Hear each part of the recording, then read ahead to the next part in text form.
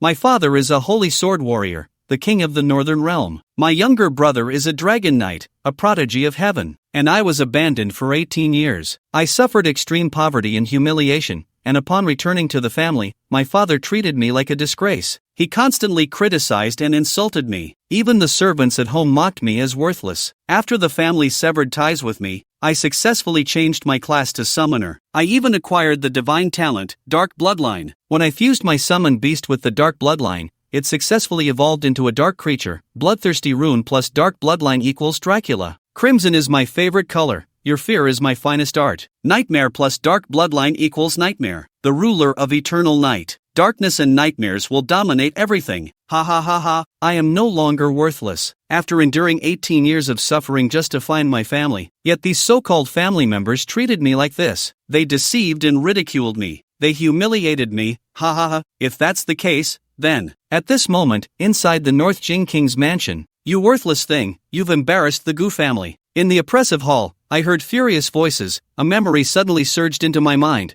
and I had crossed over to become the legitimate son of the North Jing royal family. In the memories in my mind, he had lived in a small border town called Lingcheng since he could remember. Due to his poor background and lack of support, he was always bullied and ostracized by his classmates. The harder he worked, the more miserable his life became. Under such oppression, his mindset collapsed. But just last month, a couple found him, and he finally learned about his true identity. The man before him was his father, Bu Qingfeng, and the elegantly dressed woman was his stepmother, Qin Yu. As for his biological mother, she passed away shortly after giving birth to him. During the same year, the Xin Yuan clan invaded the Divine Empire. At that time, Gu Qingfeng had military orders and could only leave the young him in the care of a family in Lincheng, not realizing that this delay would last 18 years. But then he learned that his father and stepmother had another son, and that younger brother had been by their side since childhood, now becoming a prodigy admired by all. At that moment, he suddenly felt that his father's claims of being forced were nothing but a joke. All these years, he had suffered poverty and bullying, and his biological father had known it all but remained indifferent. The eldest son was left with rural farmers, bullied for 18 years, while the second son was nurtured with countless resources and turned into a rare class. This kid truly was a pitiful one. No wonder I crossed over. Sighing,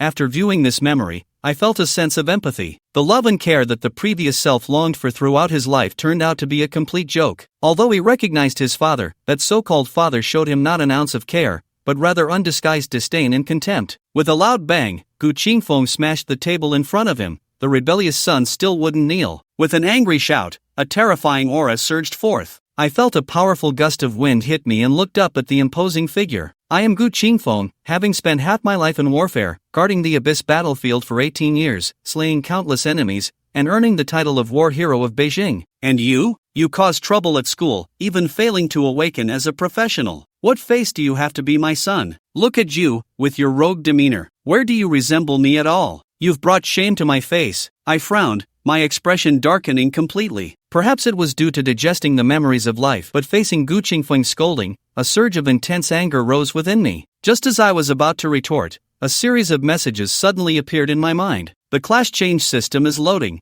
You are about to enter the selection interface. Different choices can lead the host to entirely different professional careers. Please choose wisely. I was slightly surprised, quickly suppressing my anger. Just this morning, I had already failed the class change ceremony in my senior year. Could I still change classes? Wasn't it said that everyone only had one opportunity to change classes? First, please choose your professional career. Option 1, a wayward son returns. Apologize to your father and gain his acknowledgement, then strive to change your life and change to the hidden class, boundless world. I really can change classes. My eyes lit up, but I won't choose that. After being abandoned for 18 years, I'd still have to apologize to him? That must be insane. Option 2, endure the moment for peace, continue to be scolded by your father, silently bear the cold eyes and disdain, and change to the rare class, Ninja Turtle. This is also an option? I couldn't help but twitch my mouth. Ninja Turtle? Seriously? Changing from a fine person to a turtle? That's just ridiculous. No way. Option 3, today, the arc criticizes the celestial demon. Split the thunder. The Gobi giant tiger shatters the thunder. If this is my shame, then let's sever ties and owe nothing to each other. Change classes randomly to a common profession and gain a divine talent. Looking at the three choices, I had made up my mind. I hadn't received any kindness from the Gu family in 18 years,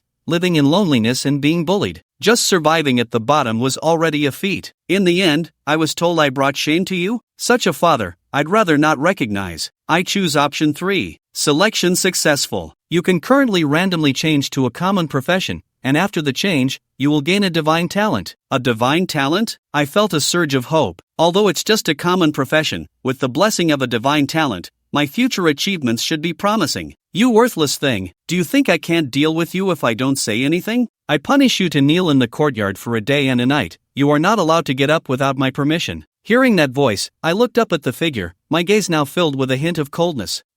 Punish me to kneel for a day and a night? Do you even deserve that? You've never fulfilled your responsibilities as a father, so don't act like a parent in front of me. You talk about being forced? The second son is nurtured and pampered while the eldest son is left to fend for himself, neglected for 18 years. Is that considering me? Is that for my good? You worthless thing. Gu Qingfeng's face was filled with rage, yet he was speechless. He never expected that this child would dare to defy him, even feeling jealousy towards his half-brother. You worthless thing. Even so, that's no excuse for your self-indulgence. Look at yourself. You've done nothing to improve at school, spending your days with worthless scum. Now you can't even awaken as a professional, yet you dare to compare yourself to your brother? What do you have that can match him? Yes, he is indeed precious. After all, he is your son, who has lived a life of comfort since childhood, just beginning his service as a guard, and has even been admitted to the prestigious academy. If your son is so excellent, why is he seeking me? Upon hearing this, Gu Qingfeng's breath became rapid, his face filled with anger, and his heart burned with fury. As the father and son argued more fiercely, Xin Yun calmly spoke up. Gu Chen, how can you speak to your father like that? Do you know how much hope he has placed in you? Kneel down and apologize to him. His eyes fixed on me,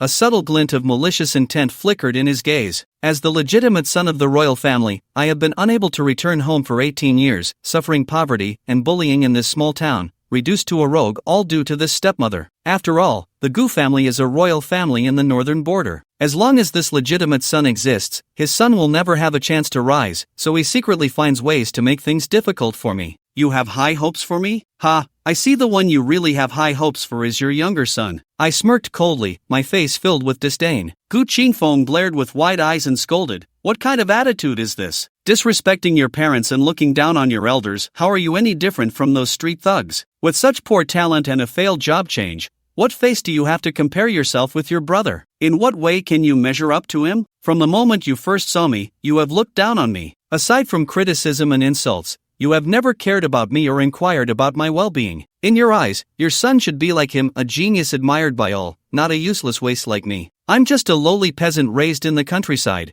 unworthy of your noble status as the Beijing warlord. From now on, just pretend I'm not your son. As soon as these words left my mouth, the entire hall fell into silence. Gu Qingfeng was seething with anger, while a fleeting glint of satisfaction crossed Xing Yan's eyes as he harshly reprimanded Gu Chen. Who gave you the right to speak to your father like that? Kneel down and apologize to him immediately. Ha! You want me to kneel? Who do you think you are? Even if I don't hold much weight, I am still the legitimate son of the Beijing royal family. What qualifications do you have, as a secondary wife, to dictate to me? The moment those words were spoken, Xin Yun's face darkened tremendously. The term secondary wife had always been a thorn in his heart. For many years, no one had dared to use it to refer to him. The actress Deng Mei's eyes flashed with intense killing intent, but with Gu Qingfeng present, she could only suppress the rage boiling within her. Angry Chen, no matter what, I am still your stepmother. How could you? Stop pretending here. From the very beginning, you never regarded me properly. Now you put on an act of concern. Who are you trying to fool? You scoundrel! Gu Qingfeng shouted angrily, about to reprimand you. You scoundrel! If you can't stand me, feel free to kill me. After all, my life is worthless. But remember, for 18 years, you have shown me no care or nurture. No matter how useless I may be, you have no right to insult me. Since you think I've brought shame upon you, from today onward, let's sever all ties. From now on, we will have nothing to do with each other, even until death. Upon hearing this, a glint of surprise suddenly sparked in Xin Yun's eyes, followed by a fierce awakening. His expression subtly changed as if he had made a decision in his heart. Xin Yun stepped forward and suddenly knelt down, saying, My lord, I kneel before you. You are the legitimate son of the Gu family and the future heir of the Beijing royal family. How can you sever ties with the Gu family? My stepmother kneeling before a legitimate son, this is truly a rare sight. If this spreads, how will I, the legitimate son of the royal family, not be ridiculed? Yet, I just coldly watched the scene unfold. You scoundrel! I am your father. You cannot publicly humiliate your stepmother and sever ties with the Gu family. Don't you realize what kind of person you are?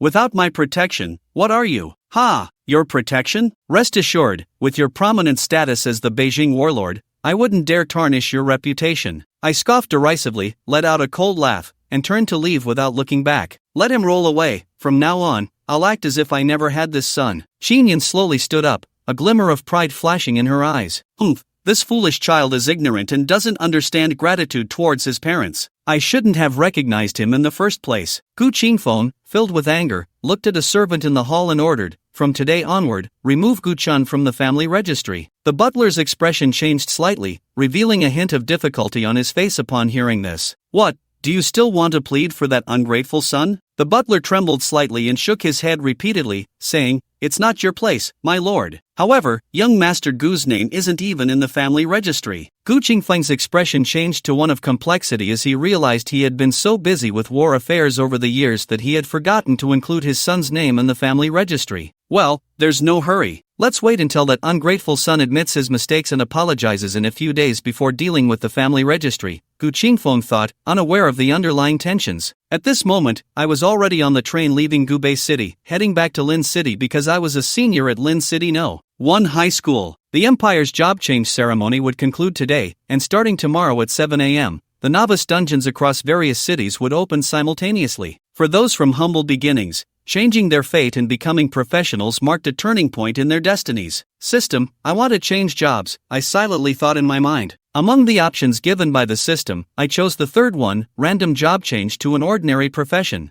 Ding! Your job change is in progress. You have now become a summoner. How did I end up as a summoner? I furrowed my brows slightly. It's well known that summoners are one of the most expensive professions. After all, a summoner's greatest reliance is on their summoned beasts. Only by obtaining top-tier summoned beasts or top-tier summoning skill books can one fully unleash the power of this profession, both of which undoubtedly come at a huge cost. For a commoner, becoming a summoner is basically a dead end. I felt a chill wash over me, but only halfway, because I still had a divine talent. Activating the divine talent, Dark Bloodline. Each level of Dark Bloodline allows me to acquire a Dark Bloodline, capable of transforming ordinary beings into dark creatures. The Dark Bloodline seems quite promising. If only I could have a summoned beast to try it out. Although I've already changed jobs to become a summoner, I can't summon anything without learning summoning skills. It seems that once I arrive in Lin City, I need to find a way to buy a summoning skill book. However, I only have a little over 200 coins left. By the time I arrived in Lin City, it was already late at night. I headed straight to Lin City No. 1 High School and sneaked into the classroom dormitory. After knocking, a refined-looking middle-aged man opened the door. It was my homeroom teacher. Gu Chen, it's you. Where have you been this past month? Zhang Songhua, still awake, expressed surprise and confusion. Teacher, I've changed jobs to become a summoner.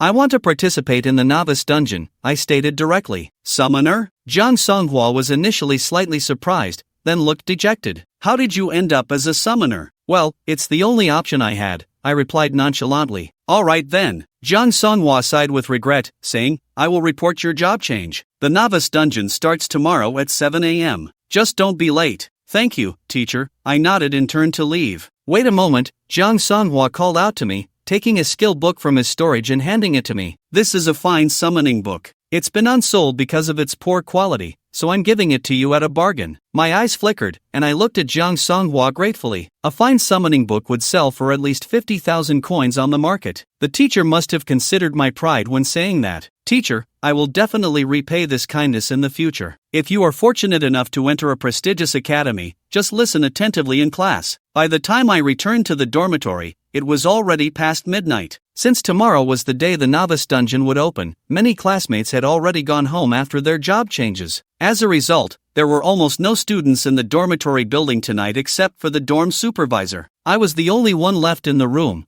which was rather peaceful. My gaze fell upon the summoning skill book in my hand, filled with anticipation. The skill book, Bloodthirsty Sigil, allows summoning at a fine quality level, enabling a contract with the Bloodthirsty Sigil. I straightened my expression. The skill book radiated a white light, and I immediately felt a mysterious space connect with my consciousness. In the summoning space, a completely black, ugly bat appeared. I glanced at its attributes. The level 1 Bloodthirsty Sigil had lower health than a level 1 mage and average attack power. No wonder fine quality summoned beasts hardly catch the eye of nobles. If I can't contract a high-level summoned beast, being a summoner truly is a dead end. With that thought, I opened the talent interface in my mind and activated my divine talent, Dark Bloodline. In the next moment, a dark light blossomed before me, and crimson shadows intertwined like veins, appearing in front of me. You have acquired the Dark Bloodline, the first-generation Dark Bloodline, an incredibly pure lineage that can transform ordinary beings into first-generation dark creatures, granting them unparalleled talents and abilities. The first-generation bloodline, this is intriguing. I looked at the summoning space and directly merged this dark bloodline into the bloodthirsty sigil. The crimson light suddenly surged, dazzling and vibrant. The fusion of the first-generation dark bloodline was successful, and the summoned beast, bloodthirsty sigil, advanced to become Dracula, an epic-level vampire. Epic level, this is incredible. My face was filled with shock. This is what a divine talent looks like. The effects are simply astonishing. Excitement coursed through my eyes as I quickly looked at the summoning space. I saw a young man standing there, dressed in a dark red suit, tall and elegant, with deep, sharp eyes that emitted an evil crimson glow. In each hand, he held a heavy handgun, one black and one silver. This is Dracula. I looked him up and down, nodding slightly. His appearance resembled my impression of a vampire. I then opened the Summoning Beast panel. Summoned Beast Dracula, Epic Level Quality, LV1, Health 1800, Attributes, Strength 28, Agility 32, Constitution 30, Spirit 29, Talent, Bloodline, Innate Epic Skill 1, Fatal Shot, LV10 Epic Skill 2, New Hong Feast. With LV10 Epic Level skills and full Epic Level talents,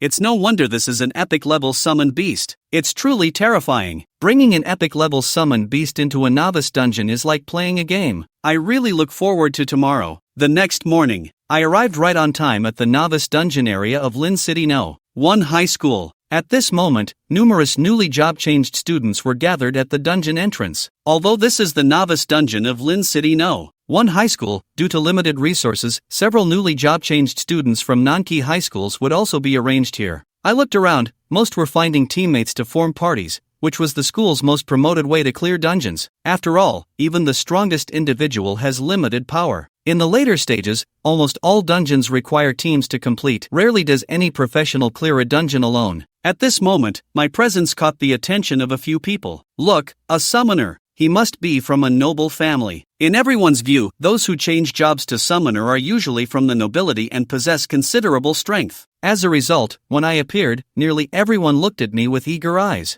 However, it didn't take long for a few students from Lin City No. 1 High School to recognize me. Isn't this the failure? How did he change to summoner? A commoner daring to become a summoner must have a worthless summoned beast. Once my commoner status was revealed, no one wanted to team up with me anymore. The eager looks turned into disdain and scorn. Actually, with my current strength, I wasn't planning on forming a team anyway. Just as I was about to head toward the dungeon entrance, I suddenly heard someone calling my name. Turning to look, I saw a tall boy from the swordsman profession walking up to me. Failure, it's really you. Where have you been this past month? I had very few friends at school, and this was Lin Yuan, one of them. I was dealing with some personal matters, I casually replied. Lin Yuan looked me over, puzzled. How did you end up as a summoner? You can barely support yourself, and now you want to take care of a summoned beast? I chuckled and didn't answer him, then asked, why aren't you going into the dungeon? Your profession shouldn't have trouble finding a team. Lin Yuan shrugged. It's not hard to find a team, but unfortunately, I don't have good equipment. He then took out a fine quality greatsword,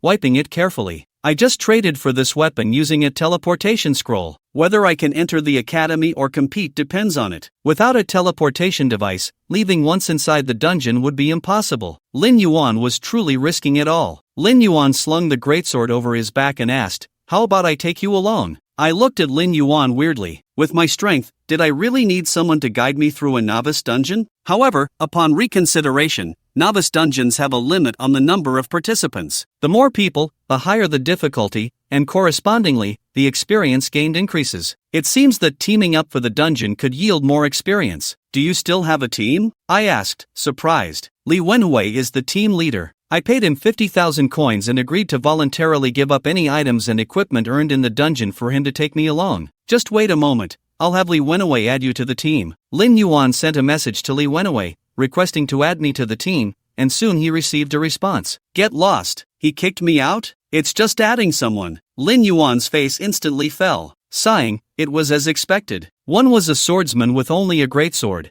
and the other was a commoner summoner. It was already a stretch for an ordinary team to accept one who would be foolish enough to take in both. Let's do this. We'll recruit our own people and say that a summoner is leading 4 teammates to challenge for an SSS rating. Lin Yuan's expression turned serious as he looked at me skeptically. An SSS rating? That adds points during academy assessments and even gives a chance for direct admission to a higher institute. No one can pass that right now. Facing Lin Yuan's doubt, I smiled faintly. Just say whether you believe it or not. Lin Yuan's expression was conflicted, but in the end, he chose to believe me. I then shouted to those around, "Summoner God here, leading 4 teammates to challenge for an SSS rating. Anyone wanting direct admission, come quickly." As soon as I finished speaking, the crowd erupted in commotion. A commoner summoner challenging for an SSS rating? If he can pass, I'll stand on my head and defecate. Is this guy out of his mind? Does he really have the strength to challenge for an SSS level? The crowd murmured, but not a single person came forward to stop me. Especially after learning about my and Lin Yuan's backgrounds,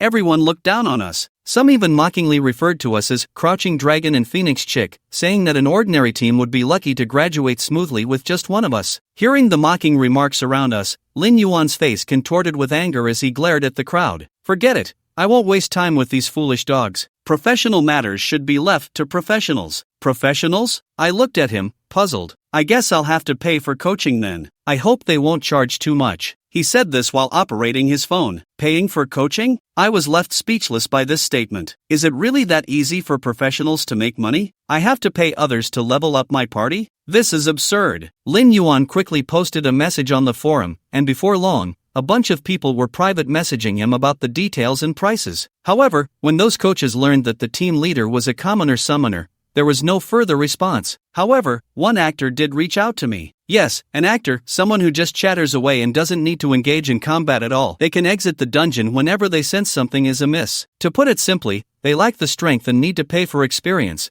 while hiring actors means they charge me. How much do actors usually charge for novice dungeons? I asked Lin Yuan. Lin Yuan furrowed his brows slightly, thought for a moment, and replied, about 4,000 to 5,000 per person. I nodded and offered 8,000. To my surprise, they agreed immediately. However, they said that 2 people had to be included. I naturally agreed. 8,000 for one person means 16,000 for 2, which is more than my living expenses for a year. It's easy money for professionals. After the deal was settled, I added the actress Lin Qingqing to our team. She was a female warrior. Next, Lin Qingqing added another female assassin named Su Ran. Qingqing, are you really planning to join this team? I just heard someone say that the team leader is a commoner summoner. How can he say he's challenging for an SSS rating? Don't let us lose a teleportation scroll because of this. Lin Qingqing wasn't very confident either, but she had no choice. Other teams started at 15,000 coins, and this team was the cheapest. Plus, the leader had claimed he would challenge for an SSS rating, so he must have something up his sleeve. Let's give it a try. If not, we'll really have no opportunity. Su Ran sighed with resignation. Alright, let's take a gamble. Even if we lose, we still have the teleportation scroll to save us. After Lin Qingqing and Su Ran, another acquaintance joined the team, a tall, handsome boy dressed in an excellent quality fighter outfit. Class monitor, are you joining our team? Lin Yuan asked in astonishment. I looked at the familiar face before me, surprised. This tall, handsome fighter was Wu Zi, our class monitor. This person was a bit arrogant on regular days. Although he came from a common background, he looked down on commoners. Even though he wore an excellent quality fighter outfit, it was clearly battered and had signs of wear, indicating it was purchased from the second-hand market. Sure, I'll join your team as an actor, but let me make it clear, if you encounter situations you can't handle, I will step in. At that time, I'll take 2/3 of the team's experience. Hearing this, a smirk crept onto my lips. No wonder Wu Zi, such a proud person, suddenly wanted to join my team as an actor. I realized he was here to take advantage. Although Wu Zi's outfit was eye-catching, it wasn't enough for him to lead the team into the dungeon and enjoy the experience alone. His joining was purely a gamble on my inability to lead the team. After we clear the dungeon, we'll keep it to ourselves. I agreed to Wu Zi's conditions, and after discussing the terms, I quickly added him to the team. Now, the team was finally assembled. 1 warrior, 1 swordsman, 1 fighter, 1 assassin, and 1 summoner, all at level 1. There were no ranged DPS like archers or mages, nor any support like priests or paladins. Overall, the configuration of this team looked a bit perplexing. Wu Zi understood this too but didn't care at all. He was simply gambling. He was betting that a commoner summoner like me had no strength to lead him. When I inevitably faltered in the dungeon, he could easily step in and claim 2/3 of the team's experience. Isn't that better than joining those 5-person teams outside? I checked everyone's status and, once they were ready, I said directly, let's enter the dungeon. Then, standing before the spatial vortex at the dungeon entrance, I opened the options panel and selected hard mode. Immediately, a brilliant blue light burst forth from the spatial vortex, illuminating the 5 of us, and our figures vanished. Seeing us disappear, the crowd erupted into a buzz. That commoner summoner really did bring people along and even chose hard mode. Isn't that just asking for trouble? He's going to harm both himself and others. You have entered the novice dungeon, Temple Ruins. I stood amidst the ruins, and instinctively recalled some information about the temple. According to historical records, the temple is the origin of the mystery behind job changes for professionals, believed to conceal the path to higher-tier professions. However, the place where the temple once stood had now been eroded by the abyss, ravaged by a certain tribe, leaving only shattered ruins. This is the legendary temple. It looks just like the historical records describe. Lin Yuan took his greatsword off his back, gripping it with both hands, and curiously surveyed the surroundings. I gestured for Lin Yuan to put his greatsword away and then looked at the 4 people beside me. I'll be responsible for killing the monsters from here on out. You all stay behind me, don't wander off, don't loot the drops, and definitely don't steal any monsters. These are the self-discipline expected of actors. That shouldn't be a problem, right? Su Ran spoke up, no problem, but are you really serious about a summoner challenging for an SSS rating? I smiled faintly without answering him, then raised my hand as the summoning contract array automatically manifested. A tall figure shrouded in a dark red robe appeared before everyone, exuding a chilling and malevolent aura. Dracula slightly bowed to me, performing a proper noble greeting. Lin Yuan looked on in astonishment. Wow, is this a summoned beast or a real person? Lin Qingqing and Su Ran were unnerved by that eerie gaze, instinctively taking a half step back. Only Wu Zi noticed, his tone filled with astonishment. Epic level. It's actually an epic level summoned beast. He glanced at his average attributes, which, including equipment bonuses, barely surpassed 15 points, while Dracula's average attributes were nearly 30, almost double his own. Just this summoned beast alone could easily overpower him. Lin Yuan finally reacted, looking at the summoned beast's stats. He silently slung his greatsword back over his shoulder, his expression extremely complex. An epic-level summoned beast, this isn't just rare in Lin City, even in the north, or throughout the entire Divine Empire, it's an extremely rare existence. At that moment, heavy footsteps suddenly echoed from behind the shattered doors, and figures clad in tattered armor wielding long swords emerged from the ruins. These were the fallen guardians, warriors who once protected the temple before the Abyss invasion. After their deaths, they were tainted by the Abyss, transforming into their current forms. Although this was only the first wave and the monsters had low attributes, their numbers were not to be underestimated. 7 or 8 appeared at once, blocking our path. My face was calm as I calmly said, "Kill." Dracula quickly chambered his dual guns, the oversized black barrels aimed forward, and without hesitation, he pulled the trigger. The glowing high-explosive bullets instantly struck the leading guardian. The fallen guardian burst apart like a smashed watermelon,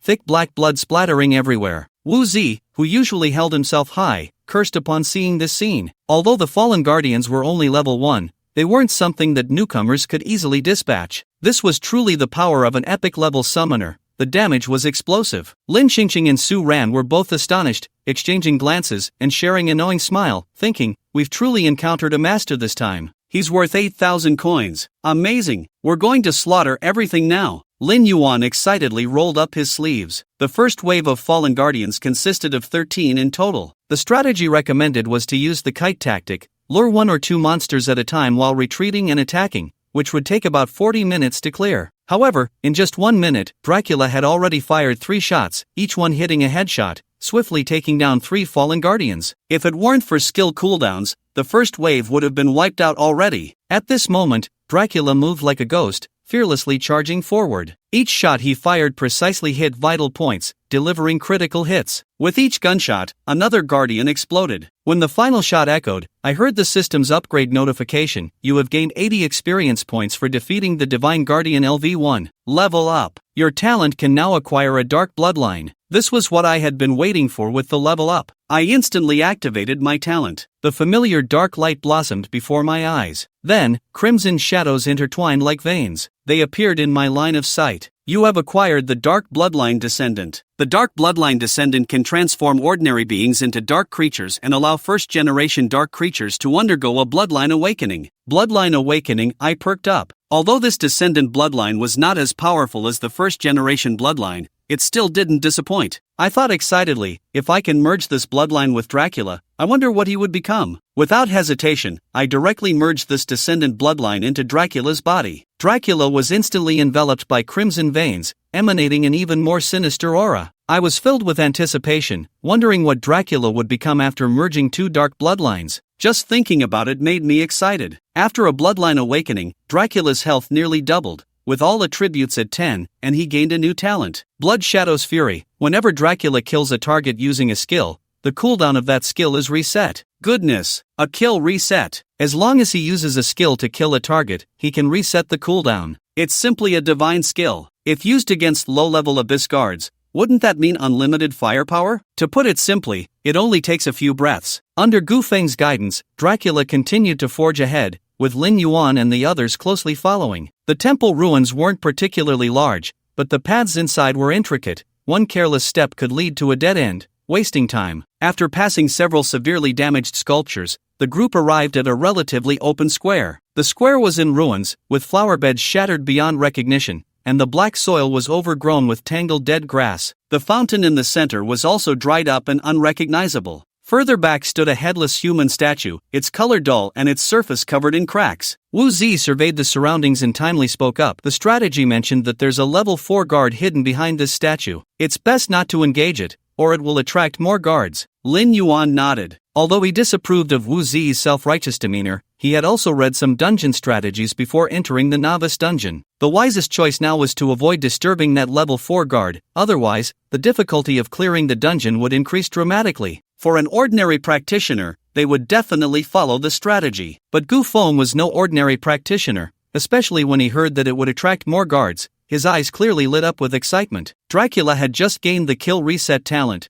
How could he let this good opportunity slip by? He kicked the human statue with a force close to 40, instantly shattering it into pieces. After the debris fell, a deep, muffled roar suddenly echoed, and a massive shadow emerged from the rubble. Otherworldly, Abyss Guard level, LV. 4 health, 2400 attributes, Strength 38, Agility 20, Constitution 40, Spirit 30 Skill I, Sword of Oath Skill 2, Ultimate Judgment Thud. Thud. Accompanied by heavy footsteps, the level 4 Abyss Guard came into view. It was a massive corpse covered in pitch-black armor, with murky eyes peering out from the shadow of its helmet, devoid of life. It approached the statue, drew a long sword from its waist, and the ink-black blade pointed skyward, a black halo rippling from the sword tip and spreading outward. Sword of Oath summons nearby Abyss Guards to attack the intruders. At the same time, movements were detected from all directions, and a dozen guards emerged from the surrounding stone walls and corners. Lin Qingqing looked around, her face turning pale. Why are so many guards suddenly appearing? Su Ran exclaimed, not good, that level 4 guard is activating his skill. Lin Yuan's eyelids twitched, instinctively gripping the heavy sword on his back,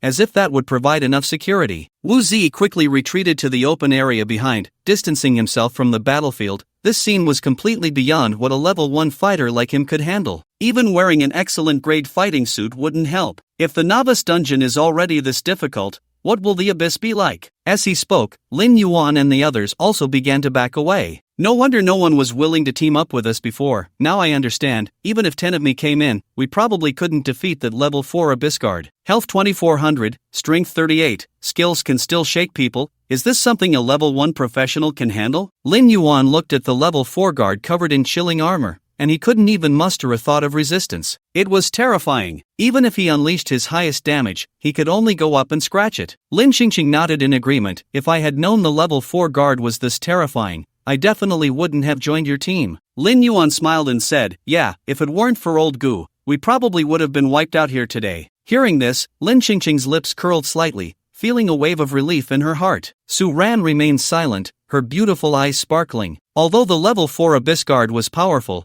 it was still slightly inferior compared to Dracula. The dark red figure darted like a ghost among the dozen guards, the black and bright silver heavy pistol spitting fire. With each gunshot, a guard was killed by the bullet. Coupled with the kill reset from Blood Shadow's Fury, there was no need to wait for skill cooldowns, and in just a few breaths, a large number of low-level guards had fallen. Thank goodness we have a summoner. If it were a regular level 1 professional team, we would probably be wiped out by that level 4 Abyss Guard, Lin Qingqing said, looking at the level 4 guard's attributes. Not necessarily, Gu Feng's voice sounded beside her. As long as the team has a warrior and a paladin, plus a cleric, taking down a level 4 Abyss Guard would still be more than enough, just that it would take a bit more time. Lin Qingqing didn't pay attention to Gu Feng's explanation and asked with a strange expression, "Why are you here too?" Gu Feng smiled, "The battle over there is too chaotic. It's easy to get accidentally hurt." Su Ran then asked, "Aren't you supposed to be responsible for killing monsters?" Gu Feng pointed to Dracula, who was fighting a group of Abyss Guards. "I am killing them." Lin Qingqing and Su Ran exchanged glances,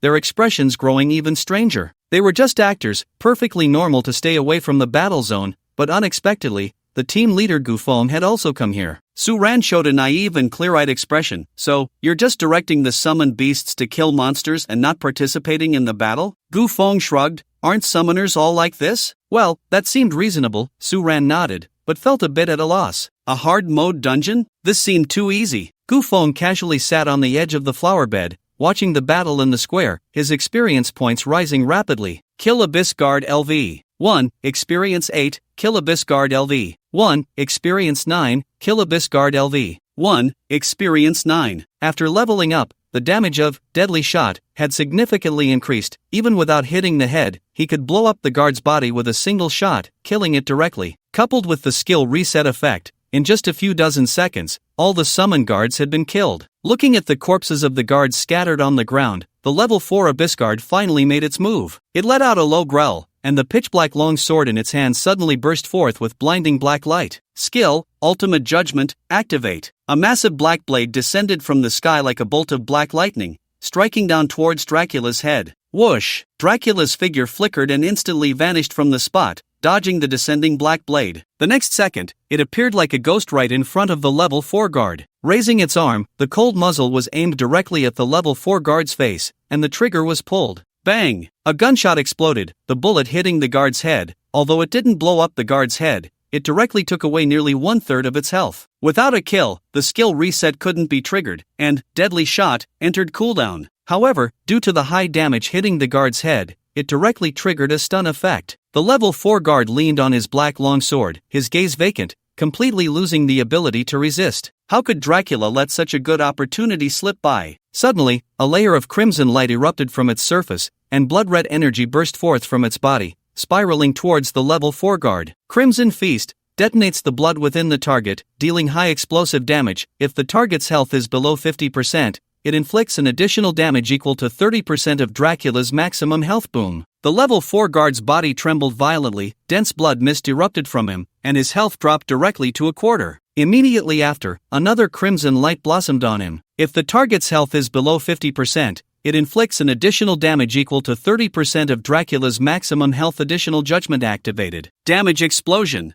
Bang! The level 4 guard exploded on the spot, black blood and flesh splattering everywhere. Kill the fallen guard LV 4, experience 75 level, LV 2, 193/200, experience surged, and just one more level 1 guard would allow for an upgrade. Gu Feng was overjoyed. He had anticipated that leveling up would be quick after entering the dungeon, but he didn't expect it to be this fast. At this rate, by the time they cleared the dungeon, he should be able to smoothly reach level 5, and then he could contract a second summoned beast. 2 skills to kill a level 4 guard. It's simply explosive. Lin Qingqing's eyes widened in disbelief, as if she were dreaming. This is an epic level summoned beast. It's just insane. Lin Yuan, sitting by the flower bed, slapped his thigh and stood up. 2 skills dealing nearly 3,000 damage. What else could it be but insane? With such terrifying damage, even Li Wenwei from the elite class couldn't do it, Wu Ziyi said with a complex expression. Be more confident. Drop the couldn't. Didn't you see that old Gu's last skill already overflowed with damage? Lin Yuan said proudly. Li Wenwei is a retribution knight,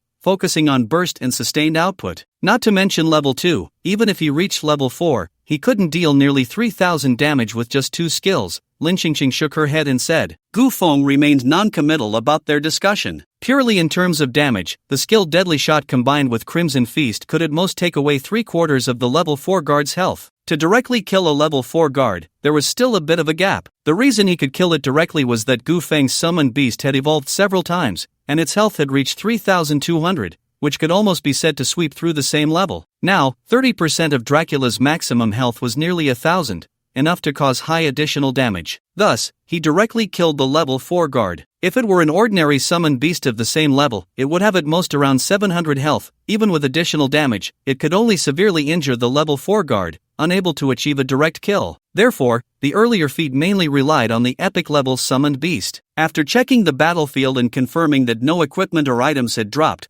Gufeng led everyone deeper into the ruins of the temple. After passing through the square, they arrived at the inner courtyard. Dracula walked in front, raised his hand, and swiftly killed a guard wandering in the inner courtyard. Kill the fallen guard LV. 1. Experience 8 level up level, LV. 3. 1/386, Strength, 37 Agility, 36 Constitution, 38 Spirit, 39 Summoned Beast, Dracula LV. 3. Epic, Talent, currently can obtain a dark bloodline. Seeing this prompt, a spark of excitement burst forth in Gufeng's eyes. Now positioned perfectly between the square and the inner courtyard, with no urgent situation at hand, he directly activated his talent, and the familiar crimson light appeared in his line of sight. You have obtained Dark Bloodline First Generation. Dark Bloodline First Generation can transform ordinary creatures into dark creatures, and allows first generation dark creatures to fuse bloodlines for a star upgrade. Upgrading a summoned beast is equivalent to a minor evolution. Gufeng did not hesitate and directly fused. Bloodline fusion successful, summoned beast upgraded, Dracula,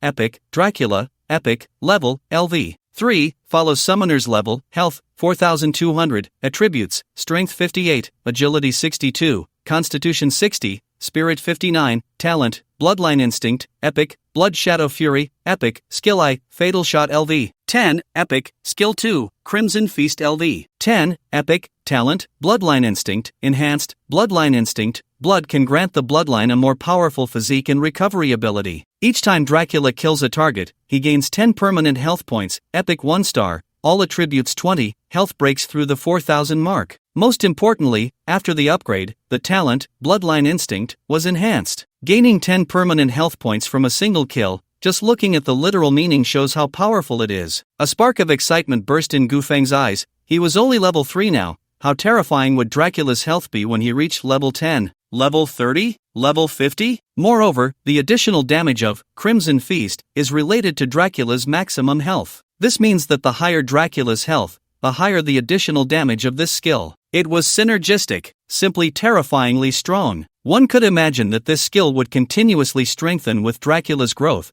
and there was no upper limit. Once his health reached a certain height, even killing a boss in one hit would not be impossible. After the upgrade, Dracula's strength increased, allowing normal attacks to directly kill a level 1 guard. Using Fatal Shot, he could also directly take down a level 2 guard. If he encountered a level 3 guard, it would be time for the Mozambique shooting technique, 2 shots to the chest and 1 to the head. Even a deity would shake their head. As for level 4 guards, apart from the one he just killed in the square, he hadn't encountered any others. He pushed through the inner courtyard, killing monsters at an absurd speed. Killing a level 1 guard grants 8 experience points, a level 2 guard gives 16 experience points, a level 3 guard provides 35 experience points, and a level 4 guard yields 72 experience points. This is just an average. The actual experience gained fluctuates around this value, not much different. It took about an hour to kill from the inner courtyard to the end of the corridor, mainly because navigating the map was quite cumbersome, stopping and starting along the way, and the guard's respawn required time, which delayed him for so long. Without these factors, it would probably have been done in half an hour. At this moment, everyone stood at the entrance of the main hall. We're finally going to fight the boss, Gufeng said seriously as he pushed open the 2 heavy doors and walked inside. The main hall was the core area of the temple, with the most exquisite architectural style and decorations, but unfortunately, it had now turned into a ruin. The statues and idols worshipped inside had long been destroyed, completely unrecognizable, in a state of disrepair. As Gufeng and the others entered the hall, a layer of faint black mist rose from all around, followed by heavy footsteps echoing from the back of the main hall. Bang! Bang! The light dimmed, the ground trembled slightly, and an unprecedented powerful aura was slowly approaching. Lin Yuan instinctively climbed onto a half-body sculpture, standing on a broken shoulder, actively distancing himself from the battlefield. Seeing this, others also began to climb higher. Although the main hall was large, there was no guarantee that guards wouldn't appear from anywhere. A qualified actor's first task is to stay away from combat. Gufeng was not idle either. His attributes had greatly increased, allowing him to easily climb to the top of a pillar. From this vantage point, he could overlook the entire situation. Behind the main hall, a towering figure nearly 3 meters tall charged out first. Alien race, Abyss Guardian, level, LV. 5, health, 2900, attributes, strength 48, agility 29, constitution 48, spirit 37, skill I, oath sword, skill 2, ultimate judgment, a level 5 guardian with nearly 3000 health. The massive figure wielded a black long sword, rushing towards Dracula. Without hesitation, Dracula raised his gun and fired. The bullets from his normal attacks were not to be underestimated, hitting the guardian's head in quick succession. Bang! Bang! Bang! Dracula's agility had reached 60, higher than that of a level 5 assassin. In a single breath, he emptied 2 magazines, directly reducing the guardian's health by 1/5. Skill connection. Deadly shot, fired high explosive bullets that whistled from the gun's muzzle, like a flash of bright silver lightning, instantly embedding itself in the guardian's forehead. It wasn't a headshot, but the guardian's health dropped to half. As before, a high damage hit the head, triggering a stun effect. The guardian, charging forward, suddenly halted in place. Without hesitation, Dracula activated Crimson Feast, and a blood-colored energy surged from his body, spiraling into the guardian's chest. A burst of damage followed by an additional damage segment. Boom! The guardian's body trembled violently, its health depleted, exploding into a mass of black flesh and blood. Kill Abyss Guardian LV. 5, experience 113, awesome. Lin Yuan exclaimed, standing on the shoulder of a statue, his face filled with amazement. This level 5 guardian had been mentioned in the strategy guide. The only way to deal with it was to kite it, given its nearly 3000 health and strength close to 50. Once entangled, the entire team would face annihilation. Yet, Dracula effortlessly took it down with a series of normal attacks and skills, not even giving the guardian a chance to use a skill. At that moment, all tactics of extreme positioning and kiting were utterly insignificant in the face of absolute power. Lin Yuan sighed inwardly. An epic summoned beast was indeed terrifying. Not to mention Li Wenwei from the elite class, even the most talented practitioners in Lin City would likely struggle to achieve such a feat. At this point, the level 5 guardian had been killed, and the low-level guardians that were supposed to spawn alongside it finally appeared. From all directions, in various unexpected corners, bodies clad in chilling armor emerged one by one. Bang! The first guardian to appear barely took a step before being shot in the head. Bang! Bang! Bang! Dracula, wielding dual guns, stood amidst dozens of guardians, continuously shooting. No guardian could approach within 3 meters of him. As soon as one got close, it was shot in the head. The speed of the kills was astonishing. This was a complete bloodbath. Once all the guardians were defeated, a level up prompt appeared before Gu Feng. Level up, level, LV. 4, 1/680, strength, 47, agility, 46, constitution, 48, spirit, 49, summoned beast, Dracula LV. For epic talent, currently can obtain a dark bloodline. Excitement spread across Gu Feng's face. The first wave of monsters had just been cleared, and without hesitation, he activated his talent. You have obtained Dark Bloodline Royal Blood. Dark Bloodline Royal Blood can transform ordinary beings into dark beings, and can also perform a bloodline advancement for the first-generation dark beings. This can allow the first-generation bloodline to advance. What a good thing! It seems that the royal bloodline corresponds to legendary level, the first-generation bloodline corresponds to epic level, and the descendant bloodline corresponds to rare level. Gu Feng was just about to promote Dracula to a legendary level summoned beast,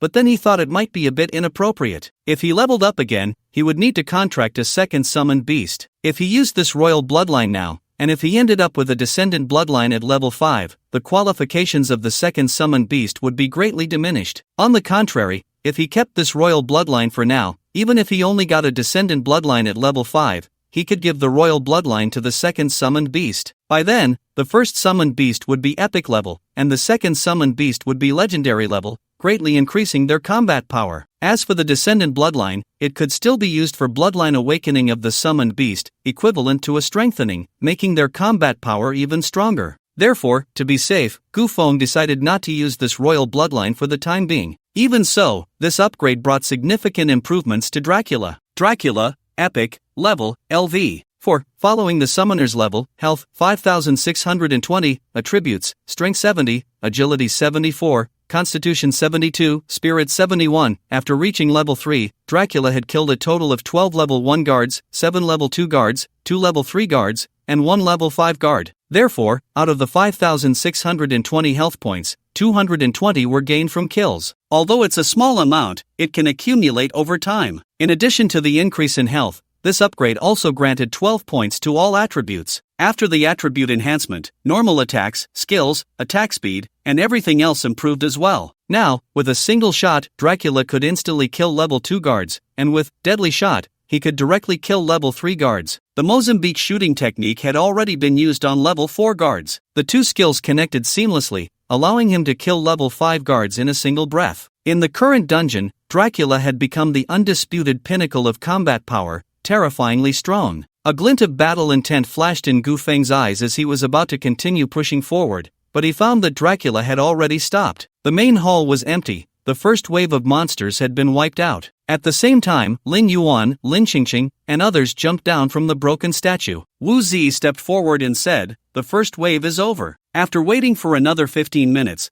the second wave of guards will appear along with the boss. As long as we kill the boss, we can clear the dungeon. Although Wu Zi could be a bit arrogant, it must be said that he had indeed put effort into the strategy. Lin Yuan asked casually, "So, we just need to wait here?" Wu Zi ignored Lin Yuan and looked at Gu Feng, asking, "Once we clear this dungeon, we can unlock the difficulty levels. You should choose hell level directly, right? The novice dungeon has 4 difficulty levels: normal, hard, nightmare, and hell. These 4 difficulties correspond to A level, S level, SS level, and SSS level, respectively. According to the rules, only after obtaining an S-level rating can one choose SS level and SSS level." Gu Feng nodded, "Yeah, I don't want to mess around. Next time, I'll choose the hell level dungeon and go straight for the SSS level rating." Wu Zi responded with an cautiously asking, "Then, can you take me next time?" Gu Feng thought for a moment and shook his head. "Not taking me?" Wu Zi looked a bit disappointed. "It's hard to say," Gu Feng replied lightly. "Hard to say? What does that mean? A polite refusal?" Wu Zi looked confused and asked, "What's hard to say about it?" Before Gu Feng could respond, Lin Yuan's voice rang out from the side. "What else could there be? That's a hell-level dungeon, the difficulty is off the charts,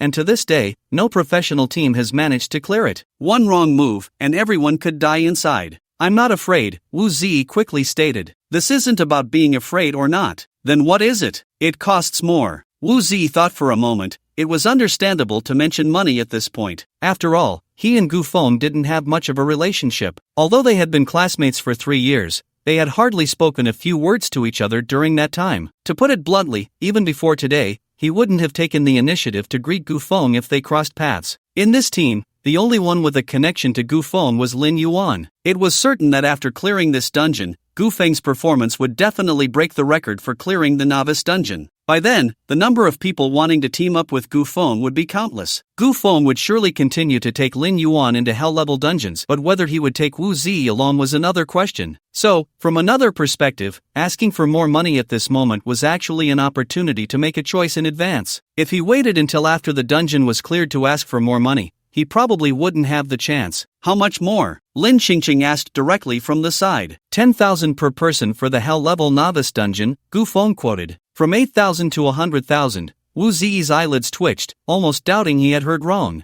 "Not expensive," Lin Qingqing thought for a moment and immediately stated, "Take me and Su Ran along, and I'll borrow money after we clear the dungeon." "Oh my, 100,000? That's not expensive?" Su Ran lightly covered her lips, her beautiful eyes filled with shock. 100,000 is indeed not a small amount, but think about it, the SSS rating for the novice dungeon, plus the hell level first clear reward, isn't that worth it? Su Ran exclaimed softly, "But, we have no money. Borrow it." Lin Qingqing thought for a moment and said, "There are so many loan platforms now, just say you need to borrow money, and they'll be fighting to lend it to you." Getting an SSS rating would earn them extra points in the academy assessment, and with the hell level first clear reward from the novice dungeon, getting into a prestigious academy would be almost guaranteed. One could say that for people like them, who could stand in the dungeon square all day without forming a team, now just needing to put down 100,000 would mean they could get into a prestigious academy in 10 days. It was like a pie falling from the sky. Wu Zi also made a decision. "Take me along. I'll transfer the money to you after we clear the dungeon." Lin Qingqing and Su Ran couldn't even afford the professional gear, yet they agreed without hesitation. Wu Zi's family conditions were much better than theirs, so there was no reason not to agree. Gu Feng nodded, as if it was settled. However, Lin Qingqing seemed a bit uneasy and reminded, "It's already agreed. You can't go back on your word after we clear the dungeon." Gu Feng shook his head. "Don't worry, even if those people outside offer 1,000,000, I won't take them." Su Ran looked surprised. "Why not?" Gu Feng spoke without hesitation. "When I was forming a team in the square, they laughed at me, mocked me, and even banded together to isolate me.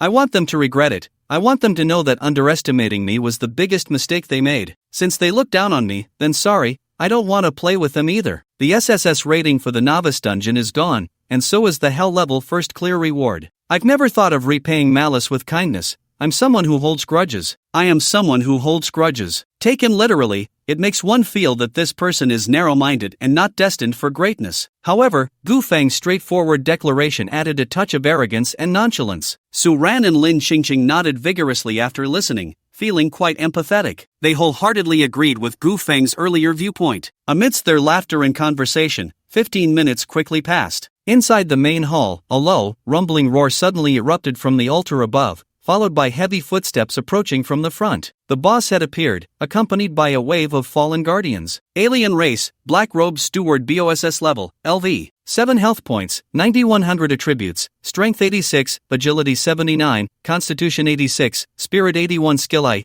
Grey Mist Curse skill 2, darkest incursion skill 3, damage transfer on the altar. A tall figure cloaked in black robes stood, its face obscured. Behind it stood 2 level 5 guardians, 3 level 4 guardians, 4 level 3 guardians, and 18 level 1 guardians. The black-robed steward was tall and slender, humanoid but with an entirely abnormal proportion. It was shrouded in black robes, making its true form completely unrecognizable. Buzz! The black-robed steward raised its hand, the wide sleeves fluttering in the wind, and with its movement, gray mist began to appear in the air. Silently, the entire main hall was filled with a hazy gray fog, and everything in sight was a dull, lifeless gray. Although Gu Feng and the others stood high above, they could not escape the shroud of gray mist. In an instant, everyone's vision was impaired, their minds clouded, and their limbs felt as heavy as if filled with lead. Grey Mist Curse the boss had just made its entrance and was eager to unleash its skill. Gu Feng did not hesitate to bite his tongue, the sharp pain instantly sharpening his senses. Although the black-robed steward was only level 7, its attributes, bolstered by boss characteristics, were nearly 90,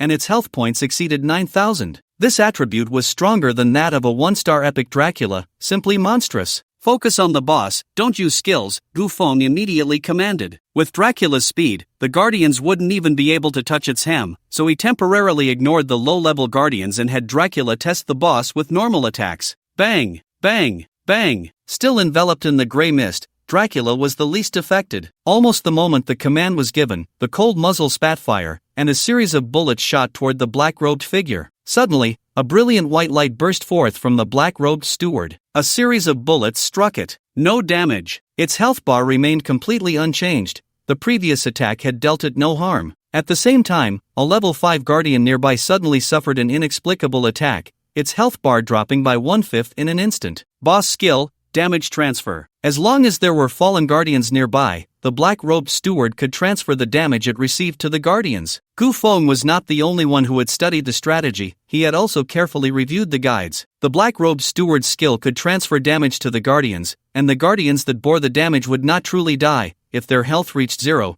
they would fully revive after 1 minute. This 1 minute was the cooldown time for damage transfer. It was precisely this aspect that caused the difficulty of the novice dungeon to surge. Coupled with the black-robed steward's 9,000 health points, novice players could only attempt to kill it while dodging the guardian's pursuit and wearing it down. Even for some well-equipped novice teams, it would take 3 to 4 hours to kill the black-robed steward while kiting, and that was already considered fast. It was common for players to spend 2 to 3 days clearing the novice dungeon. Bang bang bang! Dracula changed positions, unleashing another series of normal attacks toward the black-robed steward. Damage transfer. No damage. The health bar remained completely still. However, the health bar of the nearby level 5 guard was rapidly depleting, and in the blink of an eye, it was emptied. The level 5 guard fell to the ground, entering a state of apparent death. The crystalline white light representing the damage transfer on the black-robed steward disappeared, and the skill went on cooldown. Roar! The black-robed steward let out an angry low growl, his long sleeve sweeping as his bony gray-white arm pointed at Dracula. The surrounding guards seemed to receive orders and quickly charged toward Dracula. Bang!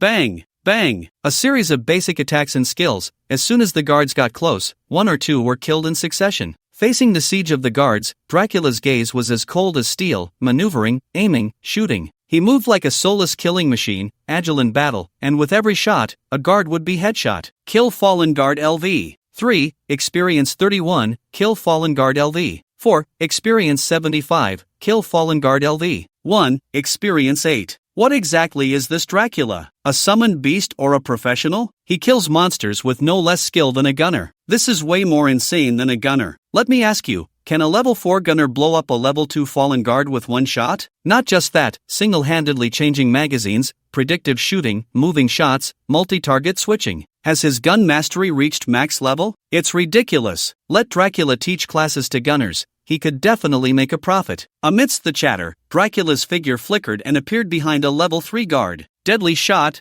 bang. The level 3 guard's head exploded instantly, killed in one shot. Kill fallen guard LV. 3. Experience 29. Without hesitation, he fired again, unleashing a series of basic attacks. Bang, bang, bang. The black-robed steward's health line rapidly dropped, losing a fifth in an instant. The black-robed steward roared in fury, his long fingers lightly beckoning in the air, and a crescent-shaped black shadow abruptly appeared. Buzz! A low tremor resonated in the air. Skill, Darkest Incursion. The crescent-shaped shadow vanished into thin air, appearing before Dracula without warning. No way to dodge. He had no intention of dodging. In an instant, the black crescent passed through him, and Dracula shuddered, losing over 1,600 health points. Fortunately, after several enhancements, his health was nearing 6,000. Taking this skill was a bit painful, but he could endure it. Meanwhile, Dracula's attack was already charged and ready. He needed to exchange health. Deadly shot, activated. Almost simultaneously, 2 gunshots rang out, 2 bright silver bullets whistling through the black mist, hitting the head of a level 5 guard in an instant. Kill fallen guard LV. 5. Experience 121. In a state not selected by damage transfer, the guard could be killed directly. Now, taking down a level 5 guard was equivalent to removing a health pack from the black-robed steward. Skill kill, cooldown reset. Dracula wasted no time and continued to activate his skill. Deadly shot, again, 2 bullets whistled out,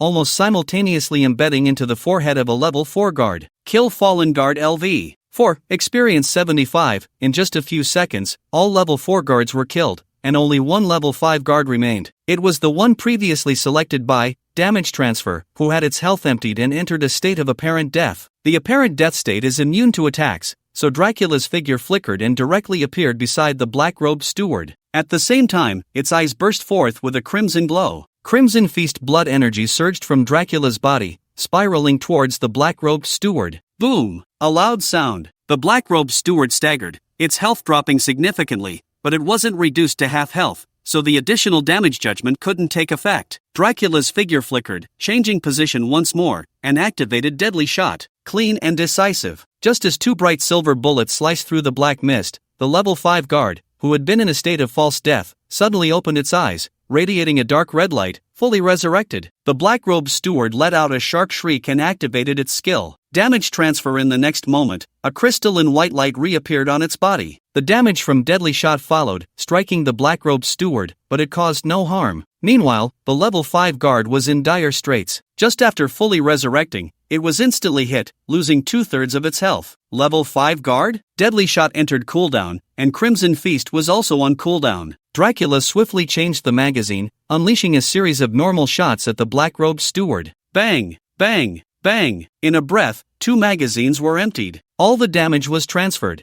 and the black-robed steward suffered not a single point of health loss. Not only that, it activated Darkest Corruption once again. Above its head, a black crescent moon faintly appeared. Dracula kicked a nearby level 1 guard away, finished reloading, and continued to fire a series of normal attacks at the black-robed steward. In the next moment, the black crescent moon appeared right in front of it. Dracula was unfazed. The bloodline instinct granted it extraordinary recovery abilities. The over 1,600 health points lost to Darkest Assault had already recovered nearly half, and even if it took another skill hit, it could still endure. In an instant, the black crescent moon passed through, and Dracula's attacks poured down like rain, all landing on the black-robed steward. A slight crisp sound was heard, and the layer of crystalline white light on the black-robed steward shattered instantly. The level 5 guard was killed again, this time truly dead. Just as the effect of damage transfer was broken, Dracula changed position again, dual guns locked on, and 2 bright silver bullets whistled out. Deadly shot accurately hit the black-robed steward's forehead, dealing high damage without surprise. Simultaneously, due to the headshot, the black-robed steward fell into a stun state. Dracula transformed into a shadow and rushed forward, surrounded by rich blood energy. Crimson Feast activated. The spiraling blood energy struck the black-robed steward, causing its health to drop significantly, already below half. Following that, the additional damage erupted, and a rich crimson light blossomed on the black-robed steward. With a bang, the black-robed steward's body exploded, scattering black flesh and blood everywhere. Dracula's first wave of normal attacks only took away 1/5 of the black-robed steward's health. Then came a series of normal attacks in Crimson Feast output, but without triggering additional damage, it only brought the black-robed steward's health above the half-health line. Once the cooldowns were restored, normal attacks, deadly shot, Crimson Feast, and additional damage followed in a continuous output, dealing nearly 6,000 damage, directly obliterating the black-robed steward. At this moment, the main hall fell into an eerie silence. Lin Yuan and the others had rich expressions on their faces. Although they already knew Dracula was an epic-level summoned beast, they were still stunned into silence by its earlier performance. Nearly 6,000 damage. Is this really something a level 4 summoner can achieve? Even the Dragon Knights, who harnessed the power of dragons, couldn't achieve this. A strong sense of unreality surged in Lin Yuan and the others' hearts. Such terrifying damage, even in a hell-level dungeon, could probably sweep through everything. Thinking of this, a knowing smile appeared on everyone's faces. It seemed that the SSS rating for the novice dungeon was secured, and the first completion reward for the hell-level dungeon was also guaranteed. This time, they had encountered a true god. Kill Black Robe Steward Boss, Experience 555, Loot Acquired, Black Steward Emblem *1, Loot Acquired, Black Steward Robe *1, Level Up, Level, LV. 5, 505/1080, Strength, 57, Agility, 56, Constitution, 58, Mentality, 59, Summoned Beast, Dracula LV. 5, Epic, Talent, currently can obtain a Dark Bloodline, you have cleared the Temple Ruins, Hard Level, Reward, Dungeon Chest *1, Hard Level, Practitioner Experience 500, Clearance Successful, will leave the dungeon in 60 seconds, 59, 58, 57. This, cleared? Lin Qingqing's eyes still held a hint of confusion. It was too fast. From entering the dungeon until now, it had only been a little over 2 hours. They had chatted and laughed along the way, never feeling any pressure or difficulty. Lin Yuan placed his hands on his hips and laughed heartily. Hard level dungeon? Trash. I want to challenge the hell level. Lin Qingqing looked over, speechless. There were not many like Lin Yuan who had not been beaten up by the dungeon yet. Gu Feng glanced at the time, then turned to Lin Qingqing and the others, saying, after we go out, you all hurry to take care of your own matters. Let's meet at the dungeon entrance at 2 in the afternoon. Okay. Lin Qingqing, Su Ran, and Wu Zi nodded. Normally, practitioners needed to maintain a highly concentrated state when clearing dungeons, which consumed a lot of physical and mental energy. After a dungeon run, with all the running and fighting, they would be exhausted. Therefore, after finishing a dungeon, they usually rested for a day to ensure they had enough energy for the next run. But Gu Feng was different. He had been commanding his summoned beasts throughout the battle, so his own consumption was minimal. If there was any consumption at all, it was only when he was under the Grey Mist curse, feeling dizzy and weak. Even that insignificant consumption dissipated completely after the Black Robe Steward was killed. So, this dungeon run had cost Gu Feng nothing at all. He could easily do 10 more dungeons like this. As for why he didn't immediately enter the hell-level dungeon, it was partly to give Lin Qingqing and the others some time to borrow money, and partly because he needed time to choose his second summoned beast. After all, he had just leveled up to level 5 after killing the Black Robe Steward. Soon, the 1-minute countdown ended, and Gu Feng and the other 4 were teleported to the dungeon square. It was just past 11 o'clock, and the dungeon square was still crowded, even more so than in the morning, with the vast majority waiting to form teams. Look, a team has been teleported out. How could it be so fast? The novice dungeon has only been open for a little over 2 hours. It's impossible for anyone to have cleared it in such a short time. Yeah, according to past records, the fastest completion takes at least 8 hours. Only 2 hours? They probably haven't even entered the temple gate. Exactly, they must have been unable to clear it and were sent out using a teleportation scroll. Look, isn't that Gu Feng? Ha ha ha, I thought so. It's him, that commoner summoner. No wonder they came out in just over 2 hours. It seems being a commoner summoner is truly a dead end. What if they actually cleared it? First of all, he is a civilian summoner, and secondly, how could he possibly clear the dungeon in less than 3 hours? It had become a consensus among all practitioners that being a civilian summoner was a dead end. Just when everyone was mocking Gu Feng, thinking he couldn't handle the dungeon and was forced to teleport out, an announcement from the newbie dungeon management office silenced the entire square. Congratulations to the newbie practitioner team for breaking the historical clearance record of the Temple Ruins. Hard level, clearance time, 2 hours, 35 minutes, 13 seconds. Team leader, Gu Feng, summoner. Team members, Lin Yuan, swordsman, Lin Qingqing, warrior, Su Ran, assassin, Wu Zi, martial artist. Rewards, practitioner experience 500, personal achievement 1, Historical record gift box *1, silence. The vast dungeon square fell into a deathly stillness. Because Gu Feng's achievement broke the historical record, this announcement would appear before every newbie practitioner. It wasn't uncommon for the newbie dungeon records to be broken. After all, the development of the practitioner system was becoming increasingly refined, and the abilities and combat power of newbie practitioners were improving year by year. Basically, every time a rare combat class appeared, the dungeon record would be refreshed. However, this time, the clearance time was simply outrageous, being over 5 hours faster than the previous record, clearing the newbie dungeon in 2.5 hours. This achievement was beyond the imagination of all newbie practitioners, especially considering the extremely poor configuration of this practitioner team. The team leader was a civilian summoner, and the 4 team members were a swordsman, a warrior, an assassin, and a martial artist. Such a class configuration could hardly produce any synergy. Speaking of synergy, some people suddenly remembered that Gu Feng had previously struggled to find teammates and had taken actors into the dungeon. In other words, this dungeon run was essentially a solo clear for him. Solo clear. Thinking of this,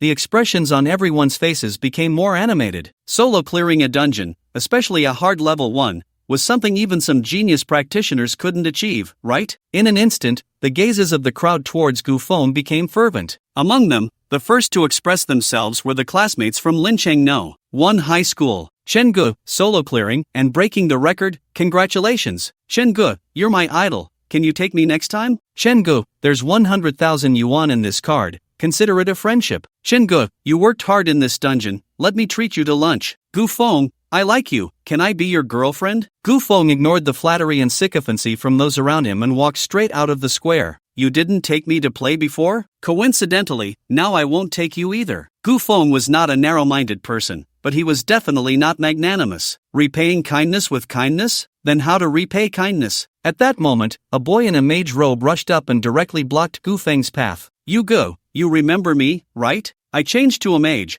How about we go into the dungeon together next time? Mage? Nothing special, Gu Feng said disdainfully. No, I'm a mage. Main combat class. How dare you look down on me? Is being a mage that impressive? I have a rare level staff, and I can kill a level 1 guard with 3 fireballs. Don't you think that's impressive? Not impressed, Gu Feng replied dismissively. The other party was taken aback. Being ignored like this made him furious. Gu Feng, what are you being so arrogant about? You just cleared a hard level dungeon. Do you really think you're strong? I'm a mage. How many practitioners are fighting to team up with me, and you dare to refuse my invitation? You're done for. In the future, you definitely won't be able to beat higher level dungeons, and you'll regret it then. Is he really getting worked up? Gu Feng scoffed, not even turning back as he walked out of the square. Lin Yuan followed behind, looking indignant. I mean, is that person sick? It's just that I didn't team up with him. Is that enough to turn hostile? It's normal, Gu Feng said with a smile. In his eyes, teaming up with him is my honor. I've achieved a little success, and now I'm getting cocky.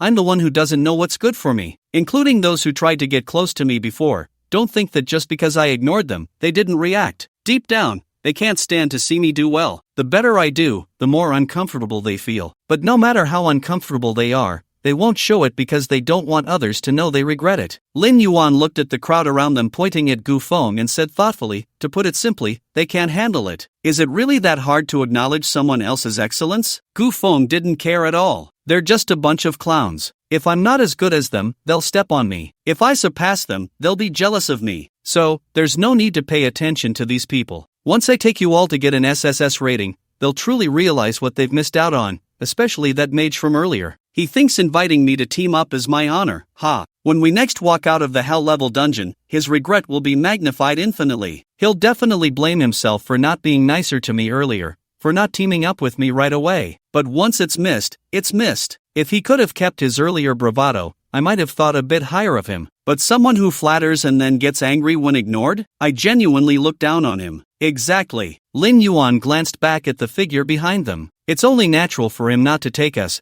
but for us not to take him is being ungrateful. TCH, what a piece of work. After leaving the dungeon square, Gu Feng first returned to the school dormitory, while Lin Yuan headed straight to a nearby stir-fry restaurant to get food for the two of them. A few minutes after Wu Zi came out, he transferred 100,000 into Gu Feng's account and then took a car and left. Lin Qingqing and Su Ran immediately went out to borrow money. There were less than 3 hours until 2 in the afternoon. 200,000 was still quite a burden for them. After returning to the dormitory, Gu Feng first claimed the experience reward for breaking the dungeon record. Experience 500, level up, level, LV, 6, 53/1880, strength, 67, agility, 66, constitution, 68, spirit, 69, summon beast, Dracula LV, 6, epic, talent. Currently can obtain 2 dark bloodlines. After reaching level 5, the second summoning slot had opened, meaning he could now summon a second beast. Moreover, he didn't expect to gain an additional 500 experience points after breaking the dungeon record. Coupled with the experience accumulated from defeating the black-robed steward and the second wave of guards in the dungeon, he leveled up just right, so now he could obtain 2 dark bloodlines through his talent. However, Gu Feng didn't rush to activate his talent, as the matter of the summoning book was still unresolved. After clearing the difficult level dungeon, he received a difficult level dungeon treasure chest and a historical record gift box. Treasure chests usually randomly yield equipment or items, while gift boxes are different.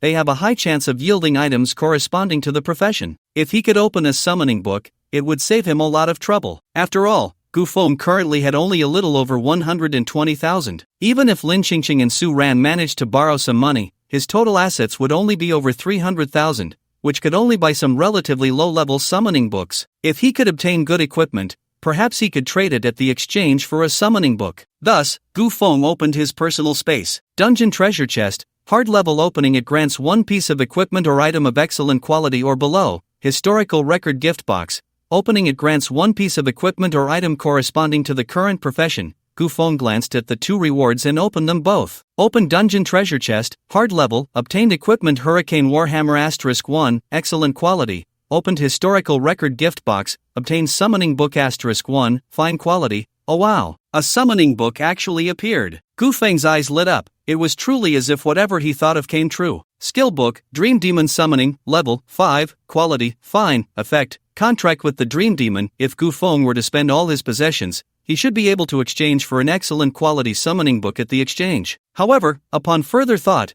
the slightly lower quality of the summoned beast wouldn't be a big problem for him. Even a fine quality summoned beast could become epic level after merging with the dark bloodline, and it could also provide him with a significant boost in attributes. Moreover, the Dream Demon had no physical form and possessed strong immunity to physical attacks, making it a rare energy-type summoned beast. If it merged with the dark bloodline, it would definitely become very powerful. I choose you. Gu Feng picked up the summoning book and learned it directly. The summoning book shone with brilliant light, forming a formation, and soon, a shadow of nothingness appeared in the summoning space. You have successfully contracted with the Dream Demon, summoned beast, Dream Demon, quality, fine, level 6, follows the summoner's level, health, 2980, attributes, strength 46, agility 56, constitution 43, spirit 58, talent, enter dream, skill, mental binding LV. 1. The summoned beast can wear equipment. If the summoned beast dies, there is a chance the equipment will drop. If the summoned beast falls, it cannot be summoned again within a day. The Dream Demon is an energy entity, with low strength among its 4-dimensional attributes and the highest spirit. Besides its innate high immunity to physical attacks, it has almost no highlights.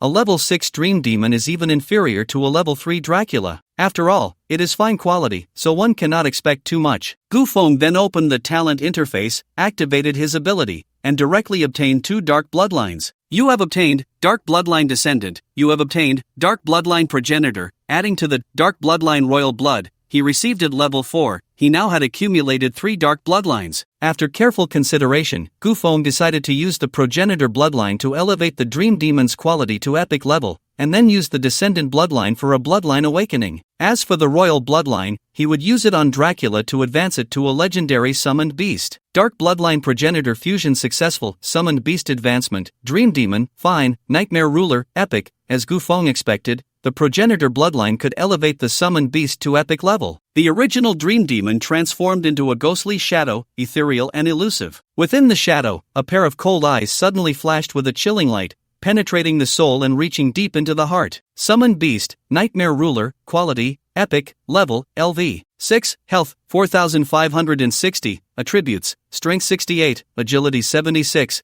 constitution 62, spirit 78, talent, unspeakable, epic, skill I, annihilation instant kill LV. 10, epic, skill 2, nightmare entanglement LV. Epic level talent, paired with max level epic skills. Gu Feng felt overjoyed and immediately began the bloodline awakening. Dark Bloodline Descendant Fusion Successful, Summoned Beast Bloodline Awakening, Level, LV. 6, Health, 6580, Attributes, Strength 79, Agility 86, Constitution 85, Spirit 90, Talent, Unspeakable, Epic, Skill I, Annihilation Instant Kill LV. 10, Epic, Skill 2, Nightmare Entanglement LV. 10, Epic, Skill 3, Deep Dream LV. 10, Epic, after the Bloodline Awakening, the Nightmare Ruler's health increased to 6580, nearly 3000 more than the level 6 Abyss Guardian. Among the four-dimensional attributes, Spirit stood out the most. Combined with its talent and skills, it was simply a natural spell assassin. Unspeakable, the Nightmare Ruler's form is elusive, able to freely traverse between dreams and reality, with extremely high damage reduction against physical attacks. Annihilation Instant Kill, approaches the target unit through dreams, launching a surprise attack that deals high damage. Nightmare Entanglement, for every 10 points of spirit, a Nightmare Servant can be summoned. Targets attached by the Nightmare Servant will receive multiplied damage. Deep Dream, constructs a deep dream within a certain area, dealing high continuous damage to targets trapped within. Skill 1 is Single Target Burst, Skill 2 doubles the damage. The target unit mentioned in Skill 3 does not refer to indiscriminate attacks on both enemies and allies. Only the enemy targeted by the Nightmare Ruler is considered a target unit. Gu Feng noted that the Nightmare Ruler could currently summon 9 Nightmare Servants. If all 9 Nightmare Servants attached to a single unit, that unit would suffer 9 times the damage when attacked by the Nightmare Ruler. In terms of damage values, the Nightmare Ruler only needed to combine 2 skills to directly kill the Black Robe Steward. That was a level 7 boss. The burst damage of the Nightmare Ruler was terrifyingly powerful. At that moment, another prompt appeared. Summon Beast's quality upgraded from good to epic, gaining attribute feedback. Summoner all attributes plus 10. Gu Feng felt a surge of joy in his heart, feeling refreshed and invigorated. The attribute feedback from the summoned beast was equivalent to him leveling up, and this experience was incredibly satisfying. However, it wasn't over yet. Gu Feng summoned the royal bloodline and fused it into Dracula. In the summoned beast space, Dracula radiated a scarlet bloodlight. Amidst the rich blood color, brilliant golden light shone. Dark Bloodline Royal Blood Fusion Successful. Summoned Beast Advancement, Dracula, Epic, Blood Clan Sovereign, Legendary, Summoned Beast, Blood Clan Sovereign, Level, LV. 6, Health, 8600, Attributes, Strength 114, Agility 118, Constitution 116, Spirit 115, Summoned Beast's quality upgraded from Epic to Legendary, gaining attribute feedback. Summoner all attributes plus 100, Talent, Blood Clan Instinct, Epic, Blood Shadow Fury, Epic, Frenzy Blood, Legendary, Skill I, Fatal Shot LV. 10, Epic, Skill 2, Crimson Feast LV. 10, Epic, Skill 3, Blood Clan Inheritance LV. 10, Legendary, New Talent, Frenzy Blood, Legendary, New Skill, Blood Clan Inheritance LV. 10, Legendary, Frenzy Blood. When the Blood Clan Sovereign's health is below 30%, it can trigger a rage bonus, doubling all attributes for 1 minute. Blood Clan Inheritance. The Blood Clan Sovereign can consume its own health to transform deceased units into Blood Clan descendants. Impressive! Looking at the Summoned Beast's attribute panel, Gu Feng felt a wave of satisfaction in his heart. Is this a level 6 Summoned Beast? Hard to imagine. All 4 attributes are over 100, significantly higher than the level 7 Black Robe Steward. As for health points, although it's a few hundred lower than the Black Robe Steward,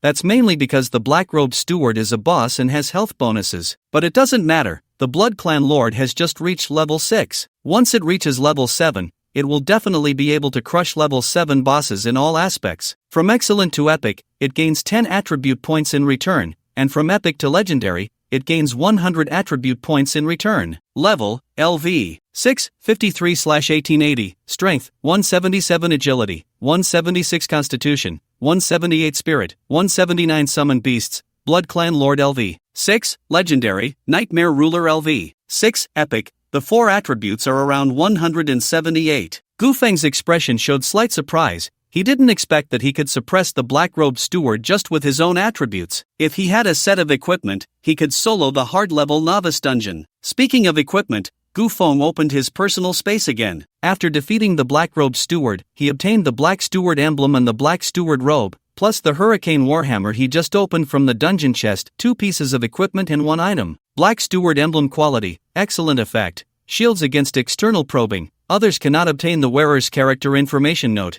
Shield fails when the level difference is too great. Black Steward robe quality, excellent attributes, Spirit 5, Constitution 5 effect. The robe provides the user with a magical shield, with shield value equal to user's spirit *10. These are all good items. The emblem can prevent others from probing, and the robe adds a shield that can resist 1790 damage. The key is that the shield value of the robe can grow with my spirit, which is quite impressive. Gu Feng changed into the black steward robe and pinned the emblem to his collar, then opened the professional trader platform on his phone and listed the Hurricane Warhammer. This weapon has good attributes. In addition to the basic attribute bonuses, it also comes with a defensive skill, suitable for classes proficient in Warhammers like warriors, paladins, and monks. As for the price, since it's an excellent grade weapon, it may not fetch a high price, but listing it for 100,000 should not be considered expensive. Not long after the operation, the dormitory door was pushed open from the outside, and Lin Yuan walked in carrying a stack of takeout boxes. "Old Gu, come on, we have 8 dishes and a soup for lunch, come help out." Afternoon. At 1:45 p.m., Gu Feng and Lin Yuan arrived at the Novice Dungeon Square. The square was still surrounded by many students, most of whom were waiting to form teams because they hadn't found good teammates. "Is there a big shot going into the dungeon? I'm a monk with excellent grade equipment, I promise to be obedient. Looking for archers or gunners, priority for those with equipment and skills. Look, a summoner. Oh, it's Gu Feng. He just cleared the hard-level dungeon this morning. Why is he here again? Ha, is he the one who soloed with 4 actors?" As Gu Feng walked over, countless gazes were drawn to him, and the crowd in front of him instinctively parted to make way. "Summoner Big Shot, take me along, I have a full set of warrior equipment." "Gu Feng, weren't you looking for teammates before? Can you take me with you?" "Chen Gu, we're old classmates, team up with me." Gu Feng remained indifferent, directly ignoring the voices of flattery around him, and slowly walked to the dungeon entrance. Just then, a voice suddenly rang out from behind. "Gu Feng, I originally didn't think much of you, but since you can prove yourself in a hard-level dungeon, I suppose you have some use after all. That being said, my team still has an open slot. Get ready right away and come with us to the dungeon." A voice filled with arrogance and disdain rang out among the crowd. Everyone's expression froze for a moment before they turned to look. Who dared to speak to Gu Feng like that? At the same time, a handsome young man dressed in rare-grade knight armor stepped in front of Gu Feng. Li Wenwei, the class leader of the key class at Lincheng No. 1 High School, from a wealthy family, and a rare-class punishment knight. In terms of profession, background, and wealth, he completely overshadowed Gu Feng. He stood before Gu Feng with an air of superiority, and he indeed had the capital to be proud. "Although I allow you to join my team, don't get too happy too soon. If you don't perform well and delay our progress, I'm sorry, but I'll blacklist you immediately." Li Wenwei spoke from a high pedestal, his words dripping with unabashed superiority. It was framed as an invitation to team up, but it felt more like a charity, as if he were granting a great favor. Gu Feng raised an eyebrow, not only unbothered but actually showing a strange smile. This display of superiority was directed at him? He really thought highly of himself. Li Wenwei, from the Li family of Linchan, came from a prominent family. What did that mean? He was rich. A fat sheep delivered right to his door. A glint flashed in Gu Feng's eyes. If he didn't take the opportunity to fleece him, it would be a disservice to that arrogance. "What are you still dawdling for? Come with me." Li Wenwei tilted his head, signaling Gu Feng to follow. Gu Feng, however, wore a look of disdain. "No, buddy, I just soloed a hard-level dungeon this morning. You want me to assist you now? Are you crazy or am I?" Li Wenwei snorted coldly.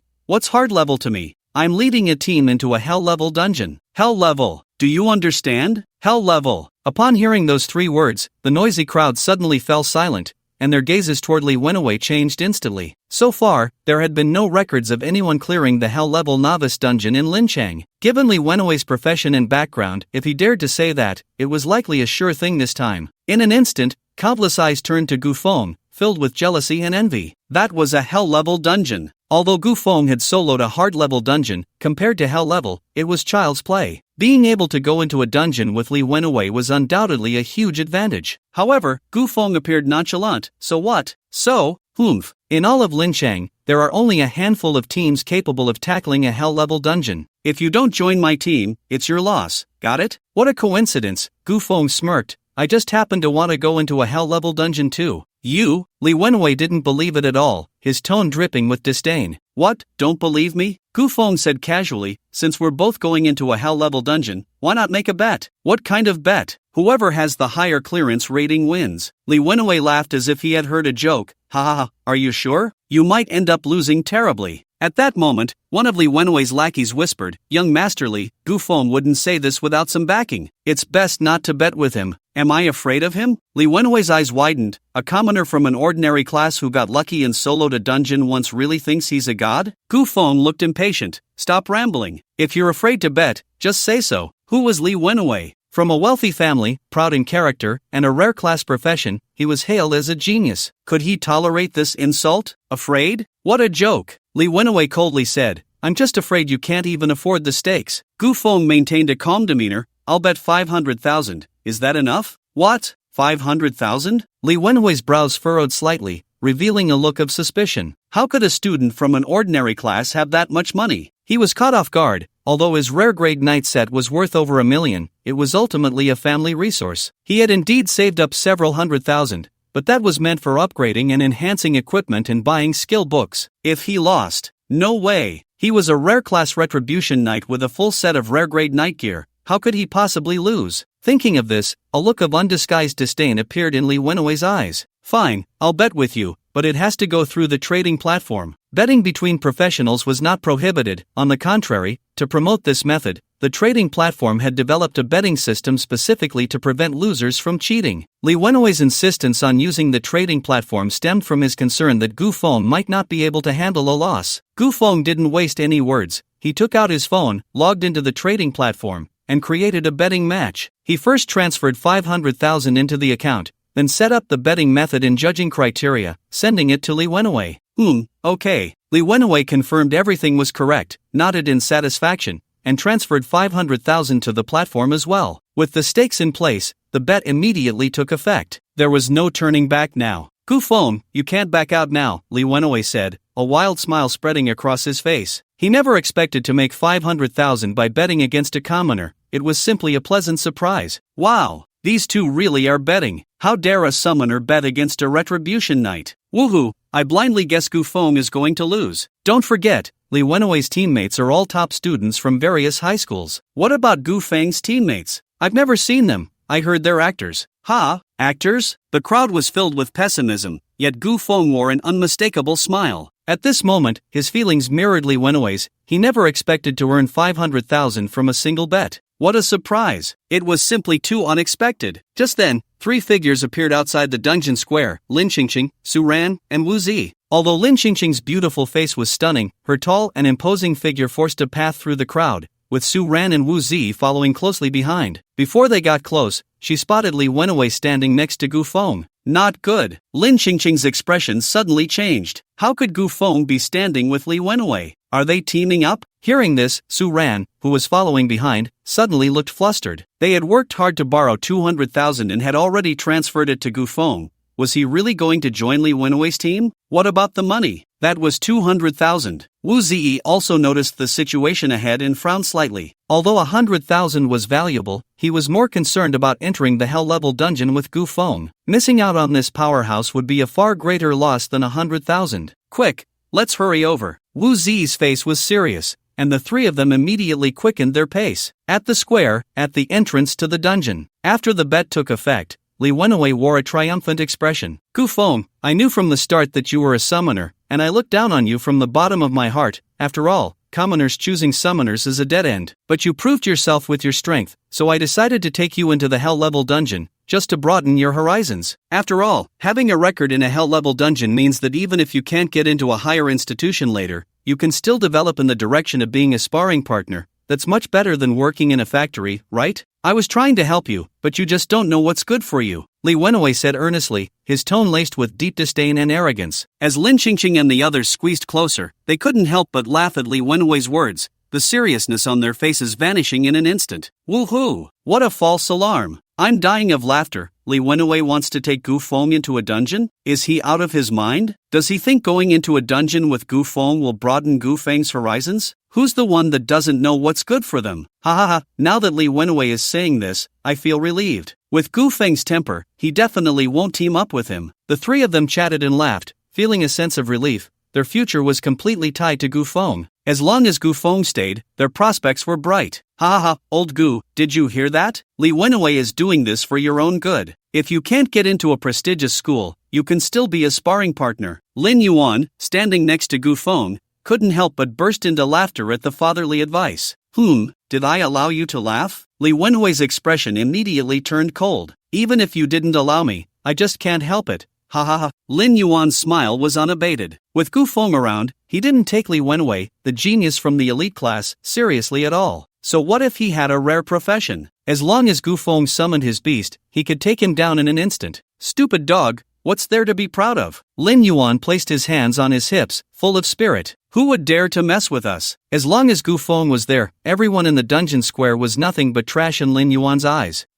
Laugh while you can. When I clear the hell-level dungeon, you'll be the ones crying. Li Wenhui left with a dark expression after leaving that remark. His team still needed one more member, and he had to find a suitable player quickly. At that moment, Lin Qingqing and the others also approached Gu Feng. Big shot, Su Ran and I have transferred the 200,000 to you, Lin Qingqing said as she stepped forward. Lin Qingqing, Su Ran, and Wu Zi had given Gu Feng a total of 300,000. At noon, after Gu Feng listed the Hurricane Warhammer on the trading platform, he also put up the teleportation scroll, selling both items for 200,000. Altogether, that made the 500,000 from the bet. Gu Feng led the four to the dungeon entrance and selected the Hell difficulty for the temple ruins. Warning, the current selection is Hell difficulty. Challengers will enter the history of the temple, with extremely high difficulty and mortality rate. Do you wish to proceed? Yes. The current team's average level is too low. It is recommended to regroup. No. Entering the hell-level dungeon of the temple ruins, please wait. A dark red light burst forth from the spatial vortex at the dungeon entrance,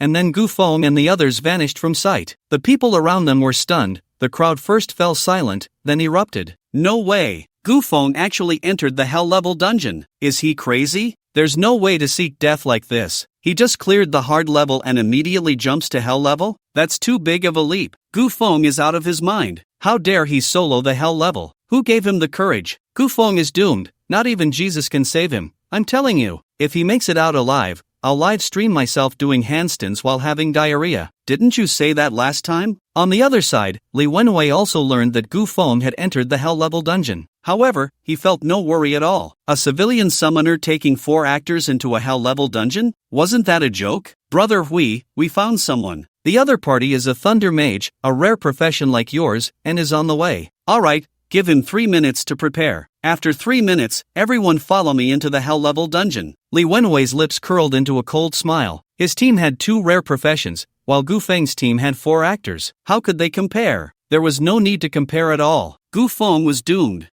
Why is it foggy, this gray fog? I'm dizzy and weak all over. This gray mist contains cursed power. To be weakened as soon as we land, is this what a hell-level dungeon is like? Standing at the entrance of the hell-level temple ruins, the gray mist filled the air, and Lin Yuan and the others looked pale, their bodies feeling as heavy as lead. The hell-level dungeon resembled a true historical record, meaning that the environment they were in was the real temple ruins. As for the previously cleared hard-level dungeon, it could at most be considered a weakened version. This gray mist is very similar to the skill of that black-robed steward in the main hall. It must be related to the abyssal races. This temple is likely undergoing an invasion from the abyss. Lin Qingqing observed the temple entrance. Not likely, this temple has already been invaded by the abyssal races, Wu Zi interjected. Based on the history books and strategies, all personnel inside the temple have been tainted by abyssal power. The boss we encountered in the hard level, the black-robed steward, is one of them. Even though this is a hell-level dungeon, we still need to re-enter the temple and go through the previous storyline again. After entering the main hall, we not only have to defeat the black-robed steward but also find a sealed heart. Then we head to the sanctuary, where we will encounter the red-robed priest, the final boss of the nightmare-level dungeon. Defeating the red-robed priest and finding the sealed blood will complete the nightmare-level dungeon. After clearing the sanctuary, we will head to the altar, but what will happen at the altar and who the final boss is remains unclear. Wu Zi briefly explained the upcoming key points, all of which he had obtained through paid channels. As expected of the class leader, even though he was here to be an actor, he had done his homework in advance. Lin Yuan felt a headache coming on and rubbed his temples, saying, "Sounds tough. By the final stage, there isn't even a strategy." Wu Zi nodded. After all, no newcomer would choose a hell-level dungeon. Even if they did, no one has ever cleared it. Su Ran looked unwell and instinctively glanced at Gu Feng. "Master, do you have confidence?" "Only after we fight will we know," Gu Feng replied nonchalantly, activating his summoning skill. A tall figure in a dark red gown appeared out of thin air. In an instant, the Blood Clan Lord exuded a strong sense of oppression, and an evil aura poured out, making everyone feel a shiver down their spines. The Blood Clan Lord. Old Gu, has your summoned beast advanced? Lin Yuan looked at the dark red gown in astonishment. Upon hearing this, Lin Qingqing and the others turned their heads in surprise. They had just cleared a hard-level dungeon, and the summoned beast had already advanced? Such an exaggerated growth rate, who would believe it? As they looked closely, they realized that the familiar Dracula was no longer there. The figure was even more imposing and majestic, emanating a chilling and eerie aura. Just a single glance brought a wave of intense fear, overwhelming them with a suffocating sensation that was hard to resist. Wu Zi narrowed his eyes, wanting to check the attributes of the Blood Clan Lord immediately, but all he saw were rows of question marks. Gu Feng had set the summoned beast's information to be undisclosed, so outsiders could only see the name, level, and health bar, without even being able to see the specific health points. After all, the attribute information of a legendary level summoned beast was astonishing. At just level 6, its four-dimensional attributes had already surpassed 100, and its health was nearly 9,000. This was no mere summoned beast, it would be a boss in a novice dungeon. Faced with the puzzled gazes of several people, Gu Feng was too lazy to explain. He directly issued a command to the Blood Clan Lord and walked towards the temple's main gate. At the same time, the first wave of the fallen guardians emerged from behind the gate. The legendary Blood Clan Lord possessed even more powerful blood instincts. Almost as soon as it took a step, it had already locked onto a figure deep within the gray mist and raised its hand to fire a shot. Bang! A single shot, a fatal blow. Damage exceeded 3,000. The fallen guardian barely showed its head from the gray mist before being blown apart by a single shot. Kill fallen guardian LV. 5, experience 113, damn. That was a level 5 guardian, and it got killed in an instant? Lin Yuan was so shocked that his jaw nearly dropped to the ground. Just as Lin Yuan was in shock, a tall guardian clad in black heavy armor, wielding a golden giant sword, stepped forward. This guardian stood over 3 meters tall, like a hill, and the golden giant sword in its hand radiated a fierce might, accompanied by a group of level 5 guardians. Alien race, fallen guardian elite, level, LV. 6, health, 11,500, attributes, strength 80, agility 73, constitution 92, spirit 75, skill I, Grey Mist Curse, skill 2, Iron Guardian, skill 3, Sword of Oath, skill 4, ultimate judgment. Are you kidding me, an elite guardian? Lin Qingqing's face was filled with horror. Heavens, over 10,000 health. Is this really just a guardian? Su Ran lightly covered her red lips, shocked beyond measure. Wu Zi spoke up at the right moment. The hell-level dungeon has restored a real historical scene, so this elite guardian with over 10,000 health is just a gatekeeper? Upon hearing this, everyone's eyelids twitched. If even the elite monsters are just gatekeepers, then the difficulty behind them must be off the charts. At that moment, the elite guardian let out a furious roar, swinging its golden giant sword as it charged towards the Blood Clan Lord like a small mountain. The Blood Clan Lord's eyes narrowed, killing intent surging within, and it raised its hand to fire again. Bang! The bright silver bullet was blocked by the pitch-black heavy armor, and the elite guardian took a pitiful amount of damage, losing only 300 health, which was just 2% of its total. Iron Guardian, the heavy armor can resist 90% of the damage for the fallen guardian elite, and the total damage taken cannot exceed 50% of its maximum health. What a good skill! Unfortunately, it was facing the Blood Clan Lord. The elite guardian's maximum health of 50% was 5,750. This amount of health was like a blood cow to other challenger teams. Even if the elite guardian stood there without fighting back, they probably couldn't break through this skill. Ordinary challengers wanting to kill the elite guardian could only rely on positioning to wear down the duration of this skill, waiting for it to go on cooldown. However, for the Blood Clan Lord, it only needed 2 shots to break through this heavy armor. Without the slightest hesitation, there was a bang as the second bullet whistled and struck the elite guardian. The elite guardian's body shook, and cracks instantly spread across its heavy armor, which was shattered. After breaking through the heavy armor, the elite guardian let out an angry roar, pointing its golden giant sword towards the sky, with dazzling golden light blooming from the blade. Skill, Ultimate Judgment, activated. Accompanied by a thunderous explosion, the golden blade descended from the sky, striking down towards the Blood Clan Lord with overwhelming force. After all, the Blood Clan Lord was a legendary summoned beast, and its keen senses had already captured the incoming attack. Just as the golden blade was about to strike down upon its head, its figure retreated like a ghost over 10 meters, easily dodging this skill. Boom! The massive golden blade struck down, sending sand and stones flying, with a large amount of debris and dirt shooting out in all directions. At the same time, the Blood Clan Lord's attack came once again.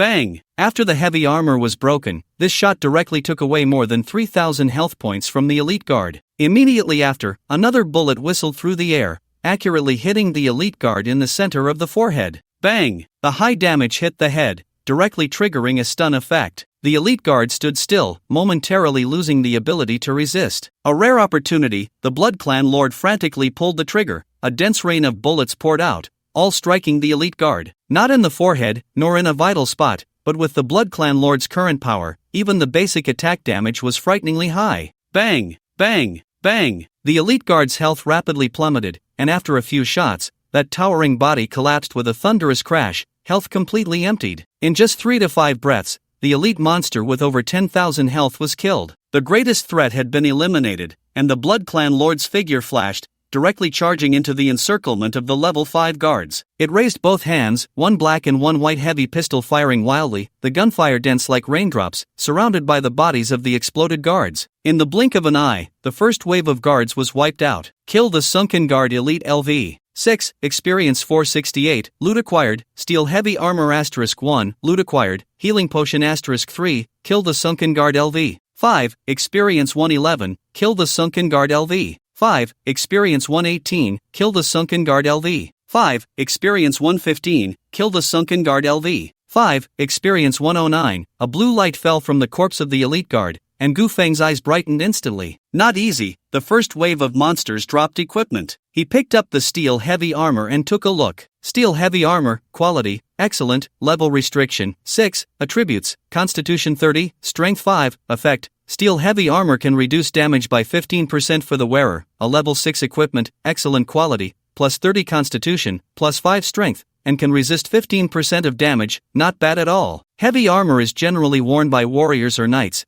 and once he goes out, it should sell for a good price on the trading platform. Earning money as a professional is really easy. This thought once again sprouted in Gu Feng's mind. In his memory, he had suffered from poverty since childhood, and even after going to the Gu family, he was treated with disdain. In the month he spent in Gubei City, although he lived in the Gu family mansion, wealth and glory had nothing to do with him. The only thing that made him feel relaxed was not having to worry about 3 meals a day. Thinking of the Gu family, a cold glint flashed in Gu Feng's eyes. Yesterday, Gu Qingfeng deemed him a failure in his job change, publicly humiliating him in front of Qin Yun and the Gu family's servants, even treating him as a disgrace. Today, he had become a summoner with god-level talent, with an unlimited future ahead. Northern War King, Holy Sword Berserker, Empire's strongest? Ha! In the face of god-level talent, it was simply not worth mentioning. One day, he would become an existence that Gu Qingfeng could only look up to, and that day would not be far off. After putting the steel heavy armor into his personal space, Gu Feng looked at another piece of loot. Healing potion, quality, excellent, effect, after absorption, can resist the mist curse for 10 minutes. The Blood Clan Lord's 4-dimensional attributes had already surpassed 100, and the mist curse had minimal effect on it. Gu Feng's 4-dimensional attributes far exceeded those of the same level, only experiencing a slight impact, especially since he was not participating in the battle. Therefore, the healing potion was of little use to him. But this was only for him. For other professionals, the healing potion was definitely a rare treasure. Just one dose could ignore the mist curse for 10 minutes, completely dispelling the weakened state. Carrying it is equivalent to having a purification spell. This is crucial when fighting a boss. Therefore, Gu Feng is certain that if this item were listed on the trading platform, it would definitely fetch a good price. He stored the 3 healing potions in his personal space, while the Blood Clan Lord finished clearing all the guards at the temple entrance. Level up. Level, LV, 7, 32/2680, Strength, 187, Agility, 186, Constitution, 188, Mentality, 189, Summon Beasts, Blood Clan Lord LV, 7, Legendary, Nightmare Ruler LV, 7, Epic, Talent, currently can obtain a Dark Bloodline, Level 7. If this leveling speed were to spread, who knows how many people would be envious. Due to the attribute feedback bonus, Gu Feng's overall attributes were nearing 200 points, more than double that of other practitioners at the same level. This was quite impressive. If he went out to battle 1v1 in the arena, even without relying on his summoned beasts, he could sweep through opponents of the same level. Next, Gu Feng activated his talent to acquire the Dark Bloodline, and a dark red light blossomed before his eyes. I hope I can get a royal bloodline. If he got another royal bloodline, both of his summoned beasts would become legendary level, making this hell level dungeon a sure win. You have obtained Dark Bloodline Descendant. Alright, I was thinking too much. It seems that royal bloodlines are not so easily obtained. After all, they can upgrade epic summon beasts to legendary level. Even in the entire Divine Summer Empire, there are only a handful of known legendary summoned beasts. Rarity is one reason, and another is that there aren't many practitioners who have changed to the summoner class. Dark Bloodline Descendant can perform a bloodline awakening for the original dark creature, and can also perform an attribute enhancement for royal blood dark creatures. No need to think about it, attribute enhancement doesn't mean much for the Blood Clan Lord, but the bloodline awakening could allow the Nightmare Ruler to gain new talents or skills. Gu Feng directly infused the Descendant bloodline into the Nightmare Ruler's body. Dark Bloodline Descendant Fusion successful, Summoned Beast Bloodline Awakening, Level, LV. 7, Health, 7,950, Attributes, Strength 99, Agility 106, Constitution 105, Mentality 110, New Talent, Dream Come True, Epic, Dream Come True. The skill cooldown of the Nightmare Ruler is reduced by 50%, and skill consumption, energy consumption, and negative effect impacts are reduced by 80%. This talent is truly a dream come true. Not to mention the cooldown being halved, all consumption and negative effects are directly reduced by 80%. Even legendary summoned beasts don't have such exaggerated effects. It's just that the Nightmare Ruler itself is an energy entity.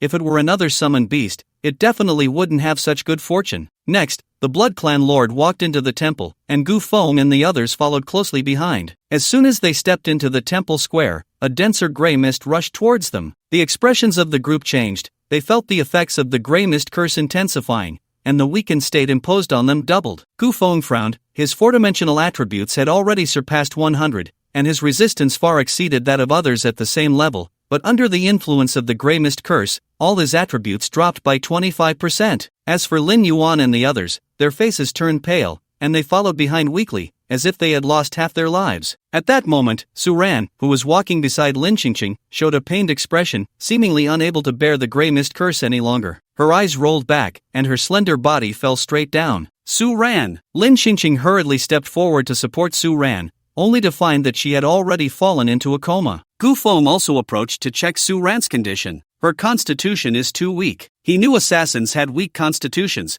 but he didn't expect Su Ran's constitution to be this weak. Unable to bear the sudden surge of the gray mist curse, she fainted. At that moment, the difficulty of the hell-level dungeon was laid bare before everyone. The omnipresent gray mist curse was simply terrifying. If a challenger's physique was inadequate, they wouldn't even need to be attacked by the other races. Just taking a few more steps would lead to their demise. No wonder no newcomers had been able to clear the hell-level novice dungeon over the years. Could this be something that rookie professionals could endure? What to do? In other teams, in a situation like Su Ran's, they would have to use a teleportation scroll to send her out, as she had already lost her ability to move. If the intensity of the gray mist curse continued to increase, it was very likely that she would die here. Master Gu Feng, I can carry Su Ran. Can we let her continue to follow us? Lin Qingqing pleaded. She and Su Ran had borrowed 100,000 outside to follow Gu Feng into the hell-level dungeon. 100,000? For a commoner just graduating from high school, that was an astronomical figure. If they withdrew midway, Su Ran would have no choice but to work in a factory, and it would probably take her several years of screwing bolts to pay off that huge sum. Sigh, what a hassle. Gu Feng sighed. Seeing Gu Feng's attitude, Lin Qingqing's face fell. However, in the next moment,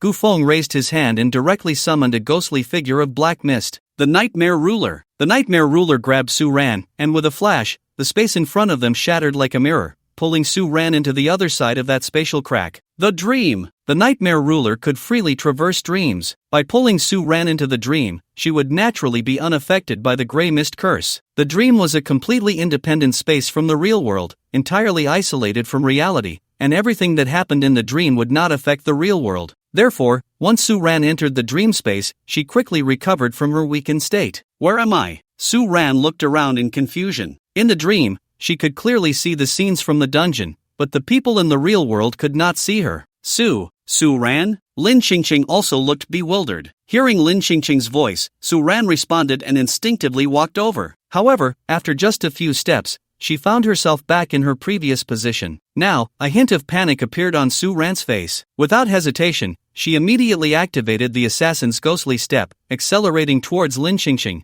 But the more she ran, the farther the distance between them grew. Gu Feng sensed the situation in the dream through his connection with the Nightmare Ruler. Forget it, you all go in too. He waved his hand. In the dream, you won't be affected by the gray mist curse. I'll let you out once the gray mist dissipates." As soon as he finished speaking, the void in front of them suddenly shattered, and dark cracks extended almost to Lin Yuan, Lin Xingqing, and Wu Ziyi's eyes. Immediately after, a grotesque hand formed from the black mist reached out from the shattered space, splitting into 3 arms and pulling the 3 of them into the dream. Everything in the dream was indistinguishable from the dungeon scene. The only difference was that the 4 of them could not interact with Gu Feng, as they were in 2 different dimensions. The weakened state really disappeared? Lin Xingqing saw Su Ran as soon as she entered, feeling both excited and surprised. "Gu Feng said this is a dream? How did we get in?" Lin Yuan looked incredulously at the ghostly black figure. "The nightmare ruler, it's definitely a summoned beast. I didn't expect Gu Feng to contract a second summoned beast so quickly, not only an energy body but also a rare space type." Wu Zi instinctively wanted to check the summoned beast's attributes but only saw a bunch of question marks. "So, the dream is a skill of the nightmare ruler? Are we inside the skill? What kind of skill can last this long?" Although the nightmare sovereign can freely traverse between dreams and reality, maintaining a dream for such a long time is extremely taxing. Previously, the nightmare sovereign would have been absolutely unable to achieve this. However, after the awakening of its bloodline, its talent Dreams Come True can reduce its consumption by 80%, greatly enhancing the sustainability of its skills. After settling Lin Yuan and the other 3, the Blood Clan Lord continued to lead the way, with Gu Feng and the Nightmare Sovereign following behind. As they delved deeper, the weakening effect of the Grey Mist curse grew stronger. By the time they reached the square, Gu Feng felt that all his attributes had decreased by 30%. What does this mean? Originally, his 4-dimensional attributes were close to 100, but now they had dropped to just over 70, and his movements had noticeably slowed. The Blood Clan Lord was similarly affected. The weakened state severely impacted combat effectiveness, as a single bullet that could previously take down a level 5 guard now required 2 shots. As Gu Feng entered the square, a large number of fallen guards refreshed from all directions, almost refreshing several every few steps. Moreover, every few refreshes, there would be an elite guard, differing only in level. For instance, they encountered a level 7 elite guard at the temple entrance, and just now, the Blood Clan Lord had killed a level 8 elite guard. Now, right in front of Gu Feng, a level 9 elite guard was approaching him. Alien race, fallen guard elite level, LV, 9 health, 16,000 attributes, strength 80, agility 87, constitution 122, spirit 95, skill I, Grey Mist curse skill 2, Iron Guardian skill 3, giant axe / skill 4, spinning blood blade. This level 9 elite guard resembled a small giant, clad in imposing black heavy armor, with a health pool of 16,000 and all 4 attributes exceeding 100. It could be said that this was the most powerful alien race Gu Feng had encountered since entering the dungeon. As the level 9 elite guard stepped forward, the surrounding grey mist thickened, even blurring the guard's features. It wielded a blood-colored giant axe, the end of the axe handle connected by a dark iron chain, with the remaining chain coiled around its exceptionally thick arms. Whoosh! Suddenly, a sharp sound of slicing through the air echoed from the grey mist. Giant axe / the blood-colored giant axe was thrown without warning, the sharp blade slicing through the air like a thick bolt of blood-red lightning, rapidly heading towards the Blood Clan Lord. The Grey Mist curse released by the level 9 elite guard reduced the Blood Clan Lord's attributes by 40%. In an instant, the Blood Clan Lord's speed dropped below normal levels, and before it could dodge, the sharp axe blade struck it. Swoosh! A gruesome wound appeared on the Blood Clan Lord, blood splattering, nearly severing it in half. Fortunately, this elite guard excelled in constitution, so its attack power was relatively low, but even so, it still dealt over 4,000 damage to the Blood Clan Lord. After reaching level 7, the Blood Clan Lord's health had exceeded 10,000. It could be said that a single skill from the elite guard had directly taken away nearly half of the Blood Clan Lord's health. Roar! The Blood Clan Lord's face twisted in pain as it let out a pained roar. "This is the level 9 elite guard, it's simply terrifying," Wu Zi exclaimed, looking at the Blood Clan Lord's health bar, which was nearly half empty, his eyes filled with horror. "This is the first time a summoned beast has taken such heavy damage. The hell-level dungeon is indeed frightening." Lin Xingqing couldn't help but sigh. "The elite guard is so strong. Should we let the Nightmare Sovereign take a turn?" Lin Yuan instinctively glanced at the shadowy figure. In the dream space, the 4 watched the battle, their hearts almost in their throats. However, in the square, Gu Feng stood still, his expression calm and composed. Although the influence of the Grey Mist curse had diminished the Blood Lord's attributes, preventing him from dodging the elite guard's skill in time, he was still a member of the Blood Clan. For the Blood Clan, as long as it wasn't a fatal injury, any other wounds could be quickly healed. This was not a skill, but an instinct. The Blood Lord let out a muffled groan and removed the massive axe embedded in his flesh. In the next moment, the blood at the wound had already stopped flowing, and the grotesque injury began to heal at a visibly rapid pace. In the blink of an eye, the seemingly horrifying wound had returned to its original state. If it weren't for the dark red bloodstains still lingering on his formal attire, it would be hard to imagine that just seconds ago, he had nearly been cleaved in half by that blood-colored axe. Although the wound had healed, his health bar was still hovering near the half-health line. However, under the talent of Blood Clan Instinct, his health was rapidly recovering. Seeing this, Gu Feng didn't want to waste any more time and took out a healing potion from his personal space. Healing potion, absorbing it can resist the Grey Mist Curse, duration 10 minutes. The Blood Lord took the potion without any hesitation and swallowed the glass vial whole. In the next second, a layer of white energy erupted from his body, instantly dispelling his weakened state. Roar! The Blood Lord let out a furious roar,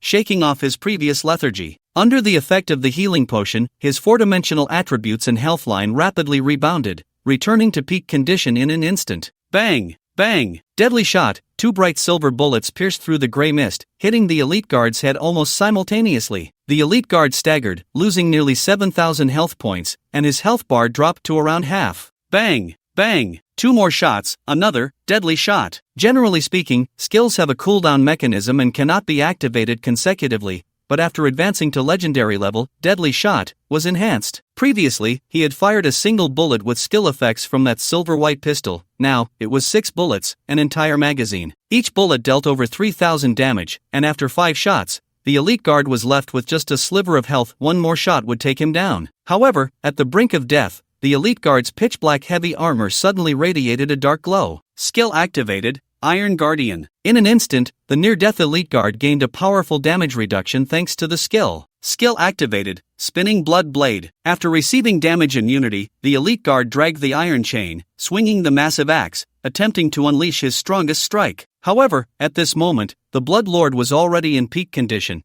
How could he just sit and wait to die? Bang! Bang! Bang! The black pistol fired a few normal attacks, instantly breaking through the Iron Guardian damage reduction. Then, his figure flickered, appearing like a ghost behind the elite guard. Just as the blood-colored massive axe was about to fly out, a bright silver bullet accurately struck the elite guard's back of the head. Bang! Kill, Fallen Guardian Elite, LV. 9, Experience 795, Loot acquired, Whispering Orb *1, Whispering Orb, Quality, Rare, Effect. Each kill or assist accumulates 1 layer of Whisper of the Dead. Each layer provides a 5% all attribute bonus. Note, the effect of the Whispering Orb must be actively cast. After casting, layers reset, and the all attribute bonus lasts for 1 minute. Note, if the wearer dies, layers reset. A rare level orb equipment. Each kill or assist can accumulate a 5% all attribute bonus. Unlike regular orbs, the effect of the Whispering Orb requires active casting. In other words, even if one accumulates 20 layers and achieves a 100% attribute bonus, if it is not actively cast,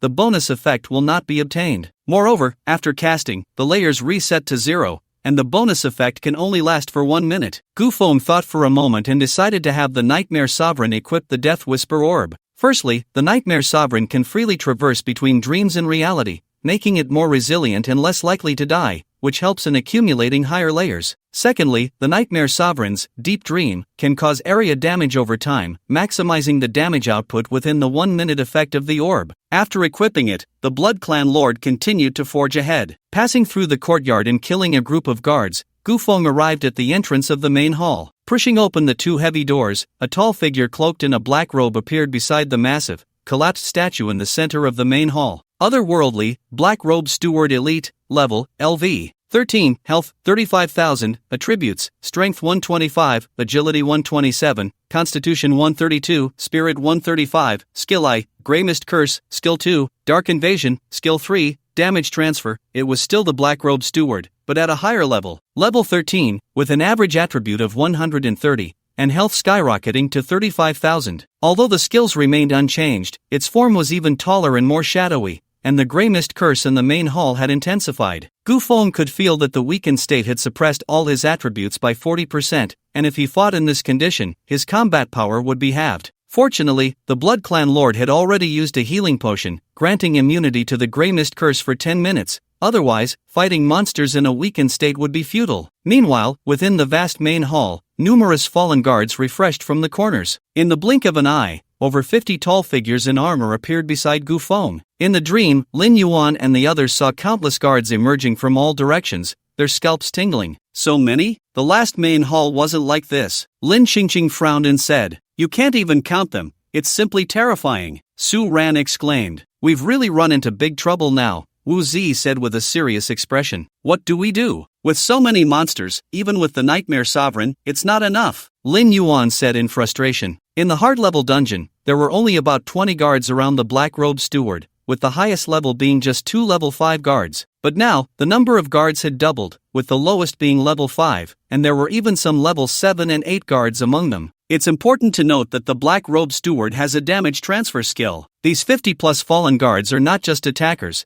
they are 50-plus health packs. Level 5 guards have 2,900 health, level 6 guards have 3,500 health, level 7 guards have 4,200, and level 8 guards have 5,000. If we calculate the average health of each guard to be 4,000, the total health of these guards would be around 200,000. In other words, the black-robed steward has 35,000 health and is accompanied by 200,000 health packs. It's simply a blood cow. No, it's even more exaggerated than a blood cow. It should be called a blood bank. What do we do now? Over 200,000 health, won't that blow the gun barrel? Lin Yuan said with a worried expression. That shouldn't be the case. A voice sounded beside him, and Lin Yuan turned to see Gu Feng had also appeared in the dream. Old Gu, how did you get in? Lin Yuan asked, puzzled. The upcoming battle will be quite chaotic. I'm afraid of collateral damage, Gu Feng said. The upcoming battle will be quite chaotic? After hearing Gu Feng's words, the four of them turned to look. The Blood Clan Lord's 5 fingers curled slightly, and 5 crimson beams of bloodlight shot from his palm, instantly merging into the bodies of the fallen guards outside the main hall. In the next moment, the guard's corpse opened its eyes, radiating an evil bloodlight, and slowly stood up from the ground. Blood Clan Inheritance. The Blood Clan Lord can consume his own life force to transform deceased units into Blood Clan descendants. The Blood Clan Lord consumed 5,000 life points, turning 5 corpses into Blood Clan guards, his life bar dropping to just above half. The levels of the Blood Clan guards were the same as in life, 3 level 7 and 2 level 8. The Blood Clan guards moved behind the Blood Clan Lord, their crimson pupils fixated on the fallen guards in all directions, revealing a bloodthirsty and brutal demeanor. Kill! The Blood Clan Lord uttered a single word, and the Blood Clan guards, wielding long swords or heavy axes, charged madly into the group of guards ahead. With their robust physique and recovery abilities, the Blood Clan had the upper hand in normal confrontations. However, under the influence of the Grey Mist Curse, the level 7 and 8 Blood Clan guards could only target the lowest level 5 guards first. The Blood Clan Lord was not idle either, his gaze locking onto an 8-level guard attempting to attack the Blood Clan guards. Bang! Bang! Bang! A series of silver bullets whizzed like lightning, instantly striking the 8-level guard. Killed fallen guard LV. 8. Experience 616. The 5 Blood Clan guards fought against many, and the battle was fierce. Soon, one by one, the fallen guards fell to the ground. Killed fallen guard LV. 5. Experience 113. Killed fallen guard LV. 5. Experience 113. Killed fallen guard LV. 6. Experience 234. Killed fallen guard LV. 6. Experience 234. Damn! Did I level up? In the dream, Lin Yuan, who was in spectator mode, suddenly gasped, his face lighting up with joy. Gu Feng looked over. Not only Lin Yuan, but Lin Qingqing, Su Ran, and Wu Zi had also leveled up, all to level 5. As for himself, he was close to level 8. Lin Qingqing and Su Ran were ecstatic. After all,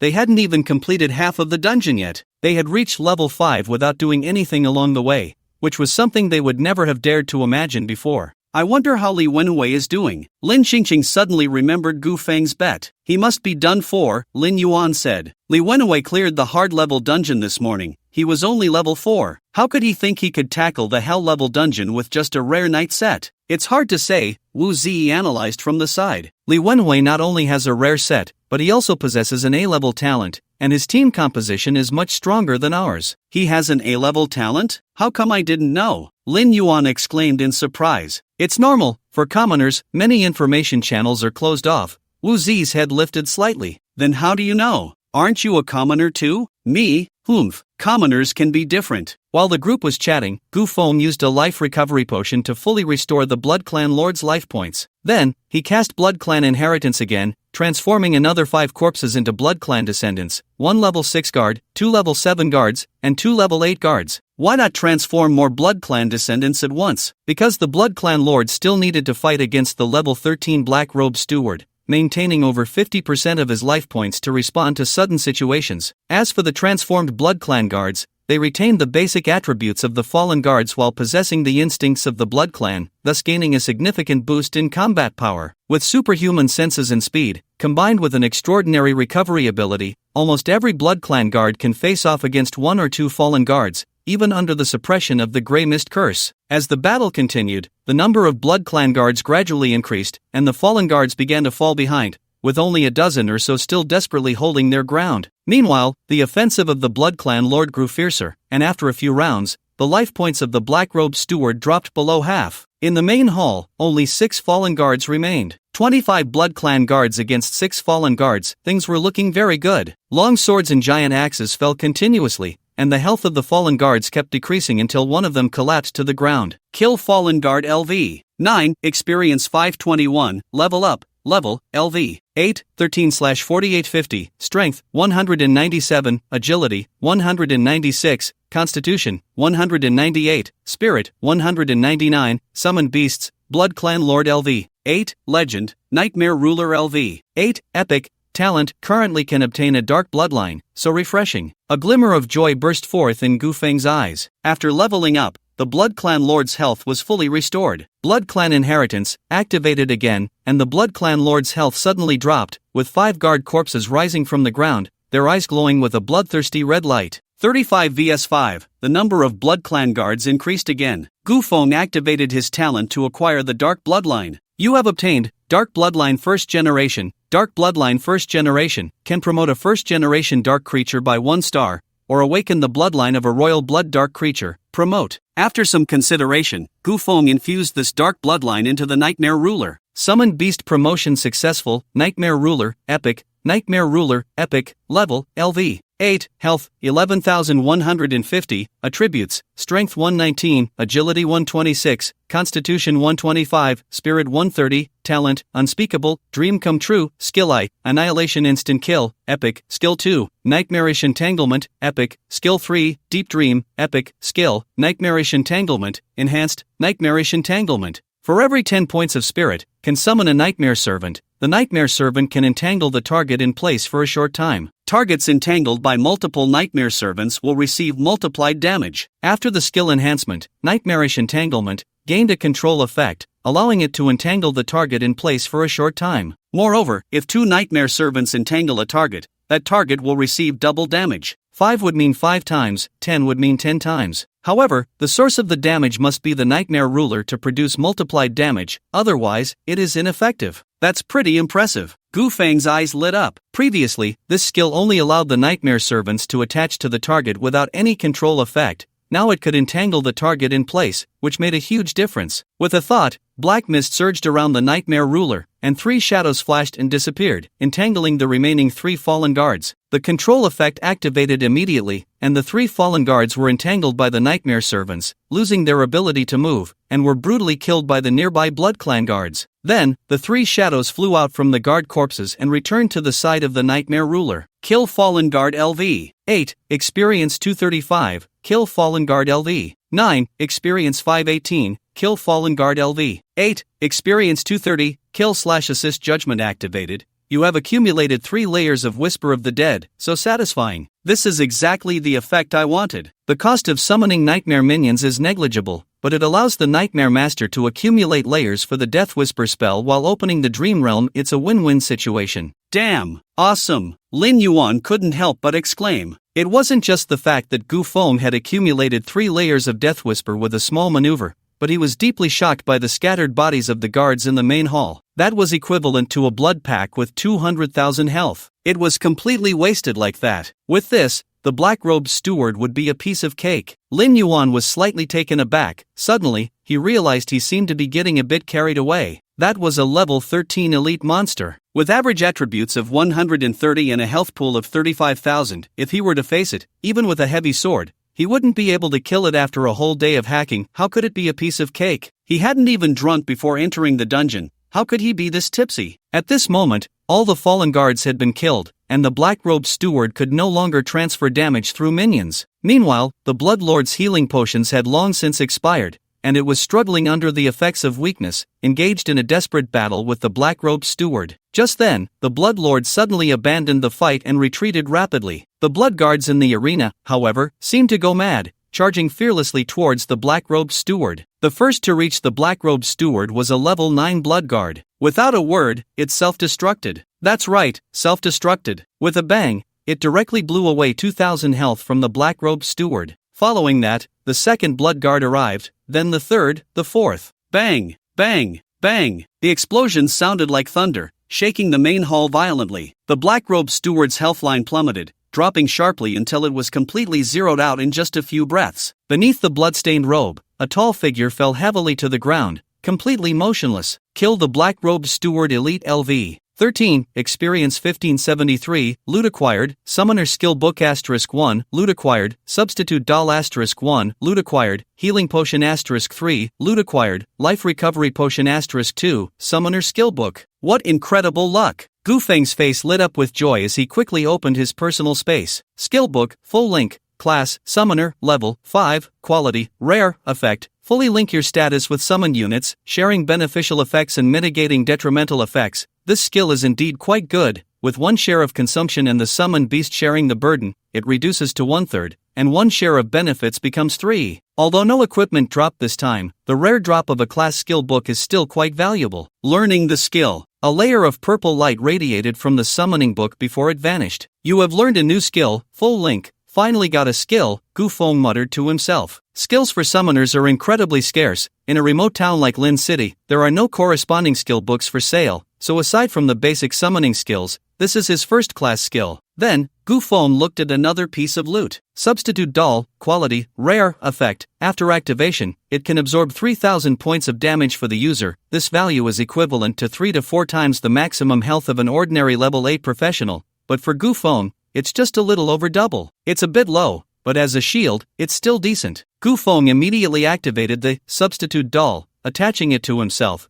and then stored the remaining loot in his personal space. At this moment, the Blood Clan Lord seemed to have discovered something and handed a glass bottle stained with dirt to Gu Feng. What is this? Gu Feng looked over curiously and found that inside the bottle was a heart, still slowly beating. A mission item, the sealed heart. Looking at the murky gray-black dirty water in the bottle, Gu Feng felt a bit nauseous for a moment. Sealed heart, type, mission item, description. The heart cut from a witch, originally intended as a sacrifice to the gods in exchange for power to resist the abyss, but unexpectedly. Mission item, let's put it away for now. Gu Feng stored the sealed heart in his personal space. After the black-robed steward was killed, the Grey Mist curse suddenly thinned out a lot, and the weakening effect also significantly diminished. Gu Feng found a clean spot in the main hall and released Lin Yuan and the others from their dream state for a short rest. The main purpose was to allow the Blood Clan Lord to recover its health and to convert more Blood Clan descendants. After all, to quickly kill the black-robed steward earlier, it had self-destructed 8 Blood Clan descendants. More than an hour later, the Blood Clan Lord's condition had fully recovered. Behind it were 30 figures wrapped in rich blood energy, which was the current limit of what the Blood Clan Lord could convert. 1 level 13 Blood Clan Steward, 29 Blood Clan Guards, among which 4 were level 9, 6 were level 8, 9 were level 7, and 10 were level 6. Converting units below level 10 into Blood Clan descendants consumed 1,000 health points,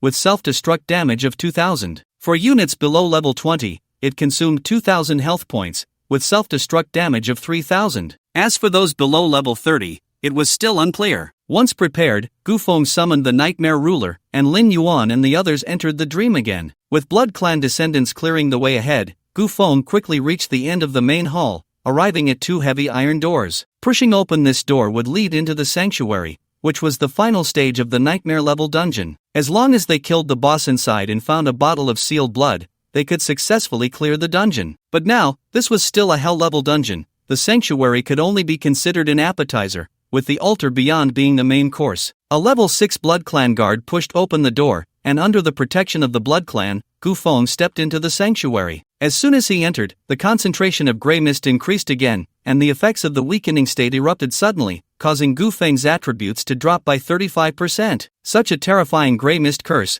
no wonder no new professional has ever cleared a hell-level dungeon. Gu Feng's face turned noticeably pale. Fortunately, Lin Yuan and the others were already in a dream, otherwise, they would surely lose half their lives. In the center of the sanctuary stood a gaunt figure, shrouded in dark red robes. According to the strategy guide, this should be the boss of the sanctuary, the Red Priest. Beneath the hood, the Red Priest's face was obscured by shadows, revealing only a pair of eyes flickering with fanaticism and cruelty. Its skin was as pale as paper, covered with black patterns, as if evil spells were spreading across its skin. As a group of Blood Clan entered the center of the sanctuary, a deep purple light suddenly burst forth from the crystal ball in the Red Priest's hand. Roar! Dense purple energy swirled like smoke, forming skeletal phantoms around the Red Priest, struggling and roaring in the void. Alien race, Red Priest Elite, level, LV. 15, health, 72,000, attributes, strength 140, agility 147, constitution 162, spirit 150, skill I, Grey Mist Curse, skill 2, vengeful spirit impact, skill 3, life sacrifice, skill 4, death echo. Now, this is truly coming to hell. With an average attribute of 150, plus a health pool of 72,000, and the weakening effect of the Grey Mist Curse, even ordinary professionals would feel their scalp tingle just by looking at it. Such a thick health pool is definitely beyond the capabilities of the Bloodlord in his current state. With this in mind, Gu Feng took a healing potion from his personal space and used it on himself. The healing potion took effect, and the weakened state immediately dissipated. At the same time, Gu Feng activated a skill, Full Link. Fully link your state with summoned units, sharing beneficial effects and mitigating detrimental effects. In the next moment, the Blood Lord, who was still in a weakened state, and the group of Blood Guards felt a surge of spirit, and their condition quickly improved. Then, Gu Feng looked at the ghostly figure beside him. Go, it's your turn to take the stage. The Nightmare Sovereign also returned to peak condition, transforming directly into a cloud of black mist and heading towards the red-robed priest. In the center of the sanctuary, the red-robed priest waved his large sleeves, and 3 vengeful spirit skeletons shot into the sky, directly negating the bullets fired by the Bloodlord. The few blood guards charging at the front had already reached the red-robed priest, their long swords and heavy axes mercilessly slashing down. However, in the next second, a vengeful spirit skeleton that was swirling around the red-robed priest charged forward, instantly turning the leading blood guard into a pile of dry bones. Following that, several more vengeful spirit skeletons flew out, rushing towards the remaining blood guards. Just then, a large area of shattered, pitch-black cracks suddenly appeared in the void, instantly swallowing those vengeful spirit skeletons. The Nightmare Sovereign revealed its form, surrounded by swirling nightmare minions. In the next moment, the nightmare minions transformed into shadows and flew towards the red-robed priest. Nightmare Entanglement. For every 10 points of spirit, summon a nightmare minion. The nightmare minion can entangle the target in place for a short time, and targets entangled by multiple nightmare minions will receive multiplied damage. 1, 2, 3. In the blink of an eye, 10 shadows had entangled the red-robed priest, reaching the maximum damage multiplier. The black mist around the Nightmare Sovereign surged, suddenly vanishing into the dream, and the next second, a ghostly figure appeared behind the red-robed priest. Phantom Annihilation. Approach the target unit using the dream and launch a surprise attack, dealing high damage. The skill was activated. Phantom Annihilation struck the target, instantly erupting with high damage. Immediately after, the 10 shadows entangled around the red-robed priest trembled violently, and the tenfold damage from Nightmare Entanglement erupted. Boom! Beneath the red robe, the hunched figure stiffened as if struck by lightning, collapsing directly to the ground. 28,000. The 2 skills of the Nightmare Sovereign stacked together, directly unleashing 28,000 damage. The red-robed priest's health bar instantly dropped by nearly half, losing over 40% of its health in one blow. Holy crap! 28,000 damage! Lin Yuan exclaimed in shock. How is that possible? Isn't the Nightmare Sovereign a summoned beast that Gu Feng just contracted? How can it be fiercer than the Blood Lord? Looking at the red-robed priest's health bar, which was more than half empty, he completely lost his composure. This damage, as long as it doesn't target the boss, can kill anyone in an instant. Lin Qingqing also looked astonished. The red-robed priest has 72,000 health, and it seems that's not enough for the Nightmare Sovereign to kill. Wu Zi also found it unbelievable. The 4 people in the dream were all in disbelief, their expressions as if they had seen a ghost. A newly promoted summoner used a summoned beast to deal 28,000 damage. If they hadn't seen it with their own eyes, they wouldn't have believed such an outrageous thing. Roar! The red-robed priest, suffering heavy damage, erupted with terrifying power. Surrounded by a dozen skeletons of vengeful spirits, it let out a wailing scream and charged towards the Nightmare Sovereign. At that moment, the Blood Clan Lord suddenly attacked, a series of bullets whistling through the air, precisely hitting the head of the Red Priest. Bang! Bang! Bang! A massive amount of damage erupted at the center of its forehead, instantly knocking the Red Priest into a state of dizziness. The skeletons and vengeful spirits rushing towards the Nightmare Ruler suddenly halted, losing control, and then flailed about like headless flies, crashing into the surrounding walls and sculptures. For an elite monster like the Red Priest, the dizziness lasted only 1 second. However, for the current battle, that was enough. Deep Dream, the Nightmare Ruler did not hesitate and directly unleashed its strongest skill, constructing a deep dream around the Red Priest. The Red Priest, trapped in the deep dream, let out a painful roar, its form stretching, flattening, twisting, and disassembling like clay. Every second, it endured the high damage inflicted by the deep dream. Its health began to drop. Although it didn't fall by more than 40% instantly like before, it was stable, continuous, and decreasing at a visibly rapid pace. Roar! The Red Priest awoke from its dizziness, frantically fleeing, trying to escape the deep dream. But how could the Blood Clan Lord miss this opportunity? Although both were in the deep dream, the Blood Clan Lord was not affected in the slightest. It flickered and appeared in an excellent shooting position. Deadly shot, activate. A series of silver bullets whistled like lightning, causing the Red Priest's health to plummet, losing 24,000 life points in an instant. Lin Yuan and the others' eyelids twitched violently, rendered speechless. Not only were they silent, but their worldview was also overturned. The Nightmare Ruler dealt 28,000 damage, while the Blood Clan Lord dealt 24,000 damage. What was going on? Were summoned beasts' damages now measured in thousands? Wasn't it said that civilian summoners were doomed? How could Gu Feng be so abnormal? Could it be that civilian summoners were the strongest profession? Had this world deceived them? The four exchanged glances, their expressions complex. Is this an 8th level professional? Which 8th level professional can deal 20,000 damage? Not 20,000, but 24,000. The zero you overlooked could kill you 10 times over. If this were to participate in the Academy assessment, what would the Capital Academy even be worth? Not necessarily. Wu Zi suddenly spoke, not entirely agreeing with that statement. Dungeon monsters have a hate mechanism, so they will focus on attacking the summoned beasts, but in a normal situation, how should a summoner fight? First kill the summoner. Lin Xingqing interjected. Exactly, when fighting a summoner, first kill the summoner. If it were a real assessment, as long as the attack target is on Gu Feng, the battle could be easily resolved. After all, he is just an 8th level rookie professional. Lin Yuan snorted lightly, laughing disdainfully. So, what makes you think you can escape from both the Blood Clan Lord and the Nightmare Ruler, appear beside Gu Feng, and kill him? Just find a tank teammate to draw the summoned beasts away. Then the question arises, what kind of tank can withstand 24,000 damage in 1 second? Even if you give them an epic level tank gear, can they hold up? Wu Zi turned away, falling silent. Lin Yuan smirked, saying nothing more. Some people always think they can do it too. That's a sickness that needs curing. In the center of the sanctuary, the Blood Clan Lord's dual guns spat fire, dealing wave after wave of damage, while the Red Priest fell deeper into the dream, its health rapidly declining. Soon, the battle approached its end, with the Red Priest's life points reduced to about 10%. Just as the Blood Clan Lord was about to command the Blood Clan guards to self-destruct, a terrifying wave of energy swept outwards, forcing the Blood Clan Lord to retreat repeatedly. Roar! The red-robed priest was enveloped in a strong, malevolent aura, and the red robe on its body suddenly moved without wind, its color becoming as vivid as blood. In an instant, its momentum surged, directly breaking through the constraints of the deep dream realm. The red-robed priest soared into the air, extending 5 fingers towards the Blood Clan Lord, grasping the air. In that moment, countless dark purple vengeful spirits surrounded the Blood Clan Lord, frantically eroding its body.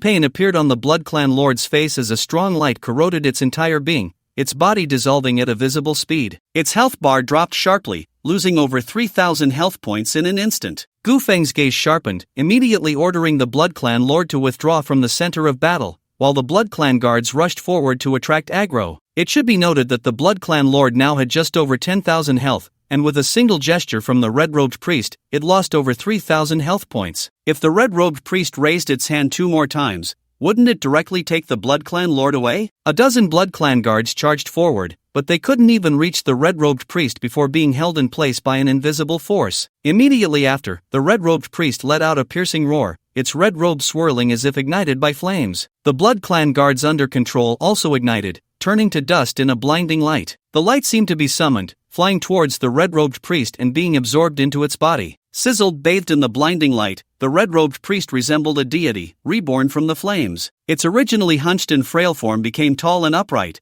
its bony limbs transformed into strong and powerful ones. Just moments ago, It had only 10% health, but in an instant, it surged to 60%. It was reborn, and even stronger. This is the red-robed priest's skill, life sacrifice. Gu Feng's expression changed slightly, commanding the remaining Blood Clan guards to retreat immediately. When the red-robed priest's health drops below 10%, it sacrifices itself and everything around it to regain health and significantly increase its damage. In this state, the red-robed priest would also continuously activate Death Echo, a skill similar to a domain. As long as one is within the range of Death Echo, they would suffer extremely high critical damage, and the health of hostile units would plummet dramatically. The red-robed priest let out a thunderous roar, and with a flash, it charged directly into the group of retreating Blood Clan guards. Immediately, countless vengeful spirits surged from it, attacking the surrounding Blood Clan guards. Boom! Boom! Boom! The Blood Clan guards struck by the vengeful spirits barely had time to scream before being corroded into a pile of bones. In the blink of an eye, the remaining 20 or so Blood Clan guards were all killed. The Blood Clan descendants were completely annihilated. The moment the Blood Clan lord retreated, Gu Feng used a health recovery potion on it. After the sacrifice, the red-robed priest was terrifying. As soon as the 20 or so Blood Clan guards entered the range of Death Echo, they were instantly wiped out. This damage was something even the Blood Clan lord would likely not withstand. We must not enter its skill range. The most urgent task now was to buy time for the Nightmare Sovereign. The cooldown of skills was linked to energy, and as long as more energy could be restored, the red-robed priest could be trapped in the deep dream realm. Roar! The red-robed priest let out a mournful howl, and suddenly, figures appeared within the sanctuary, the temple guards refreshing once again. And this time, it wasn't just a dozen or 20, but a swarm, a massive crowd, too many to count. All the guards were mobilized. The temple guards, in droves, rushed towards Gu Feng's direction as if they had gone mad, their chilling howls echoing from all sides. Fall back! Without a second thought, Gu Feng turned and ran with his two summoned beasts. In this situation, they could only drag it out. Otherwise, if those temple guards blocked the way and the red-robed priest closed in, there would be no chance to escape. The red-robed priest had already set its sights on the Blood Clan lord, moving at incredible speed, almost catching up in the blink of an eye. The Nightmare Sovereign turned around, and a shadow flew out from it, quickly landing on the red-robed priest, entangling it in place. The Nightmare Servant had no health points. It was essentially just a skill form, so it couldn't be killed, only dispelled with purification-type skills. Taking advantage of the red-robed priest being trapped, the Nightmare Servant and the Blood Clan lord killed the surrounding guards while Gu Feng quickly retreated. To be honest, Gu Feng was already sweating coldly on his back. The number of guards summoned by the red-robed priest was overwhelming, densely packed, almost sealing off the entire sanctuary. The Blood Clan lord and the Nightmare Sovereign fought their way through, the ground littered with the bodies of guards, yet they could not stop such a terrifying number. The two summoned beasts protected Gu Feng in the middle, retreating while attacking the guards blocking their path. The Nightmare Sovereign was surrounded by swirling black mist that burned like black flames, and each time it flickered in and out of sight, it would kill a guard entangled by the Nightmare Servant. However, the killing efficiency was still too slow. Facing the frenzied onslaught of the fallen guards, its killing speed was utterly ineffective. The Nightmare Sovereign felt a surge of rage. This battle was its debut, and it never expected to end up in such a predicament. Surrounded by enemies, there was almost no way to retreat. Alright, that's enough. Suddenly, Gu Feng stopped retreating, halting his movement and letting out a long sigh of relief. What do you mean enough? Run! If we don't hurry, the red-robed priest will catch up. The four in the dreamscape looked at each other in confusion, utterly baffled. Gu Feng's gaze fell on the Nightmare Sovereign, or more precisely, on the magic sphere swirling beside it. Since the Nightmare Sovereign began killing guards, Gu Feng had been keeping track of the layers of Whisper of the Dead. Now, it had just reached 20 layers, the maximum. One layer of Whisper of the Dead grants a 5% boost to all attributes, while 20 layers grant a 100% increase, doubling all attributes. Gu Feng nodded, and the Nightmare Sovereign did not hesitate, directly activating the effect of the magic sphere. A dark glow erupted from the Whisper of the Dead sphere, illuminating the Nightmare Sovereign. In the next moment, the black mist surrounding the Nightmare Sovereign surged, its attributes skyrocketing, and its size doubled. Die! The Nightmare Sovereign soared into the air, letting out a roar, and a barely perceptible light gray energy spread out from Gu Feng, radiating in all directions. Deep dream. Under the effect of the Whisper of the Dead sphere, the Nightmare Sovereign's attributes doubled, its energy surged, and it constructed a deep dream once more. Around Gu Feng, several rushing fallen guards suddenly crumbled like scattered building blocks, turning into a pile of debris. Whisper of the Dead effect activated, Nightmare Sovereign received a 100% boost to all attributes,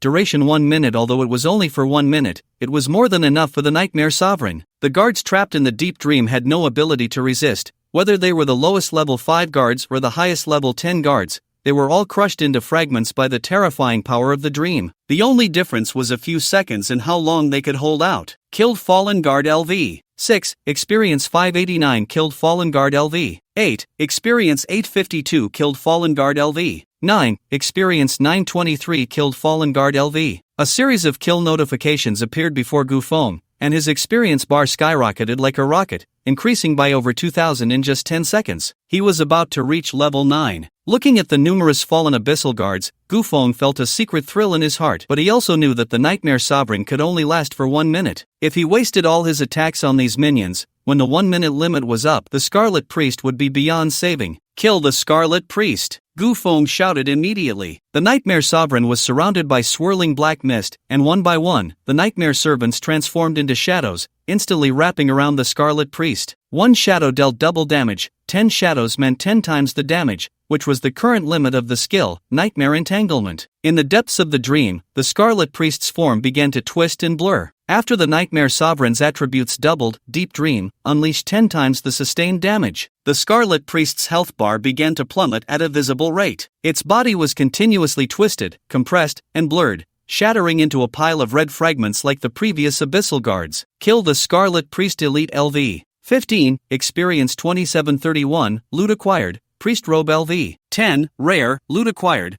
Priest Grimoire LV. 10. Rare, Loot Acquired, Priest Pants LV. 10. Rare, Level Up, Level, LV. 9. 122/6900, Strength, 207, Agility, 206, Constitution, 208, Spirit, 209, Summoned Beasts, Blood Clan Lord LV. 9. Legend, Nightmare Sovereign LV. 9. Epic, Talent currently can obtain a Dark Bloodline. At level 9, one more level up would reach level 10, allowing him to contract a third Summoned Beast. Gufeng did not rush to activate his talent. Just like at level 4, he would temporarily hold onto this Dark Bloodline for the third Summoned Beast as a backup. Then, he looked at the 3 pieces of equipment he had obtained. The Priest Robe, Priest Grimoire, and Priest Pants, all 3 were level 10 rare equipment. This was already considered above average quality, and it was a set. If placed on the trading platform, it would definitely be worth over $1 million. Moreover, it was the kind that would be snatched up instantly. Priest Robe, Quality, Rare, Level Restriction, 10, Attributes, Constitution 35, Physical Defense 10%, Magic Defense 20%, Effect, the Priest Robe can provide a shield of all attributes *10, Priest Set, Priest Robe *Priest Grimoire /Priest Pants, a shield of all attributes *10? Gufeng's eyes lit up. His current total attributes were 830, meaning the Priest Robe could provide him with an 8,300 shield. One piece of equipment could offer over 8,000 in shield,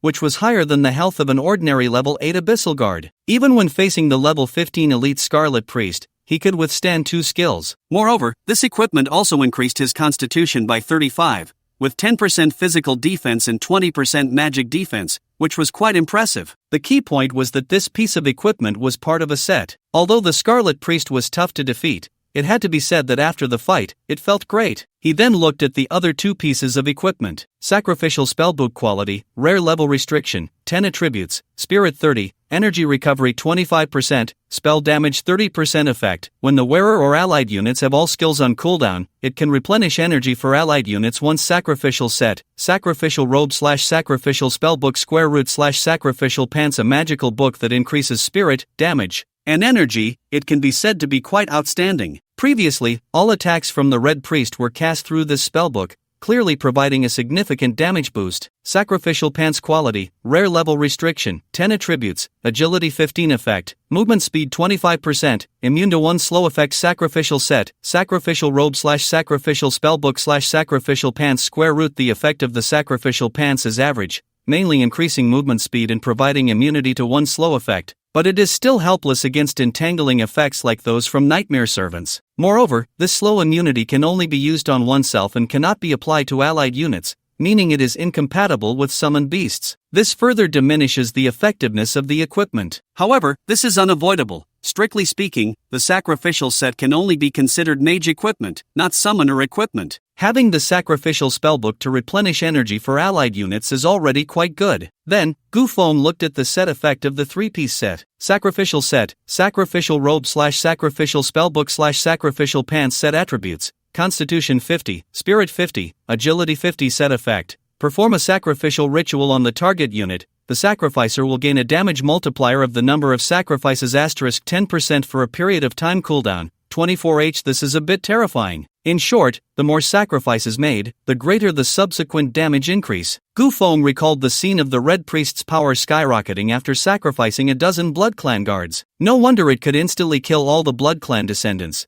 It turned out the skill received a multiple damage boost. If this were used by the Blood Clan Lord, it could definitely unleash unimaginable terrifying damage. After putting away these 3 level 10 pieces of equipment, a minute had already passed. Inside the sanctuary, the pale gray boundary representing the deep dream gradually shattered. Taking advantage of this time, Gu Feng used the power of dreams to pass through countless fallen guards and arrived next to a tall picture frame. In the image, dark red liquid flowed slowly and irregularly, resembling an animated demonstration. Gu Feng reached out, took the painting off the wall, and then looked at the item information. Sealed blood type, quest item description, blood drawn from the witch's body, sealed within this mural by the Red Priest using special techniques. Having obtained the quest item, Gu Feng wasted no time and immediately ran towards the passage leading to the altar. The Blood Clan Lord and Nightmare Sovereign followed behind, repelling a large group of pursuing fallen guards, and the 3 figures ventured deeper into the corridor, moving towards their final goal. The gray mist seems to have disappeared. Could it be that the Red Priest is the source of the gray mist? Just now, he was too focused on shaking off the hordes of fallen guards behind him to notice this detail. Now, after walking in the corridor for a while, Gu Feng felt something was a bit different about him. Checking his status, indeed, the weakened state had completely vanished. Fortunately, the gray mist curse is gone, otherwise, this final challenge might have been quite precarious. Looking at his inventory, only a vial of healing potion remained. Everything else had been consumed during the battle with the Red Priest. If there is still gray mist at the altar, then the next step will be a tough battle. The corridor is dimly lit, and along the way, 10 level 10 black-robed stewards have appeared. The Nightmare Sovereign, in conjunction with the Blood Clan Lord, swiftly and decisively killed them all. By the time they reached the end of the corridor, Gu Feng was not only accompanied by the Blood Clan Lord and the Nightmare Sovereign, but also by 10 level 10 Blood Clan stewards. Then, Gu Feng released Lin Yuan and the others from the dream. Since the gray mist had completely dissipated, they regained their freedom. They were currently in the middle ground between the sanctuary and the altar, just stopping to take a short break. Ah, finally out. I always felt uncomfortable in the dream, Lin Yuan said, stretching against a wall. Now I understand how terrifying the hell level is. Just those countless fallen guardians earlier, if they had brought me along,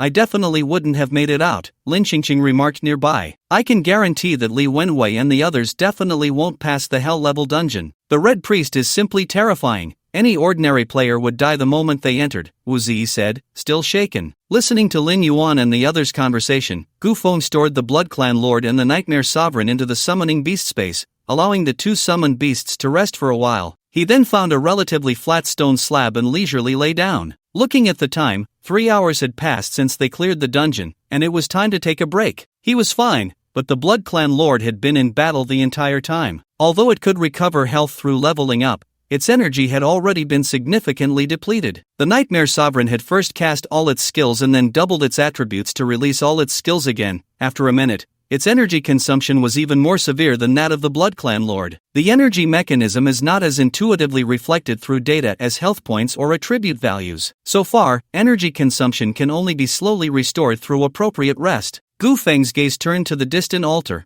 where the final boss of the Hell Level dungeon awaited. To date, no newcomer had ever cleared the Hell Level dungeon. Before this, almost all newcomers who entered the Hell Level dungeon had not made it out alive. At this moment, Gu Feng had completely refreshed the record for the Hell Level dungeon. He was the only one who had seen the finish line. Dungeon entrance. Since Gu Feng and Li Wenwei had successively entered the Hell Level novice dungeon, the spectators in the square had multiplied, more numerous than the guards in the sanctuary. Although it was currently the time for the Academy's assessment sprint, waiting 2 or 3 hours to see who would fail first between Gu Feng and Li Wenwei was quite entertaining. Indeed, it was 2 or 3 hours. Although the longest record for challengers entering the Hell Level dungeon was 6 hours and 43 minutes, reaching the Red Priest in the sanctuary, those were all level 9 or 10 advanced players, as the novice dungeon was only open to players below level 10. Gu Feng and Li Wenwei, one at level 5 and the other at level 4, daring to enter the Hell Level dungeon, were quite mad. Therefore, in everyone's eyes, 2 or 3 hours would be enough to determine the winner. People are naturally curious.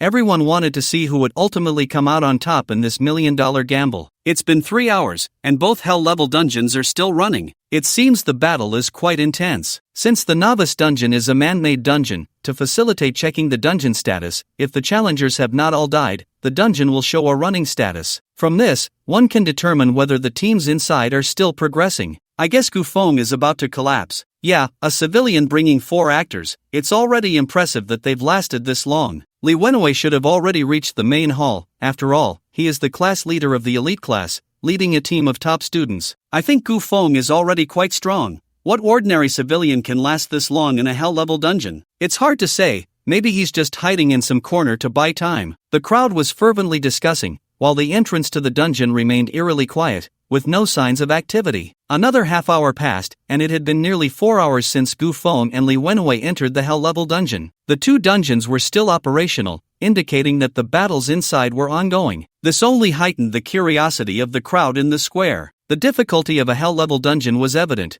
Whether it was Gufeng or Li Wenwei, being able to last this long shattered everyone's expectations. Just then, a flash of light suddenly appeared at the dungeon entrance, and a figure was teleported out. He's out. Huh, why is there only one? The crowd's expressions turned complex upon seeing this. Regardless of the team, if 5 people went in and only one came out, it meant the other members had perished inside, and the battle must have been incredibly fierce. The light quickly faded, revealing a weak figure stumbling and collapsing to the ground. The crowd looked on, speculating. Who came out? It should be Gufeng, right? No doubt about it, the other 4 must have died. He's the only one who made it out. Sigh, what a disaster for everyone. Wait, that's Li Wenwei. How did he come out? What? How is that possible? Li Wenwei was covered in blood, his rare-grade equipment marred with battle scars. His face was pale, looking disheveled, as if he had only half a life left. However, as Li Wenwei steadied himself and saw the astonished expressions of the crowd, a strong sense of pride surged within him. I fought my way into the main hall and dealt over 20,000 damage to the level 13 Black Robe Deacon, who can be stronger than me. After more than 2 hours of fierce fighting, he had led his team successfully into the main hall. However, the Black Robe Deacon was a level 13 elite monster, and with over 50 fallen guards spawning simultaneously, Li Wenwei's team was ultimately pushed back. In the end, he had sacrificed the newly recruited Thunder Mage as bait, using the entire team to delay the Black Robe Deacon's attack while he himself escaped amidst the chaos, finally managing to teleport out of combat mode. Although abandoning my teammates was a bit despicable, at least I survived. Only by living can I qualify to be the strongest practitioner, Li Wenwei consoled himself. The crowd began to murmur, disbelief etched on every face. Shouldn't Gufeng have been the first to come out? How could it be Li Wenwei? Li Wenwei took in the expressions of the crowd, his head slightly raised, like a triumphant general, interpreting it all as their shock and admiration for him. He then turned to his sycophant waiting outside and asked, "What's the status of Gufeng's dungeon? Has he died inside?" The sycophant's face looked somewhat stiff. Gufeng, he's still clearing the dungeon. What? Li Wenwei's smile instantly froze, his expression akin to seeing a ghost. Say that again? Li Wenwei shouted angrily, it's been nearly 4 hours, how could he still be clearing it? Li Wenwei found it hard to accept.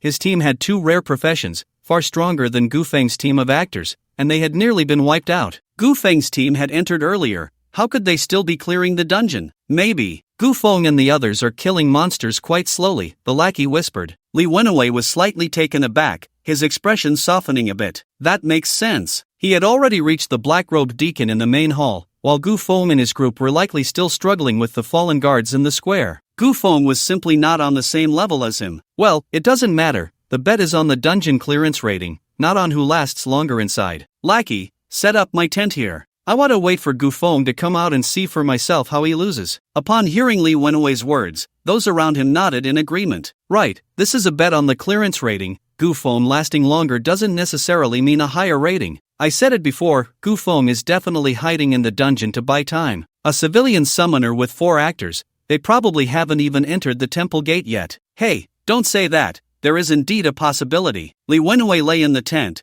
opening his team's clearance records. Although they hadn't successfully cleared it, the dungeon system would still give a rating, albeit a low one. C rank? Seems a bit low. Li Wenwei frowned slightly, but this is a hell-level dungeon. Ordinary transfer students would basically die inside, and I not only came out alive but also got a C rank evaluation, which is already quite impressive. A smile appeared on Li Wenwei's face, as if he could already see himself winning the 500,000 bet. Gufeng, what rank will you be? D rank? Or E rank? Hee hee, I guess you should die inside. The temple ruins. After coming out of the corridor of the sanctum, Gu Feng lay on a stone slab, resting his eyes. If the situation in the dungeon could be seen from the outside, people would definitely think he was stalling for time. Although Lin Yuan and the others were bored, they weren't idle. While Gu Feng was restoring energy to his summoned beasts, the four of them, feeling a bit restless, teamed up to kill a lone black-robed deacon. The process of killing monsters went relatively smoothly, but it took quite a while, over 10 minutes. 4 people, against a normal level 10 monster, took more than 10 minutes,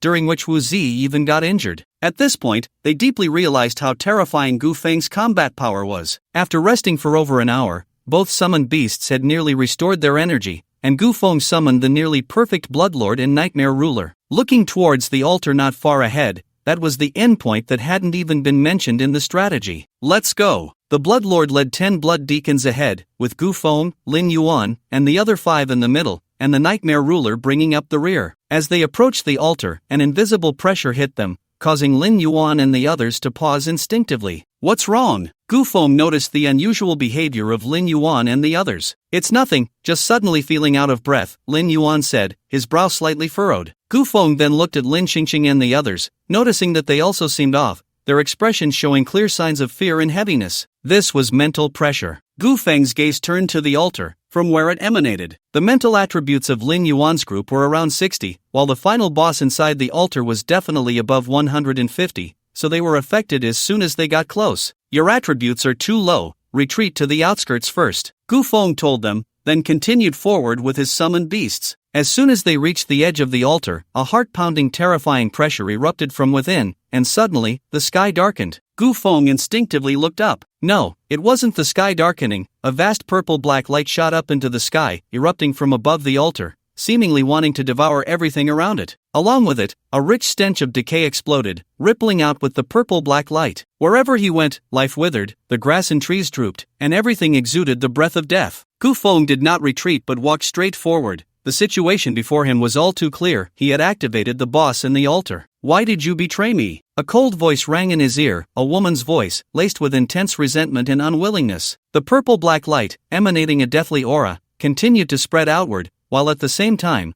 a translucent gray shield appeared around Gu Feng. Black Butler Robe Effect provides the user with a magical shield. Shield value equals user spirit *10, current shield value 8300, crack, crack, crack. The purple-black light struck the shield, instantly causing large black cracks to erupt. Crackle! The shield shattered. Over 8,000 shield points could only withstand 2 breaths under that purple-black light. Gu Feng's expression changed slightly, and he immediately took a step back. The void behind him suddenly shattered, pulling him into a dreamlike state, narrowly avoiding the purple-black light. At the same time, figures in black robes emerged from behind the altar, and a cacophony of voices filled the air, shrill and hair-raising. Gu Feng's brow furrowed suddenly. The black-robed attendants emerging from behind the altar were all level 15. Level 15 black-robed attendants, with health exceeding 50,000, capable of casting Grey Mist Curse and damage transfer, were powerful to an alarming degree. If only 2 or 3 appeared, he could barely manage. But now, it was a group. At least a dozen black-robed attendants had emerged from behind the altar, and their numbers were still increasing. To kill the boss deep within the altar under the siege of these black-robed attendants was nearly impossible. Nightmare Sovereign, control those black-robed attendants. Blood Clan Lord, attack the altar. Gu Feng's gaze was fixed on the light and shadow deep within the altar. Only by killing the boss deep within could he successfully clear the level. A large cloud of black mist rose from the Nightmare Sovereign, whose current spirit attribute was 142, allowing it to summon 14 nightmare servants. In an instant, shadows shot out like black lightning, landing on the black-robed attendants who had just emerged from the altar. Simultaneously, 10 Blood Clan priests forged ahead, charging alongside the Blood Clan Lord to the edge of the altar. A black-robed attendant rushed forward, blocking the edge of the altar with his body. The Blood Clan Lord's face twisted in rage as he unleashed deadly shot. A series of bullets, gleaming silver, whistled out, forcing the black-robed attendant to stagger back, his health rapidly declining. A burst of bullets directly took away 24,000 health points, equivalent to half of a black-robed priest's life.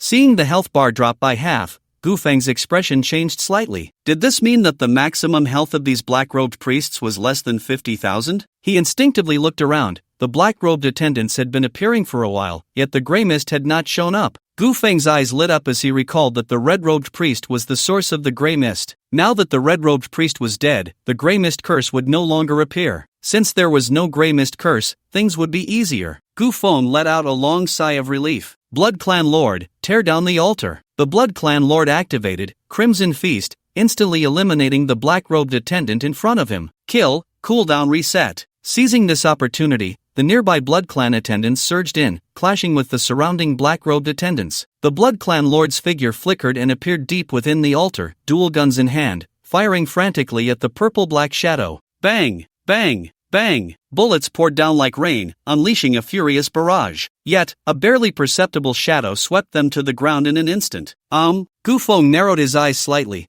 and saw a gaunt female figure rising from the depths of the altar. Her skin was shriveled, her body like old parchment covered in wrinkles, the skin tightly clinging to her bones, resembling a desiccated corpse. At the hollow of her emaciated chest, a gaping wound was shocking to behold, the edges jagged as if brutally torn open by some evil force. She lifted her eyelids, and endless darkness surged from her eyes, a decaying aura spreading from her entire being. Otherworldly, Fallen Witch Boss, Level 15, Health 158,000, Attributes, Strength 185, Agility 180, Constitution 215, Spirit 220, Skill I, Withering, Skill 2, Damage Transfer, Skill 3, Wraith Impact, Skill 4, Life Sacrifice. Seeing the boss's attribute panel, Gu Feng's expression darkened immediately. 158,000 health. It was simply outrageous. The Fallen Witch, so this is the final boss of the Hell level dungeon. Although she was level 15, she had 158,000 health and an average attribute of over 200. Just this data alone was enough to make those talented professionals hesitate. The withered corpse bathed in the glow of the altar raised a thin arm, bony fingers pointing towards the direction of the Bloodlord. Whoosh! A purple-black decaying aura coalesced into twisted, snarling faces, emitting piercing wails as they charged madly towards the Bloodlord. Wraith Impact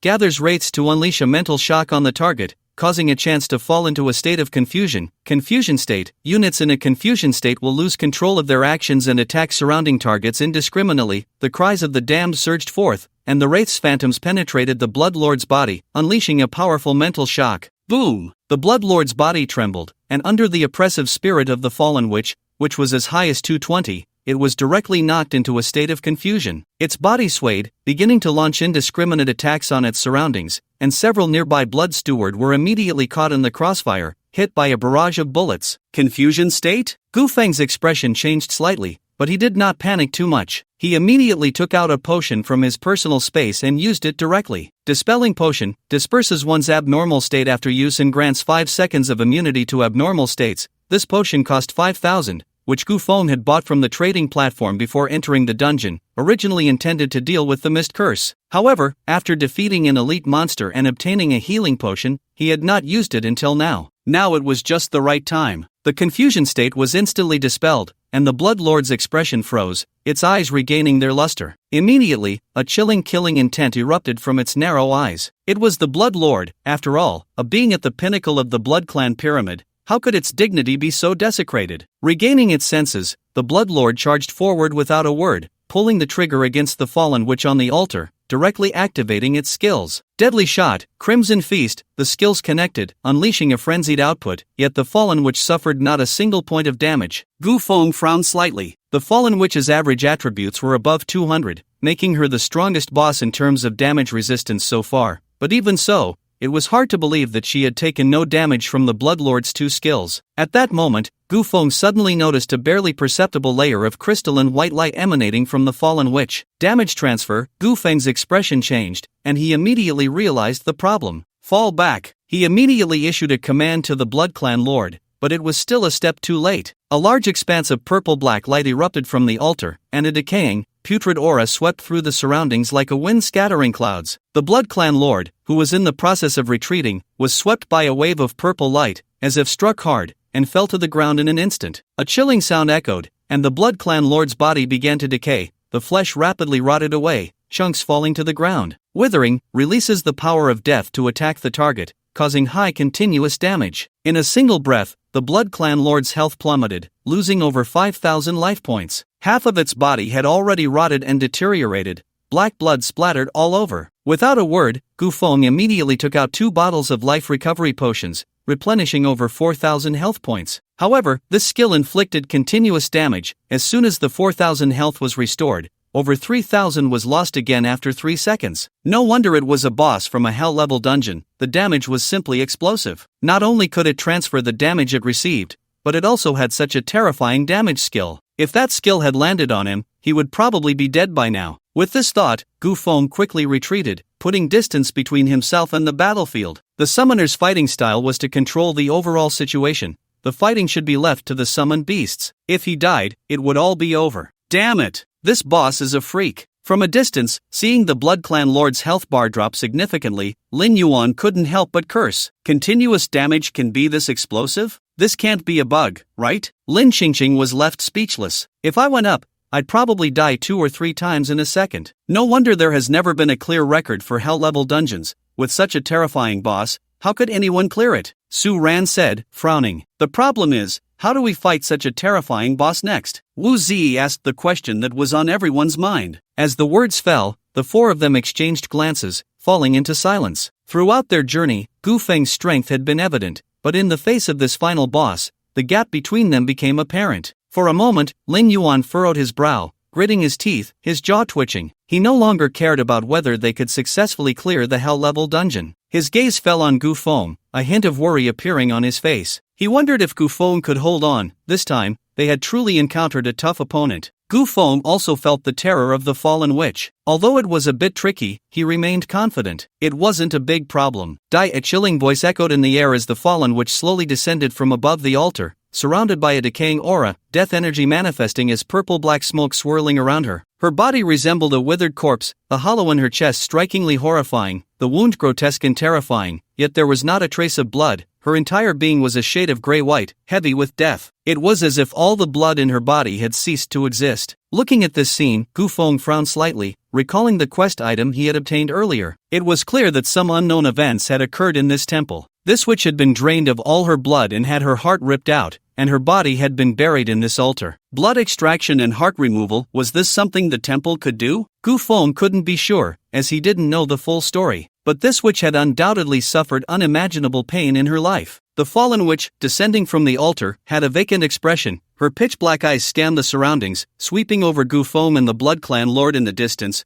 then looking at the Nightmare Ruler, who was fighting a group of black-robed attendants. Immediately, a strong wave of resentment erupted on her face. You all deserve to die. The cold voice reverberated through the air, like the howls of thousands of restless souls. A wave of deathly aura emanated from the fallen witch as her feet slowly lifted off the ground, flying forward with the Nightmare Overlord as her target. The Nightmare Overlord cast Nightmare Entanglement, using its own strength to resist over a dozen black-robed attendants, preventing more from coming to assist. In its view, it had to eliminate the Nightmare Overlord first to gather more power. Don't let it pass, Gu Feng shouted, immediately recognizing the fallen witch's intent and ordering the Blood Clan attendants. The Blood Clan attendants rushed forward, trying to block her. However, the fallen witch remained unfazed, casually waving her hand to unleash her skill. A wave of deathly energy rained down, striking the Blood Clan attendants, instantly reducing their health to 0, their flesh melting away like snow, leaving behind only a pile of skeletal remains shrouded in dark mist. The skill, Withering, had previously taken over 4,000 health from the Blood Clan Lord in a single breath, and now it had instantly killed 5 Blood Clan attendants. The fallen witch treated them like ants, showing no concern as she continued flying toward the Nightmare Overlord. Just then, 5 shadows appeared around her like phantoms. The fallen witch paused slightly, but it was merely a brief moment. She did not regard these 5 Blood Clan attendants at all. She could easily wipe them out, as she had just proven. However, just as she attempted to cast her skill again, boom, without waiting for her to react, the 5 Blood Clan attendants simultaneously self-destructed beside her. The blood-red explosion surrounded the fallen witch, engulfing her in an instant. Although the fallen witch could transfer damage to nearby minions, skills also had cooldowns. Thus, the self-destruction of the 5 Blood Clan attendants directly took away 5,000 of her health points. The shockwave of the explosion had not yet subsided when shadows flew in rapidly, wrapping around the fallen witch in no time. In an instant, Nightmare Entanglement had stacked to the 10th layer. The Nightmare Overlord decisively took action, constructing a deep dream around the fallen witch, causing enemy units within to suffer continuous damage. Coupled with the entanglement of 10 nightmare minions, the damage the fallen witch received surged tenfold, her health bar visibly collapsing. Blood collapse. Almost 10,000 health points lost every second. This scene instantly sparked excitement in Ling Yuan's eyes. This damage, damn. Who would dare say civilian summoners are weak after this? This isn't just powerful, it's monstrous. I don't understand. How can a newly promoted class unleash such terrifying damage? The others looked at the fallen witch's plummeting health bar, both astonished and delighted. However, Wu Zi's expression remained tense. Don't forget, the fallen witch has a life sacrifice skill on her attribute panel, and she hasn't used it yet. Life sacrifice. Everyone vividly remembered how terrifying the red-robed priest had become after using sacrifice. If the fallen witch also sacrificed once, it was unimaginable. For a moment, everyone fell silent, their faces showing concern. Deep dream. The trapped fallen witch let out a piercing scream, a powerful force of death erupting from her body, resisting the encroachment of the dream. Moreover, as the fallen witch unleashed an increasingly intense force of death, the deep dream began to tremble, showing signs of collapse. After all, the fallen witch was a level 15 boss, while the nightmare overlord was only level 9. Under the immense gap in ranks, the deep dream was able to trap it and inflict massive continuous damage, which was already quite rare. The death power of the fallen witch grew increasingly intense, and it seemed on the verge of collapsing the deep dream and breaking free completely. Gu Feng immediately spoke, "Activate the Death Whisper Orb." The Nightmare Sovereign understood and activated the orb's effect. After exiting the corridor of the sanctuary, the effect of Whispers of the Dead had accumulated to 8 layers. Just now, while the Blood Clan Lord charged into the altar, the Nightmare Sovereign had also killed quite a few black-robed attendants. By now, the layers of Whispers of the Dead had long reached 20 layers. Death Whisper Orb effect activated. Nightmare Sovereign gains 100% all attribute bonus, duration 1 minute. The Nightmare Sovereign soared into the air, its attributes suddenly doubling, and the black mist around it surged wildly, like burning black flames dancing freely. Roar, it let out a thunderous roar, and a powerful force erupted from its ghostly form, unstoppable like a torrential flood. In an instant, the death power was completely suppressed, and the fallen witch was firmly trapped in the deep dream, unable to stir even the slightest ripple. With attributes doubled, the damage effect of the skills also skyrocketed, and the fallen witch's health began to plummet, losing over 20,000 health points almost every second. Whoosh! A shadow flickered, and the Blood Clan Lord appeared in the deep dream. It was there to deal damage. Deadly Shot, Crimson Feast. 2 skills were unleashed in succession, followed by normal attack bullets pouring down like a torrent of steel, mercilessly raining down on the fallen witch. In an instant, the fallen witch's health dropped by over 70,000. Awesome! Lin Yuan exclaimed, his cheeks flushed with excitement. He never expected that the Blood Clan Lord and the Nightmare Sovereign would cooperate so well, and a single combo would take away over 70,000 health points. If this got out, it would be shocking. In less than 10 seconds, the fallen witch was left with just over 30,000 health points. A freak, truly a freak. How can Gu Feng be so abnormal? I just want to know, among the same level, which profession can withstand such terrifying damage? The Death Whisper Orb is just a rare level equipment. How can it bring such a terrifying boost? Wu Zi observed the battle situation and said solemnly, the Death Whisper Orb is just one aspect. The key is that Gu Feng's summoned beast is too powerful. For example, when your attribute is 1, using the Death Whisper Orb can only give you a 1 attribute boost. But when your attribute is 100, the Death Whisper Orb can give you a 100 attribute boost. In other words, the stronger the user, the higher the increase in combat power. If the Death Whisper Orb were worn by Gu Feng, it definitely wouldn't unleash such terrifying damage. Wu Zi's gaze fell on the figures of the Blood Clan Lord and the Nightmare Sovereign, a hint of jealousy flashing in his eyes. So, it's not that the summoner is strong, nor that Gu Feng is strong, but that his summoned beast is strong. Lin Yuan initially agreed, but he became displeased upon hearing this. For a summoner, isn't the strength of the summoned beast a representation of the summoner's strength? Wu Zi turned his head, his expression suddenly darkening. Not good, that witch, she's starting to sacrifice. Wu Zi's words caused everyone's expressions to change in unison. Then, a fierce and violent death aura erupted from the fallen witch. Several nearby black-robed attendants suddenly let out muffled howls, and then their bodies seemed to be consumed by invisible flames, instantly turning into blinding light and entering the fallen witch's body. Once the sacrifice began, it triggered a chain reaction, and the bodies of dozens of black-robed attendants around them simultaneously dissolved, turning into beams of light in the blink of an eye. The body of the fallen witch acted like a magnetic field, continuously drawing in the sacrificed black-robed ministers. Her form rapidly expanded, the withered flesh appearing to be nourished by life, visibly becoming plump. At the same time, her blood volume no longer collapsed but began to rise rapidly. 30,000, 40,000, 50,000. The recovery speed was astonishing.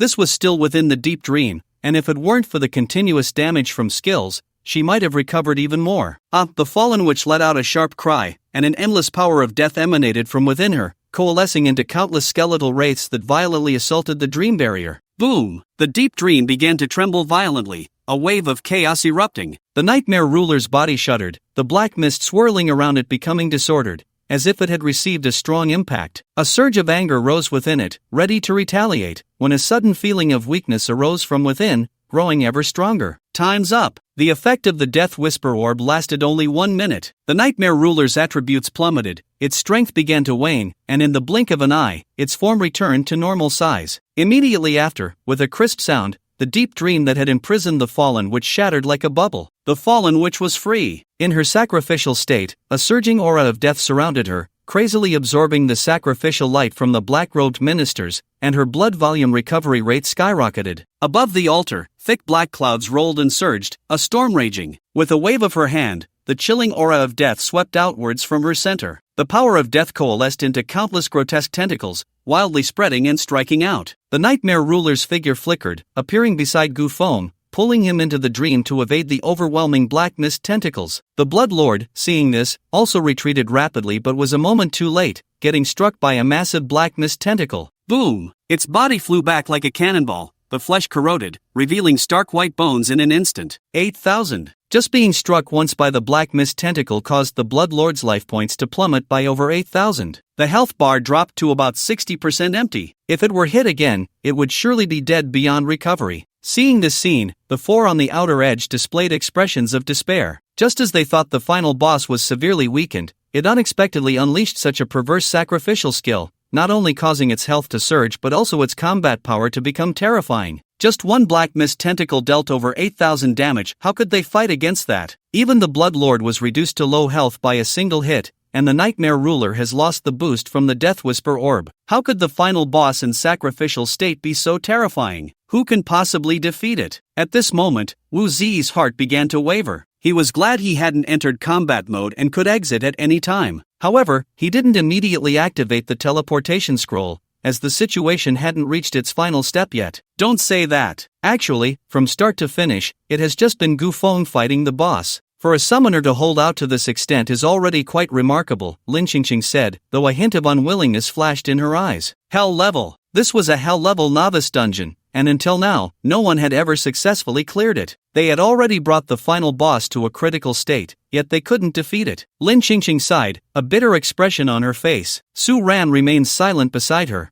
but a clear sense of disappointment was evident in her demeanor. She and Lin Qingqing had borrowed 200,000 in loans to join this team. They had originally thought that by obtaining the first clear reward and an SSS rating, they would smoothly enroll in a prestigious institution, but now it seemed all had turned to bubbles. The Fallen Witch entered a state of sacrifice, her health and combat power skyrocketing to their peak. The Blood Clan Lord was struck down to a sliver of health, not daring to approach any closer. The Nightmare Master had maintained the deep dream state for too long under the condition of doubled attributes, and his energy was nearly exhausted. As for the Blood Clan descendants, they had long since perished. At this point, Gu Feng's defeat was certain, and there was no possibility of a comeback. Just one last shudder left. No, I have to help old Gu, Lin Yuan shouted, brandishing his longsword and charging out. Come back, are you going to throw your life away? Wu Zi grabbed Lin Yuan. Don't stop me, I can turn the tables. Lin Yuan yelled. Turn the tables on what? Can you kill the black-robed steward or the fallen witch? You can only go up there to hand over your head. Earlier, the four of them had worked together to kill a single black-robed steward outside the altar. Now Lin Yuan wanted to turn the tables alone? Ridiculous. I don't care. My brother is over there. Lin Yuan shouted. Precisely because he is over there, it gives us a chance. Wu Zi's expression was more serious than ever. Gu Feng was in combat mode.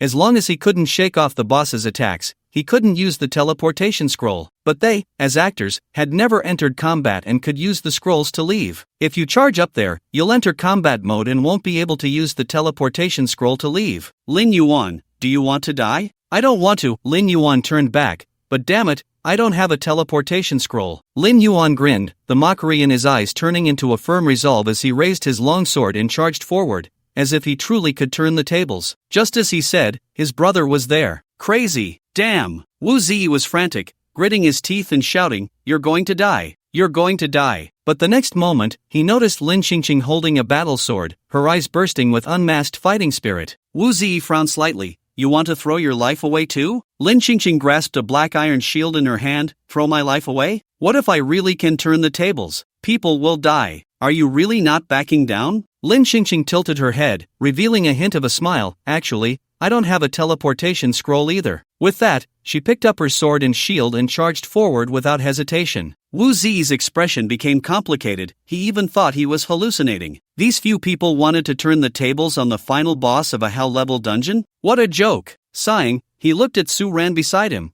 Are you going or not? I have 2 teleportation scrolls. I can lend you one. Su Ran's hand flashed with light and shadow. What a coincidence, I also have 2 teleportation scrolls. 2 scrolls appeared, one was hers, and one was Lin Qingqing's. Wu Zi was instantly dumbfounded, glancing at Lin Qingqing's back instinctively. What was this about? Why not use the teleportation scrolls and instead go up to throw their lives away? Su Ran said nothing more, putting the teleportation scroll into her personal space, then taking out a short dagger. At the same time, her figure gradually faded, entering a state of concealment. A gentle breeze swept by, and Su Ran chased after Lin Qingqing's back. Wu Zi was completely frantic. Crazy. These people were all crazy. One by one, they went up to throw their lives away. Insane. Damn.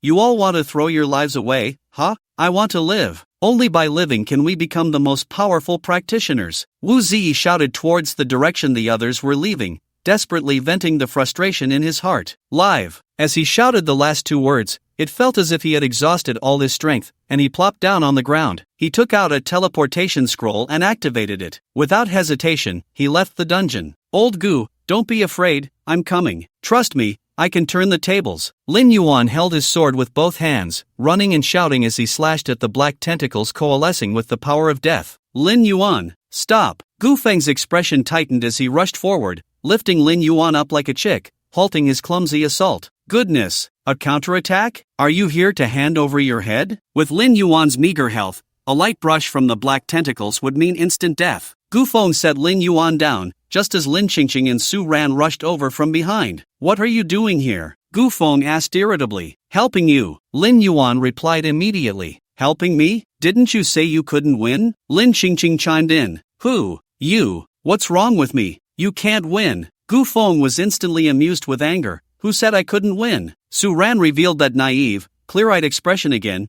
Didn't you recall both your summoned beasts? I was dodging skills. Gu Feng was at a loss for words. The boss is in a sacrificial state, and its skills are enhanced. I can't just leave my summoned beasts there to take damage, can I? Gu Feng looked at the 3 in front of him and realized something seemed off with their numbers. By the way, where's Wu Zi? Gu Feng asked. As soon as he spoke, Lin Yuan, Lin Qingqing, and Su Ran exchanged glances.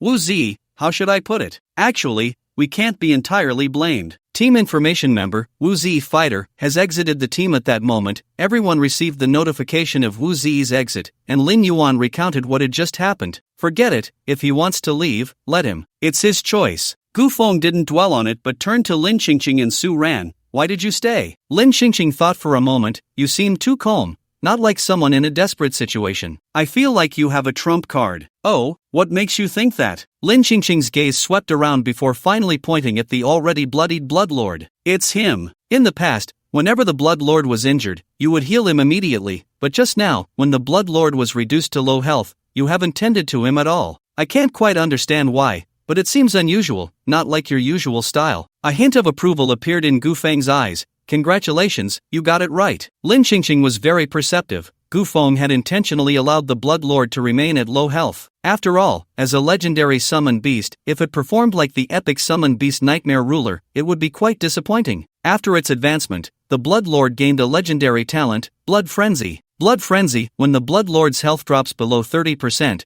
it can trigger a rage boost, doubling all attributes for 1 minute. How to understand the doubling of all attributes? Those bad at math are in luck. Simply put, it means all attributes are multiplied by 1 plus 2, or all attributes *3. This was Gu Feng's final trump card. The reason the Fallen which was so powerful boiled down to 3 points: high attributes, thick health, and sacrificial state. The Bloodlord's average attributes were already close to 180, and multiplying all attributes by 3 would cause its combat power to surge to a terrifying level. Even if the Fallen which was in a sacrificial state, it could still crush her. Sizzle! A sound that made one's teeth ache rang out as the nightmare ruler was suddenly struck by a black mist tentacle. Although it was an energy entity with extremely high damage resistance to physical attacks, this tentacle was formed from black mist infused with the power of death, belonging to elemental damage. As soon as the black mist tentacle touched the nightmare ruler, dozens of identical tentacles split off, wrapping around it layer by layer. The nightmare ruler was eroded by the power of death, its health plummeting, instantly losing 2/3 of its life. At that moment, the Blood Clan Lord received an order from Gu Feng and charged unhesitatingly towards the fallen witch at the altar. Whoosh! The aura of death surged like a tide, and the Blood Clan Lord transformed into a dark red beam of blood, not dodging or evading, but plunging straight into it. Roar! The instant it came into contact with the aura of death, the Blood Clan Lord's health dropped below 30%. Following that, its talent activated, and vibrant bloodlight erupted from its surface. An unprecedented terrifying power surged from deep within its veins, filling every corner of its body. The bloodlight quickly retracted, and the next moment, a grotesque figure engulfed in raging blood flames appeared beside the nightmare ruler. The black mist tendrils rushed in swiftly, but as soon as they touched the Blood Clan Lord, they were burned away by the blood flames, instantly dissipating into nothingness. This was not the blood flames countering the power of death, but an absolute force crushing down. The nightmare ruler gained a moment of respite, its figure flickering and vanishing into the dream. The Blood Clan Lord transformed into a blood shadow, charging straight towards the fallen witch at the altar. A look of apprehension appeared on the fallen witch's face. Even though she was in a sacrificial state, the current Blood Clan Lord made her feel a strong threat of death. Withering vengeful spirit impact, perhaps due to the sacrificial boost,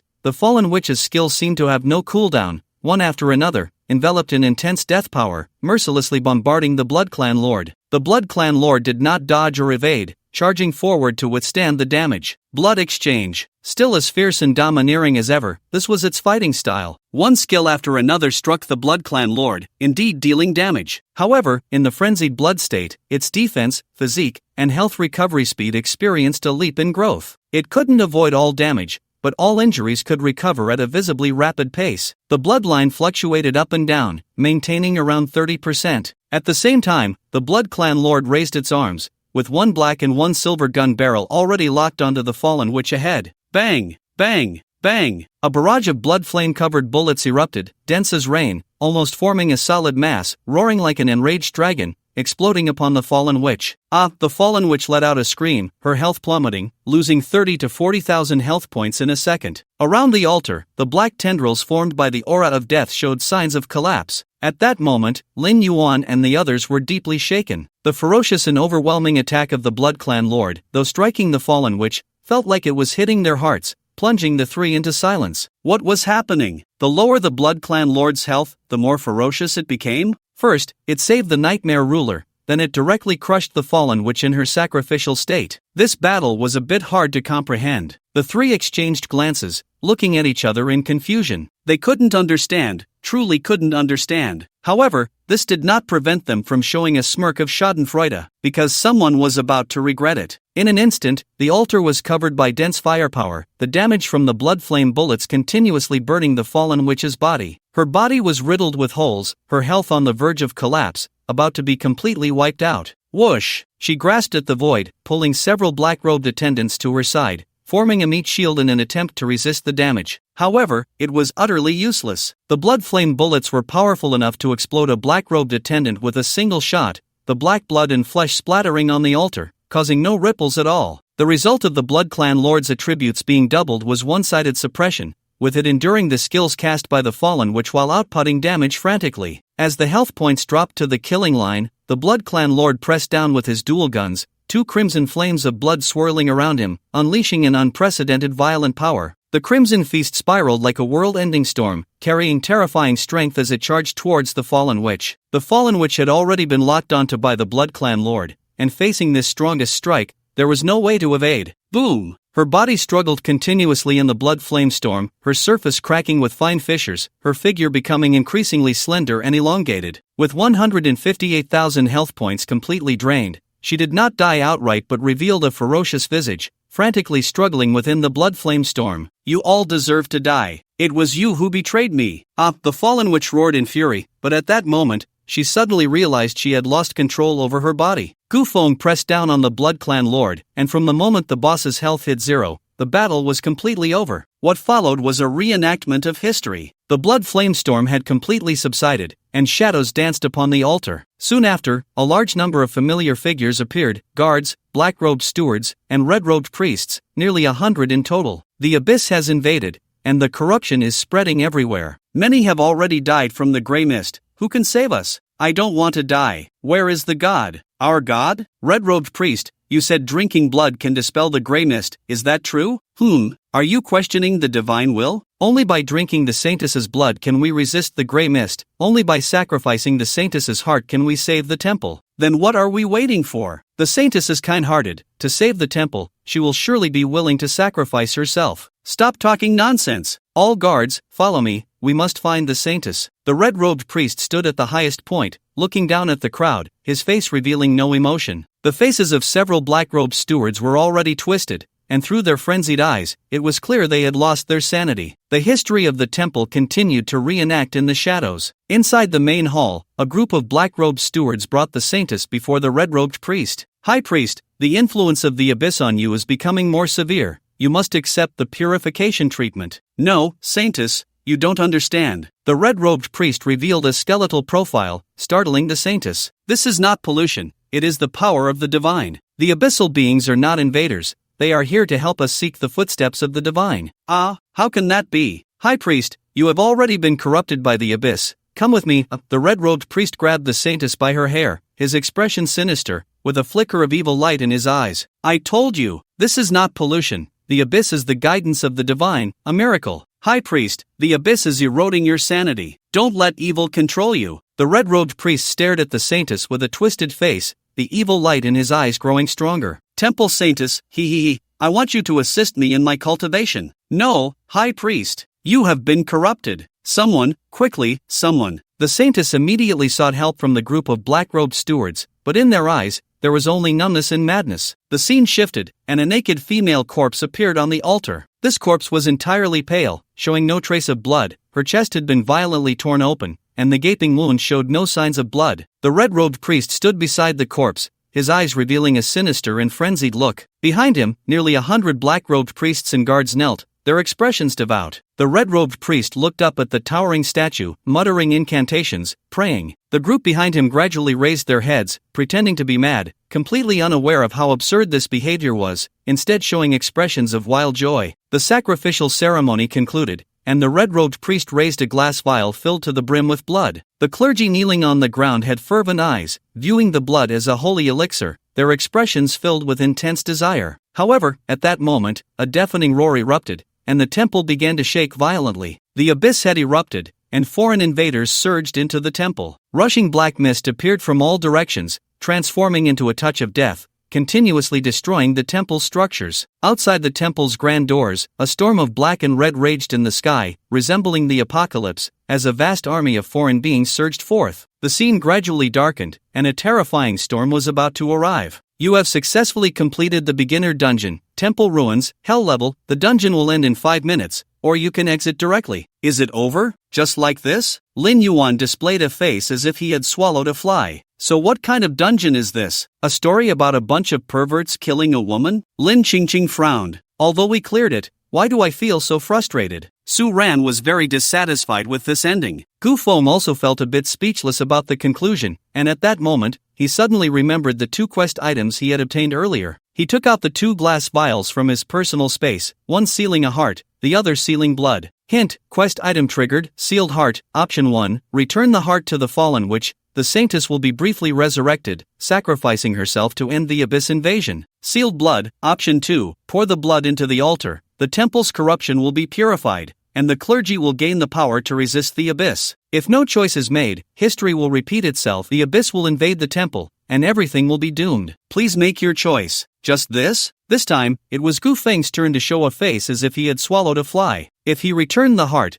the saintess would be briefly resurrected but would lose her power, only able to end the abyss invasion by sacrificing herself. If he poured the blood into the altar, the saintess's blood would purify the temple's corruption, allowing everyone inside to gain the strength to resist the abyss. No matter how he chose, the abyss's invasion would be halted, and the people in the temple would survive. So, throughout this dungeon, only one woman died? And she was an innocent woman. Damn it, this ending feels a bit off. Are you going to choose? Lin Yuan suddenly asked from the side. Should they repel the abyss or let history repeat itself? Since the dungeon was already over, it might be better to exit directly and let those mad priests face destruction. Lin Qingqing and Su Ran frowned slightly, looking at Gu Feng. After all, the choice was in Gu Feng's hands. Sensing their gazes, Gu Feng turned to ask, "What do you think?" "Don't choose," Lin Qingqing said directly. "Let the temple be destroyed by the abyss." Su Ran nodded in agreement. After all, those clergy were a bunch of madmen and perverts. Gu Feng thought for a moment. Having come this far, not choosing seemed inappropriate. So, he had to make a choice. He walked up to the altar, approaching the barely breathing fallen witch, looking at her cracked body and horrifying wounds. His expression slightly stiffened. After a moment, Gu Feng spoke in a low and indifferent tone. "If I give you the heart, you can be briefly resurrected, but you will have to sacrifice yourself to resist the abyss. If I pour the blood into the altar, you will completely die,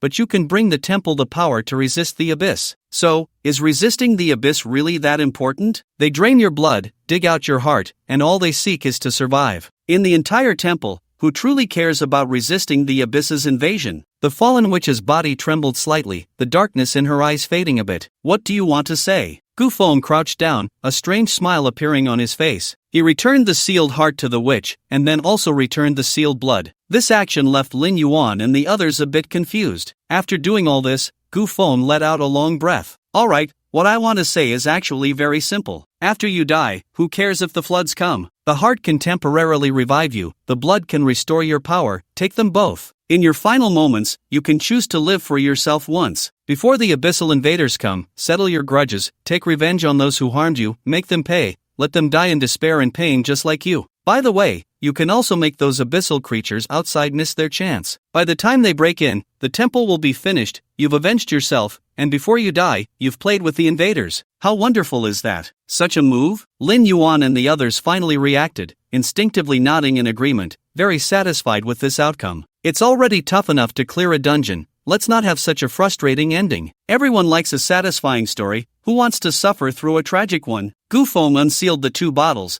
then stood up and leisurely walked towards the altar below. Although none of this was real, Gu Feng still wanted to give the fallen witch a chance for personal revenge. He didn't care what the true ending of the dungeon was, nor did anyone else. Everyone wanted to see the ending they hoped for, and this was the ending Gu Feng wanted to see. With the heart and blood obtained, the fallen witch's body radiated a shimmering light, and then suddenly transformed into countless specks of light, flying into the image above the altar. In the image, a group of clergy were horrified by the invasion of the abyss. Suddenly, the female corpse on the altar slowly floated into the air, a vibrant heart beating in her chest, and with the vitality of the blood, an unprecedented powerful force erupted from within her. The saintess's eyes slowly opened, filled with brutality and hatred, as she looked down at the crowd below, her voice laced with uncontrollable killing intent.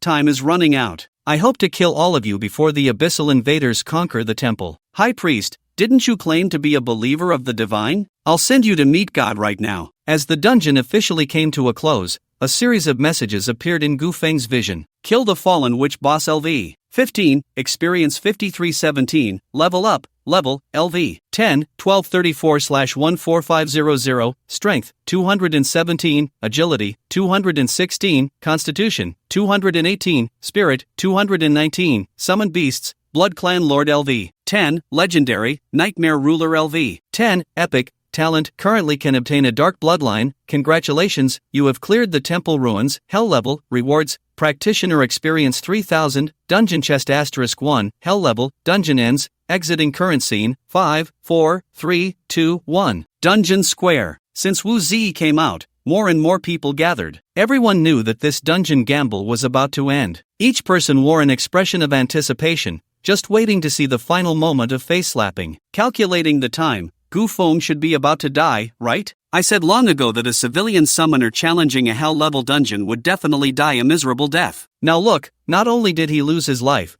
but he also lost 500,000. I said, it's been so long since Wu Zi came out, why is Gu Feng still not dead? The crowd around was buzzing with discussions, and Li Wenwei had already packed up the tent. After a period of rest, he had mostly recovered. At this moment, he stood at the entrance of the dungeon, his lips curling up in a smile that he couldn't suppress. Listening to the crowd's criticisms of Gu Feng, Li Wenwei said nothing. In fact, at such a moment, all he needed to do was maintain his proud demeanor. If he also belittled Gu Feng, he would only be seen as lacking in character. However, when he saw Wu Zi standing outside the dungeon, lost in thought, he couldn't help but walk over. Seeing the smile on Li Wenwei's face, Wu Zi raised an eyebrow. What do you want? Although I'm a deserter, you have no right to humiliate me. Li Wenwei waved his hand. No, I don't have the time to make fun of you. I just want to know, how far did Gu Feng take you? Wu Zi's expression darkened. What does that have to do with you? Li Wenwei sighed and said in a deep voice, forget it, let's simplify the question. You've been out for so long, why is Gu Feng still not dead? These words made Wu Zi's expression suddenly stiffen. After coming out, he had been immersed in a psychological struggle of self-blame and self-justification, completely unaware that so much time had passed. Now, with Li Wenwei's question, his heart suddenly sank. Could it be that Gu Feng had turned the tables? Impossible. Absolutely impossible. That was a hell-level dungeon. Having reached that point, Gu Feng's trump cards must have been exhausted. How could he possibly turn things around? Just then, a huge screen above the dungeon entrance suddenly lit up. Major announcement, the temple ruins, hell level, dungeon has been cleared for the first time. Clear time, 5 hours 27 minutes 36 seconds, clearing team information, Captain, Gu Feng, Summoner, members, Lin Yuan, Swordsman, Lin Qingqing, Warrior, Su Ran, Assassin, rewards, 3,000 experience points, 1 personal achievement, first clear reward box *1, clear evaluation, SSS, in an instant. The dungeon square fell into dead silence, as if the scene had frozen. This state lasted for several seconds before finally being broken by a voice. What the hell? Did I just see that right? The hell-level dungeon was actually cleared? This is the first clear. How did he do it? Someone hit me. Ouch. You really hit me? Because the announcement appeared at the moment the final boss was defeated, Gu Feng and the others were still inside the dungeon. Everyone's faces were filled with confusion and shock, even disbelief. Some people rubbed their eyes desperately, questioning whether they were seeing things or dreaming. But no one doubted the authenticity of the announcement. The announcement was linked to the dungeon system and would never be wrong. This meant that Gu Feng, a civilian summoner, had successfully cleared the hell-level novice dungeon with 3 actors. It's all an illusion, it can't scare me, a chubby guy in a sports jersey shouted angrily. But that's a hell-level dungeon. How did he do it? Wasn't it said that civilians choosing summoners was a dead end? Did they lie to me? Alright, who said that if Gu Feng successfully cleared it, he would livestream doing a handstand while having diarrhea? Come on, show us. The handstand diarrhea can wait. Who's good at math? Help me calculate Wu Zi's current psychological shadow area. No need to calculate. He must regret it so much his intestines are turning green. Ah, pure and simple fool, truly a sight to behold. He chose this himself. Who can he blame? Put the path you choose for yourself. Even if you have to walk it on your knees, you must see it through. The voices of discussion and mockery, without any concealment or hesitation, were clearly intentional. Gu Feng's success was certainly enviable, but Wu Zi's failure was even more entertaining. Especially in cases like this, where one can see him rise to great heights, only to watch it all come crashing down, it becomes the talk of the town. From the moment he escaped the dungeon, the rewards of the hell-level dungeon slipped right past him. SSS level evaluation. First clear rewards of the hell-level dungeon. Either of these would be a monumental opportunity for an ordinary job changer. Yet, the unremarkable Wu Zi managed to miss out on both, making it hard to imagine the extent of his psychological shadow at this moment. There was no doubt, Wu Zi truly regretted it. At this moment, his gaze was vacant, his face filled with remorse and self-blame. From the time he left the dungeon to the announcement being made, it was barely 15 minutes, yet for him, it felt like a descent from heaven straight into hell. The series of rewards and achievements listed in the announcement were painfully glaring to him. 15 minutes. Just 15 minutes. The rewards and glory that should have been his had vanished like smoke in an instant. What a sin! Slap! In a fit of anger, Wu Zi slapped himself hard, leaving with resentment under the mocking gazes of the crowd. The crisp sound of the slap jolted Li Wenwei, who had been in a daze, back to reality. Gu Feng clearing the hell-level dungeon seemed utterly absurd to him, but he couldn't question it. The clearing information was clearly written in the announcement. 5 hours, 27 minutes, 36 seconds. SSS level evaluation. This achievement, not just in Lin City, but even across the entire northern region, was an explosive presence. Can a common summoner really be this strong?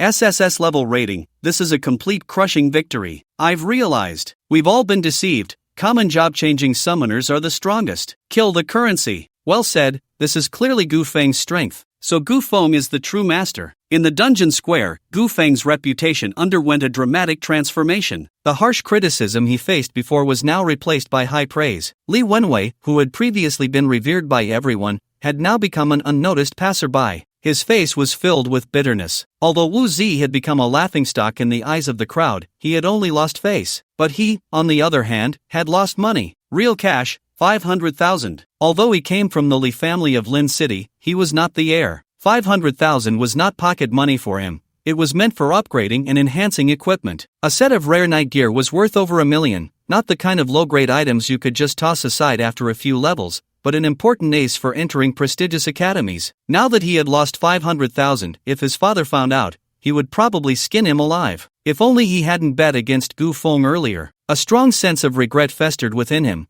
but it was all too late. It was his own suggestion to use the trading platform for the bet. Once the money entered the platform, the bet was officially in effect. Not even the head of the Li family could back out. Gu Feng didn't even need to waste words with him. He could simply operate a few things on his phone to transfer the money into his own account. Gu Feng, you're going to be the death of me. Just as Li Wenwei was filled with regret, Gu Feng and the others finally emerged from the dungeon. As soon as they exited, they were greeted by a swarm of reporters armed with long guns and short cannons. After all, it was the job-changing season, and the major novice dungeons were one of the reporters' favorite hotspots. The emergence of genius professionals breaking dungeon records was one of the most exhilarating news stories for young people. Gu Feng, I'm a reporter from the Professional Evening News. Can you share your feelings about your first clear of a hell-level dungeon? Gu Feng, this is Lynching Satellite TV. Why did you choose to become a summoner? Gu Feng, you've won the bet against Li Wenwei. How do you plan to handle the 500,000 wager? Wow.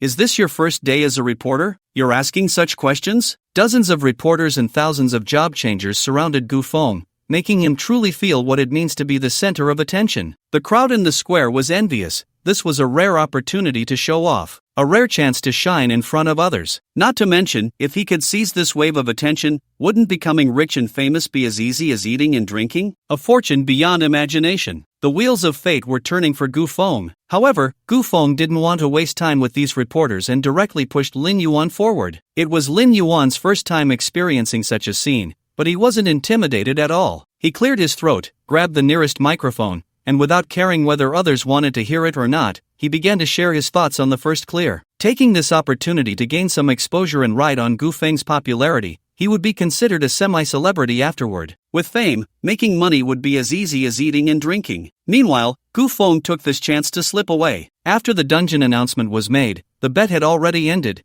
and Li Wenwei's 500,000 wager had been transferred to his account. In his personal space, the hell-level treasure chest and first clear gift box were shining brightly. Gu Feng's heart raced with excitement. Open the box. Open the chest. Reaching level 10, the slot for the third summoned beast had been unlocked. However, Gu Feng wasn't in a hurry. He decided to open the treasure chest and gift box first. The hell-level treasure chest from the novice dungeon would definitely yield a 5-star rare equipment. The hell-level first clear gift box would definitely contain a rare level item, and there was a high probability it would be a class-specific item. With an excited heart, Gu Feng opened the treasure chest. You have opened the dungeon treasure chest, hell level, obtained weapon, fallen magic orb, quality, rare, level restriction, level 10, class restriction, magic class, attributes, spirit 150, casting speed 50%, skill damage 50%, effect, each time a skill hits a target, a death tentacle will appear next to the target, lasting 2 seconds, death tentacle deals 3,000 points of true damage to the target and applies a slow effect.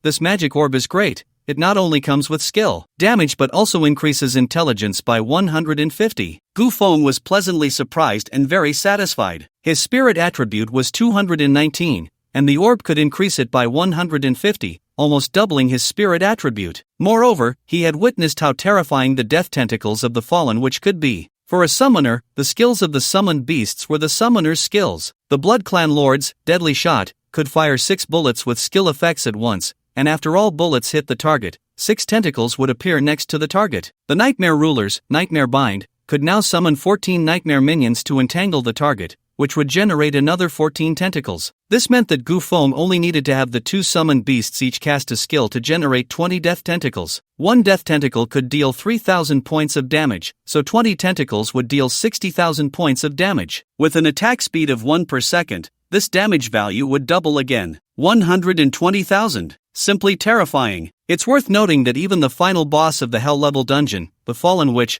had a maximum health of only 158,000. It was just a magic orb with an accompanying skill. yet it could deal 120,000 damage to the target. The Fallen Witch was left with almost no health. Gu Feng felt that he was terrifyingly strong right now, mainly because this magic orb was perfectly suited to his situation. The rare 5-star magic orb could only be considered above average, and the accompanying skill was also quite standard. In the hands of other magic users, it would at most provide a slight boost in combat power. After all, most practitioners only mastered 3 or 4 skills at most. But in Gu Feng's hands, the damage exploded. It was terrifying. Gu Feng himself almost gasped in surprise. He placed the fallen magic orb into his equipment slot and eagerly opened the first completion gift box. You have opened the first completion gift box, Hell level. You have obtained item, attribute fruit, quality, rare, level restriction, level 10, effect, all attributes plus 100, a level 10 attribute fruit, all attributes plus 100. Not bad, very satisfying. The boost from the attribute increase was multifaceted, affecting health, energy consumption, skill cooldowns, and more. The higher the summoner's attributes, the greater the damage of the summoned beasts, which was all interconnected. So Gu Feng didn't hesitate and directly consumed the attribute fruit. It tasted sweet, like a honey peach. Soon, a rich energy flowed through his limbs and bones. You have consumed the attribute fruit, all attributes plus 100. Gu Feng felt a wave of rejuvenation within him, his entire body filled with power, as if he could punch through the stars. Of course, this was just an illusion brought on by the sudden increase in attributes. After that, he changed out of his black butler robe and donned the priest set he obtained from killing the red-robed priest, then opened his character panel. Name, Gu Feng, Class, Summoner, Level, LV, 10, 7234/14500, Strength, 317, Agility, 316, Vitality, 318, Mentality, 469, Talent, Dark Bloodline, Divine, Skill, Full Link LV. 5. Rare, Equipment, Fallen Magic Orb, Priest Set, Summoned Beasts, Blood Clan Lord LV. 10. Legend, Nightmare Ruler LV. 10. Epic, Not Bad. With Gu Feng's current 4-dimensional attributes, he could almost be considered invincible at the first tier. Even when facing second-tier practitioners, he had the strength to fight back. This gave him more confidence as he prepared to enter the wilderness. The novice dungeon had already been cleared, and if he wanted to enter other dungeons next, he would have to pay a hefty usage fee, because aside from the novice dungeon, all other artificial dungeons required payment. After all, dungeons needed high concentrations of energy crystals to maintain and operate. Without payment, the dungeons would have closed long ago. Gu Feng had a bit of savings now, but he didn't plan to enter a dungeon. Heading to the wilderness and entering the abyss was the fastest way to level up. The abyss, located above the wilderness, was a form of alien invasion of this world. Dungeons were built to mimic the abyss, and the vast majority were located within cities, which avoided practitioners having to trek long distances through the wilderness to level up. Because the wilderness was occupied by aliens, fraught with danger, a moment's inattention could lead to being killed by those fierce aliens, making it even more dangerous than hell-level dungeons. Gu Feng had already made up his mind to enter the wilderness, but before that, he needed to confirm his third summoned beast. Opening the practitioner trading platform, Gu Feng found 5 level 10 summoning skill books. They were the Unicorn, Earth Demon Turtle, Tree Spirit, Gargoyle, and Mountain Eagle. The Unicorn was a mage-type summoned beast, the Earth Demon Turtle was a tank type, the Tree Spirit was a warrior type, the Mountain Eagle was an assassin type, and only the Gargoyle was a support type. Moreover, the Gargoyle is not a common buff-type support, it is a debuff type. It cannot provide shields, healing, or damage boosts to friendly units,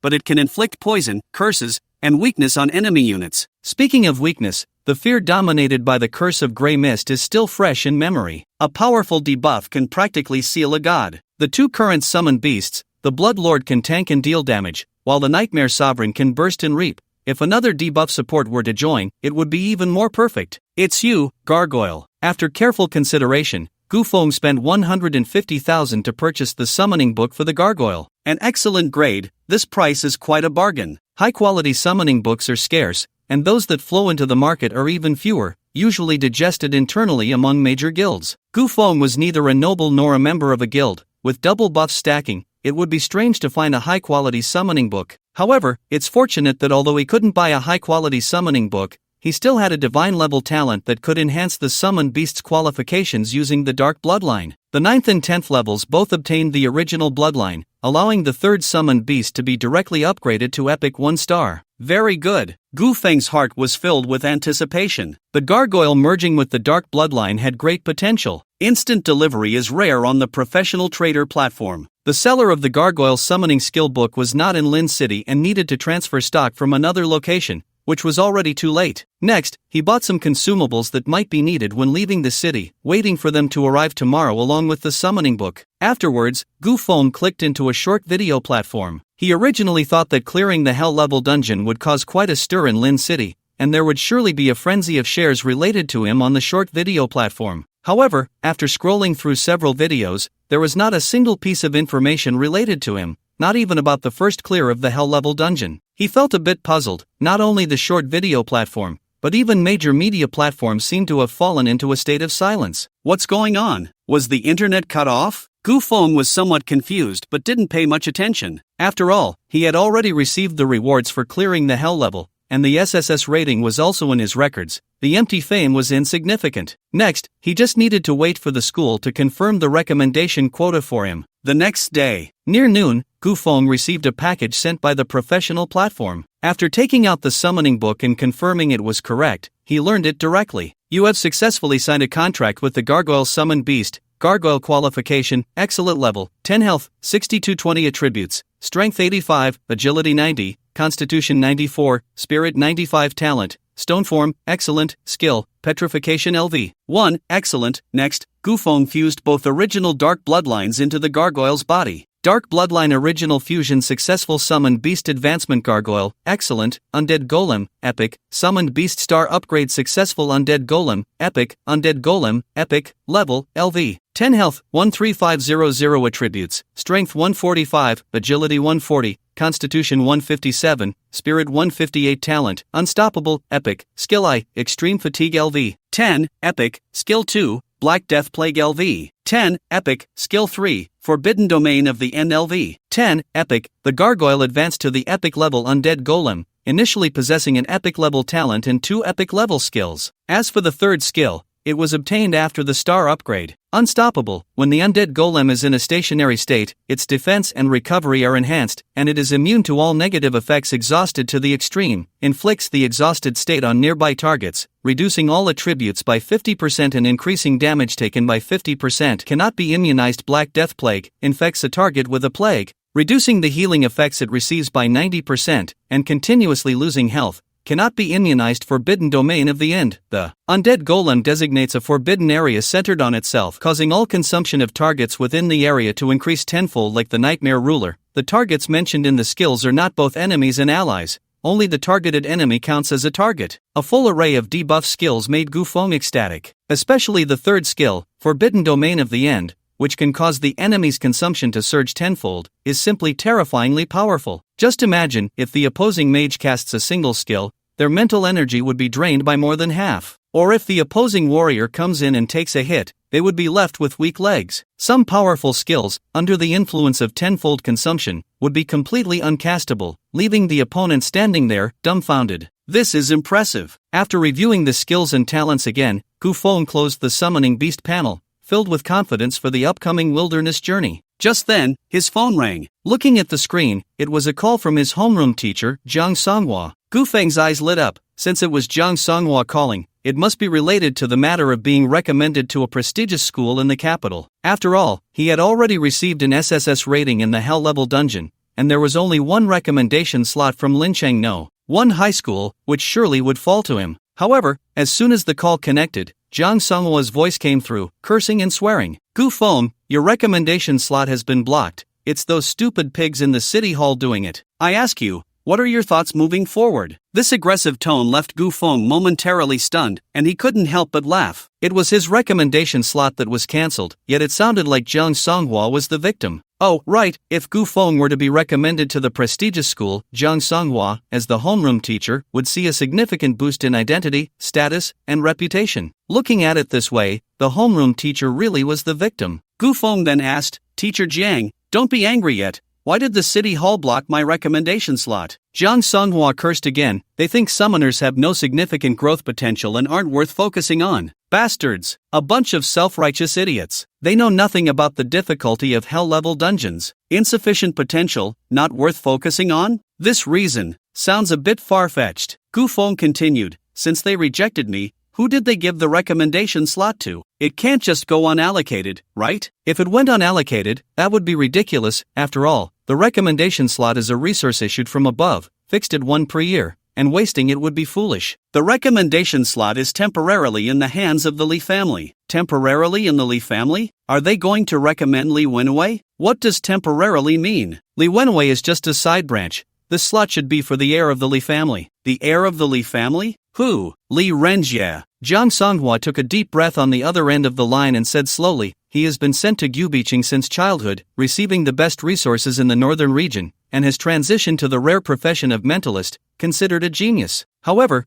Gubicheng is the center of the northern region, where geniuses are gathered, and with Lee Renjie's strength, he simply cannot make it onto the recommendation list, so the Lee family wants to secure a recommendation slot in Linchang. Gu Feng's eyes revealed a hint of disdain. It turned out to be a beggar. In Gubei City, being bullied and unable to eat, you come to a small place like Linchang to beg for food? The key is that it has come to him. Gu Feng remembered this name and then asked, Teacher Jiang, you just said that the recommendation quota is temporarily in the hands of the Lee family? Yes, this is what I heard from the principal, but don't spread it. If Lee Renjie can obtain an SSS rating in the Hell level dungeon before the academy assessment, then the quota will be secured for him. Otherwise, there is still a good chance it will go to you. A good chance? Gu Feng sneered. He didn't like this kind of possibility. It was clearly his, yet it felt like he had to accept someone else's charity. So, Teacher Jiang, are you calling to tell me that my recommendation quota has been blocked? No, I'm telling you that Lee Renjie will likely come to you for cooperation,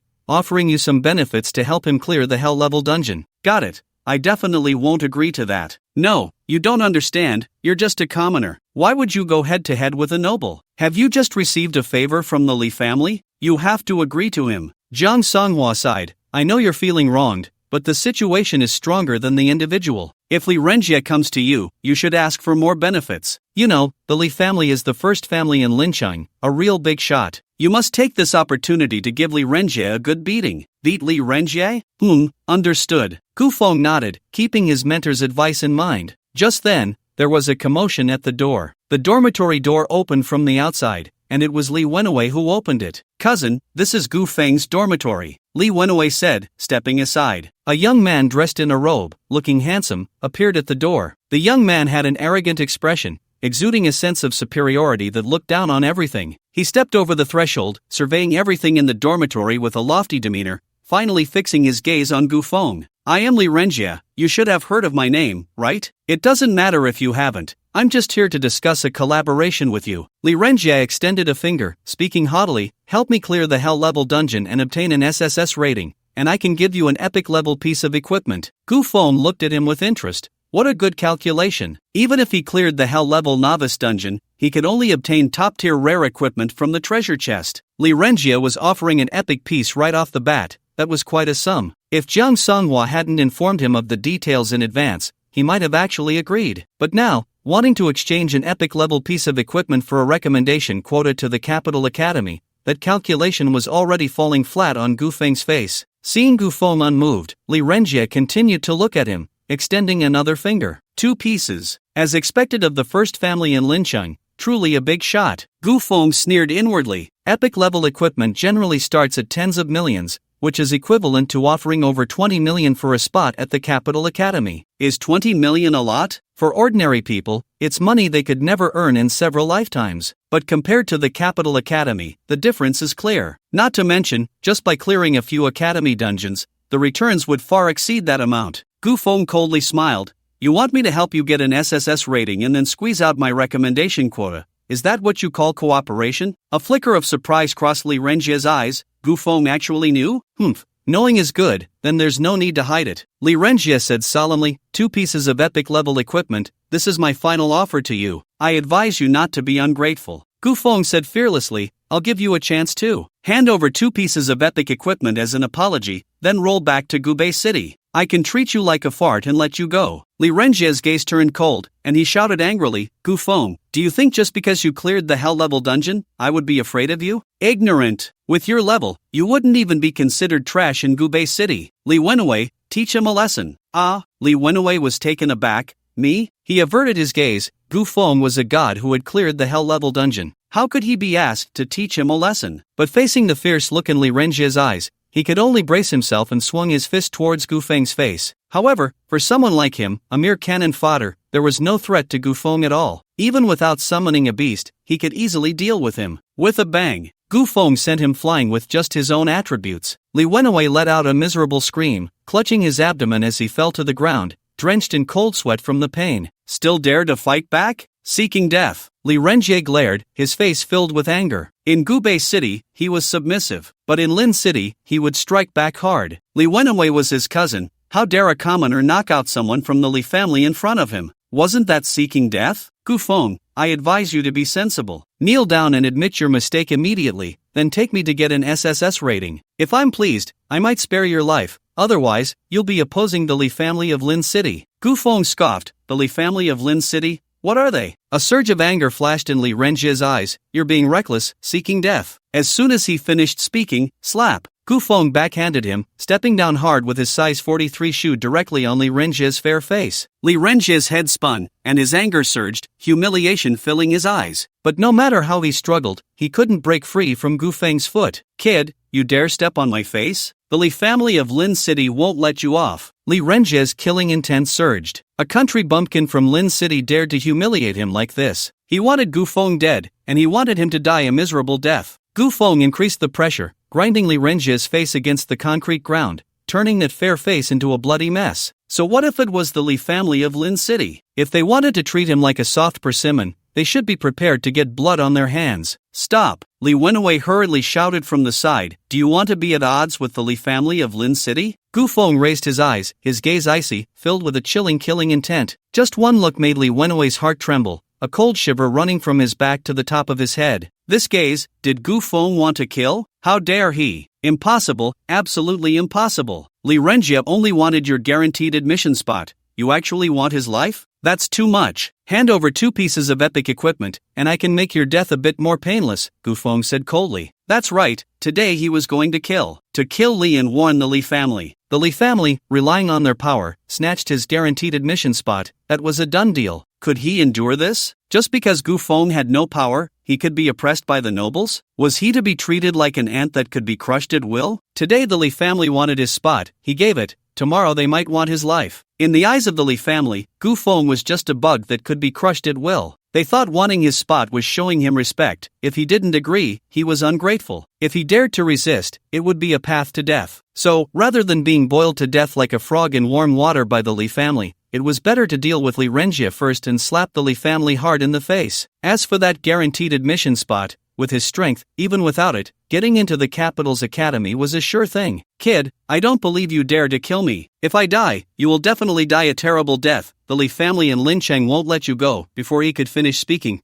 Gu Feng crushed Li Renjie's throat with a kick. Li Renjie's eyes widened in shock, the life quickly fading from them, dying with his eyes open. Until his death, he couldn't believe that Gu Feng actually dared to act. Cousin. Li Wenwei looked on in shock at the scene before him, witnessing Gu Feng kill his cousin, the heir of the Li family. Moreover, after killing Li Renjie, Gu Feng not only did not stop but also set his sights on him. Li Wenwei immediately felt a chill run down his spine, filled with regret. He had thought that since Li Renjie had transitioned to a mentalist and had grown up in Gubei City, he should easily crush Gu Feng. He never expected that Gu Feng didn't even need to summon a beast. With just a slight move, he killed him. Gu Feng was not a bloodthirsty person and did not make a move against Li Wenwei. He shook off the blood on his shoes, looking disdainful as he said, "Go back and tell the person in charge of the Li family that my things are not something you can take, nor do you have the life to take them." After saying this, the void in front of Gu Feng shattered, and a large hand of black mist suddenly reached out, gently pulling him, causing his figure to disappear in an instant. Gu Feng was taken away by the Nightmare Master, leaving only a dazed Li Wenwei and Li Renjie's corpse in the dormitory. About 10 seconds later, Li Wenwei finally regained his senses from the intense fear. Then, a piercing scream echoed throughout the entire dormitory building. Someone's dead. Li Renjie is dead. Someone come. Shortly after Gu Feng left, Li Wenwei's cries attracted the attention of the dormitory supervisor, who was conducting routine patrols in the building. Upon arriving, the supervisor immediately saw the corpse on the ground, and a look of horror appeared on his face. Who killed him? The supervisor immediately asked Li Wenwei. It was Gu Feng, Li Wenwei replied, trembling. Gu Feng? Upon hearing this name, the supervisor's first reaction was disbelief. He was very familiar with this student, his parents died early, leaving him alone and unsupported. Every year during the holidays, when others went home, Gu Feng couldn't afford to rent a place and could only sneak into the dormitory to stay. At first, when he discovered this, he had kicked Gu Feng out several times, but later, after understanding the situation, he turned a blind eye. Whoosh! At that moment, several middle-aged men in black appeared in the dormitory corridor. The leading man had a serious expression as he quickly approached Li Renjie's corpse, confirming the death, and a strong killing intent radiated from him. Who did this? Who dared to kill the heir of the Li family? I will tear him to pieces. Seeing this scene, the supervisor's face showed a look of apprehension. He recognized this man. He was Wang Chongshan, the steward of the Li family, a level 29 peak second-tier assassin. It was said that Wang Chongshan was famous in earlier years but was severely injured in the abyss, greatly reducing his combat power, which led him to take a steward position in the Li family. However, even so, a peak second-tier assassin in a small place like Linchang was not to be underestimated. In the entire Linchang one high school, apart from the principal, perhaps only the vice principal could suppress him. Unfortunately, neither principal was present today. The supervisor stepped aside. The dead person was the heir of the Li family, and this was beyond his control. When Li Wenwei saw Wang Chongshan appear, it was like seeing a savior, and he hurriedly stepped forward to recount what had just happened. Gu Feng, a mere commoner dares to kill the heir of the Li family. I want you to have no place to be buried. After saying this, Wang Chongshan took out a lantern from his spatial storage, and under the light, a faint energy trace appeared, indicating the direction Gu Feng had left. Follow me. A newly transitioned student can't run far. Bring him back to me. I want him to accompany the young master in death. With a command, Wang Chongshan led several men in black to rush out, following the guidance of the lanterns. On the other side, after leaving the school, Gu Feng stopped a car at a remote intersection and headed straight for the outskirts of the city. The cars here are powered by energy crystals, and special lanes have been marked on the road, allowing for rapid speeds. After a few minutes, Gu Feng arrived near the city gate. According to the laws of the Divine Xia Empire, practitioners below level 10 cannot leave the city alone. To exit, at least one other practitioner above level 10 must accompany them. The young guard at the city gate spotted Gu Feng's somewhat youthful face from a distance and said with a smirk, "Another student trying to sneak out of the city? Huh? Let's see if I can catch you." The city guard captain glanced at Gu Feng and slapped the young guard on the back of the head, scolding, "What's wrong with being a student? Even if he's just a student, he's already level 10. You haven't even passed the entrance exam for a prestigious academy and have only reached level 9 after so long in the military. You want to catch him?" Gu Feng wore the black steward emblem, and the city guard captain, being a second-tier practitioner, could tell his level at a glance. Level 10? Impossible. The novice dungeon just opened yesterday,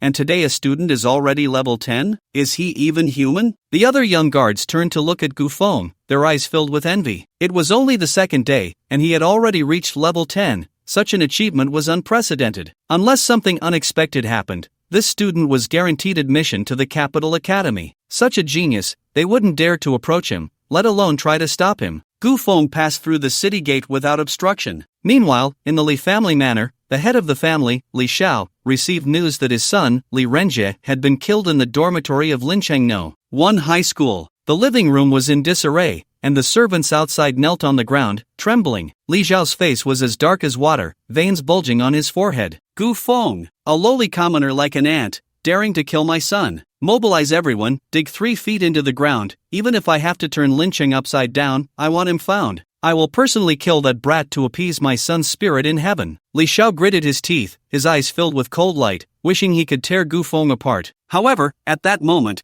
Gu Feng had already successfully left the city. Passing through the light curtain beneath the city gate, the originally sunny sky instantly turned overcast. Gu Feng looked around, and all he could see was a thin layer of black-gray mist, with very low visibility. Everything beyond 5 meters was a blur, and 10 meters was the limit. He instinctively turned back to look, and the entire city was shrouded under a hemispherical translucent light curtain, surrounded by boundless black mist, isolated from that layer of light. Is this the wilderness? It feels even worse than what the textbooks described. Gu Feng reached out and grabbed a handful of the thin black mist, which dispersed through his fingers. No one knows how this black-gray mist formed. It has existed since the earliest recorded history. Of course, the abyssal races have also existed. They have always existed. Once in the wilderness, one must face the real abyssal races, where dangers multiply. Not only must one remain highly alert, but one must also be wary of potential ambushes lurking in the mist. Therefore, one must be fully prepared. Gu Feng took out a map, summoned the Blood Clan Lord to lead the way, and headed toward the direction of the abyss, quickly disappearing into the black mist. Soon, a low roar came from the distance. He looked in the direction of the sound, and through the mist, he could vaguely see some practitioners fighting against the abyssal races. After traveling 1 kilometer from the city gate, abyssal races began to emerge in the wilderness. Gu Feng spotted a figure of an abyssal race wandering about 5 meters ahead, and a series of information appeared before his eyes. Corrupted male, which level 10 health, 11350 attributes, strength 93, agility 98, spirit 65, constitution 75 skill. Like this is a level 10 alien creature with a body largely decayed, its tattered clothing stained with mottled blood, surrounded by swarming insects and a nauseating stench. Looking at its attributes, the corrupted male, which primarily focuses on physical attack and defense, with a decent constitution and over 10,000 health points. Its agility is the highest, even surpassing that of assassins of the same level. This means that once it ensnares you, there will be no escape. In the face of such a monster, ordinary adventurers would not dare to engage unless they were completely confident. However, this concern does not exist for Gu Feng. The Blood Clan Lord immediately activated a skill without hesitation, unleashing a series of silver bullets that struck the corrupted male witch, instantly depleting its health. Kill corrupted male witch LV. 10. Experience 626. Killing the corrupted male witch only grants 626 experience? That's too little. Gu Feng was stunned for a moment, almost thinking he had misread it. Upon closer inspection, it was a normal monster. Oh, that's fine then. After killing too many elite monsters in the hell level dungeon, switching back to normal monsters felt a bit disorienting. With the level increase, the experience required for leveling up also grew larger. To go from level 10 to 11 requires 14,500 experience points. Considering the experience overflow from killing the fallen witch, as well as the completion and first-time rewards, he still needs 7,266 experience points to level up. This means he needs to kill 12 more corrupted male witches to level up. For now, it seems acceptable, but what about later? Would he really have to kill hundreds or thousands of aliens in the wilderness just to level up? After experiencing the hell level dungeon, ordinary aliens no longer caught his eye. Most of the wilderness is filled with ordinary aliens.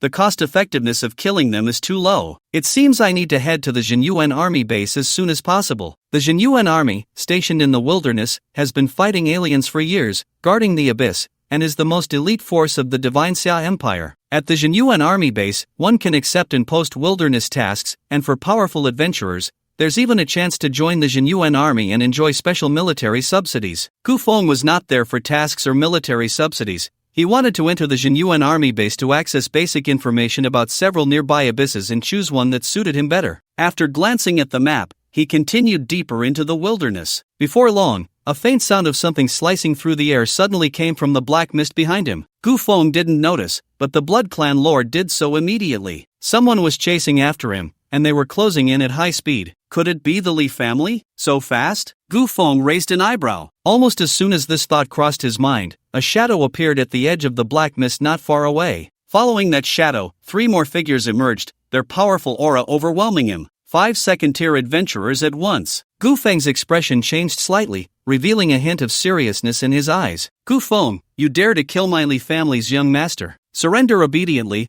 or I'll make sure you have no place to die. Wang Chongshan's voice came from the black mist, initially 10 meters away, but in the blink of an eye, he was right in front of Gu Feng. Whoosh, whoosh, whoosh. The speed of a peak second-tier adventurer left Gu Feng no time to react. He saw the shadow flash, and Wang Chongshan appeared right in front of him. Following closely were 4 middle-aged men dressed in black. Wang Chongshan was a level 29 assassin, flanked by 3 level 23 warriors and a level 22 priest. Gu Feng's mouth twitched. This lineup could easily take on a dungeon. Were they planning to treat him like a dungeon boss? Chasing from Lin City all the way to the wilderness, how much did you earn in the Li family in a month? Gu Feng, don't delude yourself into thinking you can resist. Even if you escape to the ends of the earth, you can't escape death. If you obediently come back with us to Lin City, you might still have a complete corpse, otherwise, the Li family will make you wish you were dead. Less nonsense. With just the 5 of you second-tier professionals, you might not be able to kill me, Gu Feng said coldly.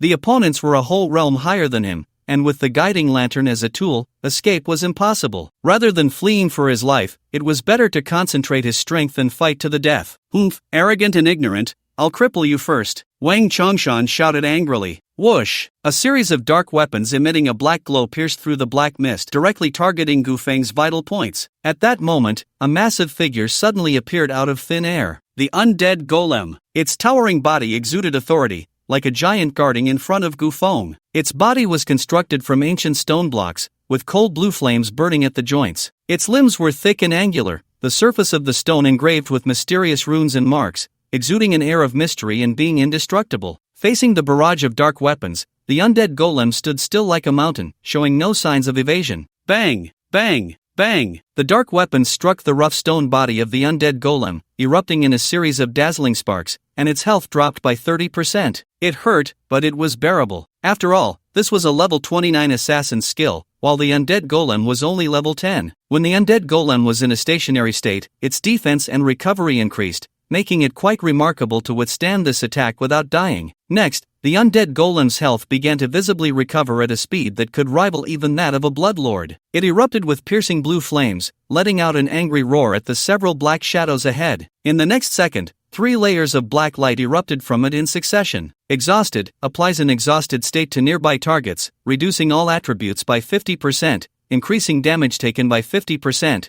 Cannot be immune. Black Death Plague infects a target with a plague, reducing the healing effects received by 90%, and continuously losing health. Cannot be immune. Forbidden Domain. The undead golem designates a forbidden area centered on itself, causing all consumption within the area to increase tenfold. Facing a group of second-tier professionals, Gufeng immediately ordered the undead golem to unleash all its skills. When the debuffs took effect on Wang Chongshan and the others, their faces turned pale with shock. Not good. What skill is this? It directly halves all my attributes. Cough cough, why am I feeling sick? My health is dropping so fast? Don't panic, watch my great purification. Damn, these negative effects can't be purified. Heal me, my health is dropping rapidly. I'm already healing you, can't you feel it? Damn, the healing effect is only at 10%? Wang Chongshan led several bodyguards from the Li family with great momentum, but as soon as the undead golem appeared, they instantly wilted. Kill. Gufeng stood behind the undead golem and softly uttered a word. In the next second, the Bloodlord and the Nightmare Sovereign moved simultaneously. 2 figures, one red and one black, instantly appeared in front of the 2 warriors. One warrior's face changed dramatically, pushing his shield forward, adopting a blocking stance, and immediately casting a courage shield on himself. This was the most commonly used defensive skill for warriors. As the level increased,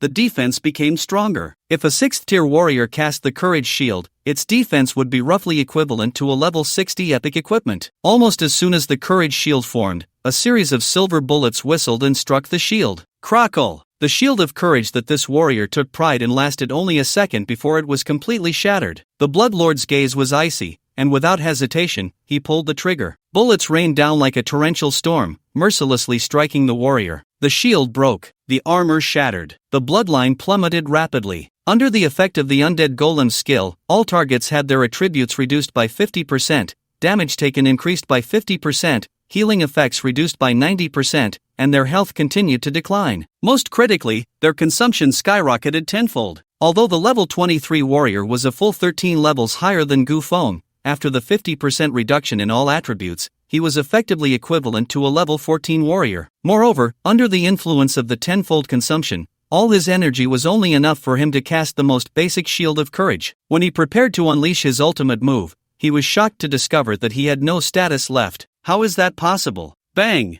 Bang! Bang! In his astonishment, the warrior's head was struck by a series of bullets, exploding on impact. Thud! The headless corpse fell heavily to the ground, dying without understanding why he couldn't cast his skills. At the same time, 10 nightmarish servants ensnared another warrior, and the Nightmare Master appeared behind him, silently launching an attack. Phantom instant kill, a single target burst, 10 times the damage. This warrior didn't even have time to react before he died on the spot. In a breath, 2 second-tier warriors became cold corpses. The remaining warrior looked at the 2 bodies on the ground, his face revealing unprecedented fear. With a shield of courage cast upon himself, he turned and fled. However, after just 2 steps, a shadow wrapped around him, trapping him in place. Seizing the opportunity, the Bloodlord continued to pull the trigger, dual guns spitting fire, bullets pouring down like rain upon the man's back. The last warrior, dead. 3 warriors perished in succession, and even though Wang Chongshan was at the peak of the second tier, his face turned pale with fear. However, he dared not flee, afraid of meeting the same fate as the previous warrior, who was killed the moment he turned around by 2 summoned beasts working together. In the current situation, the only chance of survival was to fight to the death. A look of determination crossed Wang Chongshan's face as he resolutely activated his strongest skill,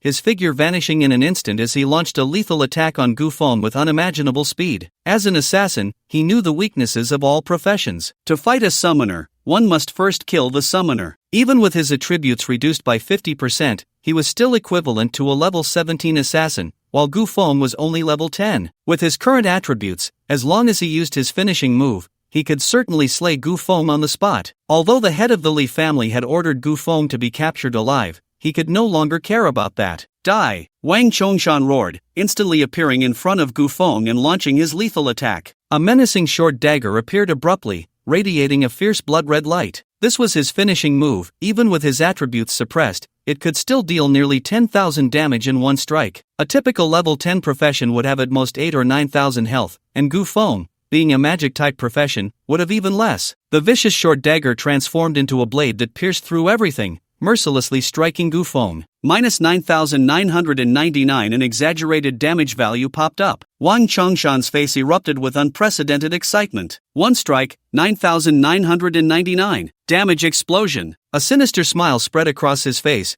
as if he could already see Gu Feng being slain by his blow. However, on Gu Feng, the priest's robe was glowing faintly. That lethal strike had not harmed Gu Feng at all, merely hitting the shield. It didn't even break the shield. Priestly robe, attributes, Constitution 35, physical defense 10%, magic defense 20%, effect, provides a shield with all attributes *10. What is Gu Feng's current total attribute? The three-piece priest set adds a total of 80 points to attributes, and with the complete set effect, it adds another 150 points. The attribute fruit adds a total of 400 points, and with his level 10, he already has 870 points in total attributes. In other words, Gu Feng's current total attribute is 1500, so the shield value is 15,000. A single strike of 9,999 is powerful, but for Gu Feng, it still falls short. How is that possible? Wang Chongshan's face showed intense shock. He is a level 29 assassin. Even if half of his total attributes are suppressed, it shouldn't be impossible to defeat a level 10 newcomer. Moreover, his strongest attack didn't even break through the opponent's defense. At this moment, Wang Chongshan was completely caught off guard. You're just working for the Li family. Why are you risking your life? Gu Feng said with a hint of disdain. Wang Chongshan's eyelids twitched, and his first reaction was to activate his skill to escape. Phantom Dash, activate. The next second, his expression suddenly changed. Can't activate? Energy depleted? At the same time, 10 shadows appeared around him, binding him in place. Wang Chongshan instantly collapsed. He couldn't fight back, nor could he escape. He looked at the contemptuous smile on Gu Feng's face, and a strong fear surged in his heart. At that moment, he realized, filled with deep regret. The one who died was from the Li family. He was just a lowly worker. Why risk his life? Gu Feng, I beg you to spare my life. I didn't mean to harm you. It was all the Li family's coercion. He looked in Gu Feng's direction, knelt down, and began to cry, directly giving up resistance. Please let me go. As long as you spare my life, everything I have is yours. As soon as he finished speaking, his figure was enveloped by the black mist transformed by the nightmare ruler. Phantom instant kill. In an instant, 10 times the damage erupted. Wang Chongshan's face was filled with intense fear and unwillingness as his body fell heavily to the ground. Killing you means all your belongings are mine. Gu Feng's eyes were indifferent. The battle ended, and the Blood Clan Lord consumed 15,000 health points, transforming all 5 corpses on the ground into Blood Clan descendants. 5 second-tier Blood Clan descendants not only retained their levels and attributes from life but also possessed the instincts of the Blood Clan. Moreover, the self-destruct damage of second-tier Blood Clan members reached 5,000 points, making them excellent support in critical moments. Next, Gu Feng ordered the Blood Clan descendants to pick up all the equipment that had fallen to the ground. Healing Staff LV, 20, excellent. Holy Robe LV, 20, excellent. Hurricane Greatsword LV, 20, excellent. Hurricane Armor LV, 20, excellent. Fong Blade LV, 25, rare. Aside from a rare short blade for the assassin class, the rest of the equipment is of excellent quality. It's understandable, after all, they are just a bunch of workers. How much can they earn from exhausting themselves? Rare equipment starts at $1 million. It would be a miracle if they could afford it. Besides that, there were some items and materials. Most of it was of no use to Gu Feng, but at least he could sell it for some money on the trading platform. So he collected all these items into his personal space. In the end, he was left with a scroll emitting a blue halo. First tier skill scroll, quality, excellent, effect, randomly obtain a first tier skill of this profession, may obtain a skill already mastered. The first tier skill scroll sells for 100,000 on the trading platform. Gufeng had never considered something like a skill scroll before. After all, the randomness was quite high, making it easy to obtain low-quality skills or duplicate skills. Moreover, it was usually rare and hidden professions that lacked high-level skill books that would need skill scrolls. As a summoner, which was just an ordinary profession, using a skill scroll would be too cost-ineffective. However, since there was a free one available now, he might as well use it. He released his mental power, and as the scroll was activated, a dazzling light burst forth before Gufeng's eyes. Immediately after, he felt a strange energy transform into warm currents, swiftly flowing into his body. You have acquired a new skill, Displacement Swap. Excellent, Displacement Swap. The summoner can swap positions with summoned units, and can also allow two summoned units to swap positions. It was a displacement skill. The summoned units were not just summoned beasts but also included bloodline descendants, which greatly enhanced the operability of this skill. The next time he was attacked up close by an assassin, he could instantly swap places with a bloodline descendant. Just imagine, when an assassin had gone through great effort to reach Gufeng's side, the next second, they would see his figure turn into a bloodline descendant. Then, boom! Self-detonation. The assassin would definitely be stunned, their head buzzing. A smile appeared on Gufeng's face as he began to look forward to the next enemy attempting to assassinate him. Looking at the traces of battle scattered around, he ignored them, summoned the nightmare ruler and the undead golem into the summoning space, then took out a map and looked around before continuing deeper into the wilderness. The clues left by Wang Chongshan have ended here. Not long after, a team of Li family guards caught up to this place. There are footprints here, heading forward. It seems they have fled deeper into the wilderness. Deeper into the wilderness? Is Gufeng going to enter the abyss? What should we do? Continue the chase? Continue the chase? The depths of the wilderness have already been invaded by the abyss, filled with countless alien races and extremely dangerous. It would be an understatement to say it's a life or death situation. Who wants to go? Upon hearing this, everyone shook their heads. Ordinary guards earned only a few thousand coins a month. Would they risk their lives for such a small amount? Crazy? The head of the family has given a death order for us to capture Gufeng. What should we do now? In that case, let's send someone back to Lin City to report to the head of the family, saying that Gufeng has escaped into the depths of the wilderness, and Wang Chongshan is pursuing him with all his might. We will stay on the outskirts to provide support. Alright, let's do that. After discussing for a moment, they chose two people to rush back to Lin City, while the others remained on the outskirts of the wilderness, closely monitoring the surroundings. 20 minutes later, Lin City, Li Family Manor. Li Xiao received the news that Gufeng had escaped from Lin City and had already entered the depths of the wilderness. Useless. A bunch of useless people. A newly promoted level 10 profession actually managed to escape from the Li family's pursuit and fled into the depths of the wilderness? What are you all doing? Li Xiao was furious, his expression filled with rage. The guards and servants below all looked ashamed, bowing their heads deeply and not daring to speak. A lowly commoner dares to kill my son. This is simply too much. Everyone from the Li family, mobilize. I don't care what methods you use, alive or dead. I want to see that kid brought back. And also, issue a bounty across the entire territory. No matter who it is, as long as they can bring me Gufeng's head, I will allow them to choose any epic 5-star set from the treasure pavilion. Li Xiao gritted his teeth, almost spitting each word out, his tone filled with intense hatred. At that moment, everyone realized that Gufeng was definitely doomed. The Li family of Linchang has mobilized their entire force, and to make matters worse, they have issued a bounty across the entire region. At this rate, even a mosquito flying deep into the wilderness would likely be caught. After all, it's an epic 5-star set, worth over 100 million. This kind of move will surely stir not just Linchang, but the entire northern region. Indeed, after the sky-high bounty was announced, it sparked a heated discussion in the 7 cities of the northern region within just a few minutes. The vast majority of professionals, even if they spent their entire lives running dungeons and entering the abyss, would never be able to gather a complete epic 5-star set. But now, all one needs to do is capture a level 10 professional to obtain a treasure worth over 100 million. Such an opportunity is simply rare and hard to come by. In no time, a large number of professionals headed to the wilderness of Linchang, trying to find Gufeng's whereabouts deep in the wild. Meanwhile, thousands of miles away in Gubei City, ever since Gufeng severed ties with the Gu family and left in anger, the Gu family mansion has fallen into an unprecedented silence. The main reason is Gu Qingfeng. After the farce that day, Gu Qingfeng has been neglecting Qin Yun, the concubine,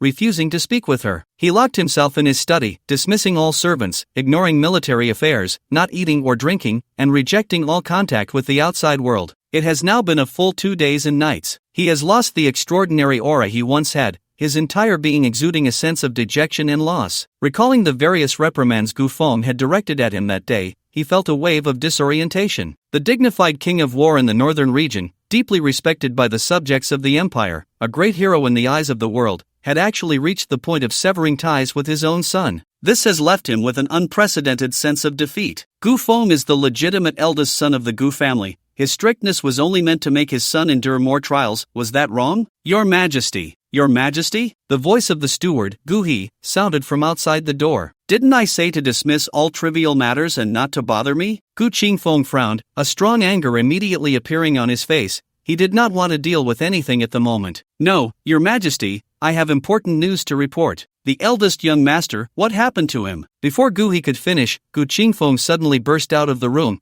his tiger-like eyes trembling slightly. Could it be that Gu Feng has returned home? He knows he was wrong and has come back to apologize? Gu Qingfeng's expression instantly shifted from gloomy to bright. After all, he is his own son. If Gu Feng could take the initiative to apologize, how could he care about the angry words spoken before? Although Gu Feng has a rebellious nature, lacking ambition, and couldn't even become a professional, as long as his son is willing to come back, what harm is there in him, as a father, supporting him for a lifetime? Seeing Gu Qingfeng so eager, Gu Yi's heart trembled, and he quickly spoke up. Your Majesty, we just received news from Lincheng that the eldest young master killed the heir of the Li family in Lincheng, then fled the city and entered the wilderness, and his whereabouts are currently unknown. Your Majesty, the Li family has also issued a bounty across the region. Whoever can bring back the eldest young master's head will be promised an epic 5-star set. The eldest young master must be being hunted by the Li family, and with no way out, he fled into the wilderness. You must go and check, or if it's too late, I fear. Gu He's voice trembled noticeably, not daring to continue. That is the wilderness, fraught with danger. Even professionals who enter face a life and death situation. Gu Feng failed his class change and couldn't even become a professional. How could he survive after fleeing into the wilderness under the Li family's pursuit? As soon as the words fell, a terrifying aura suddenly erupted from Gu Qingfeng,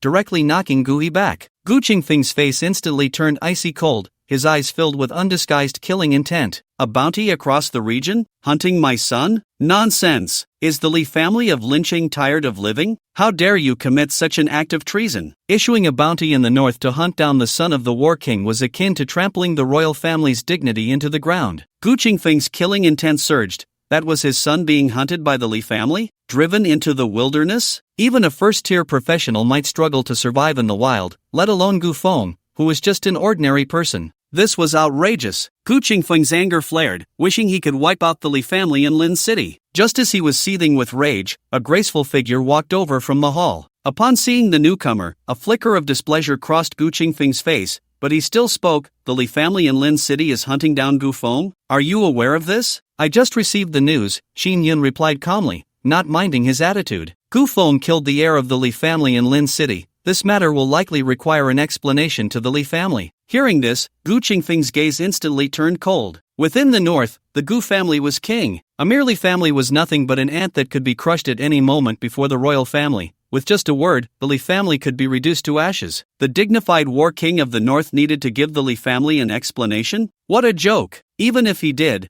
would the Li family dare to accept it? Gu Qingfeng looked at Qin Yun, his eyes filled with coldness. Did someone from the Li family come to you for an explanation? No, Qin Yun shook her head. After all, Gu Feng is the legitimate eldest son of the Gu family. Once the news of his killing spreads, it will harm the royal family's prestige. This matter must be resolved quickly. Your Majesty, after all, it was the heir of the Li family who died. If we don't provide an explanation, the royal family's actions may leave the Li family feeling disheartened. Gu Qingfeng's expression turned completely frigid. Very well. The royal family's prestige, is it? My son is being hunted by the Li family, his life and death unknown, and you speak of royal dignity here? You remember this, the royal family's prestige is earned by me on the Abyss battlefield, not by apologies. If the royal family's actions will make the Li family feel disheartened, then let the entire Li family be sent into the abyss of the Flame Demon. I want to see if the Flame Demon Lord can warm their hearts. Gu Qingfeng glared at Qin Yun and coldly reprimanded, if you truly care about the royal family's dignity, then don't belittle yourself in the future. How could you do something as disgraceful as kneeling as a mother? Qin Yun's eyes reddened slightly, and she bowed repeatedly. Your Majesty, I just want the family to be reunited. I don't want to see Chenner sever ties with the Gu family. Looking at the coldness in Gu Qingfeng's eyes,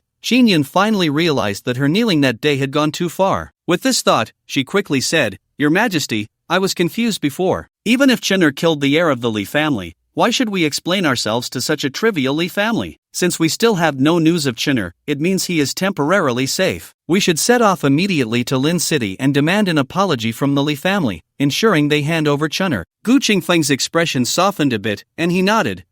At least you know the gravity of the situation. Then, Gu Qingfeng looked at Gu He beside him and said in a deep voice, "Gather the royal guards, follow me to the Li family in Lin City. If anything happens to my son, I will make sure the entire Li family is exterminated." "Yes," Gu He responded excitedly, taking a deep breath before quickly retreating to gather the guards. It was a long journey of 10,000 miles from Gubei City to Lin City. He hoped they could make it in time. Otherwise, it wouldn't just be the Li family, the entire Lin City would likely face a storm of blood and carnage. The next day, as dawn broke, the small border town of Lin City welcomed unprecedented excitement. A large number of professionals from afar appeared in the city, seeking information related to Gu Feng through various channels, then forming teams to venture out of the city in search of Gu Feng's whereabouts. So many professionals. This is the first time I've seen so many people on the streets of Lin City. It must be because of the bounty from the Li family. I dare say Gu Feng is doomed this time. Bounty? What's going on? Aren't these people brought in by the Lin City cultural tourism? Are you local? The situation with the Li family in Lin City has become a huge mess, and you don't even know? Hey,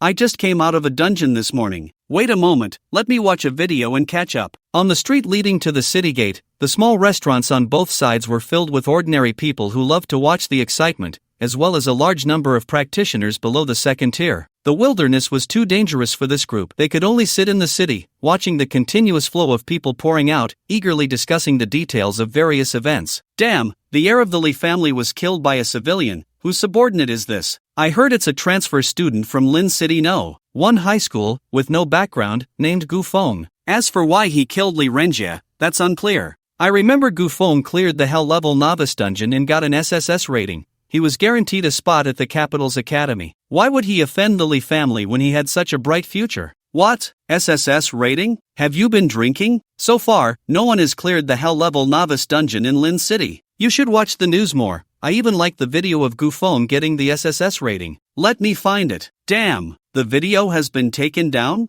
No way, let me check. Huh, really can't find it? How could that be? I suspect you're all trying to trick me. Listening to the conversations around them, Lin Yuan, Lin Qingqing, and Su Ran all wore worried expressions. I wasn't wrong, was I? Our achievement of getting the SSS rating has been suppressed. Besides the transfer students who were there that day, almost no one in Lin City knows that the Hell Level Dungeon has been cleared. If even the locals don't know, the outside world is even less likely to know. The only ones capable of this are either the City Hall or the Li family. It's even possible that the two are working together, Lin Qingqing speculated. I heard Li Renjie didn't secure a guaranteed spot in Gubei City. It seems the Li family has had their eyes on Gu Feng's guaranteed spot from the start, which is why they suppressed the news of us clearing the Hell Level Dungeon. So many practitioners have entered the wilderness to hunt down Gu Feng. If he gets caught, it's definitely a dead end. Let's go find him too. We must find Gu Feng before the Li family does, or we'll be in big trouble, Lin Yuan decisively said. After a quick discussion, the three of them set off towards the city gate. More and more practitioners were entering the wilderness, and the danger had significantly decreased compared to before. Just then, a commotion suddenly erupted from the distant city gate, followed by a massive ship-shaped shadow appearing on the horizon, with a thunderous roar echoing into the sky. Soon, a giant warship appeared above Lin City, with numerous black-armored warriors standing on it, the Gu family flag fluttering in the strong wind. At the same time, a loud voice resonated above Lin City. The War King has arrived, bystanders, step aside. The War King has arrived? Which War King? Are you from the Abyss? Which other War King could it be? It's the War King of the Northern Region, Gu Qingfeng. What? You mean that pillar of the Empire? That's a legendary figure. Why is he here? Unclear. Looking at the direction, it seems he's heading towards the Li family. Floating warship, Gu family flag. Gu Qingfeng didn't even show his face, yet the tens of thousands of Lin City citizens below erupted in excitement. Thrilled, exhilarated. This was the king of the 7 cities of the northern region. To see him appear in Lin City today filled everyone present with an overwhelming sense of glory. Soon, the floating warship stopped above the Li family. Beneath the royal flag, the black-armored warriors stood like javelins, exuding an aura of iron-blooded ferocity that almost made everyone unable to look directly at them. Gu Qingfeng walked out of the command room, standing before a group of personal guards, looking down at the Li family. Beside him were Qin Yun and the butler Gu He. "It's Gu Qingfeng. My heavens, it's actually the War King himself. What on earth happened? How could such a big shot come to Lin City? The floating battleship is hovering over the Li family. Is this aimed at them? Do you think there's a possibility that Gu Feng is Gu Qingfeng's son? Do you think I'm from the abyss? Gu Qingfeng only has one son, Gu Ci. Not only did he awaken a rare profession early, but he was also admitted to the capital's academy. How could Gu Feng possibly be his son? Forget it, guessing is pointless. Let's go check out the Li family." At this moment, Lin City was almost deserted, with everyone rushing towards the Li family's direction. Outside the Li family estate, there was a sea of people, jostling against each other. On the streets, in the trees, on the railings, under the eaves, on the rooftops. Everywhere that could hold people was packed. The floating battleship blocked out the sun, attracting nearly half of Lin City's population. Lin Yuan, Lin Qingqing, and Su Ran also arrived near the Li family, watching the Gu family flag fluttering wildly in the wind. Suddenly, a bold thought sprang into Lin Yuan's mind. Gu Feng, Gu Qingfeng. Could it be that Gu Feng is Gu Qingfeng's son? Under the shadow, the floating battleship loomed like a steel beast, completely covering the Li family estate. At the same time, feeling the sudden and overwhelming pressure from the outside, the flustered Li Xiao stepped out of his study and into the courtyard. Looking up, he happened to see a majestic figure descending from the battleship, stepping through the air, slowly landing in the courtyard. At that moment, Li Xiao's eyelids twitched, and he felt his blood run cold, a deep tremor shaking him to his core, causing him to collapse to the ground. War King. Li Xiao is foolish and unaware of the War King's presence. Please forgive me. Gu Qingfeng stood with his hands behind his back, coldly asking, "Li Xiao, hand over my son. If I do not see my son today, I will annihilate your entire Li family." As his words fell, hundreds of black-armored warriors swiftly descended from the floating battleship, instantly surrounding the Li family estate. Gu Qingfeng's words were like thunder, clearly stating that Gu Feng was his son. Outside, those who had previously speculated about Gu Feng's identity erupted in exclamations. It was explosive. They guessed right. Gu Feng? He's actually from the Northern Kingdom's royal family? Lin Qingqing turned to Lin Yuan, her face filled with disbelief. "Don't look at me. I was also fooled. I thought he was so poor he couldn't even afford a meal. But who would have thought his father is the War King of the Northern Kingdom?" Lin Yuan's expression was extremely complex. He had been deceived by his best friend. They had agreed to live as commoners, and yet he was the son of the War King of the Northern Kingdom? The feeling was exhilarating. His brother actually came from the most powerful family in this land. From this moment on, he would embrace a brand new identity. Lin Yuan, brother of the son of the War King of the Northern Kingdom. Isn't this a direct descent? Unimaginable wealth. Finally it was his turn. At the same time, a storm-like aura enveloped the entire Li family estate, as if everything there would turn to ashes in the next moment. Li Xiao was terrified, trembling on the ground, repeatedly begging for mercy. "Your Majesty, there must be a misunderstanding. I swear on my life, the young master is not in my Li family." Li Xiao couldn't fathom why Gu Qingfeng would make such a grand show to demand someone from him. Gu Qingfeng's son, Gu Ci, was in the capital's academy, so how could he come to the Li family to demand someone? Although the Li family was the foremost family in Lin City, with his status, even if he tried to curry favor with Gu Ci, the other party might not even give him a chance. That young master has a background that reaches the heavens. Even if Li Xiao had 10 times the courage, he wouldn't dare to show the slightest disrespect to such a person, let alone oppose him. "Li Xiao, you have some nerve. I warn you, if my son suffers even the slightest harm, your Li family should prepare for extermination." Qin Yin stepped down from the warship, standing behind Gu Qingfeng, her voice sharp and reprimanding, looking genuinely furious. With Gu Feng's life hanging in the balance, she couldn't afford to play any tricks at this critical moment. Gu Qingfeng stood to the side, his face ashen, his entire being like a storm ready to erupt at any moment. Gubei City was over 10,000 kilometers away from Lin City. After receiving the news last night, he had rushed all the way, and by the time he arrived in Lin City, it was already bright. This meant that his son had been fleeing in the wilderness for an entire night. That was the wilderness. Danger lurked everywhere, with foreign tribes rampaging. If he accidentally fell into the abyss, who knows? Gu Qingfeng's expression hardened, the anger in his heart rising. His own son had been bullied to this extent in a small Lin city, hunted down,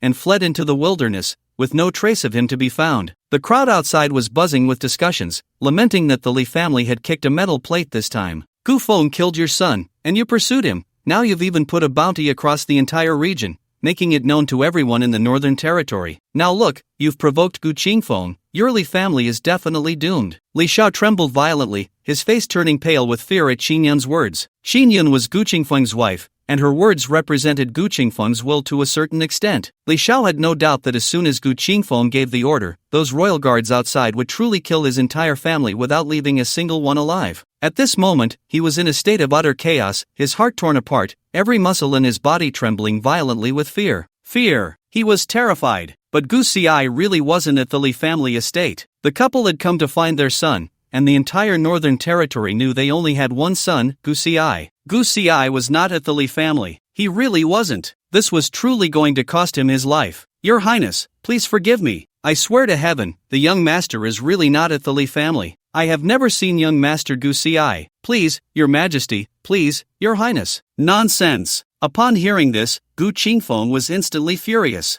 Gu Xi? Who said he was here to find Gu Xi? After all this time, Li Xiao still hadn't realized who he was really here for. Seeing that Li Xiao still hadn't grasped the situation, Gu Qingfeng could no longer contain his anger and kicked out. Gu Feng was still being hunted in the wilderness, he had no time to waste here. The pursuit of Gu Feng by the Li family had to be stopped immediately, otherwise, if Gu Feng died in the wilderness, even exterminating the Li family wouldn't be enough to quell his rage. Li Xiao was kicked away, his body flying back like a sandbag, crashing into the main building of the estate, turning it into ruins. Among the broken bricks and stones, he felt intense pain, unable to muster even a bit of strength. This was the power of the Northern Territory's war king, who had guarded the Abyss battlefield for 18 years, single-handedly driving back myriad tribes and earning his title through battle. Faced with such a formidable opponent, even though Li Xiao was a 5th-tier berserker, he had no ability to resist. Li Xiao, listen carefully. Gu Feng is my son. If anything happens to him in the wilderness, not only will I annihilate your entire Li family, but I will also make all those who participated in the pursuit pay for my son's life. As the words filled with murderous intent fell, everyone inside and outside the Li family estate was stunned. Damn! Good thing my level isn't high enough. I didn't take the Li family's bounty mission. For the first time in my life, I feel that being low level is a good thing. That was close. I was planning to go to the Li family to take the mission this morning. Thankfully, I overslept. It's over. I just took the bounty, but I only did it for fun. Why should I pay with my life? The crowd was in an uproar, with some laughing heartily while others looked ashen. The professionals who had come for the bounty were completely dumbfounded. They had thought Gu Feng was their opportunity, but unexpectedly, he had become a death trap. If anything happened to Gu Feng, all the professionals involved in the hunt would die. They had only been tempted by the Li family's bounty, but they never expected to lose their lives here. Li Xiao, you worthless piece of trash, it's no wonder your son is dead. Damn it, if I survive this disaster, I will definitely bring down the Li family. Stop cursing and hurry out of the city to find someone. If anything happens to Gu Feng, we're all dead. In the crowd, a large number of high-level professionals turned and rushed towards the city gates. No one doubted Gu Qingfeng's words, and no one dared to take the opportunity to flee. The one who spoke was the King of the North. As soon as he gave the order, all those hunting Gu Feng would become wanted criminals. Finding Gu Feng was their only hope. Meanwhile, when Li Xiao heard the name Gu Feng, his expression was as if he had seen a ghost. Impossible. Absolutely impossible. How could it be Gu Feng? He's just a farmer's son, orphaned since childhood. How could he be Gu Qingfeng's son? Li Xiao's face was expressionless, shocked into silence, his mind a blank. The person he had issued a bounty to hunt down was actually the son of the War King of the North. How could this be? It was simply absurd. If he had known Gu Feng was Gu Qingfeng's son, he wouldn't have dared to utter a word against him, even if Gu Feng had killed his son, let alone if he wiped out the entire Li family. Li Xiao's face turned ashen at the thought that the person he was hunting was Gu Qingfeng's son, and he felt an unprecedented fear. He couldn't even imagine what his fate would be. Just then, a figure rushed in from outside, squeezing into the Li family estate. Report to the head of the family, news from the wilderness. Gu Feng is fleeing towards Lin Yuan Pass. Li Xiao's body trembled violently, his eyes first flashing with a glimmer of hope, then quickly dimming again. Gu Feng was still alive, but why was he fleeing towards Lin Yuan Pass? That place had already been invaded by the Abyss, and the polluted land was filled with brutal alien races, extremely dangerous. A mere first-tier professional, if he accidentally wandered into the polluted area and was surrounded by aliens, wasn't that just asking for death? Immediately notify all professionals who accepted the bounty to stop the hunt and rush towards Lin Yuan Pass. Tell them they must find him before Gu Feng enters the polluted area." Li Xiao almost roared these two sentences, like a beast driven into a corner. Upon hearing this news, everyone around felt as if they were witnessing the end of the world. Lin Yuan Pass. The reason it was polluted by the abyss was that it was located near the Buried Bone Dungeon, and the Buried Bone Dungeon was the only first-tier abyss in the wilderness of Lin City. A first-tier abyss, it sounds low-level, but it is the abyss. More dangerous than hell-level dungeons. How could Gu Feng have fled there? Even if he wouldn't accidentally enter the abyss, there were still alien races lurking around the Buried Bone Dungeon. This was practically a life-or-death situation. Even some well-prepared first-tier professional teams could be completely wiped out,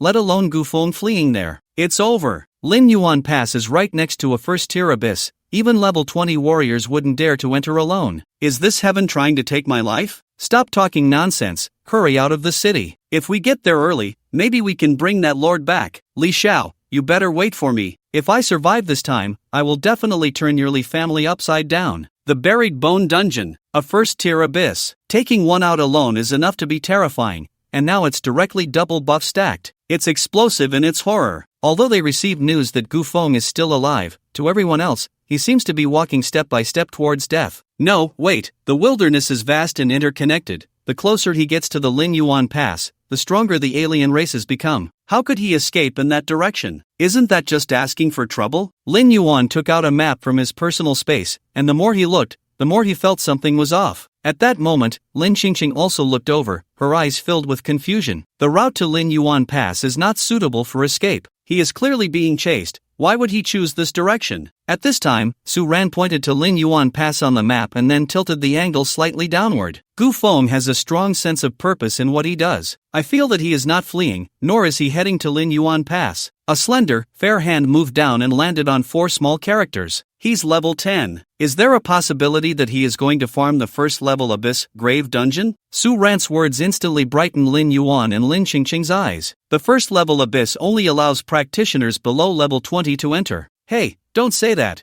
You're actually onto something. Everyone thinks he's being chased, even I almost thought he was fleeing into the wilderness out of desperation. But now it seems, who would have thought? Old Gu is actually going into the abyss. Entering the abyss at level 10, truly worthy of being a god. Lin Qingqing exclaimed in admiration. Let's go, let's hurry. We need to get to the teleportation array now. Lin Yuan suddenly realized, pulling Lin Qingqing and Su Ran through the crowd. The first level abyss. For them, it's a treasure trove of experience. How could they not cling tightly to Gu Feng's thigh? After squeezing out of the crowd, the 3 of them did not head directly to the teleportation array but went to borrow money first. Teleportation costs money. Especially for a teleportation array leading to the abyss, the price is quite steep. So many people would rather spend money on dungeons within the city than enter the abyss. However, for Lin Yuan and the others, they preferred to go to the grave dungeon. After all, the teleportation array could send them directly to the square at the entrance of the abyss, avoiding battles with the alien races in the wilderness. As long as they arrived at the abyss entrance first, they would definitely be able to wait for Gu Feng. Following Gu Feng into the abyss, the risk approaches 0,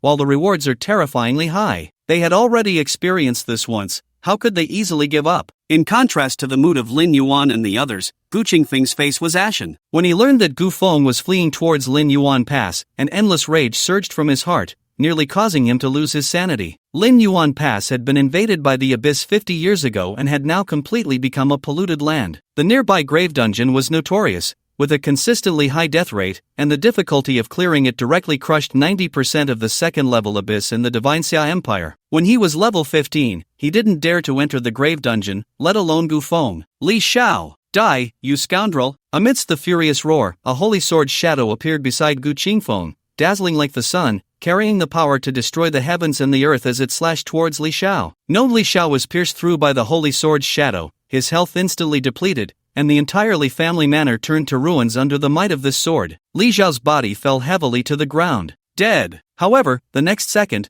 blazing holy light radiated from his corpse. Revival Cross, revives at the spot after being killed, regaining 30% of one's health, sold for 10 million each on the trader platform. How could Li Xiao, as the head of the Li family in Lin City, not have such a life-saving item? Your Majesty, spare me. I know my crime. I beg your Majesty for mercy. As soon as Li Xiao was resurrected, he rolled and crawled to kneel at Gu Qingfeng's feet, repeatedly bowing his head. At that moment, he had no time to care about his injuries. The fear of death made him tremble violently all over. Having just died once, he was almost scared out of his wits. The resurrection cross could only take effect once within 24 hours. If Gu Qingfeng struck him again, he would definitely be finished. In despair, Li Shao could only grit his teeth and say, "Your Majesty, please calm your anger. Young Master Gu is still alive. I beg you for one day, just one day. My Li family will mobilize all our resources to ensure young Master returns safely." "Just you? Humph." The holy sword in Gu Qingfeng's hand turned intangible, and he soared into the air, heading towards the floating warship. "Royal Guard, secure the Li family. No one is allowed to enter or exit without my command. I have said before, if anything happens to my son, not only the Li family but everyone involved will die." At that moment, Gu Qingfeng was like a volcano ready to erupt, his words booming like thunder, causing those present to tremble and turn pale. Gu He and Qin Yan quickly flew up to the floating warship, the steel beast stirring the clouds as it sped towards the Lin Yuan Pass, reaching the horizon in the blink of an eye. As Gu Qingfeng left on the warship, soldiers clad in black armor guarded the Li family, preventing anyone in the estate from escaping. The pressure of death receded like a tide, and Li Shao stood up shakily, his face filled with despair. Reflecting on everything that had happened, his complexion grew even paler. At this moment, he no longer cared about the pain of losing a son. A son could be born again, but offending Gu Qingfeng was a grave sin that could lead to the destruction of his family. Just for a spot at a prestigious academy, the Li family had actually chased Gu Qingfeng's son into the depths of the wilderness. Li Shao now regretted it deeply. But if everything were to start over, who would have thought that a farmer's son who had grown up in Lin City for 18 years would turn out to be Gu Qingfeng's son? If he hadn't experienced it himself, even if someone held a knife to his throat, he wouldn't have believed that Gu Feng was Gu Qingfeng's son. Head of the family, what should we do now? Go to the ancestral hall. Ha! What could be in the ancestral hall that is more important than the survival of my Li family? Go and offer more incense to our ancestors. I hope our forebears can bless us, so that Gu Feng can turn misfortune into fortune in the wilderness and return safely. Li Shao, ignoring his injuries, limped towards the direction of the ancestral hall. The royal guard stood watch outside, and there was no escaping now. All he could do was hope that the spirits of his ancestors would protect the Li family. Gu He, have you found out the reason behind Chen Er's conflict with the Li family? Gu Qingfeng stood on the floating warship, feeling restless. In his impression, Gu Feng was unambitious and of poor character, always a hopeless case. But why was he so aggressive this time, even killing Li Renjie and fleeing to the wilderness? Was he using extreme measures to force himself to compromise? Or was there another hidden reason? Your Majesty, it has been clarified. The root of all this is that the Li family wanted to seize young Master Gu's guaranteed admission spot. Guaranteed admission spot? Gu Qingfeng frowned slightly. Gu Feng wasn't even a professional. What admission spot could he have? Could it be that the principal of some prestigious academy learned that Gu Feng couldn't change jobs and tried to curry favor with him through this means? Indeed, although the young master failed to change jobs in Gubei City, for some unknown reason, he succeeded after returning to Lin City. Ha! Such a thing actually happened? A look of shock burst forth on Gu Qingfeng's face. Such occurrences were not unheard of, but they were rare. He never expected it to happen to Gu Feng. What? Gu He, this is not the time for jokes. Xin Yun's expression changed instantly. Her beautiful eyes narrowed slightly. She had never heard of such a thing. Your Majesty, Your Highness, after the young master changed his class to summoner, he entered the novice dungeon, Temple Ruins, with 4 teammates, leveling up to level 10 within a day and clearing a hell-level dungeon that had not been cleared for decades. Gu He recounted the information he had gathered. Clearing the hell-level dungeon grants an SSS rating. According to the policies of Lin City, students who receive an SSS rating will be granted a direct admission quota to the capital's academy. And that heir of the Li family, Li Renjie, unable to secure a direct admission quota to the capital's academy, used the Li family's influence to suppress the news of the young master clearing the hell-level dungeon, attempting to seize the young master's quota. The cause of death is quite simple. Li Renjie and Li Wenwei, a side branch of the Li family, went to Lin City No. 1 high school, found the young master in the dormitory building, and threatened him to take them through the hell-level dungeon. The young master refused to comply, so he killed Li Renjie and then fled to the wilderness. Li Renjie was a level 13 mentalist, a rare profession, but for some reason, he was easily counter-killed by the level 10 young master. After hearing Gu He's words, the agitation in Gu Qingfeng's heart was replaced by intense shock. Successfully changing classes, leveling up to level 10 in a day, clearing a hell-level dungeon, receiving an SSS rating, and obtaining a direct admission quota to the capital's academy. Moreover, he had even killed someone 3 levels higher than him in a rare profession. This achievement, not to mention in Lin City, could crush the vast majority of talented professionals even in Gubei City. Gu Qingfeng opened his mouth, momentarily at a loss for words. All of this was done by Gu Feng, his son, Gu Feng? Listening to Gui's words, Gu Qingfeng looked down at the vast smoke and clouds beneath the battleship, the shock in his heart lingering and refusing to calm. His son was actually a peerless genius? A shadow of gloom appeared on his face, his eyes filled with regret. If only he had been more tolerant of his son back then, Gu Feng would certainly not have ended up as a fugitive in the wilderness. Could it be that all along, he had been wrong? Seeing Gu Qingfeng's expression, Gui sighed softly beside him. The world knew that the son of the northern border war king, Gu Xi, was a genius, not only changing to a rare profession ahead of time but also being admitted to the capital's academy. But who knew how many resources Gu Qingfeng had invested in Gu Xi? Only two types of people could change to Dragon Knight, those with dragon blood in their veins or those who received the blessing of the dragon god. Gu Xi had no dragon blood in him. To ensure his successful class change, the resources consumed on him from childhood to adulthood were almost equivalent to a year's military expenditure in the northern border. It is no exaggeration to say that if these resources were piled on a pig, it could become a million health point ultimate boss. And what about Gu Feng? The Gu family's investment in him throughout his life was merely the living expenses for that 1 month he stayed with the Gu family. In comparison, who was the true peerless genius? Sighing, Gui continued, "Your Majesty, didn't you always think that the eldest young master was self-indulgent and couldn't be helped?" Gu Qingfeng frowned slightly. "What, is there another hidden truth in this? I found out that the eldest young master grew up in a farming household, living in poverty, suffering from hunger and oppression from some privileged youths, yet despite this, his grades were always excellent. It wasn't until high school that the farming couple passed away one after another, leaving the young master with no one to rely on, and even basic living became a problem. Thus, the young master had no choice but to hustle between various merchants. For a few $100 a month, he even had to skip school to work. We all thought he was wasting his studies, blaming him for being unambitious and self-indulgent, but we were wrong. He wasn't unambitious, he simply couldn't advance. You previously hated him for being self-indulgent and neglecting his studies? He is not foolish. He knows better than anyone that as long as he studies hard now, even if he cannot change jobs or enter a prestigious school in the future, he can still become a high-paid employee and live a better life. But he can't. For every day he attends school, he loses a day's income and has to go hungry for a day. The beautiful life years from now feels too distant for him. If he doesn't skip school to earn money, he might starve to death in a week. At this point, Gui showed a complex expression on his face, feeling both sad and ridiculous. Gu Qingfeng's son, the legitimate heir of the Northern Kingdom's royal family, had actually fallen to the brink of starvation. It was hard to imagine how much suffering he had endured over the past 18 years. Silence. Gu Qingfeng's expression stiffened, and he fell into an indescribable silence. Earlier, he couldn't understand how Gu Feng, with such a cowardly personality, could kill Li Renjie, but now, he understood. What would happen to a farmer's child targeted by the first great family of Lincheng? Suppressed, controlled, with no hope of rising again from now on. The news of clearing the hell-level dungeon was completely sealed off, and seizing the recommendation quota was the best example. Faced with such oppression, no matter how high his talent, he could not escape the control of the Li family. Thus, he was left with only two paths: either bow down and become a slave, willingly serving as a dog for the Li family, or tear off the facade and fight the Li family to the death. Clearly, Gu Feng chose the latter. He was not forcing anyone with such extreme measures, he just wanted to survive, trying to grasp the meager gifts fate had left for him. For him, merely living was already exhausting all his strength. Gu Qingfeng took a deep breath, his heart suddenly trembling as if pierced by thousands of steel needles. He couldn't believe that for the past 18 years, Gu Feng had lived humbly in the cracks of society every minute and second. He had thought that suffering would be a kind of tempering for Gu Feng, but he was wrong. Suffering was just suffering, not worth pursuing, and it would not make Gu Feng any better. No wonder Gu Feng chose to sever ties with the Gu family. At this moment, Gu Qingfeng realized his mistake. His heart was filled with a mix of sorrow and anger, a surge of rage suddenly rising from the depths of his heart. What a Li family in Lincheng,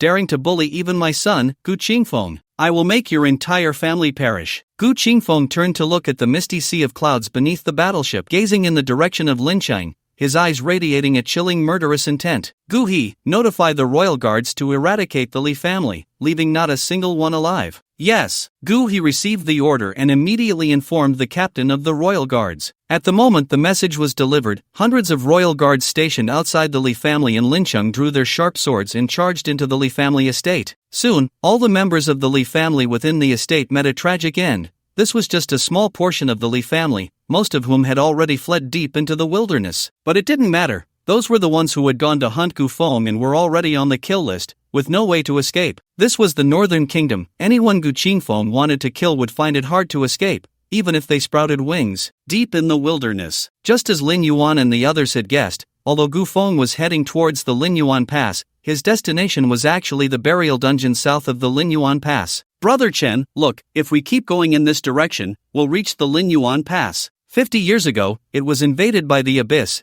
and now it has become the territory of foreign races. Last year, 5 teams went in one after another to complete missions, mostly 4th-tier powerhouses, and in the end, only 3 people walked out alive. In the black mist, a young man with an air of nobility and extraordinary temperament walked beside Gu Feng. The young man's name was Su Xia, whom Gu Feng had met at the Jinyuan army base. Unlike other professionals in the wilderness, Su Xia did not come to the wilds to kill the alien races. He appeared at the Jinyuan army's stronghold to search for a rare material. This material could only be found in the 2nd-tier abyssal burial dungeon and was the core component for crafting level 10 epic equipment. When Gu Feng learned that Su Xia wanted to craft epic level gear, he realized he had encountered another wealthy player. After chatting for a bit, Su Xia stated that if Gu Feng obtained that material, he was willing to pay 800,000 for it. Su Xia glanced at the compass in his hand for a moment, then turned his body slightly, pointing towards an area shrouded in black mist. Brother Chen, that direction is where the burial dungeon is located. If we walk, it will take at least 3 hours to get there. As Su Xia spoke, he snapped his fingers. In the next moment, the black mist surged, and a sleek deep blue sports car appeared on the ground beside them. However, if you ride in my hover coupe,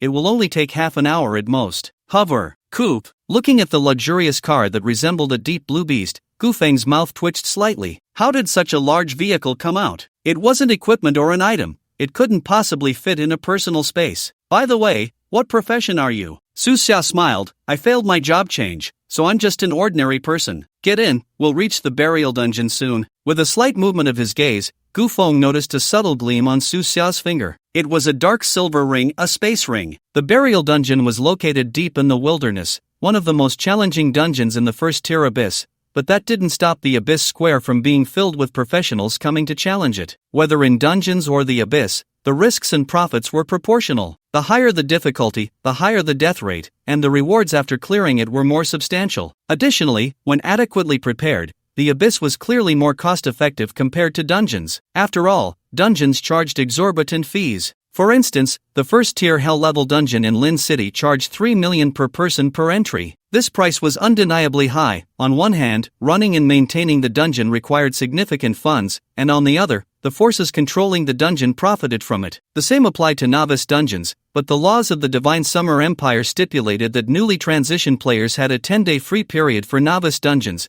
which was a special consideration for the student population. At this moment, a large number of professionals stood in the Abyss Square, and like the Dungeon Square, most were looking for team members. At this time, Lin Yuan, Lin Qingqing, and Su Ran had already arrived at the entrance of the Abyss. There was no communication in the wilderness, and they didn't even know where Gu Feng was, but they were clever enough to wait at the entrance of the Abyss. This way, anyone entering the Abyss would pass right under their noses. Watching the crowd with their signs held high, Lin Yuan, who had been dozing off, suddenly seemed to remember something. Right, we only have 3 people now. Even if we wait for old Gu, that will only make 4. Shouldn't we recruit 1 more person? The more people in a team, the greater the experience bonus. If they were short 1 person, it would be equivalent to losing out on experience. That's true. While the big guy hasn't arrived yet, let's recruit someone. After all, it's not easy to find actors for the 1st-tier Abyss, Lin Qingqing said. Not easy to find? I remember there were quite a few actors in the Novice Dungeon. Why is it hard to find actors for the 1st-tier Abyss? The Novice Dungeon is relatively simple,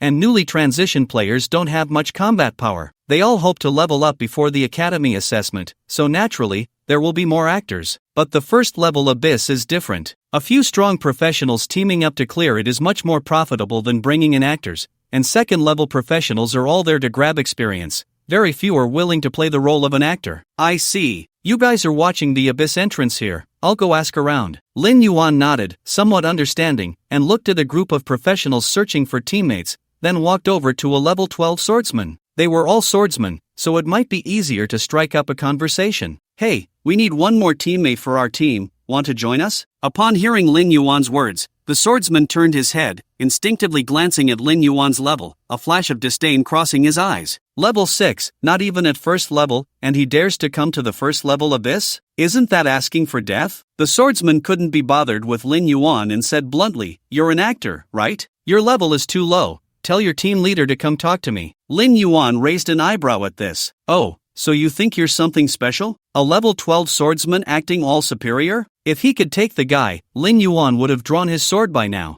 "Hello, I am the team leader, is there something you need?" A familiar voice suddenly came from behind, and Lin Yuan quickly turned around, his eyes lighting up with joy. At the same time, the swordsman's gaze fell on Gu Feng, and he paused slightly, then revealed unabashed contempt. "Level 10? Summoner? Are you guys trying to make a fool of me?" Gu Feng was unfazed. "Is there a problem? I advise you, don't go into the abyss. You'll die quickly." The swordsman wore an impatient expression, waving his hand. "Alright, get lost. This place isn't for you high school kids. You're wasting my time." With that, the swordsman walked away, seemingly afraid of being bothered by Gu Feng. "Old Gu, I finally waited for you," Lin Yuan exclaimed with surprise. Gu Feng was also filled with unexpected joy. Where there was a teleportation array, communication could be restored. He had originally wanted to send a message to notify Lin Yuan and the others to come to the abyss. He didn't expect to see Lin Yuan's figure as soon as he arrived at the abyss square, saving him quite a bit of effort. "Old Gu, you really pulled off something big this time. If it weren't for the War King coming to Lin City, I wouldn't have known you actually. Don't mention him. I've severed ties with the Gu family." He had been wandering the wilderness for almost a day and night, encountering many professionals along the way, and learned about the events happening in Lin City from them. He even pointed the way to a few professionals who came to hunt him down. After all, the wilderness was filled with dense black mist, making visibility poor, and he was accompanied by the Blood Clan Lord and several descendants of the Blood Clan. That kind of scene looked nothing like a fugitive in the wilderness. Of course, this was just an isolated case. After leaving the Jinyuan army's stronghold, he was still discovered by those with ulterior motives. However, it was precisely because of this that Lin Yuan and the others guessed Gu Feng's intentions and arrived at the Abyss Square early to wait. At this moment, Lin Yuan suddenly jolted, his eyes bursting with intense shock. "Old Gu, you severed ties with the Northern Royal family?" Lin Yuan's mind went blank, his tongue feeling tied, as if he had lost his prophetic abilities. That was a royal family. Do you know what a royal family is? Others would shamelessly want to curry favor, and you, on the other hand, sever ties? Looking at Gu Feng's serious expression, Lin Yuan's face showed a look more painful than crying, his back teeth nearly grinding to dust. "That's the Northern Royal family. I was almost able to become the brother of a royal prince. What a tremendous fortune. Damn it, this is worse than killing me. Gu Feng, by the way, is the team short one person? I just happened to bring a friend along." Gu Feng interrupted Lin Yuan's wailing and pointed to Su Xia beside him. Lin Yuan's expression instantly returned to normal as he looked at Su Xia, and this glance nearly made him lose his composure again. Su Xia, surprisingly, was not a professional. "What? Dude, you're not even a professional, and you dare to come to the first level abyss?" Su Xia said nonchalantly. "What, is the requirement to join your team as an actor that high? Do you have to be a professional?" Lin Yuan was momentarily taken aback, unable to retort. Indeed, an actor in the team does nothing. What difference does it make whether they are a professional or not? Moreover, since Su Xia was not a professional, he wouldn't take away experience, but his presence could provide an experience boost for the 5-person team. Thinking of this, Lin Yuan's mouth almost stretched to his ears. "You must join our team." Su Xia entered the team. Before this, no professional team had ever brought a failed class change ordinary person into the abyss. To others, this was simply incomprehensible behavior. However, for Gu Feng, bringing an ordinary person was no different from bringing a professional. After all, the one doing the real work was only him, and the others just needed to cheer 666 from the sidelines. Moreover, Su Xia was not without merit. He was from Wanchang, and the burial dungeon happened to be right on the border of Wanchang, meaning that in terms of familiarity with the abyss, Su Xia was actually the most knowledgeable among them. However, when he learned that Gu Feng was going to enter the nightmare level abyss, he was taken aback. "Ha? Nightmare level?" Su Xia momentarily struggled to keep up. "Brother Chen, are you sure you don't want to start from the normal level? Or the hard level would be fine too." Gu Feng was stunned, realizing he had only mentioned entering the burial dungeon abyss without specifying whether it was normal or nightmare level. We are indeed going to enter the nightmare level abyss. If you think it's too dangerous, you can withdraw from the team now. Of course, I can refund your money, and if materials drop later, you can come to me to buy them." At worst, he could just find another person. With so many people in the abyss square, it shouldn't be hard to find an actor. Su Xia looked conflicted, unsure whether to continue. The nightmare level abyss was more difficult than hell level dungeons, and there wouldn't be an opportunity to escape using a teleportation scroll when danger approached. More often than not, by the time you realize the danger, it's already too late. Many professionals didn't even have time to use their teleportation scrolls before being killed by abyssal creatures. The difficulty of clearing it was several levels above that of dungeons. One could say that dungeons are a sealed scenario, while the abyss is incredibly real. Su Xia looked troubled. Why choose nightmare level? This is the abyss, Gu Feng said helplessly, because only by clearing the nightmare level can you unlock the hell level. Unlike novice dungeons, the first level abyss is more open, allowing direct selection of the nightmare level without needing to unlock it from the hard level. Su Xiao's expression froze, his brain feeling like it had crashed. What did this tone and expression mean? If it weren't for the nightmare level restriction, would you go straight to the hell level? Are you sure you can really clear it? Guaranteed. So confident? I might withdraw halfway. The last person who withdrew halfway might already regret it. A conflicted look appeared on Su Xiao's face. An ordinary person who failed a class change entering the nightmare level abyss was simply unheard of. One could even say it was seeking death. Initially, he just wanted materials, but Gu Feng said he could give him a chance to team up and enter the abyss, which was something he had longed for. For someone who couldn't become a professional, the abyss held an unimaginable allure. The nightmare level abyss is also extremely deadly. Actually, I just want a material. Su Xiao's expression fluctuated, but in the end, he didn't want to miss this opportunity. Alright, I'm in. Lin Yuan stepped forward, smiling as he patted his shoulder. Congratulations, going all in is a form of wisdom. Since it's decided, let's get ready. Gu Feng no longer hesitated, walking to the entrance of the abyss, opening the interface, and selecting Nightmare level. Warning, the current selection is Nightmare difficulty. Challengers will face an almost real abyss, with extremely high difficulty and mortality rate. Do you wish to proceed? Yes. Current team's average level is too low, it is recommended to regroup. No. Entering the burial ground, Nightmare level, abyss, please wait. The entrance to the abyss was similar to that of a dungeon, with a blood-red light blooming from the swirling space, and then, Gu Feng and the four behind him vanished from their spot. At the same time, all professionals within the Northern Territory received a message pushed by the professional platform. Notice, Gu Feng, the SSS-rated achiever from Lin City, has led a team of professionals into the burial ground, Nightmare level. A simple push notification caused an uproar throughout the Northern Territory. What the hell? Lin City? SSS rating? Gu Feng, that name sounds familiar. Isn't he the summoner that the Li family is hunting? The son of the Northern Territory's war king? Is he crazy?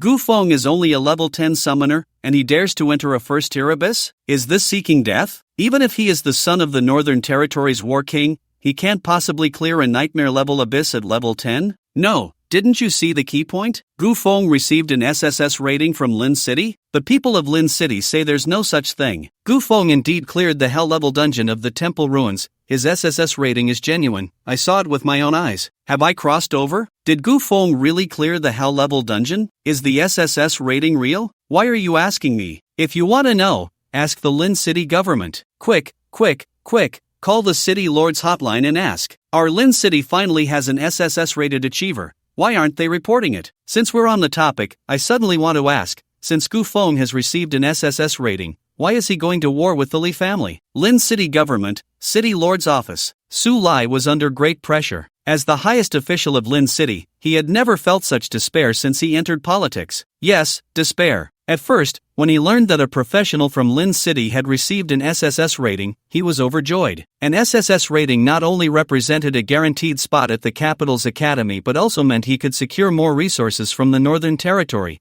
which was a recognition of his political achievements. Just as he was about to report this to Gubei City, he received a request for a meeting from the Li family. Li Xiao made a very small request, asking the city government to delay the application process for the guaranteed spot by a few days. As for other matters, the Li family would handle them. Su Lai certainly wanted to know what the Li family was up to, but even as the city lord, he didn't want to easily offend the Li family. After all, they were the first major family in Lin City. From his perspective, as long as he could secure an additional guaranteed spot at the capital's academy for Lin City, it didn't matter who received the SSS rating. Delaying the work process by a few days was quite common. It wasn't a violation of regulations, just a minor matter. Thus, Su Lai readily agreed. The next day, Li Renjie was killed. Although Su Lai was shocked, he could still hold his ground. However, today, Gu Qingfeng came, and Su Lai could no longer sit still. Next, Gu Feng's identity was revealed to be the son of Gu Qingfeng. At that moment, Su Lai was completely panicked. As a mere lord of Linchang,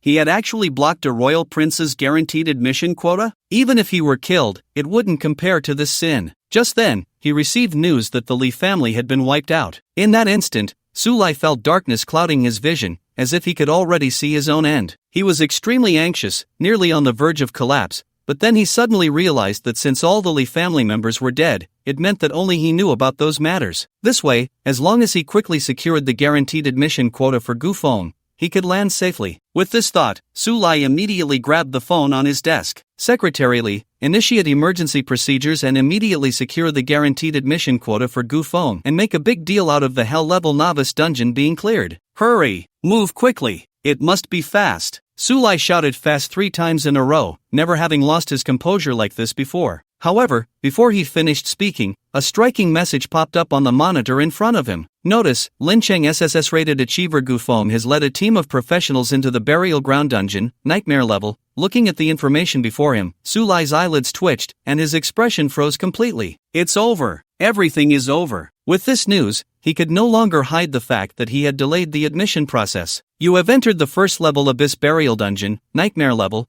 Please pay attention to safety and proceed with caution. Accompanied by a slight feeling of weightlessness, Gu Feng and the others appeared in a damp, dim cave, the air filled with a fermented, sour odor that lingered in their nostrils. This smell, damn, it's really sour. Lin Yuan cursed, quickly covering his mouth and nose, his stomach churning violently. Gu Feng frowned slightly, while Lin Qingqing and Su Ran were startled and began to gag, both covering their mouths and noses, their faces showing expressions of unbearable discomfort. This pungent odor, while not threatening, would definitely affect their combat abilities. Among them, only Su Xia seemed unaffected, as he had unknowingly put on a metal mask. Seeing everyone's reactions, Su Xia immediately took out 4 identical masks from his spatial ring. Here, put these on. This is my designed N99 type breathing mask, which can purify the air in the dungeon, and it also has communication, night vision, and automatic capture functions. Breathing mask, N99 type? Lin Yuan quickly took one and put it on his face. The sour smell in his nostrils rapidly filtered out, replaced by refreshing air that was invigorating. In an instant, the whole world became beautiful. Gu Feng, Lin Qingqing, and Su Ran quickly put on their masks as well, then all sighed in relief. I remember the latest mask on the market is the N98 type produced by the Eternal Life Group. What's this N99 type you have? Lin Qingqing asked. The N99 type is an upgraded product of the N98 type, planned to be available for pre-sale at the Eternal Life Group's new product launch in 3 months. Su Xia's voice came from the mask. What? This is the latest breathing mask? It hasn't been released to the public yet? How did you get it? The Eternal Life Group is the most advanced technology group in the country, holding large orders from the Years.When army thanks to the advanced weapons developed within the group, even surpassing several military industrial groups. The Su family is the actual controller behind the Eternal Life Group. It is rumored that there is a core figure in the Su family whose exceptional research and development capabilities have brought great technological advantages and commercial value to the Eternal Life Group, making it the designated partner of the Years.When army. Wait, your surname is Su? Lin Qingqing's tone was filled with surprise. Could it be that you are that genius from the Su family? The one who developed extraordinary weapons to kill the abyssal races, allowing the Eternal Life Group to successfully secure a big order from the Years.When army? I can't claim to be a genius, but the Years.When army is indeed quite satisfied with my design, Su Xia said with a smile. At this moment, the gazes of the others towards Su Xia suddenly changed. It was actually him. It was said that the Su family treated his security level as if he were the head of the family. How could such a core figure follow Gu Feng into the abyss? Collecting materials? What materials could be so precious that they required a core member of the Su family to come personally? Although Gu Feng was curious, he didn't pay too much attention. Everyone had their own secrets, and they were just a team going through the abyss together. After dispelling the unbearable stench of decay, he summoned the Blood Clan Lord. Traveling from the wilderness to the burial dungeon, the Blood Clan Lord also gained a lot. It let out a deep, ominous roar, and the dungeon was suddenly filled with a dense mass of blood-colored figures. A total of 50 Blood Clan descendants appeared, which was the current limit of what could be transformed. The Blood Clan Lord was already level 11,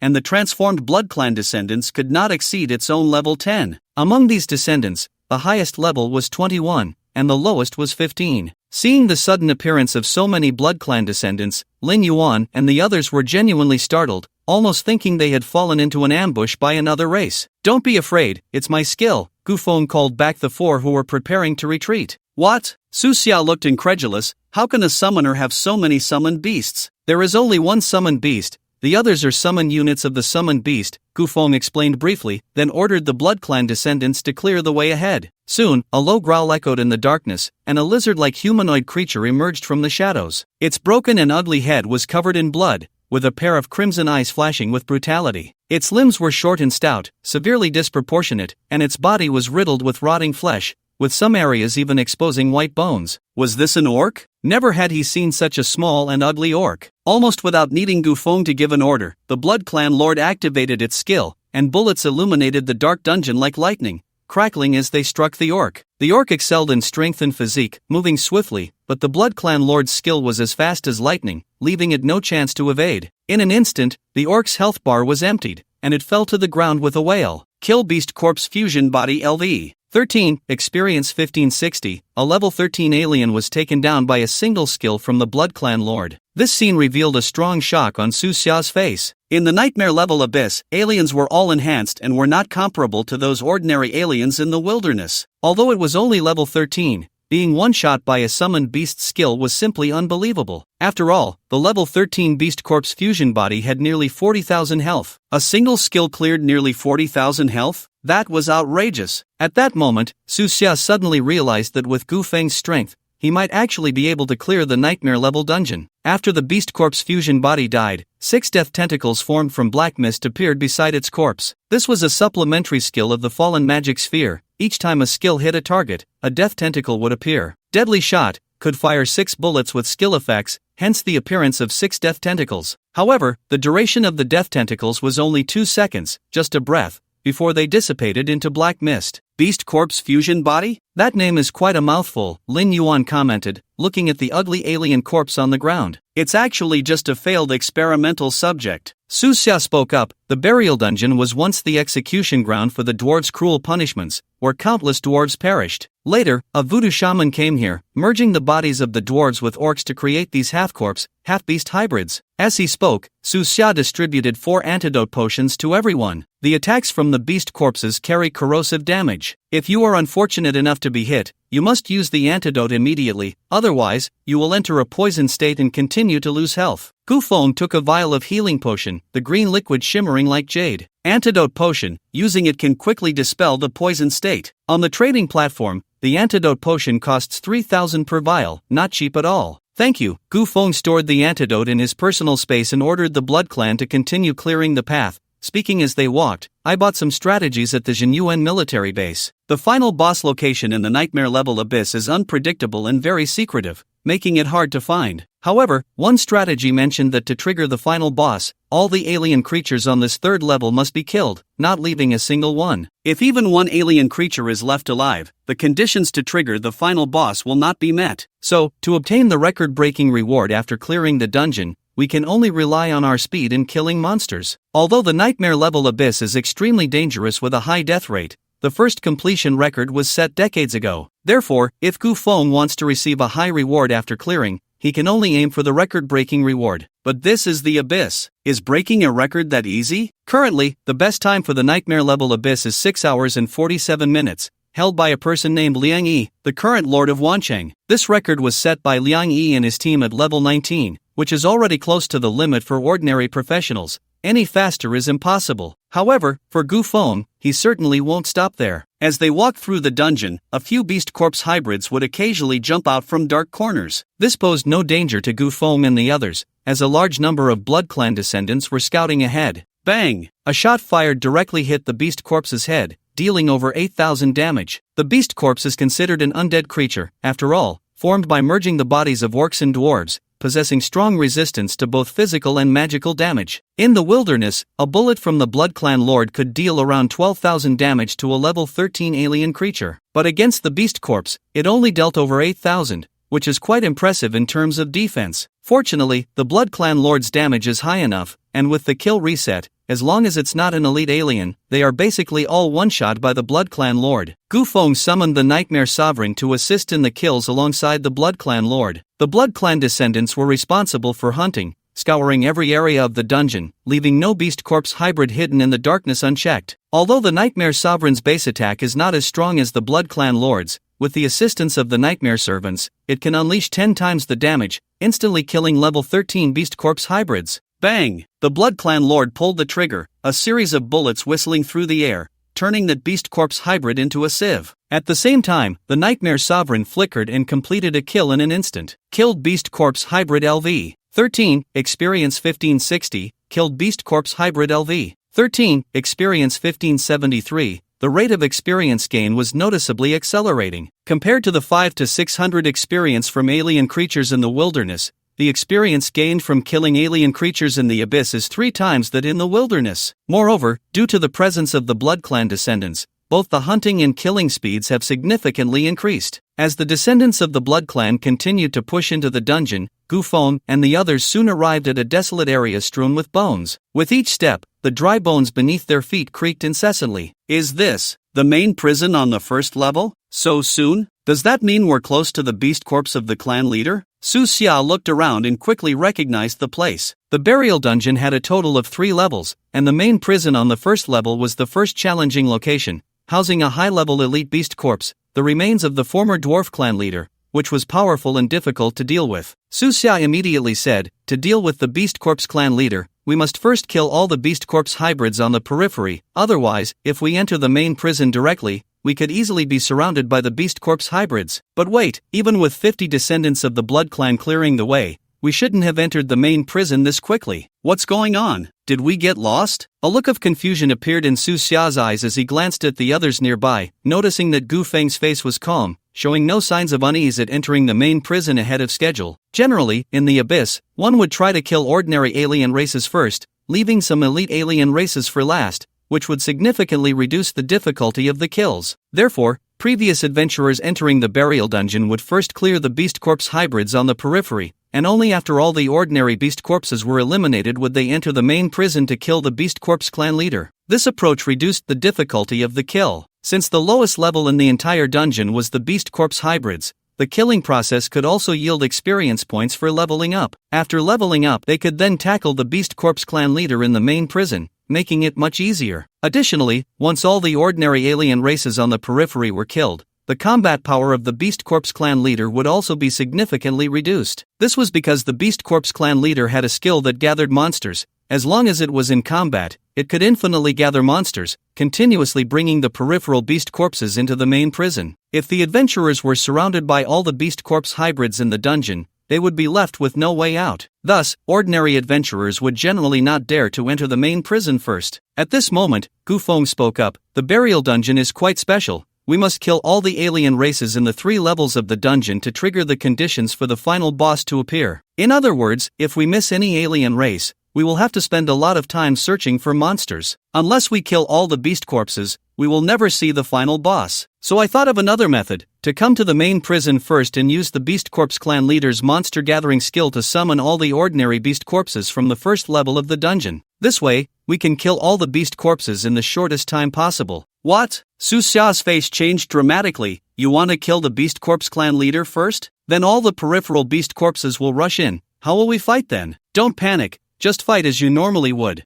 Gufeng waved his hand, and the towering figure of the undead golem appeared in the main prison, black light spreading outward from beneath its feet, applying the effect of extreme fatigue to all the beast corpses present. Immediately afterward, the Nightmare Sovereign flew forward, constructing a deep dream within the main prison, encompassing all the beast corpses present. As the deep dream unfolded, piercing screams echoed within the main prison, the dream energy inflicting continuous high damage on all the beast corpses inside. The life points of the beast corpses plummeted, losing nearly 10,000 health points every second. Witnessing such exaggerated damage effects, Su Xia's eyelids twitched violently, a strong sense of unreality flooding his mind. Beside him, Lin Yuan, Lin Qingqing, and Su Ran saw Su Xia's expression and nodded in satisfaction. Yes, this was the state, 3 parts confusion, 3 parts shock, 3 parts disbelief, and 1 part questioning life. Lin Yuan recalled the first time he saw Gufeng in battle, he had shown a similar expression. The area of effect explosive damage, while not an instant kill, could wipe out a large number of enemies in just 2 or 3 breaths,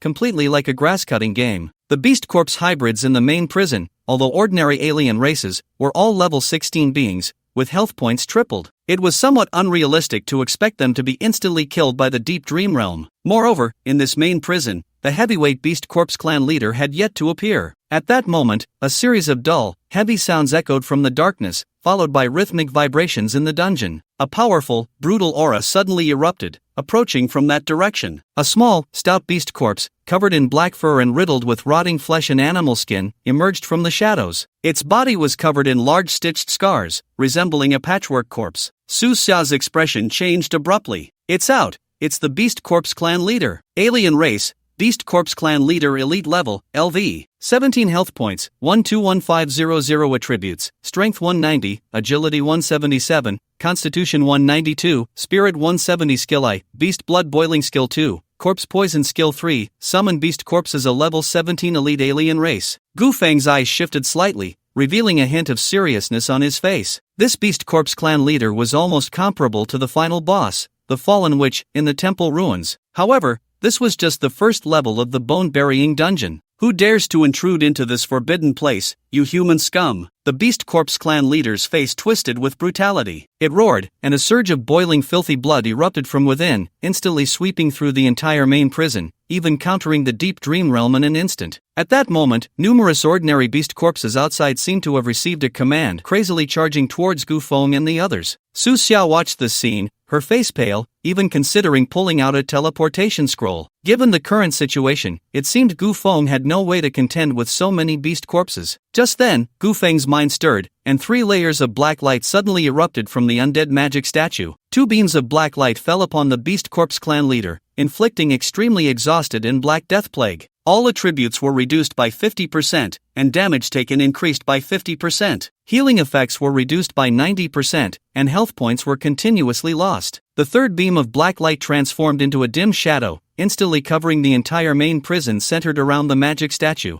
End of magic forbidden domain. Within the skill's range, the consumption of all targets skyrocketed tenfold. With all 3 skills unleashed, a comprehensive weakening occurred. The imposing aura of the Beast Corps clan leader was instantly halved, and the deep dream realm once again unleashed terrifying dream energy, beginning to decompose the numerous beast corpses within the main prison. Even with the Beast Corps clan leader's high health, it would turn into a corpse under such comprehensive weakening. Kill Beast Corpse Hybrid LV. 15, experience 1957 Kill Beast Corpse Hybrid LV. 15, experience 1960 Kill Beast Corpse Hybrid LV. 15, experience 1952. With a series of harvests, experience points surged as if propelled by a rocket. The Beast Corps hybrids fell in droves, and before long, Gu Feng's level had risen to level 12. Level up level, LV, 12, 3234/21600, strength, 337 agility, 336 constitution, 338 spirit, 509 summon beasts,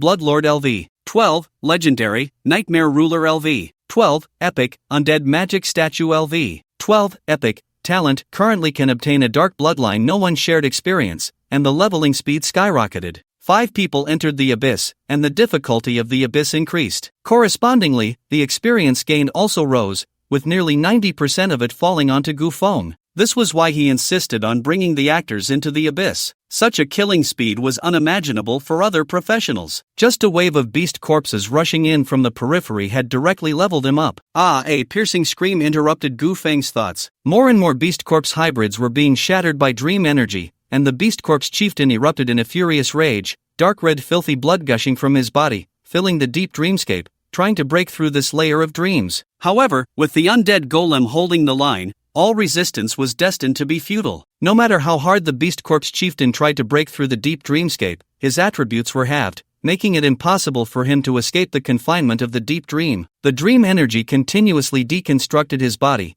and the damage to his health kept increasing. As his health continued to drop and he could not break free from the deep dream, the Beast Corps chieftain let out a mournful roar, beginning to summon all the beast corpses to come to the main prison for assistance. This was exactly the scene Gu Feng had been looking forward to. The chieftain's furious roar echoed in the dim dungeon. Chaotic shouts erupted from the darkness, and dense beast corpse hybrids surged in from all directions, madly rushing towards the main prison. As soon as these ordinary beast corpses stepped into the main prison's range, they were enveloped by a layer of black light, their attributes halved, and their injury effects increased by half. Next, there was no suspense at all. Large groups of ordinary beast corpses were torn apart by dream energy, transforming into precious experience that flowed into Gufeng's experience bar. With the mass death of the beast corpses, they exhibited no rationality whatsoever, not even instinctual fear. Almost frenzied, they charged into the main prison without regard for anything, only to be torn to pieces by the deep dream after just a few steps. Was this the monster-gathering ability that professionals feared? In front of Gufeng, it was merely moths to a flame. Witnessing this scene, the Beast Corpse chieftain let out a thunderous roar and crazily charged towards Gufeng's direction. Even with his attributes halved, his speed was still incredibly fast. However, the Blood Clan Lord was always vigilant, standing guard beside Gufeng. Even with a shield boasting a value over 10,000, he did not forget to have his summoned beast protect him. The Blood Clan Lord raised his dual guns and pulled the trigger at the charging Beast Corpse chieftain.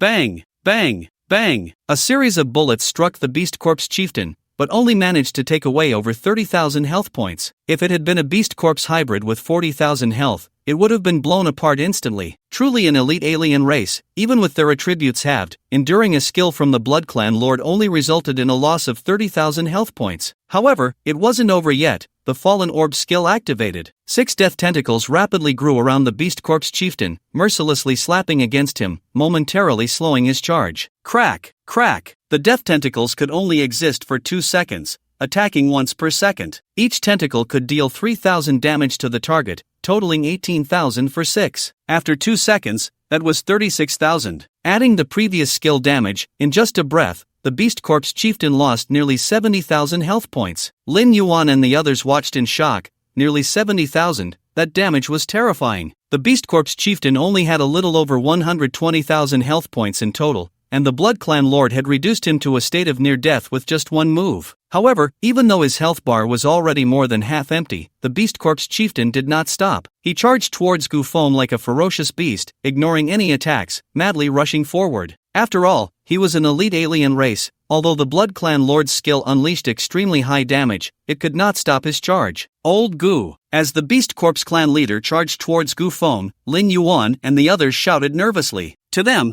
this was Gufeng's first direct confrontation with an alien race. It is well known that the greatest flaw of a summoner is their lack of combat ability. All their strength is concentrated in their summoned beasts, making their own health and defense very fragile. Once an alien race gets close, it is the summoner's death. However, in the next moment, Shadow suddenly appeared, wrapping around the Beast Corpse clan leader. That frenzied charge suddenly halted, and before it could get within 3 meters of Gufeng, it was ensnared in place by the Nightmarish Servant's binding effect. At the same time, the continuous damage inflicted on the Beast Corpse clan leader surged tenfold due to the entanglement of 10 Nightmarish Servants. Boom! Blood burst. The Beast Corpse clan leader was trapped in place, its remaining health collapsing at an incredible speed. In the blink of an eye, its health hit 0. Inside the main prison, the Beast Corpse clan leader was reduced to a pile of dark red fragments, and all the summoned beast corpses perished in the deep dream, leaving only a ground of powder. Kill Beast Corpse clan leader Elite LV. 16. Experience 5725, Loot acquired, Dwarf King Ring LV. 16. Rare, Loot acquired,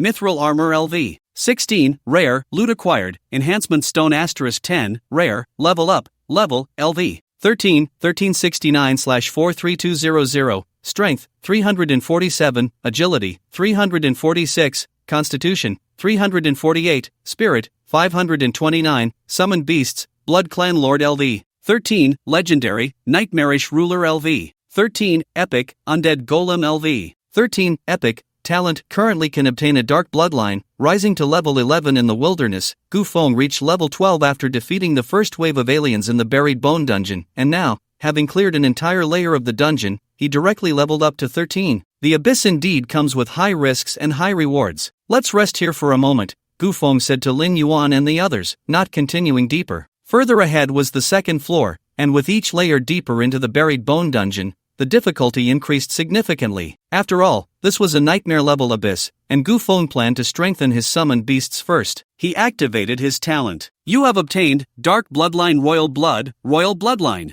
A spark of ecstasy erupted in Gufeng's eyes. It had finally appeared. After the first 2 level-ups, he had only received descendant bloodlines, so he had not fused them with his summoned beasts. Now that he had obtained the Royal Bloodline, it meant he would once again acquire a legendary summoned beast. After careful consideration, Gufeng decided to advance the Undead Golem to legendary level. The reason was simple. The overall weakening effect was simply too appealing. If it advanced to legendary level, it was hard to imagine the powerful suppression the undead golem would bring to the opponent. As for the two descendant bloodlines, he would bestow them upon the nightmarish ruler, allowing it to undergo 2 bloodline awakenings. Bloodline awakening successful, nightmarish ruler, epic, level, LV. 13, health, 21,300, attributes, strength 179, agility 186, constitution 185, spirit 190, skill, phantom instant kill, enhanced, phantom instant kill, approach the target unit using dreams, launching a surprise attack. After each kill, the next skill damage increases by 1%. Note, if the summoned beast dies, the damage bonus resets to 0. Skill, Deep Dream, enhanced, Deep Dream, construct a deep dream in an area, inflicting high continuous damage on targets trapped within. For each target that dies, all targets in the deep dream will be stunned for 1 second. With 21,000 health, although it wasn't as high as some elites or bosses, it was already quite rare. Because the elite and the boss have health bonuses, there are very few beings that can rival them in terms of health. After awakening, in addition to an increase in health and 4-dimensional attributes, the skills, Phantom Instant Kill, and Deep Dream, were also enhanced. After using Phantom Instant Kill to kill a target, the damage of the next skill increases by 1%. As long as one does not die, the damage bonus can continue to stack. What a pity if Deep Dream were enhanced instead, increasing skill damage by 1% for each target killed. The Nightmare Ruler would gain a terrifying boost. After all, Deep Dream is an area damage skill that can kill a large number of targets in a short time, unlike Phantom Instant Kill, which requires targeting one by one. In comparison, the enhancement of Deep Dream is relatively small. For each target that dies within the dream, other targets will be stunned for 1 second. Although it is only 1 second, if used properly, it can definitely render all units trapped in the dream unable to resist. It's not bad. At least it can largely prevent powerful alien races from breaking through the dream. Next, Gufeng bestowed the royal bloodline upon the undead golem. Advancement successful, undead golem, epic, undead golem, legendary, level, LV. 13, health, 26,700, attributes, strength 231, agility 226, constitution 243, spirit 244. The summoning beast's quality has been upgraded from epic to legendary, gaining attribute feedback. Summoners all attributes plus 100. The summoning beast gains comprehensive enhancement of talents and skills, unstoppable, legendary. When the undead golem is in a stationary state, defense increases by 1% per second, recovery increases by 1% per second, and targets within 10 meters of the undead golem suffer a 100% increase in negative effects. Extreme Fatigue LV. 20, legendary, applies a fatigue state to nearby targets, reducing all attributes by 50%,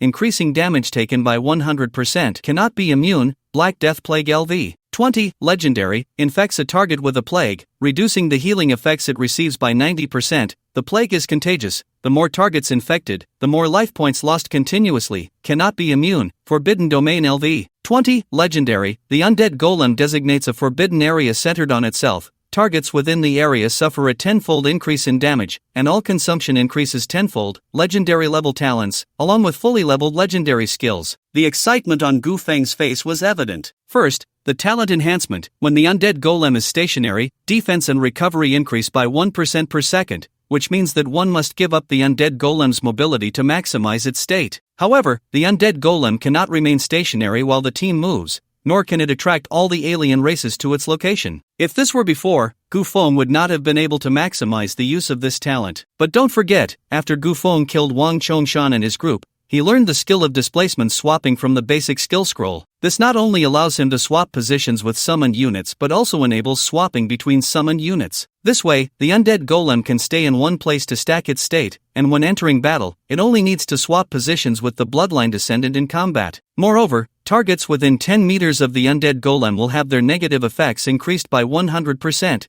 making the advantages of displacement swapping even more apparent. Displacement swapping is just an excellent level skill, but when paired with a legendary level summoning beast, the combat power it unleashes is terrifyingly strong. As for the other 3 skills, they received varying degrees of enhancement. The damage of Extreme Fatigue received a 50% boost. The Black Death has become infectious, no longer requiring the undead golem to be cast one by one, and the more targets infected, the higher the continuous damage. The Forbidden Domain of the End has changed the most. Previously it consumed 10 times the resources, and now it inflicts 10 times the damage. This means that any target within the skill's range has basically no chance of survival. It's done. Looking at the 3 summoned beasts beside him, Gu Feng felt invigorated. Alright, let's continue to the second level of the dungeon. To break the record and earn the reward, we need to speed up. After saying this, Gu Feng ordered the bloodline descendants to clear the way, and Lin Yuan and the others nodded, quickly following. In the nightmare level abyss, to break the record, we can only speed through. How do we get to the second level of the burial dungeon? Lin Yuan asked. There's a maze behind the main prison, and the entrance to the second level of the dungeon is at the end of the maze, Su Xia replied. So, we have to go through the maze to enter the second level? And there's a puzzle game too. This is really a headache. Lin Yuan scratched the back of his head. Well, the strategy has listed 5 routes to clear the maze, and each time you enter the abyss, the maze is different, so we have to try them one by one. Although Su Xia had never entered the abyss, as a resident of one city, he was very familiar with the burial dungeon. After all, it was the abyss right at his doorstep. That's too much of a waste of time. Gu Feng shook his head. I want to use another method. What method? I saw in a strategy guide that at the entrance of the maze, there's a statue. If we place the Dwarf King's ring on the statue's finger, we can directly reach the second level of the dungeon. Indeed, the statue that receives the Dwarf King's ring will temporarily revive, but only by defeating the statue will the entrance to the second level of the dungeon appear. Su Xia quickly said. After killing the Beast Corpse clan leader, 2 rare-level pieces of equipment dropped. One was the Dwarf King's ring, which had very impressive attributes and effects. The other was Mithril armor, a piece of equipment for warrior-type professions, which Gu Feng planned to hang on the professional platform after going out. Dwarf King's ring quality, rare level, LV. 16 attributes, strength 30, agility 30, constitution 30, spirit 30 effect.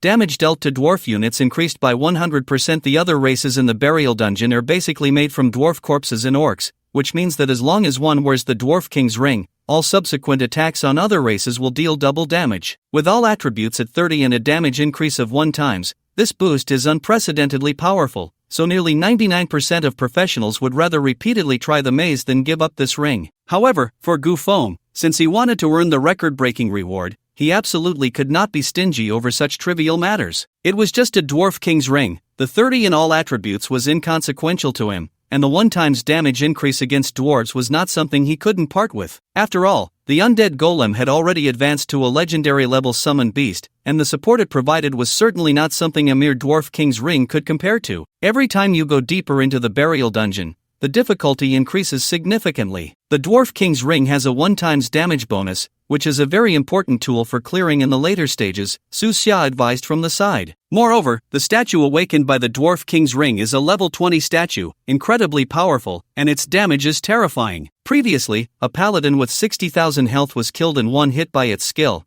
No one could withstand such terrifying damage. Gu Feng said nothing more, demonstrating his thoughts through action as he walked straight toward a stone wall behind the main prison. A square hole had opened in the stone wall, which was the entrance to the maze, and beside it stood a Dwarf King statue in armor, wearing a crown, with a massive stone hammer at its waist. Gu Feng didn't think much and directly placed the Dwarf King's ring on the finger of the statue. A burst of light flickered from the statue, and its limbs began to move as if it had come to life. Immediately, the Dwarf King statue let out a loud roar and stepped forward, wielding a giant hammer. Challenger, is it you who wishes to duel with me? The Dwarf King statue glared with its large, bell-like eyes, fixating on Gu Feng. Upon seeing this, Su Xia's face instantly showed a look of apprehension. Other race, Dwarf King statue, level, LV. 20, health, 85,200, attributes, strength 310, agility 177, constitution 192, spirit 170, skill, hammer impact, a level 20 ordinary other race with 85,000 health. Gu Feng was confident. He said nothing, and with a thought, 2 beams of black light erupted from the undead golem,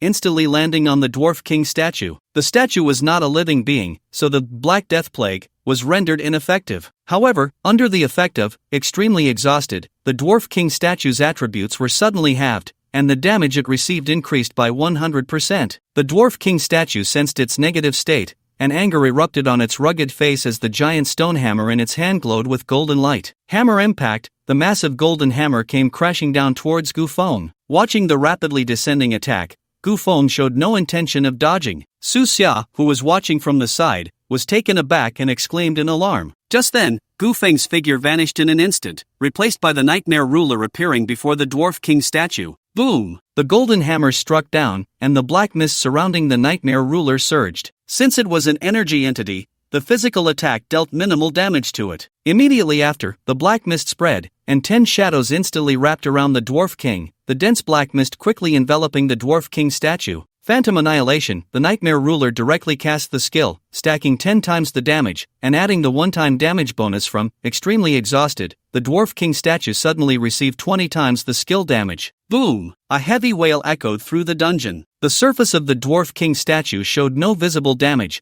but its 85,000 health was instantly depleted. In the next moment, the light on the statue's surface faded, and it returned to its previous position. Duel victory, defeated Dwarf King statue LV. 20, experience 3687, the statue turned around, and the stone hammer in its hand suddenly burst with golden light, smashing violently against a nearby wall. The wall shattered, revealing a massive opening that led down a deep stone staircase. The dwarf statue put away the hammer and returned to its original position, and the Dwarf King's ring on its hand vanished. Looking at the staircase leading to the second level of the dungeon, Gufeng smiled, but Su Xia was still in shock. Is that it? After dueling the Dwarf King statue? The legendary Dwarf King statue, which could crush a 60,000 health paladin with a single blow, was instantly killed by the Nightmare Ruler? Su Xia felt as if he were dreaming, but then he recalled Gufeng leading everyone into the main prison on the first level, with 3 summoned beasts rampaging and fiercely slaughtering the Beast Corpse clan amidst the tide of beast corpses. I didn't expect the summoner to be this powerful. No wonder he is so confident, challenging the nightmare level abyss right from the start. Su Xia looked at Gufeng with a complex expression. Although he was not a professional, he truly felt Gufeng's strength. This kind of power completely overturned his previous understanding of professionals. Shocked? This is just the beginning. Lin Yuan stepped forward, patting Su Xia on the shoulder. Let's go to the second level of the dungeon. The real battle is still ahead. A large group of bloodline descendants surged into the opening, stepping onto the stone stairs and advancing into the darkness below. Gufeng checked the time. It had been exactly 1 hour since entering the abyss. At this pace, the record-breaking reward is absolutely secured. With a wave of his hand, 3 summoned beasts followed behind as Gufeng led Lin Yuan and the others towards the second level of the dungeon. The second level of the dungeon was even more dangerous than the first. Here, the alien creatures were no longer the failed experimental bodies of beast corpses, but rather evolved beings with intelligence and greater strength. After walking a distance on the second level, a team of armored beast corpses spotted Gufeng and the others. The leading beast corpse wielded 2 giant axes, forming an attack formation with the beast corpses behind it, blocking their path. Humans, get out of our lair, you are not welcome here. As it spoke, the attribute information of this group of beast corpses appeared. Alien race, Beast Corpse Warrior level, LV, 17 health, 62500 attributes, Strength 180, Agility 173, Constitution 192, Spirit 175 skill, Battle Formation Charge a level 17 ordinary alien, serving as the link to the Beast Corpse chieftain on the first level of the dungeon. The earlier level 20 Dwarf King statue was not part of the regular dungeon storyline. It could only be considered a choice node. Looking at the dozen or so Beast Corpse warriors before them, Su Xia's face turned pale. Brother Chen, it's best to strategically retreat for now. I'm familiar with these Beast Corpse warriors. The more there are, the greater the damage from their battle formation charge. If a fight breaks out, this team of Beast Corpse warriors can unleash combat power far exceeding their own numbers. Gufeng nodded but showed no intention of retreating. The nearby undead golem let out a roar, casting 2 negative statuses on the team of Beast Corpse warriors. The leading Beast Corpse warrior raised its battle axe high and let out a low, furious roar. Dare to attack us, human? You are seeking death. Before it could finish, a series of bright silver bullets suddenly appeared in the dungeon, accurately hitting the head of that Beast Corpse warrior. Bang! The head exploded, and a headless body fell heavily to the ground. Kill Beast Corpse Warrior LV. 17, experience 2299. At the same time, 6 deathly tendrils of black mist emerged, launching attacks on the remaining Beast Corpse warriors. The battle was about to erupt, yet the remaining Beast Corpse warriors showed no signs of confusion. Instead, they quickly formed ranks and charged towards Gufeng. Truly, they were warriors, well-trained, unlike the Beast Corpse hybrids that relied solely on instinct to attack. However, it was still not enough. The nightmare sovereigns surrounding Black Mist surged, and more than 10 shadows shot out rapidly, instantly wrapping around the team of Beast Corpse warriors. Battle formation charge. The more Beast Corpse warriors there are, the higher the damage? Then the question arises, if they can't charge, will the damage still be high? A dozen Beast Corpse warriors were entangled in place, continuously losing health under the plague status. The Bloodlord and the Nightmare Sovereign would not miss this opportunity, directly charging into the team of Beast Corpse warriors like a tiger entering a flock of sheep. Bullets whistled, black mist spread, and one Beast Corpse warrior after another fell to the ground. Kill Beast Corpse Warrior LV. 17. Experience 2236 Kill Beast Corpse Warrior LV. 17. Experience 2250 Kill Beast Corpse Warrior LV. 17. Experience 2247. In just 3 to 5 minutes, a dozen Beast Corpse warriors lay sprawled on the ground. Level up level, LV. 14. 2267/89500. Strength, 457 Agility, 456 Constitution, 458 Spirit, 649 Summoned Beasts, Bloodlord LV. 14. Legendary, Nightmare Sovereign LV. 14. Epic, Undead Golem LV. 14. Legendary, due to the Undead Golem's advancement from Epic to Legendary, Gufeng gained 100 points in all attributes. Therefore, his average attributes have now exceeded 500, and even at the third tier, he can crush the vast majority of professionals. Talent, currently able to obtain a Dark Bloodline as usual. The level 14 Dark Bloodline is reserved as an option for the level 15 Summoned Beast. On the other side, Su Xia's pupils trembled in shock. He had thought that the beast corpses on the second level of the dungeon would pose a significant obstacle, but he didn't expect that upon encountering Gufeng's summoned beasts,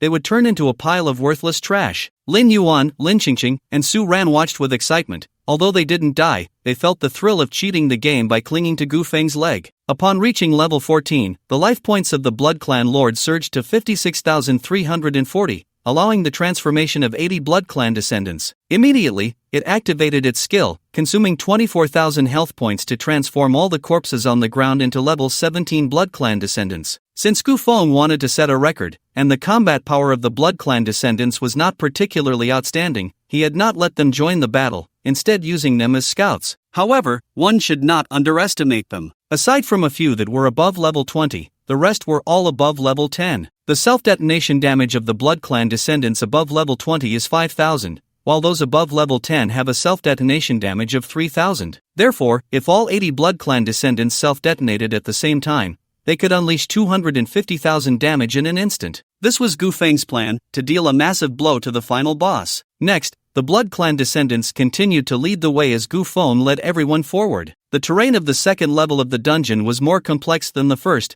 with numerous intersecting paths, and even Gufeng nearly got lost while trying to find the main prison of the second level. Fortunately, there was Su Xia. It wasn't that Su Xia was particularly familiar with the route. He was also directionally challenged in the second level of the dungeon. However, he had a piece of advanced technology, something akin to a scanner, which he had developed himself. After scanning the map, he could scan the surrounding environment to generate a holographic map. A holographic map could display the current location and generate the optimal path, effectively avoiding getting lost in the complex terrain. Prepare to set off. A total of 10 kilometers, approximately 45 minutes. The advanced technology began navigation. This time was generated based on the average speed of a level 14 professional, and there might be some errors, but it wouldn't be too far off. Nevertheless, 10 kilometers was still a bit far, so they needed to speed up. How about I let a summoned unit carry you? Gufeng asked Su Xia. With navigation set, it was time to start moving, but Su Xia was just an ordinary person without a job change and couldn't keep up with the other's speed. No need, I can keep up. As he spoke, Su Xia took out a set of mechanical gear from his spatial ring and skillfully donned it. The gear was dark gray overall, with some silver lines, featuring a sturdy and smooth design that fit the human contour. The shoulders, chest, and legs were covered in armor, equipped with a power device, and there was a support structure at the waist and hips, with heat dissipation fins and antennas on the back. This scene left Lin Yuan wide-eyed. Wow, old Su, you're wearing a mech? No, this is a battle armor, designated Mark 1. Click, click, click. Su Xia began to warm up, moving his joints and limbs, and the battle armor emitted a series of mechanical sounds. As he took a step, he moved like an agile cheetah, leaping 8 or 9 meters in a single breath. To reduce weight, I specifically didn't load a weapon system, so my walking speed has increased quite a bit. Let's go, we should reach the main prison of the second level in 45 minutes. 80 bloodline descendants formed a sharp arrow formation at the front, with Gufeng and the others following closely behind, entering a rapid march mode. Along the way, numerous Beast Corpse warriors arranged themselves in an attacking formation, charging towards the group. Gufeng did not want to waste time here, so his method of dealing with these Beast Corpse warriors was quite simple. Once the Beast Corpse warriors charged, he had the Nightmare Sovereign summon Nightmare Servants to entangle all the Beast Corps warriors at the front in place. As a result, the Beast Corps warriors behind stumbled and fell, and by the time they regrouped to pursue, Gu Feng and the others had already vanished from sight. From the entrance of the second-level dungeon to the main prison, even taking the shortest route, it was still 10 kilometers. Without Su Xia's advanced technology navigation, they might have wandered through the intricate dungeon for days. Due to the complexity of the dungeon, many professionals, even with guides and maps, still ended up taking a lot of unnecessary detours. Moreover, the condition for the final boss to appear required all ordinary alien races to be dead, making it difficult to break the record of the burial dungeon instance. 45 minutes later, Gu Feng and the others arrived outside the main prison on the second level. After dealing with a team of warriors that had been attracted, they entered the main prison. On the surface, the main prison looked no different from other places in the dungeon, but the internal space was much more spacious and accompanied by a strong, cold aura. This should be the place, Su Xia said as he surveyed the surroundings. Inside the second-level main prison is also an elite alien, that voodoo shaman who sewed together the corpses of the beastmen and the dwarven queen, successfully creating a beast corpse queen that possesses both strength and intelligence. Just as Su Xia spoke, a gust of black wind swept around, and a low, rumbling roar echoed nearby as a rugged figure emerged from the depths of the main prison. The beast corpse queen appeared, covered in dirty beast fur and colorful scales, her form exaggerated, almost unrecognizable as human. This appearance was even more grotesque than that of the beast corpse clan leader, resembling a monster stitched together from several beastmen and dwarves. Alien, Beast Corpse Queen Elite Level, LV, 18 Health, 151500 Attributes, Strength 210, Agility 197, Constitution 212, Spirit 190 Skill 8, Frenzy Charge Skill 2, Corrosive Poison Skill 3, Beast Corpse Frenzy Skill 4, Summon Beast Corpse is an 18-level elite alien with health exceeding 150,000, even more terrifying than the Dwarven clan leader. This Beast Corpse queen seems a bit fierce. Gu Feng immediately ordered his summoned beast to attack. The Blood Clan Lord's figure flashed, wielding dual guns as he charged forward, a barrage of bullets pouring out like a torrential rain. Bang! Bang! Bang! Fist-sized blood holes exploded on the Beast Corpse Queen's body. The Beast Corpse Queen let out a sharp, piercing scream as she was injured. Following that, she spewed out a large cloud of purple-black smoke, which was highly toxic and caused area damage. Lin Yuan, Lin Qingqing, Su Ran, and Su Xia were all enveloped by this poisonous mist, their health rapidly declining. Fortunately, Lin Yuan and the others had followed Gu Feng through a hell-level instance, not only enhancing their attributes but also obtaining decent equipment from the instance treasure chests and first clear gift boxes. This significantly boosted their defenses, mitigating some of the damage. However, Su Xia was not so lucky. Just being hit by the black mist left him with only a sliver of health. The only reason he didn't die was that he had immediately used an invincibility scroll. With just a sliver of health left, Su Xia's face turned pale as he quickly took out a health recovery potion to heal himself, inwardly grateful for his quick reaction earlier. Otherwise, he would have been dead by now. Su Xia certainly had more than one life. As a core figure of the Eternal Life Group, he surely possesses items like the Resurrection Cross. However, even if he has resurrection items, they are not for unlimited use. There are cooldown restrictions, and after using one, he definitely cannot use another in a short period. Now, they hadn't even completed half of the burial dungeon abyss,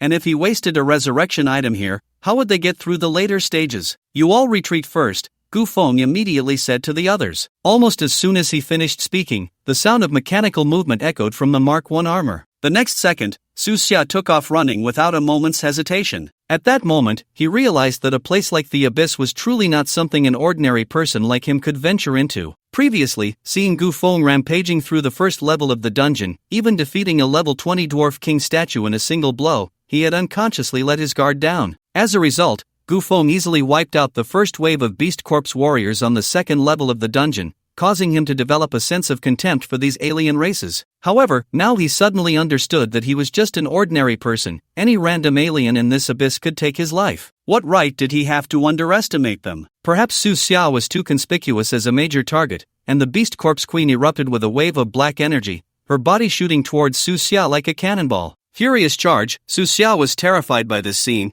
This was the skill of the Beast Corpse Queen. If the Beast Corpse Queen hit him, it would definitely mean death. He quickly took out a teleportation scroll and barely managed to teleport away just as the Beast Corpse Queen charged at him, missing by a hair's breadth. Whoosh! Su Xia's figure appeared behind Gu Feng, his legs trembling, and his clothes soaked with cold sweat. He had come so close to being killed by the Beast Corpse Queen. Having narrowly escaped death twice in a row, Su Xia became obedient, huddling among Lin Yuan and the others, shivering. Meanwhile, outside the main prison, a large number of Beast Corps warriors charged in aggressively. "Human, you dare to kill my kin, you seek death." Gu Feng didn't respond at all and directly activated his skill. Swap position. The next second, the closest bloodline descendant to the Beast Corps queen suddenly transformed into a towering skeletal mage. Due to level restrictions, summoned beasts could not leave Gu Feng's 3-kilometer range, so the skeletal mage had been stationary in some part of the dungeon outside the 3-kilometer limit for 10 minutes. This meant that the skeletal mage's defense and recovery had stacked 6 times. Buzz! Dense black light erupted from the towering mage, causing all the alien bodies, including the Beast Corps Queen, to tremble and instantly be afflicted with extreme fatigue and Black Death Plague. "Kill them all, leave not a single one," Gu Feng said calmly. For ordinary practitioners, the Beast Corps Queen before them and the charging Beast Corps warriors were utterly overwhelming. If they could leave with their bodies intact in such a battle, it would already be a stroke of great fortune. However, now, these aliens were no different from chickens and dogs in Gu Feng's eyes. All attributes were halved, damage taken increased by 1 time, and life continued to decline under the plague state. What was there to fear from such aliens? Even elite aliens would be slaughtered without mercy. The Bloodline Sovereign and Nightmare Ruler immediately joined the battlefield, bullets whistling, black mist spreading, and the Beast Corps warriors were being harvested like chives. A cold glint flickered in the Beast Corps Queen's fierce eyes. She did not lead the Beast Corps warriors into battle but instead looked at the towering skeletal mage beside her. "So it's a debuff-type summoned beast, then I'll kill you first." With a low shout, the Beast Corps Queen directly activated her skill and charged at the skeletal mage. The Beast Corps Queen was an elite alien of level 18, and after casting Furious Charge, she thought she would directly kill the level 14 skeletal mage. However, the skill landed on the undead golem, only causing it to lose a little over 800 health points. The Beast Corps Queen's expression froze as she looked at the pitiful amount of damage, and for the first time, a hint of confusion appeared in her brutal gaze. After leveling up to 14, the undead golem had 32,600 health points. Over 800 damage was almost negligible. In fact, during this moment of daze, the health points that had just been lost were already recovering right under the Beast Corps Queen's eyes. The Beast Corps Queen was instantly stunned, unsure of how to attack. Looking at the towering undead golem before her, she had never felt such despair. Dozens of Beast Corps warriors had gathered on the second level of the dungeon, almost forming a siege, yet the Beast Corps Queen felt her scalp tingle. The Bloodlord and the Nightmare Sovereign had already plunged into the group of Beast Corps warriors, and even the Bloodline descendants, who had been relatively quiet, joined the fray. The scene was clear, it was almost a one-sided slaughter. The Bloodlord was wildly shooting in the middle, while the Nightmare Sovereign was picking off targets from the periphery. One was a legendary summon, and the other an epic summon. They were simply not something this group of ordinary alien creatures could contend with. Although most of the Bloodline descendants had attributes comparable to level 17 aliens, they also possessed the innate abilities of the Bloodline, with speed, strength, and recovery capabilities surpassing their level. Therefore, the main prison at this moment resembled a large slaughterhouse. Seeing this scene, the Beast Corps Queen was instantly enraged, letting out a furious roar as a circle of purplish-red bloodlight erupted from beneath her feet. Bloodlight shot out rapidly, landing on the surrounding beast corpses, which all let out furious roars, their eyes revealing a bloodthirsty glint, and even their bodies swelled slightly. This is the Beast Corps Queen's skill, Beast Corps Frenzy, which allows all Beast Corps warriors to enter a frenzy state and gain a 30% damage boost, Su Xia reminded Gu Feng, who stood behind Lin Qingqing's sturdy figure, not daring to show his head. A 30% damage boost is already quite rare for ordinary practitioners, and it can even turn the tide in some battles. However, giving a group of weaklings a 30% boost still leaves them as weaklings. It wouldn't change anything at all. At most, it would only slightly slow down their rate of death. After about 3 minutes of battle, under the storm-like assault of the summons, over 40 Beast Corps warriors lay dead on the ground in disarray. The Blood Lord, without a moment's pause, turned and charged towards the Beast Corps Queen, who was still locked in a fierce struggle with the undead golem. The Beast Corps Queen was the most rational being on the second level of the dungeon, yet her performance was somewhat hard to describe. If one were to say she lacked rationality, she had known from the moment the battle began that she needed to kill the undead golem first. If one were to say she had rationality, she spent the entire time scraping the undead golem, completely ignoring the front lines. A bit of rationality, but not much. This was Gu Feng's evaluation of the Beast Corps Queen. Accompanied by a piercing wail, the Beast Corps Queen, covered in black filthy blood, died under the dual guns of the Blood Lord. Kill Beast Corpse Queen Elite LV. 18. Experience 7268 Loot Acquired, Mirror Ring LV. 18. Rare, Loot Acquired, Fate Amulet LV. 18. Rare, Loot Acquired, Enhancement Stone * 10 Loot Acquired, Life Recovery Potion * 5 Level Up Level, LV. 15. 2212/162400, Strength, 467 Agility, 466 Constitution, 468 Spirit, 669 Summons,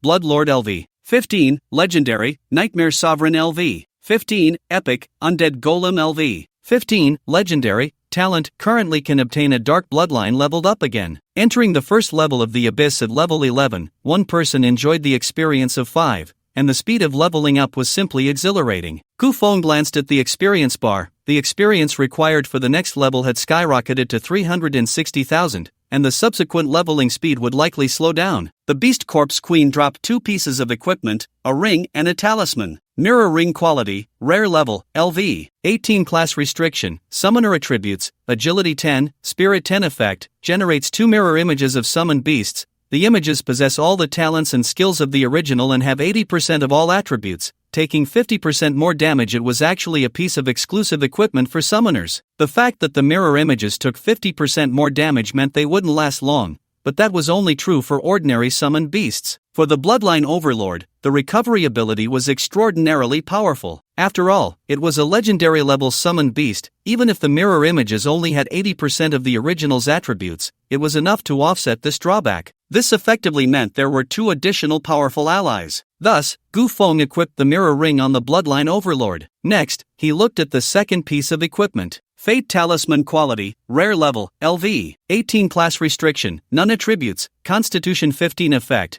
binds to a friendly unit. When health drops below 30%, the damage taken is borne by the friendly unit. This is a life-saving artifact. Gufeng thought little of it and directly wore the Fate Talisman, binding it to the Bloodline Overlord. The Bloodline Overlord already had a high health growth rate, and after the first Bloodline Awakening, the talent was enhanced, allowing him to gain 10 points of health limit for each unit killed. With both effects combined, his health grew terrifyingly fast, even surpassing the legendary level Undead Golem by over 30,000 health. After a brief rest, the Bloodline descendants continued to forge ahead, and the group found the entrance to the 3rd level of the dungeon in a secret chamber behind the main prison on the 2nd floor. Compared to the 1st and 2nd levels of the dungeon, the 3rd level seemed less complex. After descending the stone steps, a wide passage extended into the darkness. Just halfway through, a low, rumbling roar echoed from the depths of the darkness. Then, 15 robust figures emerged with heavy steps. Leading them were 3 beast corpses wielding giant hammers, their bodies stitched together with animal and human skin, their eyes gleaming with a beastly bloodlust. Other race,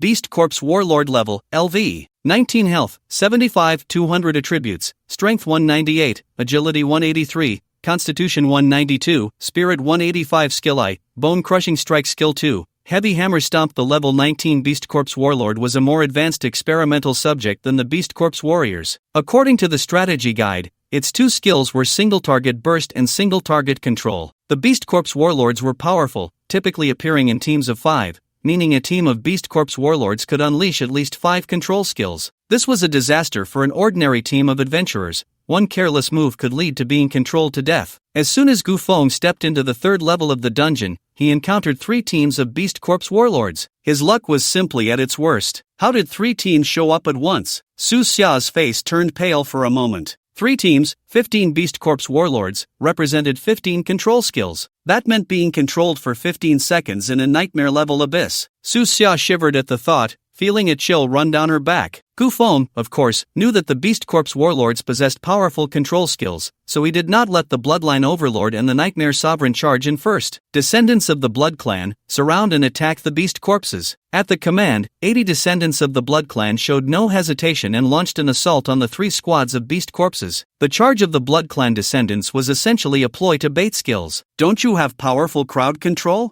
Hard control for 15 seconds? Come on, 80 Blood Clan descendants, control however you like, go ahead and control. The scene turned chaotic and tense. The level 19 Beast Corpses were not weak at all, yet killing the Blood Clan descendants was no easy task. In the end, it was still the Blood Lord and the Nightmare Sovereign who joined forces to suppress the chaos completely. Kill Beast Corpses LV. 19, Experience 3080, Kill Beast Corpses LV. 19, Experience 3060, Kill Beast Corpses LV. 19, Experience 3090. Just as these beast corpses were nearly wiped out, a loud boom echoed, and two short figures covered in grotesque scars emerged from the darkness. They were dwarves, one wielding a black heavy hammer and the other a black giant axe. If one overlooked the centipede-like stitches on their skin, these were the most human-like dwarves Gufeng had seen since entering the burial dungeon. However, in the next moment, Gufeng's eyelids twitched sharply. He saw that these two dwarves stepping out of the darkness actually had the heads of orcs with green faces and sharp fangs. Beast heads on human bodies. Alien race,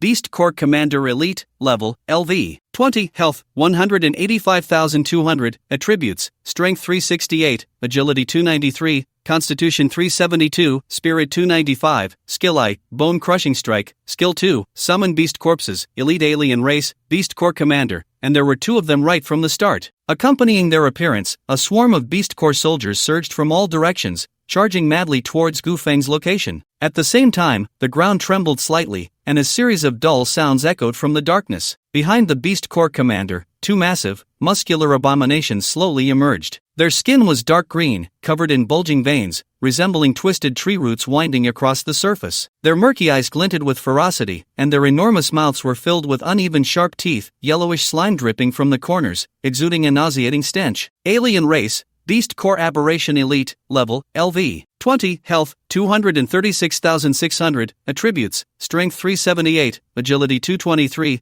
constitution 392, spirit 205, skill I, limb grasp, skill 2, plague mist, skill 3, frenzy, another two elite aliens. Gufeng frowned slightly. With the two orc-headed dwarves, there were now 4 elite aliens on the field. However, it was fortunate that the Beast Corps commander's health was relatively low. Aside from its aggro skills, it only had one single target attack skill. Compared to the two Beast Corps aberrations that appeared behind, the Beast Corps commander was relatively weaker. Faced with 4 elite aliens, Gufeng showed no hesitation and immediately activated the swap position skill, switching places with the undead golem that was stacking states at the entrance of the 3rd floor. As the black light spread across the battlefield, many of the aliens, including the Beast Corps commander and the Beast Corps aberrations, were afflicted with debuffs. Descendants of the Blood Clan, go kill the Beast Corps soldiers. Blood Lord, activate the mirror image, and together with the Nightmare Sovereign, take down the elite aliens. Gufeng quickly issued the command. He had not taken control of the previous battle because the summoned beasts were strong enough to crush the aliens. But now, as they reached the final stage of the burial dungeon,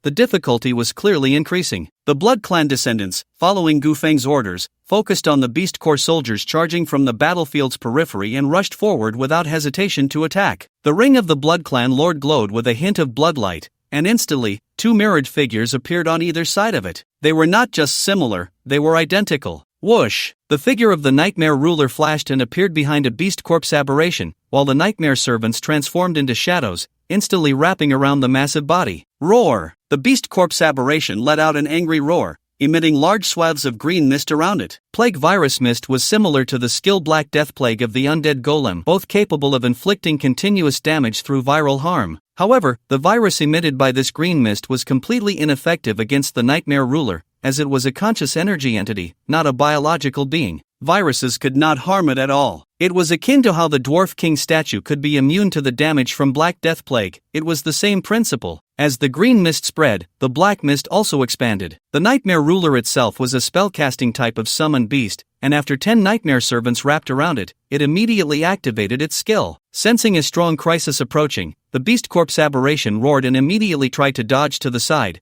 attempting to escape the assault of the black mist. However, at that moment, it realized that its body was entangled by shadows, unable to escape. Phantom Annihilation activated. In an instant, the dense black mist invaded the Beast Corps aberration, exploding with powerful damage under the effects of debuffs, instantly depleting its health. Kill Beast Corps Aberration Elite LV. 20, experience 9312 loot acquired, heavy injury gauntlets, rare, LV. 20 loot acquired, teleportation scroll, rare, loot acquired, life recovery potion *3 at the same time. Witnessing the death of its kind, another Beast Corps aberration suddenly let out a roar, its body swelling up. Frenzy, it dropped to all fours, dense beast fur sprouting from its body, sharp claws growing from its hands and feet, like a frenzied beast that had lost its mind, entering a berserk state. Just then, a deafening gunshot erupted. The Blood Clan Lord appeared like a specter in front of the frenzied Beast Corps aberration, bullets raining down like a torrent of steel, exploding into one blood hole after another on that massive body. The other two Beast Corps leaders were not faring any better.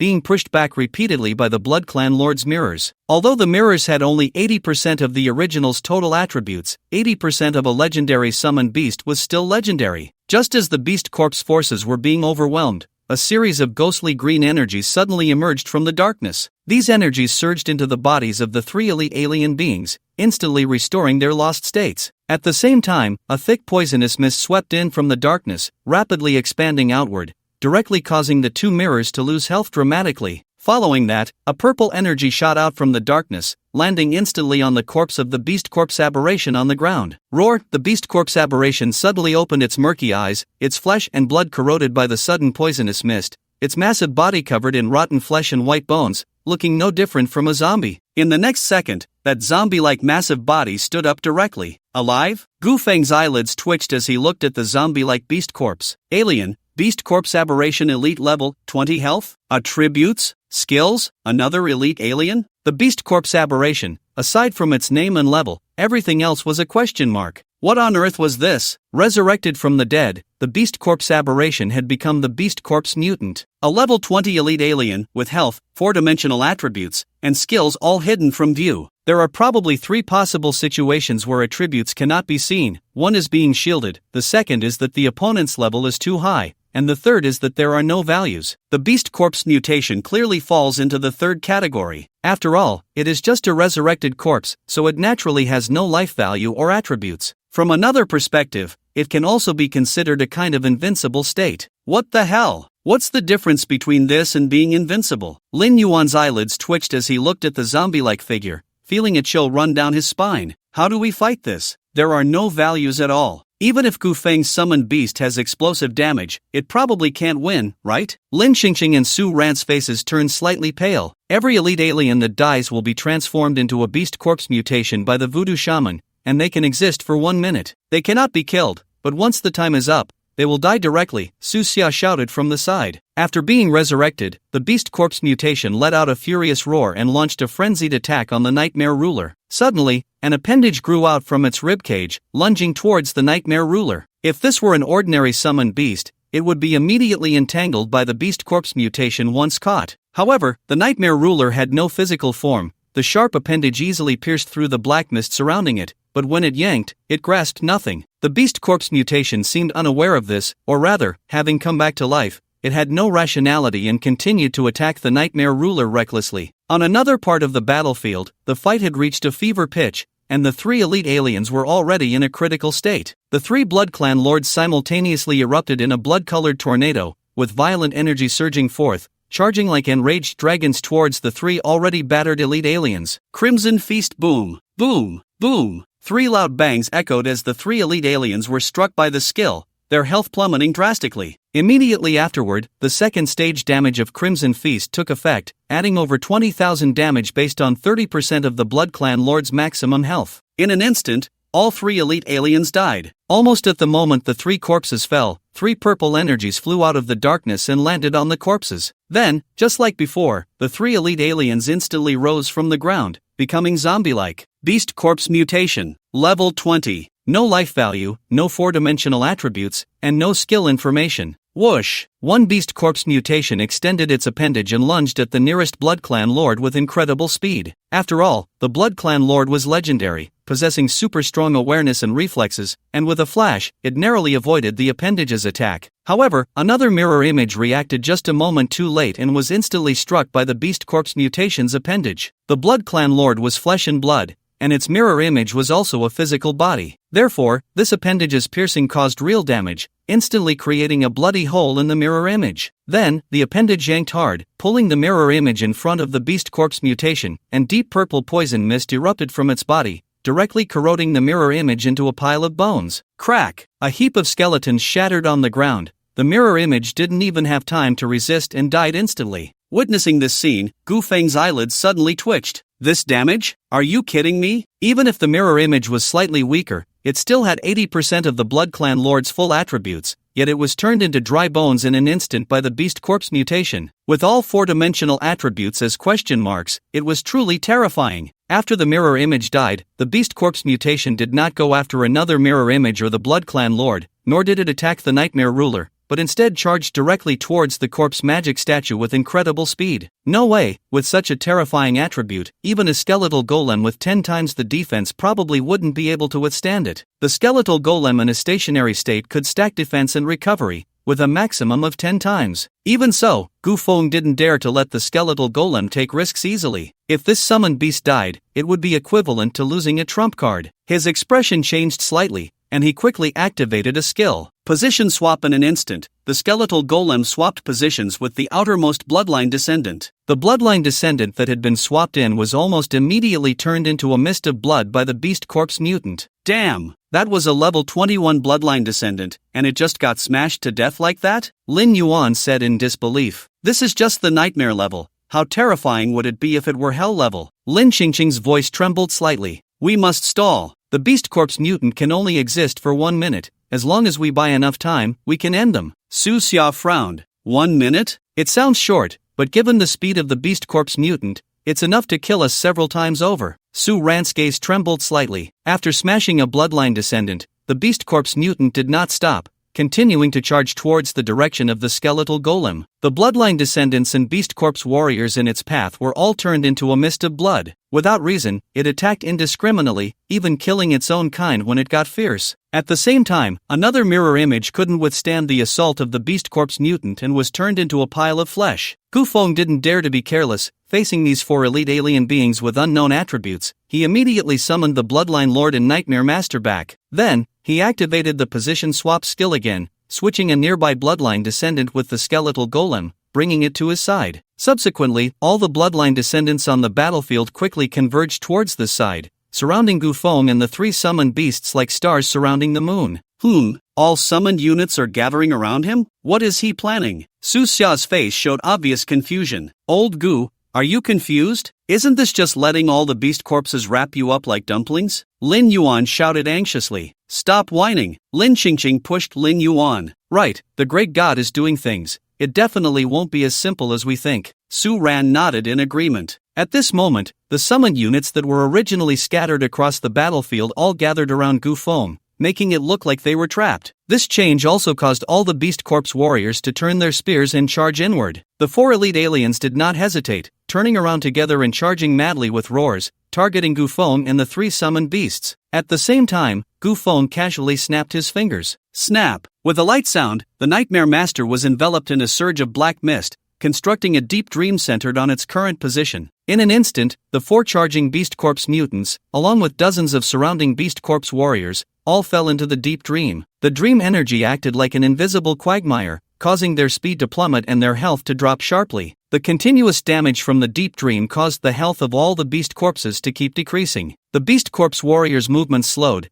as if they were stuck in a swamp, swaying unsteadily from the impact of the dream energy. Only the 4 beast corpse mutants, surrounded by purple-black energy, broke free from the dream's interference and charged towards Gu Feng and the summoned beasts. Can't be suppressed? Gu Feng frowned slightly. This was the first time he encountered an alien being that wouldn't be affected by the deep dream. The beast corpse mutants could only exist for 1 minute. Although it was short, in a life-and-death battle, it felt extremely long. Fortunately, after the last bloodline awakening, the deep dream realm received another enhancement. Not only had the damage increased, but it also gained control abilities. The beast corpse warriors first had their attributes halved, and now they were being invaded by dream energy, causing their health to plummet rapidly. In just 2 breaths, large groups had already perished. As the beast corpse warriors died, the beast corpse mutants charging towards Gu Feng and the summoned beasts suddenly froze, standing dazed in place. In the deep dream realm, every time a target died, it would cause a 1-second stun to all targets. Gu Feng and the Blood Clan were also within the deep dream realm,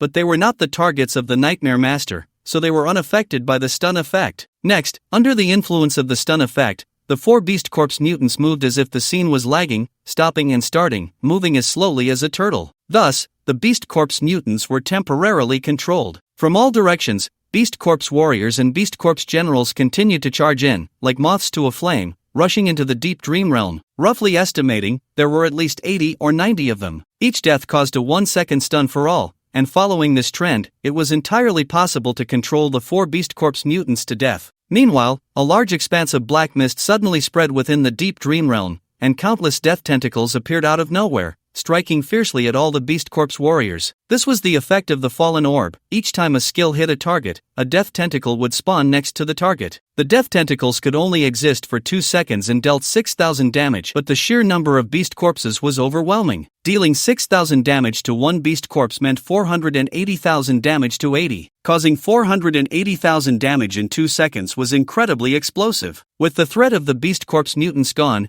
Gu Feng no longer restrained the Blood Clan Lord and the remaining mirror image. Go, kill them all. Whether beast corpse warriors or beast corpse generals, they had become live targets under the weakening effects. This was a rare opportunity. The two led a group of Blood Clan descendants to charge at the beast corpse warriors, and under the negative effects and the influence of the deep dream realm, the scene had turned into a one-sided massacre. Kill Beast Corpse Warrior LV. 17. Experience 2199 Kill Beast Corpse Warrior LV. 17. Experience 2250 Kill Beast Corpse General LV. 19. Experience 3080 Kill Beast Corpse Warrior LV. 17. Experience 2120. Aside from the undead golem, the Blood Clan Lord and the Nightmare Master had already entered harvest mode, slaughtering all the alien races present. The priest set on Gu Feng radiated a bright red glow. Priest set effect activated set effect. Perform a sacrificial ritual on the target unit. The sacrificer will gain a damage multiplier of the number of sacrifices *10% for a period of time without hesitation. Gu Feng bestowed the set effect upon the Blood Clan Lord, and the sacrificed ones were naturally the Blood Clan descendants present. Of the 80 Blood Clan descendants, he sacrificed 50 in one go. 50 brilliant lights surged rapidly into the Blood Clan Lord's body, causing him to suddenly swell in size, bursting forth with scarlet blood flames that blazed around him. Damage increased 5-fold. The Blood Clan Lord kicked off the ground, transforming into a blood-red afterimage as he charged out of the deep dream realm, launching a torrential assault on the beast corpses rushing from the periphery. Scarlet blood flames spewed from his dual guns, and blood-red bullets were fired continuously, each striking the heads of the beast corpses accurately. Bang! Bang! Bang! Each ferocious beast corpse that approached was shot in the head, turning into headless corpses that fell to the ground. Normal attack. No skills were used at all, just normal attacks. Sacrificial state. Damage skyrockets 5-fold, output explodes. There is no beast corpse that cannot be solved with one shot. If there is, then 2 shots will do. The swarming beast corpses fell one after another like they were made of mud. Hiss. The onlookers, including Lin Yuan, couldn't help but gasp, making a significant contribution to global warming. Although they were already accustomed to Gu Feng's summoned beasts unleashing overwhelming damage, they never expected it to be this outrageous. A level 17 Beast Corpse warrior being taken down with one shot was already abnormal. But a level 19 Beast Corpse general also going down with one shot? What's going on? Is the abyssal alien race collectively sending their heads to be taken? It's a massacre. So exhilarating. Absolutely thrilling. Lin Yuan trembled with excitement. Gu Feng was responsible for the slaughter, and he was responsible for the cheering. Among the four, Su Xia was the most out of control. After all, he had the deepest understanding of the burial dungeon, and seeing the terrifying lethality of the Blood Clan Lord left him utterly shocked. His worldview had collapsed. A level 15 summoned beast could annihilate nightmare-level Abyss Beast Corpse warriors and generals with just basic attacks. If he were to speak of this, he would surely be considered a madman and locked up in a mental hospital. But this was the truth. The beast corpses on the scene fell one after another, and Gu Feng held the fort, his experience steadily climbing. Soon, a minute had passed. In the deep dream realm, the 4 beast corpse mutants fell to the ground one after another, completely losing all signs of life. Experience and loot had already been collected when the beast corpse mutants were killed. The 4 elite aliens directly contributed 36,000 experience and 6 pieces of equipment, making them feel ecstatic. The situation was settled, and there were no more beast corpses charging in. When the last beast corpse present was killed, a piercing, shrill scream suddenly echoed in the darkness. Lin Yuan, Su Xia, and the others immediately covered their ears, while Gu Feng showed an excited expression. This scream finally triggered the conditions for the final boss to appear. A howling wind suddenly filled the cavern, echoing like the wails of vengeful spirits. Lin Yuan and the others, along with the remaining 30 Blood Clan descendants, trembled violently, instantly being immobilized by a powerful force. This was a mental attack. Gu Feng also felt dizzy, but he was not immobilized because his attributes had surpassed 1,000, and his mental attribute was the highest among the 4 dimensions. It has finally appeared. Gu Feng squinted, his gaze directed towards a strange figure vaguely visible in the depths of the darkness. The final boss of the first level abyss, the burial dungeon, nightmare level, Voodoo Shaman. The Voodoo Shaman had appeared. It had been over 4 hours since entering the abyss, and Gu Feng wore a look of satisfaction. This record-breaking reward was surely secured now. Next, they just needed to kill the voodoo shaman to successfully clear the nightmare-level abyss. The chilling wind in the dungeon seemed to weaken a bit, and the mournful wails of the vengeful spirits gradually faded. Accompanied by footsteps, a figure dressed in a dark beast-skin coat emerged from the darkness, adorned with decorations carved from dry bones, and wearing a gas mask that obscured its true face. In its hand was a grotesque staff, the top of which was embedded with a crystal that flickered with eerie light and shadow. Alien, Voodoo Shaman Boss, Level, LV. 20, Health, 283,100, Attributes, Strength 330, Agility 310, Constitution 290, Spirit 360, Skill I, Pure Light Screen, Skill 2, Death Thunderstorm, Skill 3, Corrosive Poison. The voodoo shaman stepped forward, the dark eye sockets reflecting the fallen beast corpses, and the mask turned towards Gu Feng and the others, a low, hoarse laugh emanating from within the mask. Ha ha ha. You actually managed to kill all the test subjects. Do you also wish to obtain the power that transcends death? The chilling and sinister laughter echoed. The voodoo shaman resembled a fervent scientific pioneer, obsessed with unimaginable biological experiments, such as stitching together dwarf corpses with beastmen or transforming orc bodies into abominations. In short, his goal was to turn corpses into monsters, which he viewed as a form of power that transcends death. Gu Feng, however, was unimpressed. Don't get me wrong, I just want to kill you. A level 20 boss, this was the most powerful alien he had faced so far. If a team of level 15 adventurers had come, they would have surely perished in droves. The death rate in the bone burial dungeon ranked among the highest in the second tier abyss, and it was no joke. However, compared to the fivefold damage of the Blood Lord, it was an entirely different matter. Kill me? Oomph, human, do you know what you're saying? The voodoo shaman snorted coldly, his body suddenly swelling, the beast skin coat bursting open to reveal a towering figure, entirely covered in a dark blue-black hue, exuding an explosive presence. His body was riddled with dense, stitched scars, resembling a corpse full of holes. Whoosh! Suddenly, a pair of massive bony wings extended from his back, like sides of death, covered in jagged protrusions and sharp bone spikes, as if they could tear everything apart. Roar! The undead golem let out a low growl, dense black light erupting from its surface,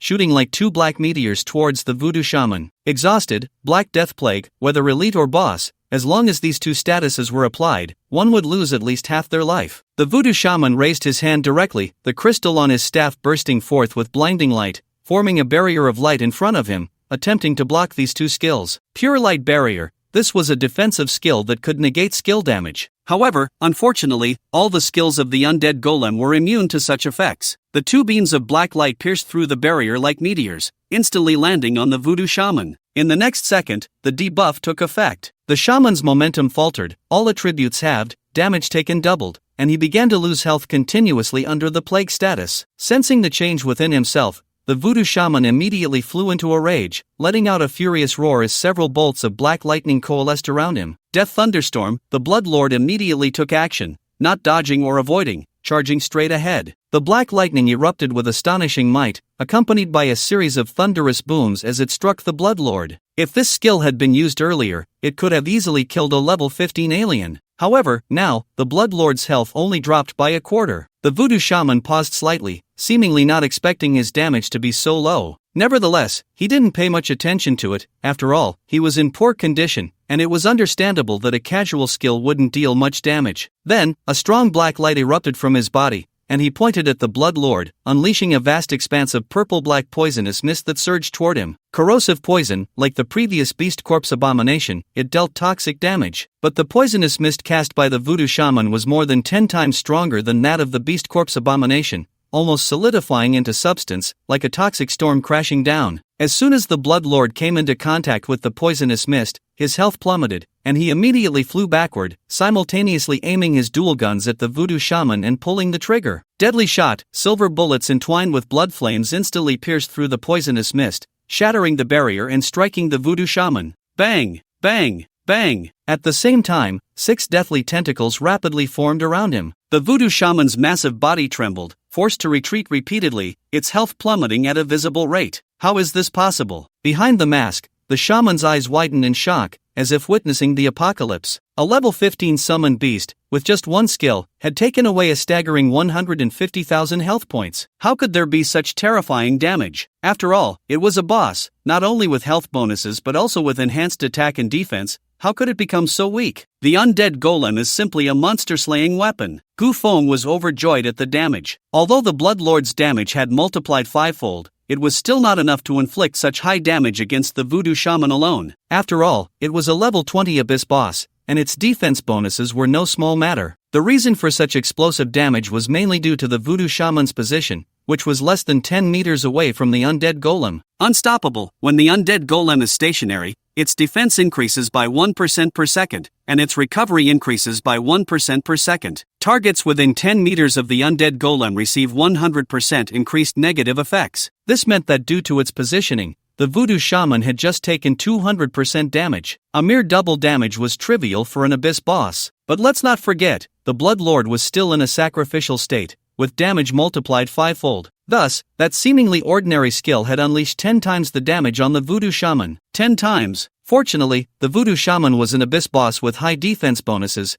otherwise, any other level 20 alien would have died a dozen times by now. Why? You're only level 15. How can you have such terrifying damage? The voodoo shaman screamed in agony, its body severely damaged by bullets, even a part of its bony wings had broken off, and the scales of victory had already tipped. The Blood Lord, however, did not hesitate. So what if it was an abyss boss? If one skill couldn't kill it, then two would. Crimson Feast, a surge of blood flames spiraled out, like an apocalyptic storm, carrying terrifying power that rushed towards the voodoo shaman. This was the Blood Lord's strongest strike, utterly unavoidable. Boom! The blood flames transformed into a torrential storm, blasting the voodoo shaman into a state of disarray, instantly reducing it to critical health. Immediately after, the additional damage judgment took effect. A glaring crimson light suddenly erupted from the voodoo shaman, and massive damage exploded forth, overflowing. The voodoo shaman let out a painful scream, struggling madly in the storm of blood flames. Its health bar had been completely emptied. In Lin City, at the town hall, Su Lai stood trembling beside the desk in the mayor's office. Ever since he saw the message about Gu Feng entering the abyss, he knew Gu Qingfeng would come looking for him. He just didn't expect the other party to arrive so quickly. Generally speaking, when a professional enters a dungeon or the abyss, the professional trading platform wouldn't pay much attention, let alone push the news of Gu Feng entering the abyss to all professionals like this time. But why did so many professionals receive the news of Gu Feng entering the Buried Bone dungeon? Don't ask, just know he paid for it. The professional trading platform has discount packages. For just 100,000, one can push a message to all professionals in the northern region. The message is limited to 30 characters, not counting punctuation, and can only be pushed once. In fact, this package isn't a good deal at all, but Gu Feng still bought it, aiming to slap the Li family in the face. He just didn't expect that the Lin City Li family had already been completely erased by Gu Qingfeng's words. Your Majesty, I truly did not expect that young Master Gu Feng would mistakenly enter the abyss of the first level. I am guilty, and I deserve to die 1,000 deaths. Su Lai's voice trembled slightly, and a layer of cold sweat beaded on his forehead. Su Lai was merely the lord of a small border town, while Gu Qingfeng was the king of the northern region. A single word from him could determine Su Lai's career in life. Such a vast disparity left him feeling an unprecedented sense of suffocation. No one knew why Gu Feng had entered the grave dungeon. After all, he was just a level 10 professional. To the outside world, this behavior could only be interpreted as a reason for venting, dying to make a statement. But why would he choose to die to make a statement? Was it merely because he was being hunted by the Li family? No. That was hardly sufficient. Being hunted and then dying to make a statement? The only effect that would have is to make it easier for the enemy. Thus, this explanation was fundamentally untenable. Soon, some well-meaning individuals, after sorting through the events, found a key point that helped the public understand why Gu Feng had killed the heir of the Li family in Lin City. That was, Gu Feng had cleared the temple ruins, hell level, and received an SSS rating. This significant news had actually been suppressed by the Li family. Even the Lord's office had not issued an announcement about the hell level dungeon being cleared. What was even more infuriating was that, to this day, many locals in Lin City were still unaware that the hell level of the temple ruins had been cleared. It should be noted that in other cities, if a transitioning student received an SSS rating in a novice dungeon, the municipal office would definitely issue a citywide announcement within 10 minutes of the dungeon announcement. Following that, the district where the transitioning student was located would issue an announcement. Then, the school the transitioning student attended would also issue an announcement. Subsequently, several important officials, represented by the Lord,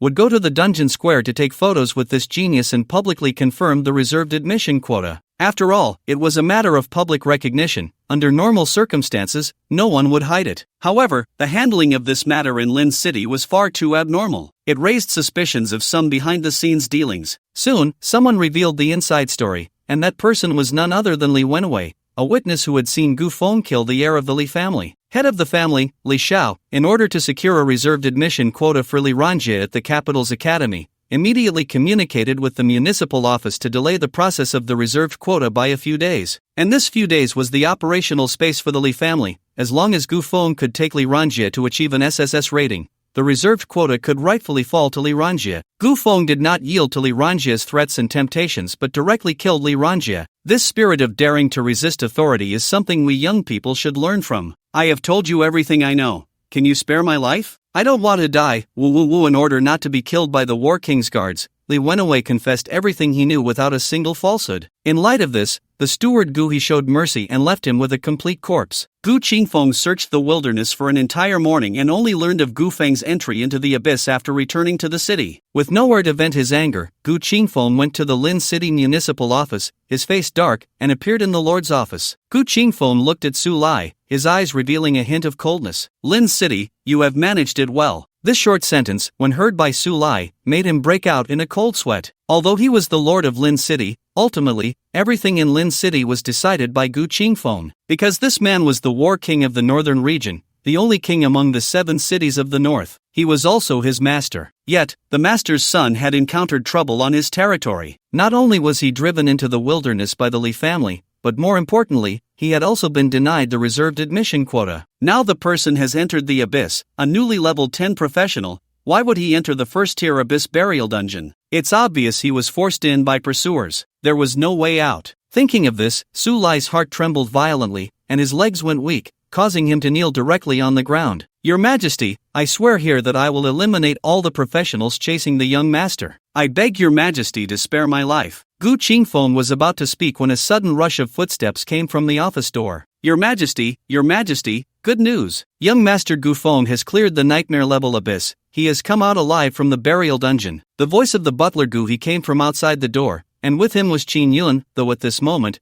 Qin Yun looked somewhat unnatural. What? Is this true? Gu Qingfeng quickly turned around, disbelief written all over his face. Chun'er really came out of the burial dungeon? Your Majesty, how could I joke with you at this time? Please take a look. Gu He said no more and directly turned on the television in the Lord's office, where a large message appeared on the screen. Lin City SSS level professional Gu Feng successfully led a team of professionals to clear the first-tier abyss burial dungeon, nightmare level, successfully cleared. The nightmare level burial dungeon. Great! As expected of my son Gu Qingfeng, the gloom on Gu Qingfeng's face vanished, replaced by intense joy in his eyes. Not only did Gu Feng survive, but he also cleared the nightmare level abyss, a feat that would overshadow many talents even in Gubei City. To put it bluntly, over the past decade, he had invested resources worth billions into his second son Gu Xi, yet even so, Gu Xi wouldn't dare enter the first-tier abyss at level 10, let alone someone like Gu Feng, who successfully cleared the first-tier abyss and came out unscathed. Thinking of this, an unhidden excitement appeared on Gu Qingfeng's face. Quick,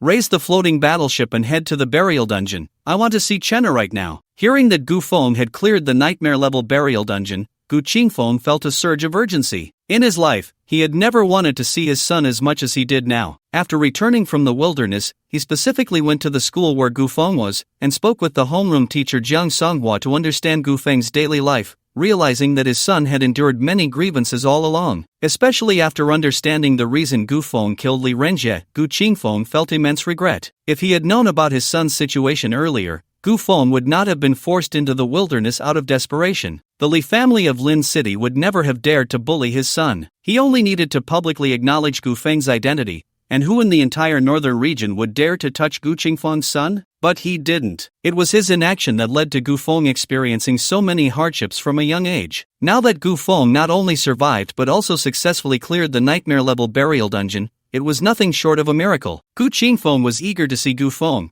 He had already made up his mind to double the compensation for everything Gu Feng had missed over the years. However, at that moment, Qin Yun suddenly spoke up. Your Majesty, please don't be anxious. We can't go over just yet. Gu Qingfeng turned to look at Qin Yun, his expression suddenly turning cold. What? Don't you want me to bring Chun'er back? No, Your Majesty, that's not what I mean. Right now, Chun'er has just come out of the abyss and is likely planning to return to Lin City. If we leave the city to find him now, we might end up empty-handed. Moreover, we don't know if he has calmed down yet. If we approach Chun'er and he doesn't want to see us, wouldn't that be a joke? Your Majesty, Think about it. Chen would rather be hunted by the Li family of Lin City and flee into the wilderness than reveal his identity. In my opinion, he still harbors some resentment. Gu Qingfeng's expression changed slightly. The reason his son was being hunted by the Li family was mainly because he had not publicly acknowledged Gu Feng's identity. This responsibility lay with him. However, if he had not made it public, would Gu Feng not have revealed his own identity? If Gu Feng had disclosed his background, even if the Li family did not believe him, they would absolutely not dare to act recklessly. Upon this thought, Gu Qingfeng's expression darkened slightly. "Madam, what do you think we should do?" Xinyan said with ill intent, "Your Majesty, it is a great thing that Chen successfully passed through the burial dungeon. I think we should hold a celebration banquet for him in Lin City,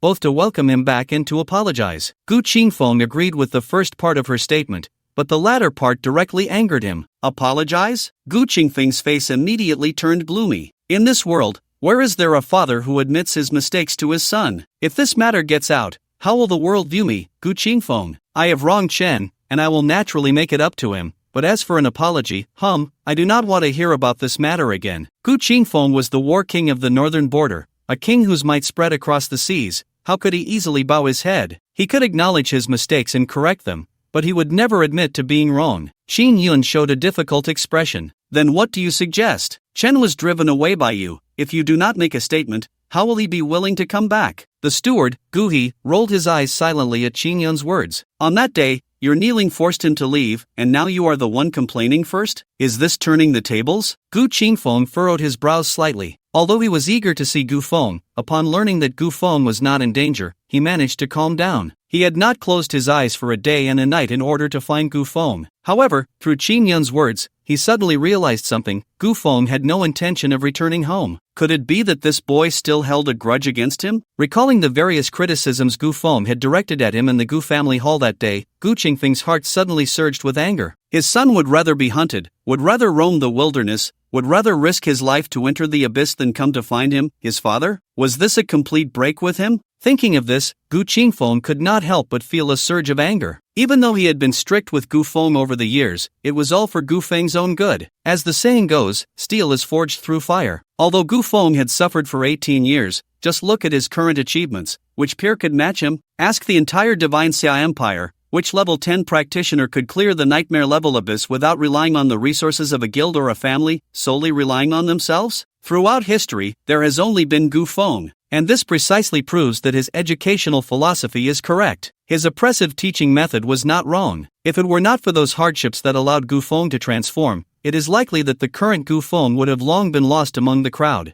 Thinking of this, Gu Qingfeng's heart suddenly surged with anger. It was his education that allowed Gu Feng to reach his current height, yet Gu Feng not only lacked gratitude but even held a grudge against him.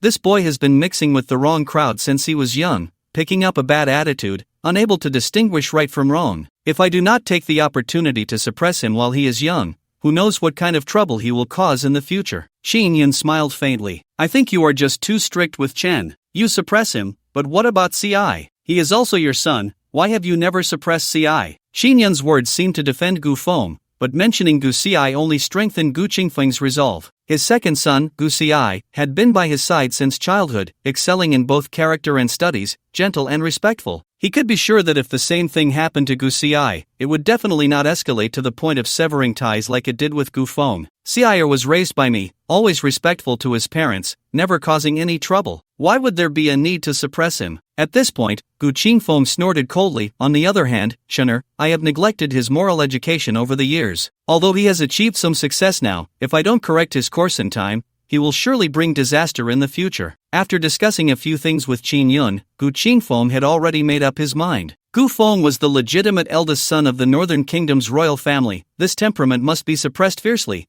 or how could he manage the Northern Kingdom in the future? Beside them, the steward Gu He listened to their conversation, feeling increasingly uneasy. No wonder Gu Feng would rather enter the abyss than return to the Gu family. With such a suppressive style of education, just thinking about it was suffocating. Go home? Go back to continue facing accusations and suppression? Any normal person would probably not choose such a life. Gu Qingfeng pondered for a moment and then called out softly, Su Lai. Su Lai trembled and quickly bowed. Your Majesty, I am here. What is the matter with Gu Feng's guaranteed admission quota? Please forgive me, Your Majesty. I will immediately issue a citywide announcement to secure the guaranteed admission quota for young Master Gu Feng as quickly as possible. No need. Gufeng is my son, he doesn't need to occupy your Lin City quota. Go tell Gufeng that if he still wants the guaranteed admission quota for the capital's academy, he should come to Gubei City to see me. Yes, I will definitely convey your words to young Master Gufeng. Gu Qingfeng said no more, flicked his sleeve, and turned to leave. The first level abyss, the burial dungeon. At the moment the voodoo shaman's health was depleted, a series of messages popped up before Gufeng. Kill voodoo shaman boss LV. 20, experience 15317, loot acquired. Burial robe LV. 20, rare, loot acquired. Eternal source crystal, rare, level up. Level, LV. 16, 3789/211500, Strength, 477, Agility, 476, Constitution, 478, Spirit, 689, Summon Beasts, Blood Clan Lord LV. 16, Legend, Nightmare Ruler LV. 16, Epic, Undead Golem LV. 16, Legend, Talent, currently can obtain a Dark Bloodline. Congratulations, you have cleared the Burial Dungeon. Hell level, rewards, Practitioner experience 50,000, Abyss Treasure Chest *1, rare, exiting the Abyss, 5, 4, 3, 2, 1. Meanwhile, the Abyss Square was crowded with practitioners looking for teams. Yang Lin found a relatively spacious spot on the outskirts of the square, sat down on the ground, and began to wipe his long sword. He had just come out of the ordinary level Abyss with his teammates. Although the harvest was not great, they had at least gained some experience. At this rate, as long as he cleared the ordinary level Abyss one more time, he would be able to level up to 13. Thinking of this, he couldn't help but recall the two oddballs from the morning. One was a level 6 swordsman, and the other a level 10 summoner. With such a lineup, they actually dared to team up and enter the Abyss? It was simply a death wish. Yang Lin looked around the square but did not see the two figures from the morning. It seemed that those two must have already died in the Abyss. After all, the burial dungeon was one of the most difficult among the first level abysses. Practitioners below level 10 entering it were definitely walking to their doom. Good words are hard to persuade the dead, he had already advised those two, but they wouldn't listen, and there was nothing he could do. Just then, a notice suddenly appeared on the big screen in the Abyss Square. Congratulations to the professional team for successfully breaking the clearing record of the Buried Bone Dungeon, Nightmare level, clearing time, 4 hours 32 minutes 31 seconds, clearing team information, Captain, Gufeng, Summoner, members, Lin Yuan, Swordsman, Lin Qingqing, Warrior, Su Ran, Assassin, Suxia, Non-Professional, rewards obtained, Professional Experience 50,000, Personal Achievement 1, Record-Breaking Gift Box *1, Rare Level, This Clearing Evaluation, SSS. Yang Lin looked at the announcement on the big screen and couldn't help but rub his eyes. What's going on? Buried Bone Dungeon in 4 hours and 32 minutes? That's over 2 hours faster than the record set by Liang Yi, the Lord of Wancheng, when he was level 19. Who exactly is this captain named Gufeng to be so powerful? Yang Lin instinctively glanced at the screen that recorded the history of the Abyss, only to see that the previous record holder for the Nightmare level Abyss, Liang Yi, had now become Gufeng. Ha, this name seems somewhat familiar. The captain is a summoner? One of the team members is a swordsman. Impossible. Yang Lin's eyelids twitched, and he instinctively let out a gasp. The professionals nearby were startled and rolled their eyes in annoyance. Stop yelling, the Abyss announcements don't make mistakes. Just because you can't do it doesn't mean others can't. Yeah, it's been years without any news. The Buried Bone Dungeon was due for a record breaking. I checked, and that team is all transfer students. The captain was only level 10 when they entered the Abyss. To break the record with such a lineup is simply unheard of. It's them.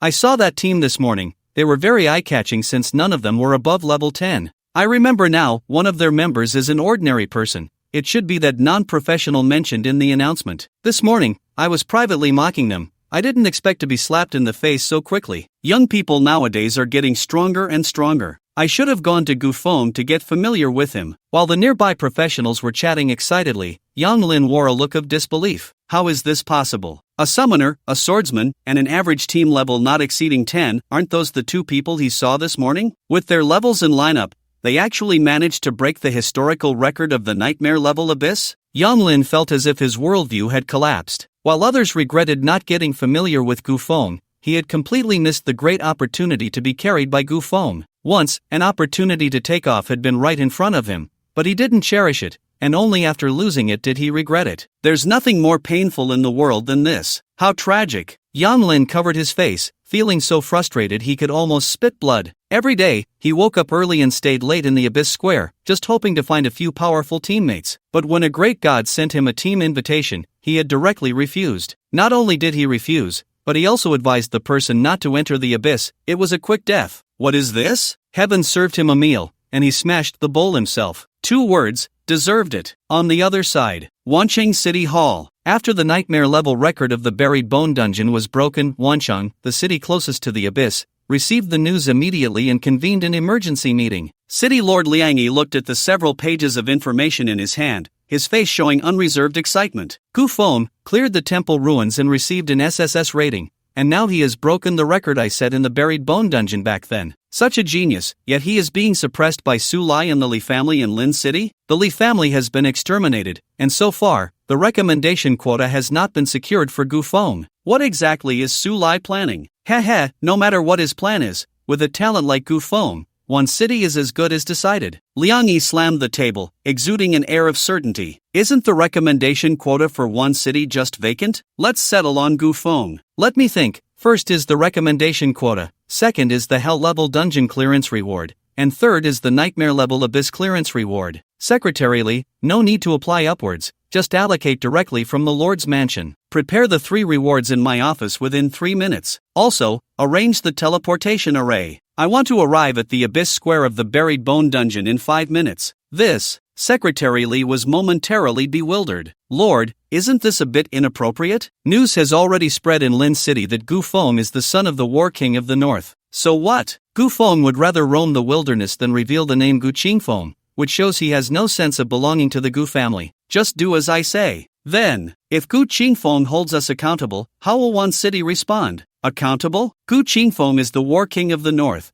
and one city belongs to the Eastern Continent. Can he even question us? Besides, the Eastern Continent also has royal families in charge. I'm not afraid, so why should you be? Stop wasting time, go prepare. If this delays the important matters, I'll assign you to guard the abyss. Among professionals, the competition is about levels, equipment, items, and quotas. Between major cities, the competition is about rankings, resources, and talents. Although Lin City and One City are adjacent, one is classified under the north while the other belongs to the Eastern Continent, and there is a wilderness separating the 2 cities, resulting in almost no conflicts of interest. However, this time is different. The buried bone dungeon is one of the highest difficulty levels in the first tier abyss, located right near One City, known as the abyss at the doorstep of One City. But due to the high difficulty of this abyss, a large number of professionals from One City are unable to clear it, and many have even lost their lives within. Over time, the vast majority of professionals from One City have subconsciously avoided this abyss,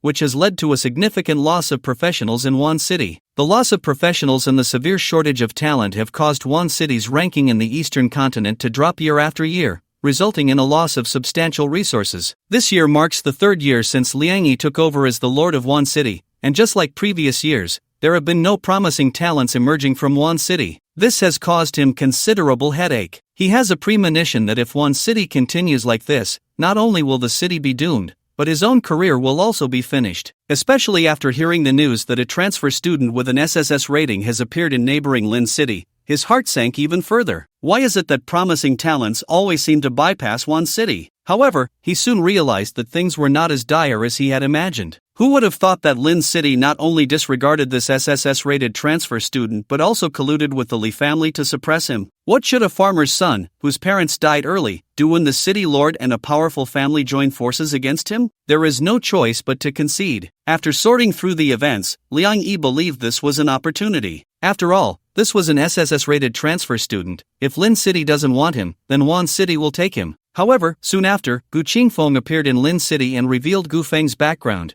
which made Liang Yi sigh inwardly. Gu Qingfeng's son, even if not from Lin City, is still from Gubei City. How could he possibly belong to him? He had almost given up, but when he learned that Gu Feng had been forced into the wilderness by the Li family, a glimmer of hope arose in his heart. Gu Qingfeng's son being driven into the wilderness by a mere Li family? Impossible. The only explanation is that Gu Feng does not recognize the identity of the Gu family, which is why he has never mentioned the name Gu Qingfeng from beginning to end. With this, things become much easier. Since Gu Feng is being suppressed in Lin City and does not acknowledge the Gu family's identity, then the people of Wan City welcome you. Soon after, the news of Gu Feng clearing the nightmare-level burial dungeon was announced. This made Liang Yi, who was still in a dilemma, make a firm decision. He wanted to snatch him away. After all, Gu Feng had received an SSS rating as a job changer and had set a new record for clearing the first-level abyss burial dungeon. Such a genius might not appear once in decades. It would be a pity to let him wander in the wilderness like this. Just based on Gu Feng's displayed talent and combat power, he deserved to be treated with respect by the city lord. City lord, the 3 rewards have been prepared. Secretary Li Feng's voice came along with a knock on the door, reaching Liang Yi's ears. Additionally, I found out that Gu Feng has just reached level 16. Generally, at level 15, summoners can increase their summoning slots. He just came out of the abyss, so he should not have had time to contract new summoned beasts. Therefore, I applied for a level 15 summoning skill book from the Wan City Treasury. This is one of the few rare summoning books in Wan City. Just rare level? There's no choice. In a small place like Wan City, summoners simply don't emerge. If we want an epic level summoning book, we can only buy it from some central cities, which is not only expensive but also time-consuming. Liang Yi stood up from his seat and nodded. Well, let's do it this way for now. We can always compensate him later. Li Feng wiped the sweat from his forehead. City lord, what if Gu Feng is unwilling to come to Wan City? Liang Yi glanced at him. We're going to snatch him. Snatch him. Do you understand? If he doesn't want to, that's his problem. It has nothing to do with me. Moreover, since Gu Feng was able to kill Li Renjie, it shows that he is not the type to endure humiliation. Would such a person continue to stay in Lin City? What if Su Lai apologizes to him and offers more resources as compensation? That possibility cannot be ruled out. If Su Lai offers enough, perhaps Gu Feng could really endure it, but now that we from Wan City are involved, Gu Feng will definitely not choose to reconcile with Lin City, because no matter how much Su Lai offers, he definitely can't offer more than I can. Liang Yi stood up from his desk and strode towards the teleportation hall. Li Feng, holding 2 treasure chests and 2 gift boxes, immediately followed him. The treasure chests and gift boxes could easily fit into his personal space, but he didn't. After all, being polite is not a crime. At this moment, the Abyss Square was crowded with people. The historical record of the nightmare-level abyss had been broken, and such a scene was quite rare. The professionals who could witness this moment felt honored. As the dizziness faded, Gu Feng and the others were teleported to the Abyss Square. The surrounding crowd immediately erupted in noise. Look, Gu Feng is out. Is that Gu Feng? I heard he's a job changer. I wonder if he has a girlfriend. Save it. Even if he doesn't, it wouldn't be your turn. Does he like you for your age or your low level? Breaking the historical record of the nightmare level abyss at such a young age, I'm really envious to the point of turning purple. Gu Feng is from Lin City. He broke the historical record. Isn't anyone from the Lin City government coming? Gu Feng's guaranteed admission quota hasn't even been announced yet. How can the Lin City government still have the face to come? Look, aren't those people from the government? I didn't expect them to arrive so quickly. After all, he's a genius who refreshed the nightmare level abyss. It seems the Lin City government is anxious. On the teleportation array in the Abyss Square, accompanied by a blinding light, several men in suits stepped out of the array. The leading man wore a dark gray jacket, stood tall, and beneath his thick brows were a pair of sharp eyes scanning the surroundings. Wow, isn't that Liang Yi, the Lord of Wanchang? Don't joke, Gu Feng is from Lincheng. How could Liang Yi? Wow, it really is Liang Yi. Liang Yi is now level 50, the highest-ranked practitioner in Wancheng. What is he doing here? What else could it be? Look at those followers behind him, with treasure chests and gift boxes. Of course, he's here to recruit people. Recruit people? Gu Feng is the son of the War King of the North. In Gu Bicheng, he is the crown prince. How could he possibly go to Wancheng? You don't know this, but it's been spreading outside that Gu Feng has long severed ties with the War King of the North. I thought so. He was hunted by the Li family for so long,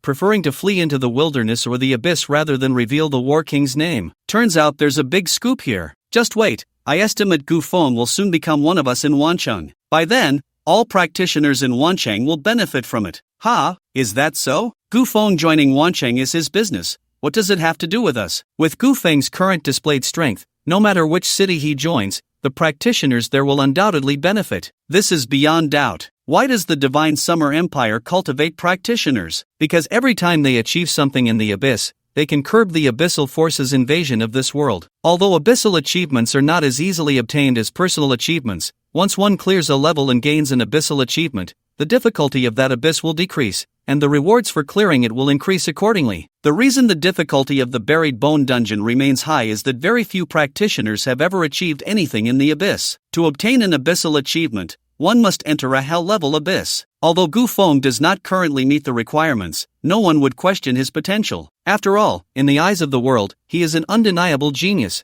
For such a genius, achieving something in the abyss is just a matter of time. At this moment, someone finally understood why the first to arrive at the abyss square was the Lord of Wancheng, because Wancheng desperately needs a genius like Gu Feng to help them achieve something in the abyss. Although the buried bone dungeon is a first-tier abyss, its difficulty is too high, causing many new practitioners to give up on it. If they can't conquer the abyss at their doorstep, they can only head to the big cities. This is unavoidable. As a result, a large number of practitioners from Wancheng have subtly drifted away. The loss of fresh blood inevitably leads this city toward decline, and once it starts to decline, it falls into a vicious cycle. At this time, some practitioners from Lincheng suddenly realized a fatal problem. No, absolutely not. If Gu Feng is snatched away by Liang Yi, he will become a Wancheng person. Even if he achieves something in the abyss afterward, we won't gain a single benefit. How can this be? Lincheng has finally produced a genius practitioner. We absolutely cannot let Wancheng take him. Don't you know how Lincheng feels about Gu Feng? He has held an SSS rating for so long. What about the guaranteed admission? Hey, wait a minute, how could you Lincheng people come to the buried bone dungeon? This is Wancheng's abyss. Great! If Gu Feng can lead Wancheng to rise, I will also rent my balcony for 1,000 a month. Everyone had their own thoughts. Some Lincheng people who had come to ride the wave of Gu Feng's popularity suddenly couldn't sit still. At first, they didn't care much about the matter itself. At most, they just came to watch the show and see what was different about the legendary royal son compared to ordinary people. After all, Gu Feng was on a completely different level from them and would have no connection in the future. But now, things were different. Given Gu Feng's current displayed talent, achieving success in the abyss is merely a matter of time. It is almost predictable that, in the near future, the difficulty of clearing the bone burial dungeon will decrease, and the rewards will become even more generous. This means that in the future, the professionals of one city will no longer have to leave their homes to level up. After Gu Feng clears the abyss, all the professionals in one city can also share in the spoils. One could say that Gu Feng is the pillar for all the professionals in one city. What the hell? What's going on in Lin City? Why hasn't anyone from the city hall come yet? The professionals in Lin City were anxious because they saw Liang Yi leading a group towards Gu Feng's direction. Damn it,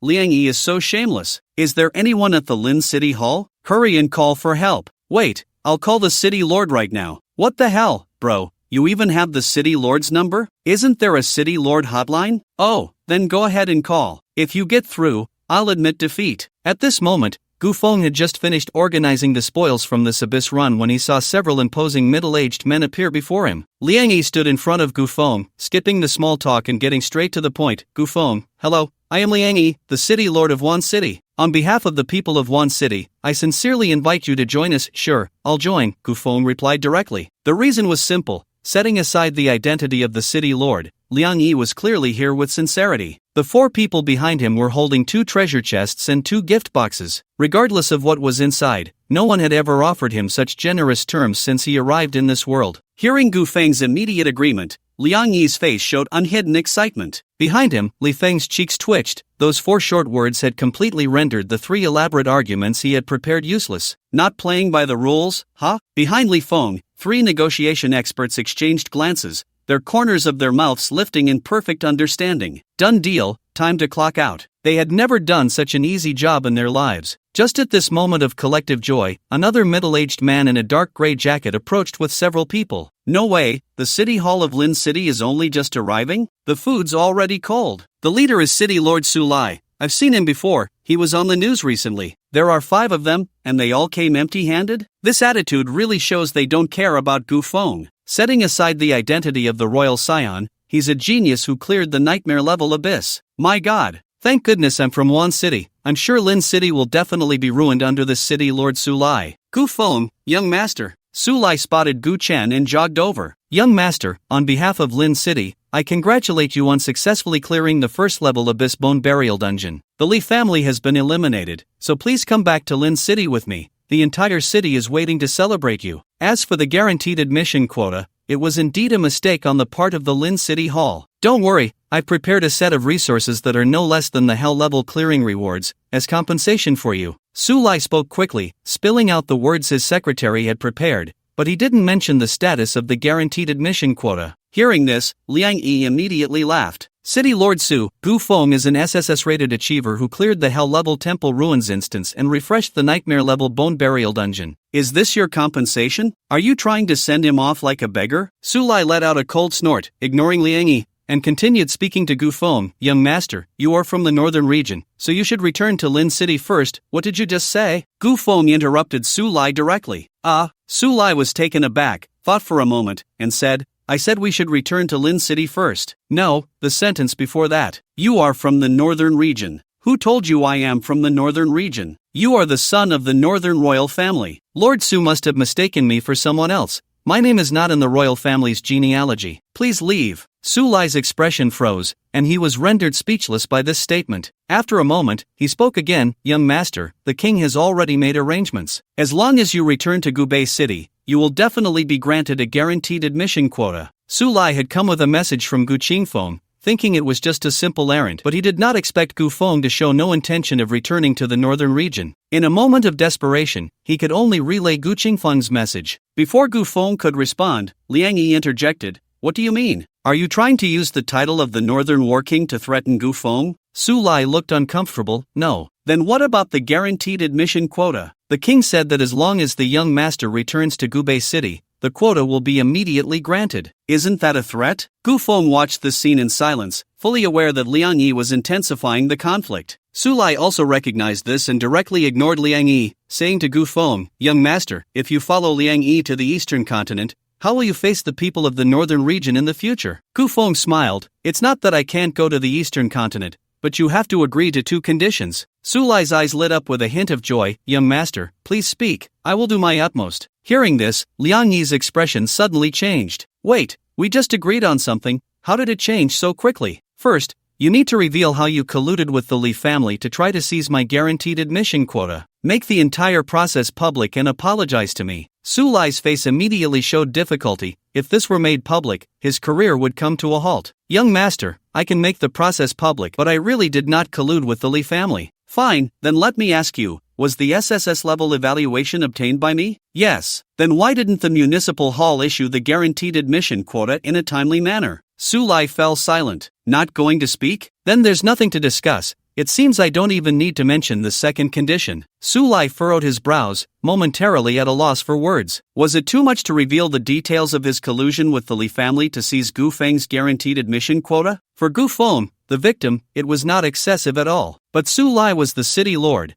How could he do something that would undermine his own foundation? Not going to speak, huh? That's fine. I've already given you the opportunity. If you don't agree, there's nothing I can do. Gu Feng looked around at the crowd of professionals and shrugged. Everyone saw it. I just want a fair deal, yet he won't even agree to this trivial matter. If he won't even give me a fair deal, then I ask, will he give me my quota, my resources? Definitely not. So, it's not that I want to leave Lin City, it's Lin City that is forcing me to leave. Su Lai's cheeks twitched, leaving him speechless. The negotiation had collapsed. In fact, this matter didn't even require negotiation, because as long as Su Lai was alive, he would not reveal his collusion with the Li family. After all, he was the city lord of Lin City, a 5th-tier professional. Since Gu Qingfeng wasn't pursuing him, he certainly wouldn't do anything to destroy his own foundation. Even if Gu Feng is Gu Qingfeng's son, it shouldn't come at the cost of his future and prospects to expose his own dark secrets. After all, he was sent here merely to deliver a message to Gu Feng. If Gu Feng is willing to return, then he has naturally completed his task. If Gu Feng refuses to go back, as Gu Qingfeng's subordinate, could he possibly drag Gu Feng to Gubei City? That's impossible. Now that the Li family in Lin City has been exterminated, he has no evidence to hold back Gu Feng's recommendation quota. In fact, it was precisely because he blocked this quota that it gave Gu Qingfeng a handle to control Gu Feng. But no one expected that Liang Yi's arrival would directly bring about the best option. The northern region won't give him a recommendation quota? Sorry, Dongzhou has already sent one over, along with a large amount of resources as compensation. Which one to choose, Gu Feng naturally understood clearly, so he readily agreed to Liang Yi. Su Lai nodded and spoke in a tone of regret. I have delivered the king's message. Since the young master is unwilling to return to Gubei City, I can only say this much. As for the recommendation quota, It is not that Lin City is unwilling to give it to you, but the king has already made arrangements regarding this. If the young master wishes to obtain the recommendation quota, please head to Gubei City early, so as not to keep the king waiting. After speaking, Su Lai bowed and turned to leave. Liang Yi looked at Su Lai's departing figure, his expression strange as he turned to Gu Feng and said, "He blocked your recommendation quota,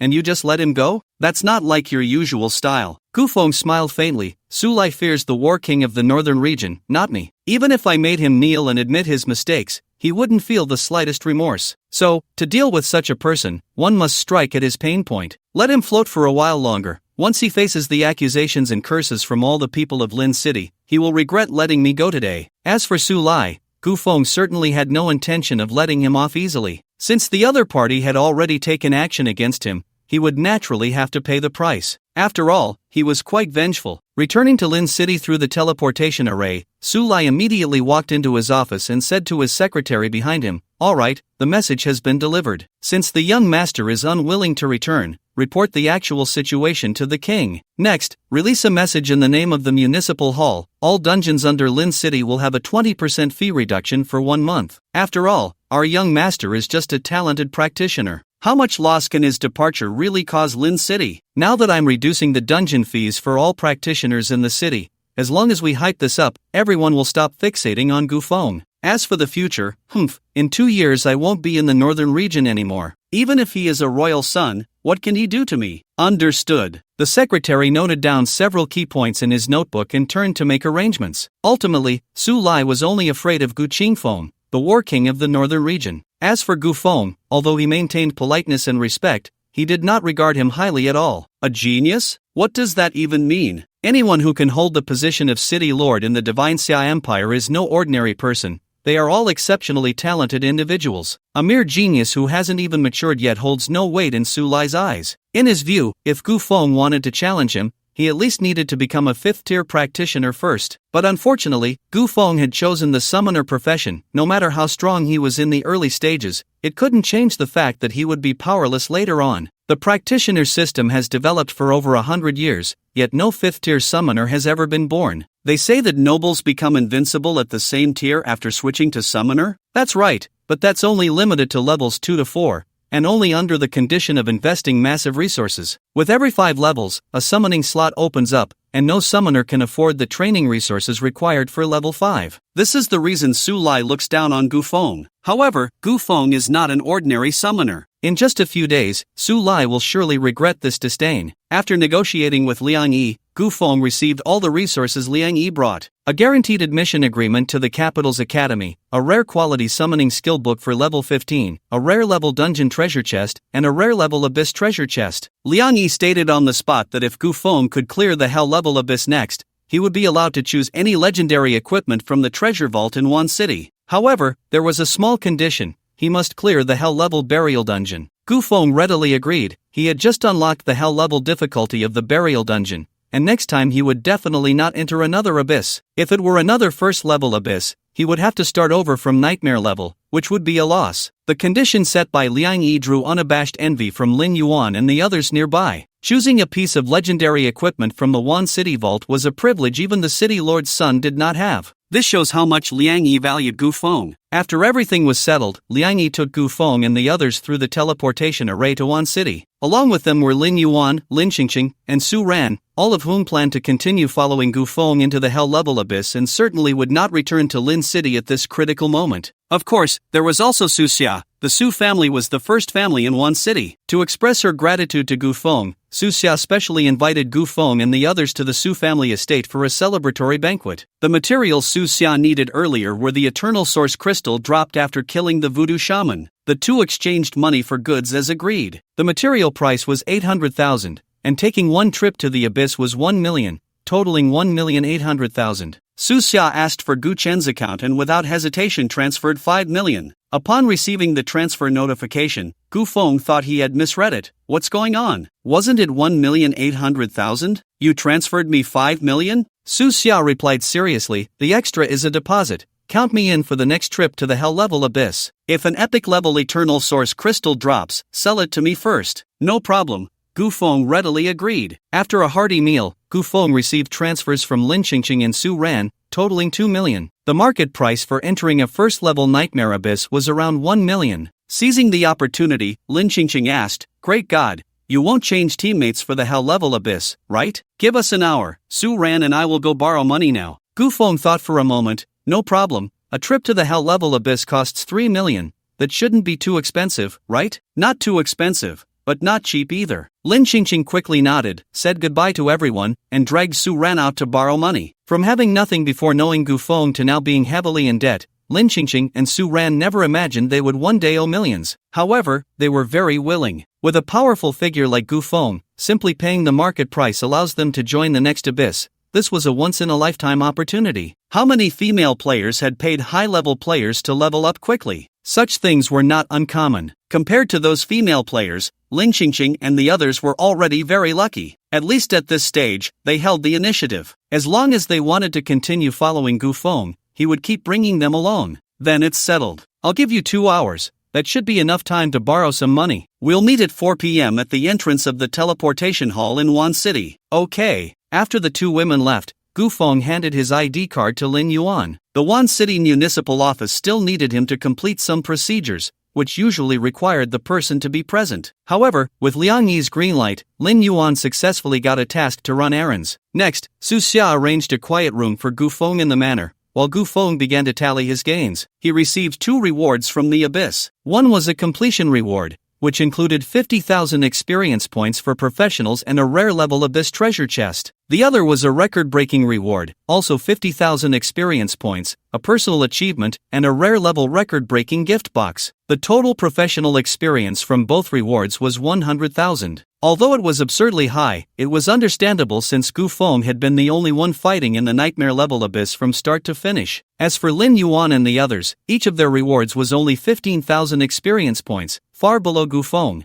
However, the total of 30,000 experience points allowed them to level up to level 11. It could be said that Lin Yuan and the others had completely crushed 90% of this year's transfer students. After all, today was only the 3rd day after the transfer ceremony, and the vast majority of people hadn't even reached level 10 yet. To put it in perspective, if Li Wenwei were still alive, he would probably just have barely reached level 11 by today. Just imagine, Lin Yuan and the others, mere commoners, could reach the same level as Li Wenwei, who came from the first family of Lin City. This was enough to prove how rapid their level increase had been. It was easy to imagine that even if they couldn't keep up with Gu Feng's pace after reaching the 2nd tier, they could still have a bright future. Next, Gu Feng first claimed the 100,000 professional experience. Experience 50,000 experience 50,000 level up level, LV. 17, 4123/321500, strength, 487 agility, 486 constitution, 488 spirit, 709 summon beasts, blood clan lord LV.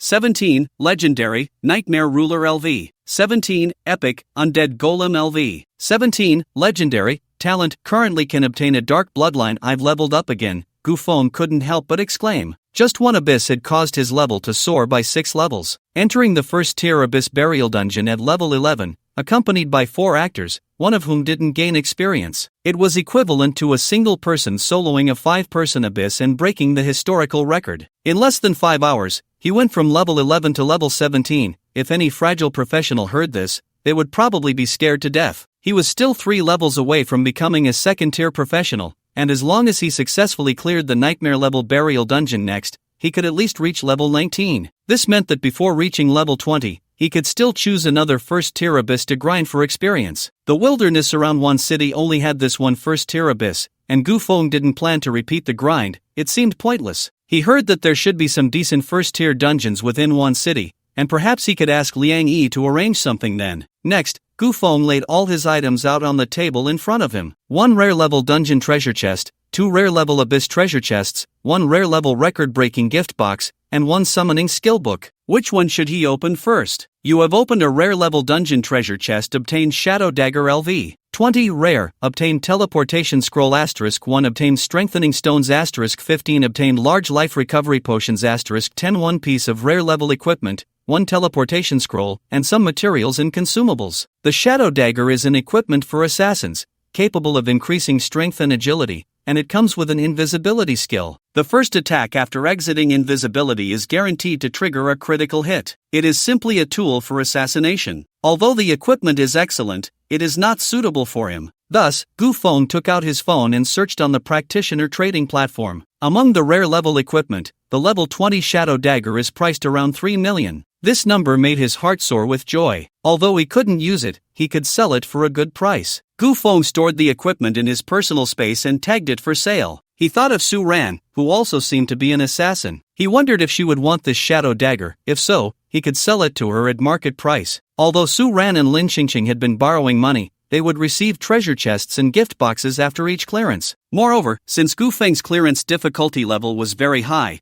the equipment they obtained was not bad. So for them, selling 1 or 2 pieces of equipment would quickly allow them to repay the huge debt. Next, Gu Feng's gaze fell on the second treasure chest. You have opened a rare level abyss chest. You have obtained a medium cloak LV. 20 rare. You have obtained enhancement stones *15. You have obtained spirit recovery potions *5. You have obtained large life recovery potions *10. Medium cloak. I hope it's not equipment for another profession, Gu Feng said as he picked up the cloak and looked at its attributes. Medium cloak, quality, rare, level, LV. 20, class restriction, summoner, attributes, constitution 50, spirit 50, effect, choose a skill from a summoned beast as a medium. Both the summoner and the summoned beast can use this skill, exclusive equipment for the summoner class. This is a good item. With this cloak, it's equivalent to having an additional skill, and he can switch between several summoned beast skills, greatly enhancing his combat power. Gu Feng placed the medium cloak into his personal space and opened the third treasure chest. You have opened a rare level abyss chest.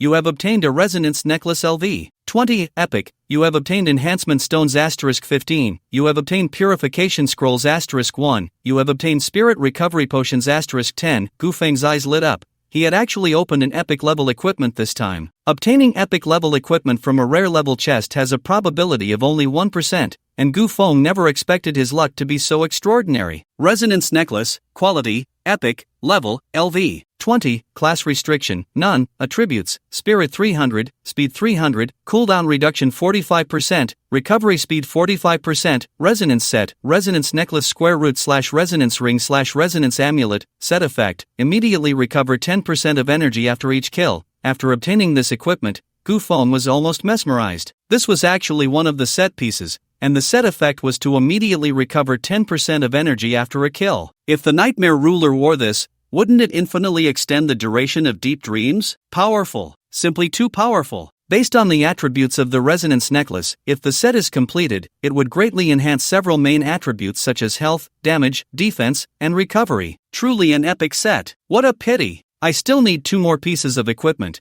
and I have to wait until level 20 to use it. Looking at the striking set effect, Gu Feng felt a wave of frustration. He was still 3 levels away from level 20. There was a gap of 4 to 50,000 experience points from level 17 to 20, and he would need to enter the high difficulty first level abyss at least 2 more times to clear it. Gu Feng helplessly put the echo necklace into his personal space, then turned his gaze to the only remaining record-breaking gift box. Generally speaking, gift boxes would yield equipment or items corresponding to the profession of the user. Gu Feng rubbed his hands and opened the gift box. You have opened a rare level record-breaking gift box. You have obtained Skill Book LV. 17, rare level, a skill book? A glimmer of excitement flashed in Gu Feng's eyes as he quickly picked it up to examine. Skill book, Spiked Violent Turtle Summon, level 17, quality, rare, effect. Contract with Spiked Violent Turtle. Since it was opened from a gift box, its level and type matched the profession of the user. Although the Spiked Violent Turtle excelled in defense, it was not a tank type summon but rather a warrior type. I didn't expect to get a rare level summoning skill book. Gu Feng was somewhat surprised, as the summoning skill book Liang Yi had given him was also rare level. He then took that summoning book into his hands. Skill book, Nether Cat Summon, level 15, quality, rare, effect, contract with Nether Cat. The Nether Cat was known for its speed and burst,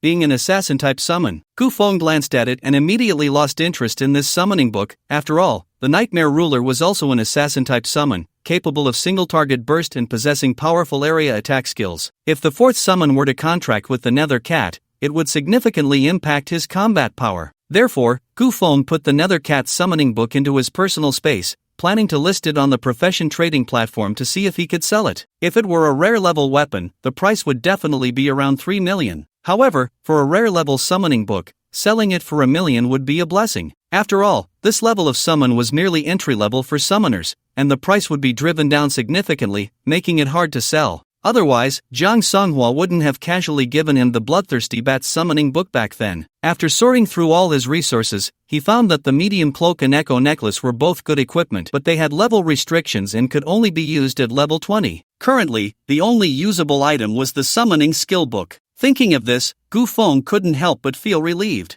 Fortunately, he had opened a suitable summoning book from the gift box, otherwise, he would still be troubled by the choice of summons. I almost ended up with no summon to use. It seems I need to head to a big city in the future. Whether it was Lin City or One City, they could only be considered third-tier cities in the Divine Summer Empire, with pitiful resources available for the summoner profession. Liang Yi had previously explained to him that there were only 3 level 15 skill books in the Wan City treasury, and this Nether Cat summoning book was the one with the highest growth potential among the 3 rare level ones. Liang Yi also mentioned that if he was not satisfied with this one, he could help look for others in different cities, and his attitude was commendable. Being able to do this was already many times better than Su Lai from Lin City. Currently, among Gu Feng's summons, the Blood Clan Lord was for ranged output and burst, the Nightmare Ruler was for instant burst and sustained output, and the Undead Golem was for debuffs and weakening, leaving a gap for a warrior-type summon. Coincidentally, the Spiked Violent Turtle was a warrior type. From level 14 to level 17, Gu Feng's god-level talent had not activated, and now was the best opportunity. He picked up the summoning skill book and learned it directly. You have successfully contracted with the Spiked Violent Turtle. Summon, Spiked Violent Turtle, quality, rare, level 17, health 11,220, attributes, strength 235, agility 200, constitution 230, spirit 195, talent, Spiked Heavy Armor LV 20, rare, skill, Violent Spike Charge LV. A dull roar echoed in the summoning space as a large turtle, clad in spiked heavy armor, appeared out of thin air. Gu Feng did not take a close look at the summoned beast's attributes,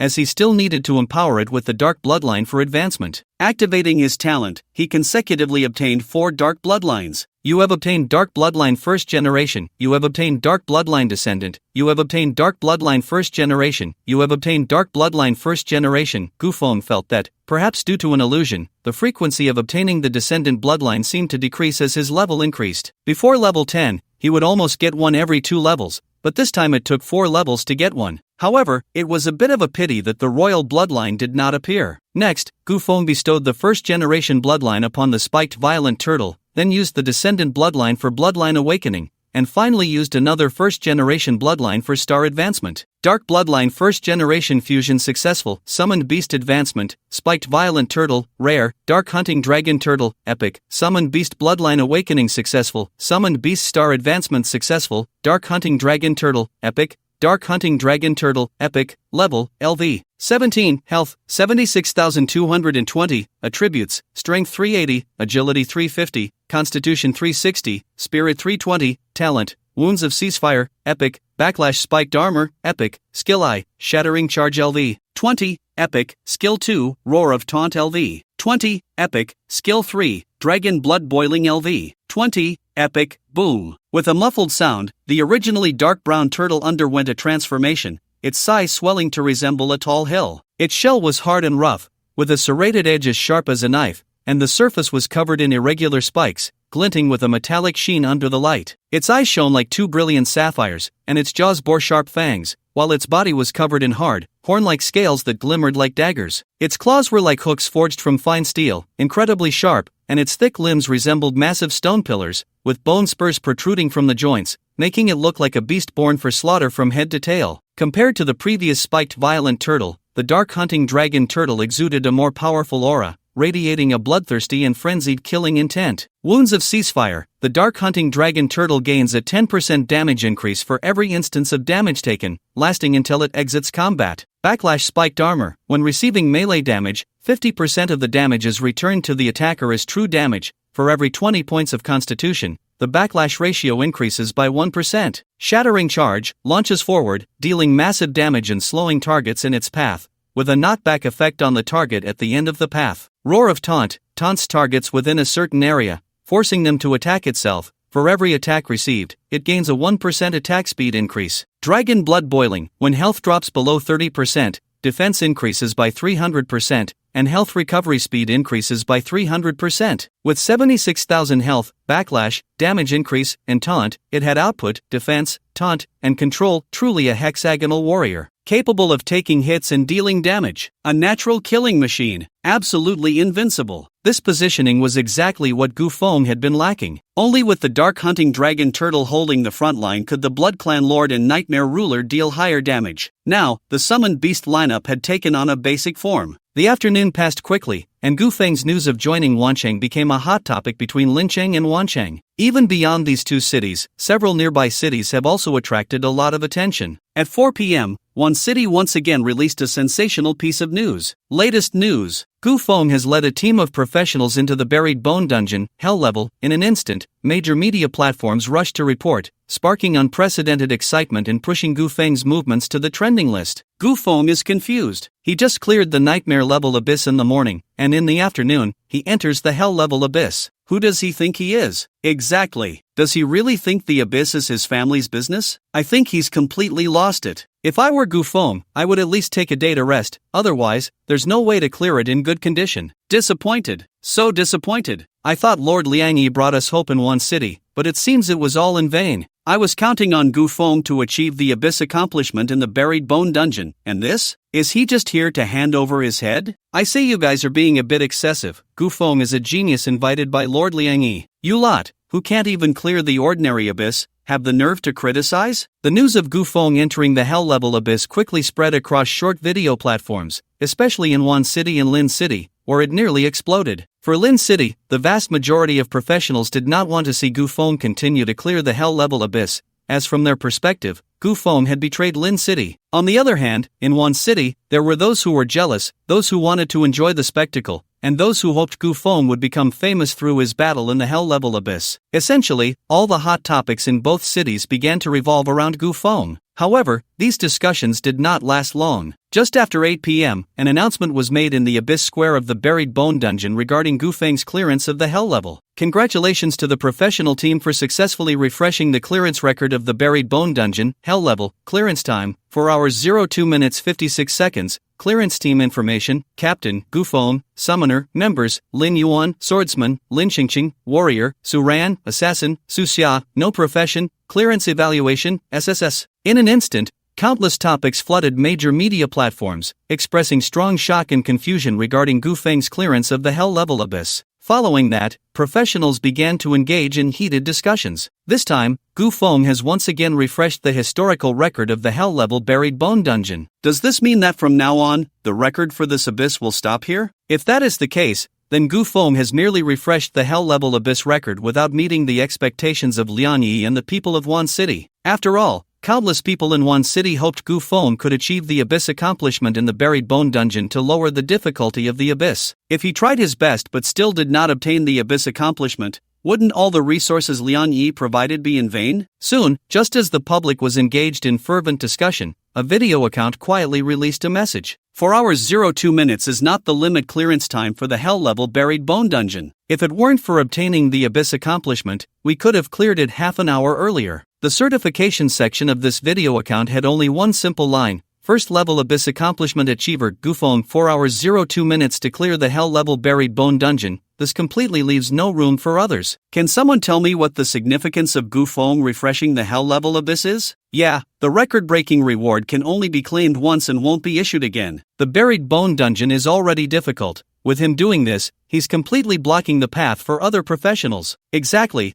how will others claim the record-breaking reward in the future? Gu Feng is just a petty person. I want to ask, do you all not have eyes? Didn't you see that Gu Feng mentioned the Abyss Achievement? Abyss Achievement? Are you sure he got it? Just after Gu Feng posted that graphic message, comments began to flood in rapidly. At the same time, the Abyss Square and the Buried Bone Dungeon issued another announcement. Notice, the team of professionals has successfully cleared the hell-level Buried Bone Dungeon and obtained the Abyss Achievement. Starting today, the difficulty of the first-level Abyss Buried Bone Dungeon will decrease by 25%, and the rewards for clearing it will increase by 25%. The 5 members of the professional team received the Abyss Achievement Badge. Boom. This announcement caused major media platforms to explode. Whether in Wan City or Lin City, professionals were plunged into indescribable shock. Who just insulted Gu Feng? Come out and apologize. Apologize. You must apologize. No excuses accepted. I warn you, apologize to Gu Feng immediately, or I'll hunt you down. Leader of Gu Feng's fan club,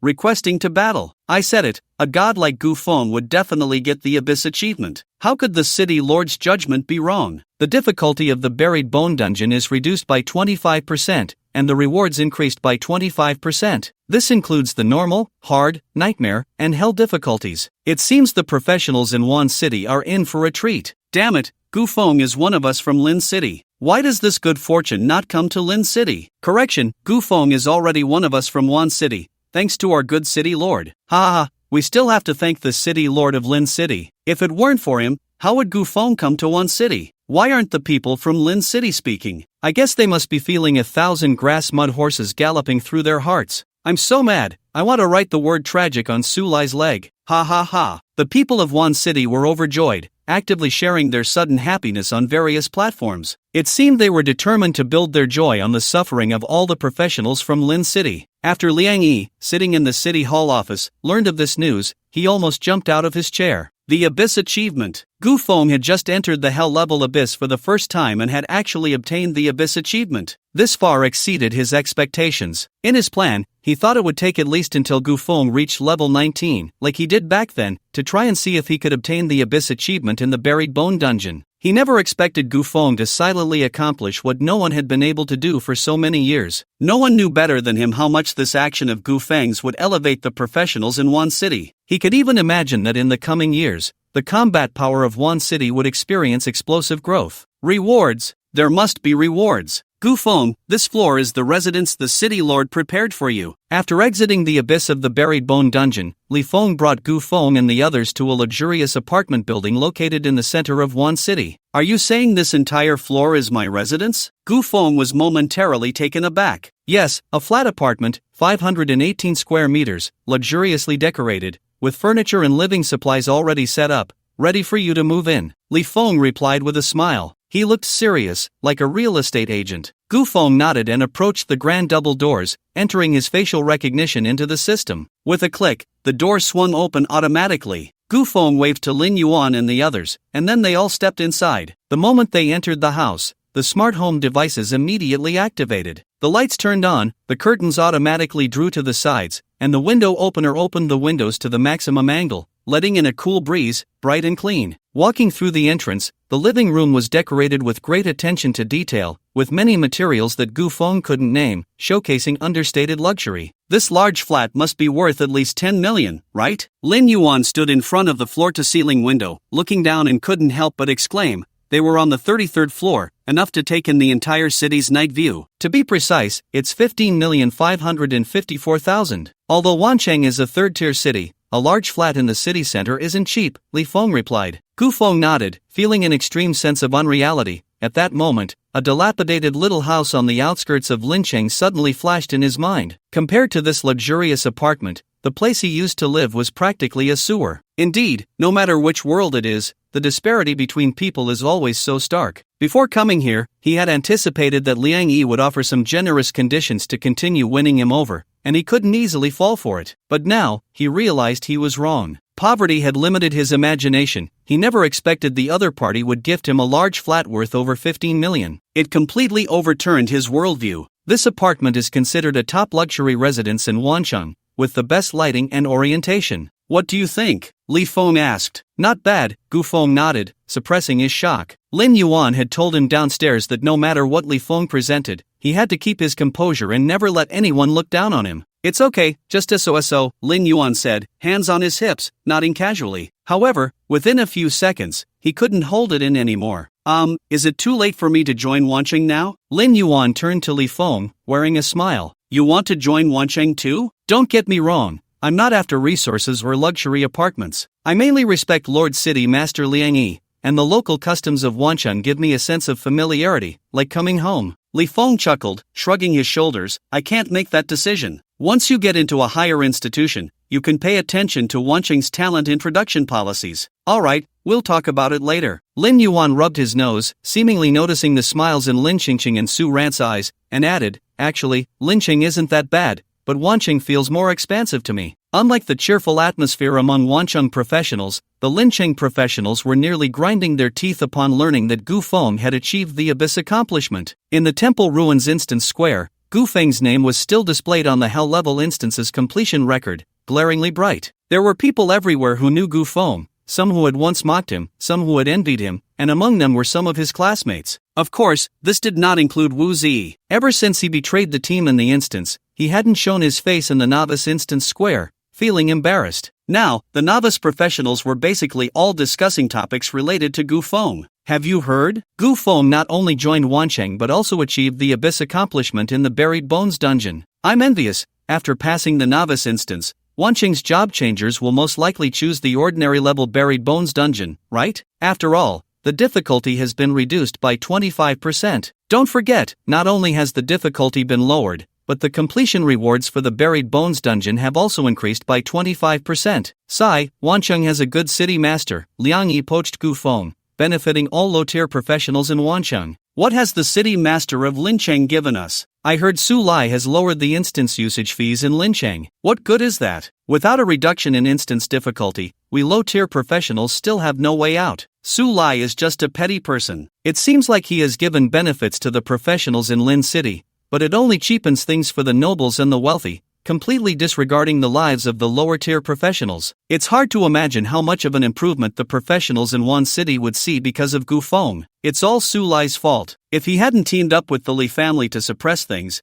Gu Feng wouldn't have left at all. That's Su Lai, he's really not human. Lin City office. Su Lai sat in his office, listening to the secretary's report, his face dark enough to drip water. Lord Mayor, the citizens of Lin City are venting their dissatisfaction with the municipal government on various media platforms, and negative news is about to trend. Our credibility is severely lacking. Block the news. Suppress all negative news related to the municipal government. Do I need to teach you this? We can't block it. It's all mainstream media platforms, and it's not just Lin City. Several surrounding cities, including one city, are also involved, saying they want to seek justice for Gu Feng. Su Lai fell silent, his expression darkening further. We've also received news that a large number of students are organizing a protest, demanding an apology from the Lord Mayor for Gu Feng. Su Lai's face suddenly filled with anger. Go on. Gubei City has sent word that starting this month, all taxes in Lin City will increase by 15%, and for the next 3 years, all subsidy policies for the northern border will not be implemented in Lin City. Continue. After the Li family was exterminated, the 3 major families in Lin City have clashed multiple times to seize the Li family's industries, severely affecting public order in Lin City. They're all coming for me? This is deliberate. They're all coming for me, right? Su Lai roared, slamming his fists on the table, his eyes bloodshot, his mental state on the verge of collapse. Damn it, they're all causing trouble at this critical moment. If we can't block the news online, then shut down the related media platforms. I want them all to go bankrupt. A protest? Forcing me to apologize? Suppress them. Suppress them hard. All participants will have their student status revoked and sent to factories for labor reform. And Gubei City, raising Lin City's taxes by 15%? Canceling subsidy policies? This is pure retaliation. This is absolutely blatant revenge. Alright, so the major families are not being honest, huh? Arrest all the troublemakers. If Gubei City wants to bleed me dry, then they shouldn't blame me for striking back. Su Lai shouted, seemingly wanting to vent all the anger inside him. At first, he hadn't taken this down-and-out young master, who had severed ties with the royal family, seriously, but unexpectedly, one oversight led to trouble after trouble. He thought that after the Li family was exterminated, his dealings with Li Xiao would disappear forever, but he didn't expect everything to be exposed. In an instant, feelings of frustration, anger, and regret surged forth. His temper was high, and this time, he rarely maintained restraint. He needed to vent. After all, Su Lai was the Lord Mayor and did not completely let his emotions take control. A minute later, he had regained his composure. Taking a deep breath, there was no trace of anger left on his face. He had come to terms with it. The various voices from the outside world were nothing to him, and even the position of Lord Mayor of Lin City was just a job. In 2 years, his term would be up, and he would be transferred to the western regions or southern border. A prince of the northern royal family. Humph, I look down on you. I can't provoke you, but can I still avoid you? Su Lai thought to himself, a hint of helplessness in his eyes. He had long planned to let things go. Gubei City, the War King's residence. The news that Gu Feng had left the northern border to join the eastern continent had already reached the royal residence. Gu Qingfeng was extremely furious about this matter. If it weren't for Qin Yun holding him back, he would have planned to mobilize troops to invade Wancheng. Your Majesty, CIR called from the capital. The special recruitment assessment at the capital academy has been completed, and now we just wait for the school to start, Qinyan said, her tone filled with strong joy and pride.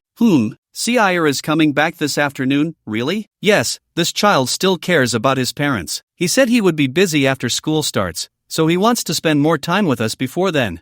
CIR has always been obedient and sensible since childhood. As long as he has this heart, that's enough. In that case, hurry and have the steward arrange a banquet in the hall tonight to welcome CIR back. Xinyan nodded, but a hint of difficulty appeared on her face. Your Majesty, if you set off for Dongzhou now, and CIR returns to find you not here, he might feel regret. Hearing this, Gu Qingfeng showed a hint of difficulty on his face. Whether it was Gu Feng or Gu Ci, both were his sons. As a father, he couldn't neglect one for the other. Going to Dongzhou and back, plus dealing with Gu Feng's matters, would take at least 2 days. And this time, Gu Ci probably wouldn't stay long. Thinking of this, Gu Qingfeng's brows furrowed with anger again. Gu Feng was clearly his legitimate eldest son. Why did he always have to cause trouble outside? As an elder brother, why couldn't he be as worry-free as his younger brother Gu Ci? It seemed his previous thoughts were not wrong. Gu Feng had lived outside since childhood and had become too wild. He needed to be restrained, otherwise, he would find it hard to achieve greatness in the future. With this in mind, Gu Qingfeng sighed deeply. Well, leaving the Northern Territory was that ungrateful child's choice. Even if he joins Dongzhou, he won't cause any trouble for a while. For the next few days, I will stay in Gubei City with you and your son. After CIR leaves the Northern Territory, I will settle accounts with that ungrateful child. Qinyan nodded, and with a sound of agreement, her tightly furrowed brows relaxed. The day after passing through the hell-level burial dungeon, Liang Yi fulfilled his promise. Li Feng brought Gu Feng to the outside of the Wancheng treasury. The Wancheng treasury contained the greatest wealth of the entire city, housing countless equipment, items, and rare materials. Only the city lord and those who had made outstanding contributions to the city were allowed to enter and select treasures. Gu Feng had made an outstanding contribution to Wancheng by obtaining the Abyss achievement in the burial dungeon. He received a gold card from Li Feng, which allowed him to select one legendary-level piece of equipment from the treasury. Gu Feng, go in. You can freely choose any equipment of legendary level or below, but this gold card can only be exchanged for one piece of equipment, Li Feng said, his tone filled with unhidden envy. Gu Feng nodded and walked through the treasury's grand entrance with the gold card. Inside the treasury was like a large exhibition hall, filled with various equipment and items, all at least of rare quality. The equipment and items emitted dazzling brilliance, creating a scene that sparkled before his eyes. There were so many treasures that he didn't know how to choose. Gu Feng looked at the numerous treasures before him, feeling somewhat like Lu Laolao entering the Grand View Garden, momentarily dazzled. After browsing for a while, Gu Feng discovered that perhaps because the summoner profession was rare in small cities, there weren't many pieces of equipment suited for summoners. However, he wasn't discouraged. Although there weren't many pieces of equipment he could use, there were plenty that his summoned beasts could use. After looking for a long time in the legendary equipment area, he finally chose a piece of armor, unyielding black armor. Unyielding black armor quality, legendary level, LV. 20 class restriction, melee class attributes, Constitution 500, health 6000 effect, deals 5% of the wearer's maximum health as true damage to surrounding targets every second. This effect is ineffective against ranged classes. After careful consideration, Gu Feng ultimately decided to acquire this armor. Although the Constitution of 500 and health of 6000 were impressive, what Gu Feng was primarily interested in was the armor's effect. The target is enemy units. If this unyielding black armor is equipped on the Dark Hunter Dragon Turtle, with a health of 76,000 plus 6,000, the maximum health would rise to 82,000. This way, the Dark Hunter Dragon Turtle could deal over 4,000 true damage to surrounding targets every second during combat. Make no mistake, this is per second. Roar of Fury can force surrounding targets to attack itself, while Shattering Impact not only deals damage but also slows down targets in its attack path. Coupled with the effect of the unyielding black armor, one can imagine that once the Dark Hunter Dragon Turtle enters the Abyss, it will surely go on a killing spree. Truly legendary. It's you! Using a gold card to exchange for the unyielding black armor, Gu Feng acquired the equipment and left the treasury very satisfied. Outside the treasury, Li Feng was still waiting. From your expression, it seems you found a piece of equipment you're very satisfied with, Li Feng said with a smile. Yes, please thank the city lord for me, Gu Feng nodded. Next, you have one more opportunity to enter a first-tier dungeon or the Abyss. What are your plans? Li Feng asked. Gu Feng was now level 19. After clearing the hell-level buried bone dungeon, his level had only increased by 2. The speed of leveling up had slowed down considerably compared to before. First, due to the level increase, the experience gained from killing alien races had decreased. Initially, when an 11-level summoned beast killed a 13-level beast corpse hybrid, it gained around 1500 experience. Now, a 17-level summoned beast killing a 15-level beast corpse warrior gained less than 800 experience. A direct halving. Secondly, the experience required to level up had also increased. When entering the nightmare level buried bone dungeon, Gufeng was only level 11, needing only 20 to 30,000 experience to level up. However, when entering the hell level buried bone dungeon, he was already level 17, needing over 300,000 experience to level up. Moreover, the record-breaking reward could only be claimed once. There would be no experience bonus when clearing the hell level again. As levels increased, the speed of leveling up inevitably slowed down. Therefore, since he still had the chance to enter a first-tier dungeon, Gufeng certainly did not want to miss this opportunity. Does the city lord have any plans? Gufeng asked. Since Li Feng had brought up this topic, he must have been prepared. Recently, Wan City has built a new first-tier dungeon. If you're interested, the city hall can directly allocate a quota for you. Directly allocating a quota would waive the dungeon usage fee, saving over $1 million in one go. First-tier dungeon? How's the experience reward? Gufeng was a bit tempted. Well, although it's an artificial dungeon, if you tackle it at hell difficulty, the experience reward is not weaker than the abyss, but the difficulty is much greater than ordinary dungeons. That's not the main point. As long as the rewards are high enough, the difficulty doesn't matter. Gufeng was unconcerned. After all, it was just a first-tier dungeon. How difficult could it really be? Then it's settled. If you agree, I can send you some dungeon information. Wait a moment. Gufeng didn't rush to agree and quickly said, since it's about entering a dungeon, could I ask the city hall for a small favor? You say. I heard that the difficulty level of the artificial dungeons can be adjusted. I want to go straight for the hell level since I'm already level 19. If I unlock it step by step from the hard level, by the time I reach hell level, I'll probably be a tier 2 player. Once someone becomes a tier 2 professional, they can no longer enter tier 1 dungeons or the abyss. Well, it might not work for others, but since you can achieve the abyss accomplishment, it wouldn't be impossible to directly grant you access to the hell level dungeon. Alright, then I'll trouble Secretary Li. After the discussion, Li Feng sent some dungeon information to Gufeng and then proceeded to arrange the dungeon slots and open the hell level difficulty. After returning to his spacious apartment, Gufeng called Lin Yuan and the others out. Lin Yuan, Lin Xingqing, and Su Ran were not from Wan City, so for convenience, the three of them lived in Gufeng's apartment. After all, it was a spacious flat with plenty of rooms, so accommodation was not an issue. The team for this dungeon remained unchanged, still the same lineup as before. Su Xia was also among the team members. Last time in the Hell Level Grave Dungeon, Gufeng obtained an epic eternal source crystal, which Su Xia bought for 5 million. According to him, with this material, he could develop the new generation Mark 21 battle armor. The reason he wanted to follow Gufeng into the dungeon was to test the combat capabilities of the new generation battle armor. Gufeng readily agreed. Su Xia could fill the numbers without sharing experience, and Gufeng was also very curious about the new generation Mark 21 battle armor. This was a world where everyone could change professions. Was Iron Man about to arrive? Is the Tier 1 dungeon spider cave very difficult? Lin Yuan sat on the living room floor, putting the PS5 controller aside, looking at the dungeon information on the TV screen. It's quite difficult.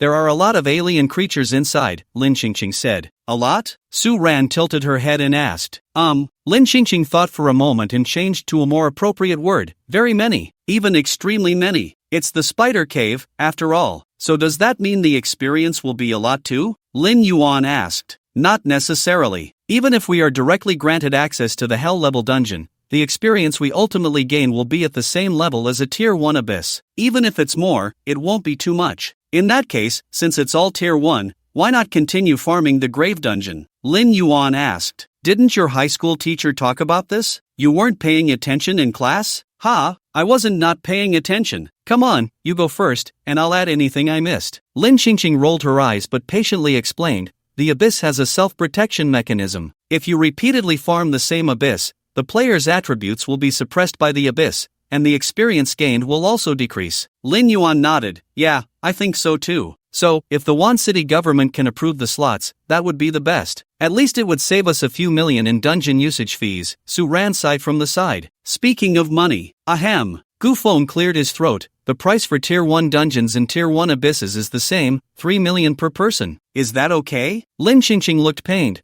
No problem. just give us a little time to sell some equipment. We're too in debt right now, several online loan platforms won't lend us any money. Gu Feng suddenly remembered something and looked at Su Ran, asking, by the way, I have a level 20 dagger, rare grade. If you want it, I can sell it to you at market price.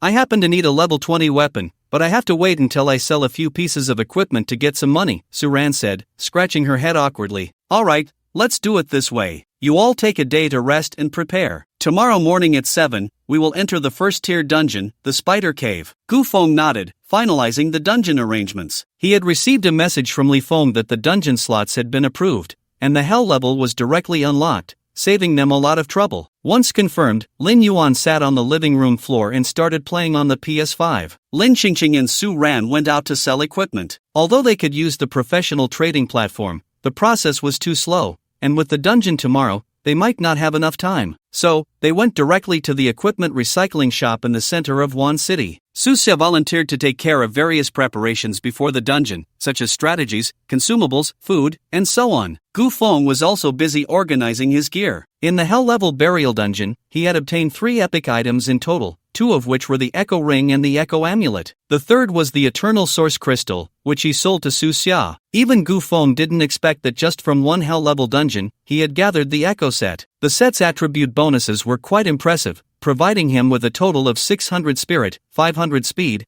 and 300 constitution and strength. The most powerful aspect was the set effect that Gu Feng had been longing for. After each kill, he would instantly recover 10% of his energy. One more level up, and the Nightmare Ruler can wear the Echo set. The epic second tier set, although not yet star-rated, was enough to stir excitement. Early the next morning, Li Feng sent an MPV to take Gu Feng and the others to the dungeon square of the Spider Cave. It was still not yet 7 o'clock, and there weren't many professionals at the dungeon square. However, when Gu Feng appeared, quite a few people recognized him. Gu Feng, what a coincidence! You're also going into the Spider Cave? Master, you're my idol. Gu Feng, the people of Wan City welcome you. In response to the greetings around him, Gu Feng politely nodded, acknowledging everyone's hellos. Ever since he achieved the Abyss achievement in the Burial Dungeon, countless low-tier professionals in Wan City had sincerely called him foster father. After all, Gu Feng's actions had allowed the vast majority of them to win at the starting line. As for the few who really couldn't keep up, they held no grievances in their hearts and were even grateful to Gu Feng, because now, they could rent out their small balconies for over 1,000 pieces to those outsiders who came seeking fame. Gu Feng didn't delay, leading Lin Yuan and the others through the dungeon square to the entrance to start the operation. Identity verification successful. The current dungeon has been unlocked to Hell level difficulty, please choose carefully. Gu Feng had Lin Yuan and the others get ready and unhesitatingly selected the Hell level. Current team average level too low, it is recommended to regroup. No. Entering first tier dungeon Spider Cave, Hell level, please wait. The spatial vortex representing the dungeon entrance suddenly turned blood red, and then a strong, terrifying aura swept in, engulfing Gu Feng and the 4 behind him. Feeling the oppressive aura of the Hell level dungeon, the professionals in the square quickly looked over, their expressions filled with shock and disbelief. Ha! It's Gu Feng! He actually entered a Hell level dungeon. What? How did he do that? How can he directly enter a Hell level dungeon? What's the big deal? Gu Feng is a favored one beside City Lord Liang Yi. Unlocking a dungeon difficulty is nothing. Sigh, I'm so envious. We're the same age, yet he's already in a Hell level dungeon while I can't even pass the normal level. Not envious, I'm tired of being envious. Being a professional is too hard. Working in a factory tightening screws suits me better. Speaking of which, the fastest record for clearing the Hell level Spider Cave is 7 hours and 32 minutes. Do you think the great Gu Feng will break the record this time? Are you from the Abyss? Is that even a question? I'm not going back to the factory. From now on, I'm living in the Abyss Square. I'm going to start a live stream. Family, come guess how long it will take the great Gu Feng to clear it. Oh my, you've really figured out how to do live streaming. As the excitement in the instant square gradually rose, Gu Feng was already standing in a dark, cold cave. At the same time, a series of instance information appeared in his view. You have entered the Hell level instance Spider Cave. Deep within the cave, there is a ghost-faced king spider tainted by abyssal power. You must stop the ghost-faced king spider from unleashing a plague of insects, otherwise, the abyssal power will completely erode this place. The outskirts of the cave are inhabited by the Bug Masters clan. If you can persuade the clan leader, all the Bug Masters will become your allies. Once their eyes adjusted to the dark environment, Gu Feng and the others began to survey their surroundings. Everywhere their gaze fell, there were traces covered in spider silk. The silk resembled layers of thin gauze, crisscrossing and hanging from the surrounding rock walls and the cave ceiling, with tiny grayish-white spiders the size of rice crawling about. The ground was littered with chaotic debris, including insect shells and dried skeletons, scattered among the spider silk, exuding a sense of decay. Lin Yuan took a few steps to the side, looking at the dense spider silk on the cave wall, and instinctively reached out to tug at it. In an instant, a large amount of dust fell, covering him in grime. "This texture, this dust, it feels just like the real thing," Lin Yuan exclaimed in amazement. "First time in an instance? Look at you, so inexperienced." Lin Qingqing shot him a glance. "Hee, it's my first time in a paid instance, and this one looks no different from the abyss. Although the instance is artificially created, everything here is infinitely close to the real abyss. Otherwise, why charge so much?" The instance square had a fee structure, with the price for a first-tier hell-level instance being 1 million per person per entry, which was outrageously expensive. In the early days of the Divine Summer Empire, instances were monopolized by the noble class, and ordinary people had no right to enter them. To level up, they had to risk their lives in the abyss. It wasn't until the current ruler took power and initiated a series of reforms, clearing out many stubborn nobles, that the ownership of instances was nationalized. Subsequently, the empire issued new policies allowing ordinary people to enter instances as long as they paid the usage fee. At the same time, to provide more opportunities for professionals to level up, the empire began extensive infrastructure development, spending nearly 10 years building teleportation arrays in every abyss square. As a result, the number of professionals in the Divine Summer Empire surged. Even the top figure of the Divine Summer military, known as the God of War Azura, Xiao Nanfeng, rose to prominence only after the new policies were announced. Therefore, the opportunities for ordinary professionals to stand out today are entirely thanks to the series of reforms implemented by the ruler of the Divine Summer. At this moment, Su Xia stood beside Gu Feng and asked, "Brother Chen, according to the strategy guide, the Bug Masters clan lives on the outskirts of the Spider Cave. If we can gain their help, we can clear it as quickly as possible. However, to gain the Bug Masters' assistance, we must first persuade their clan leader, which is no small feat." Lin Yuan pretended to nod thoughtfully and leaned in. "Old Gu, you have a plan, right?" Upon hearing this, everyone's gaze turned to him. Gu Feng pondered for a moment and nodded, "Yes." Lin Yuan's face lit up with joy. He had been waiting for Gu Feng to say that, and it seemed this time they were definitely going to succeed. Lin Qingqing's beautiful eyes brightened, and she quickly stepped forward to ask, "Great one, what do we do next? We just entered the dungeon and are right at the edge of the spider cave. Should we go persuade the Bug Masters clan first? I've read some strategies about the spider cave. The clan leader of the Bug Masters is very proud, and the entire clan believes they are exceptionally gifted, so they are not very willing to help us ordinary people. To convince the clan leader, we must present 2 pieces of epic level equipment, and every time we kill an alien, we must share half of the experience with them. It doesn't have to be that complicated." Gu Feng waved his hand, directly interrupting Lin Qingqing. "My plan is simple. First, kill all the Bug Masters, then kill all the spider aliens in the cave, and finally, kill the ghost-faced King Spider." Lin Qingqing was taken aback,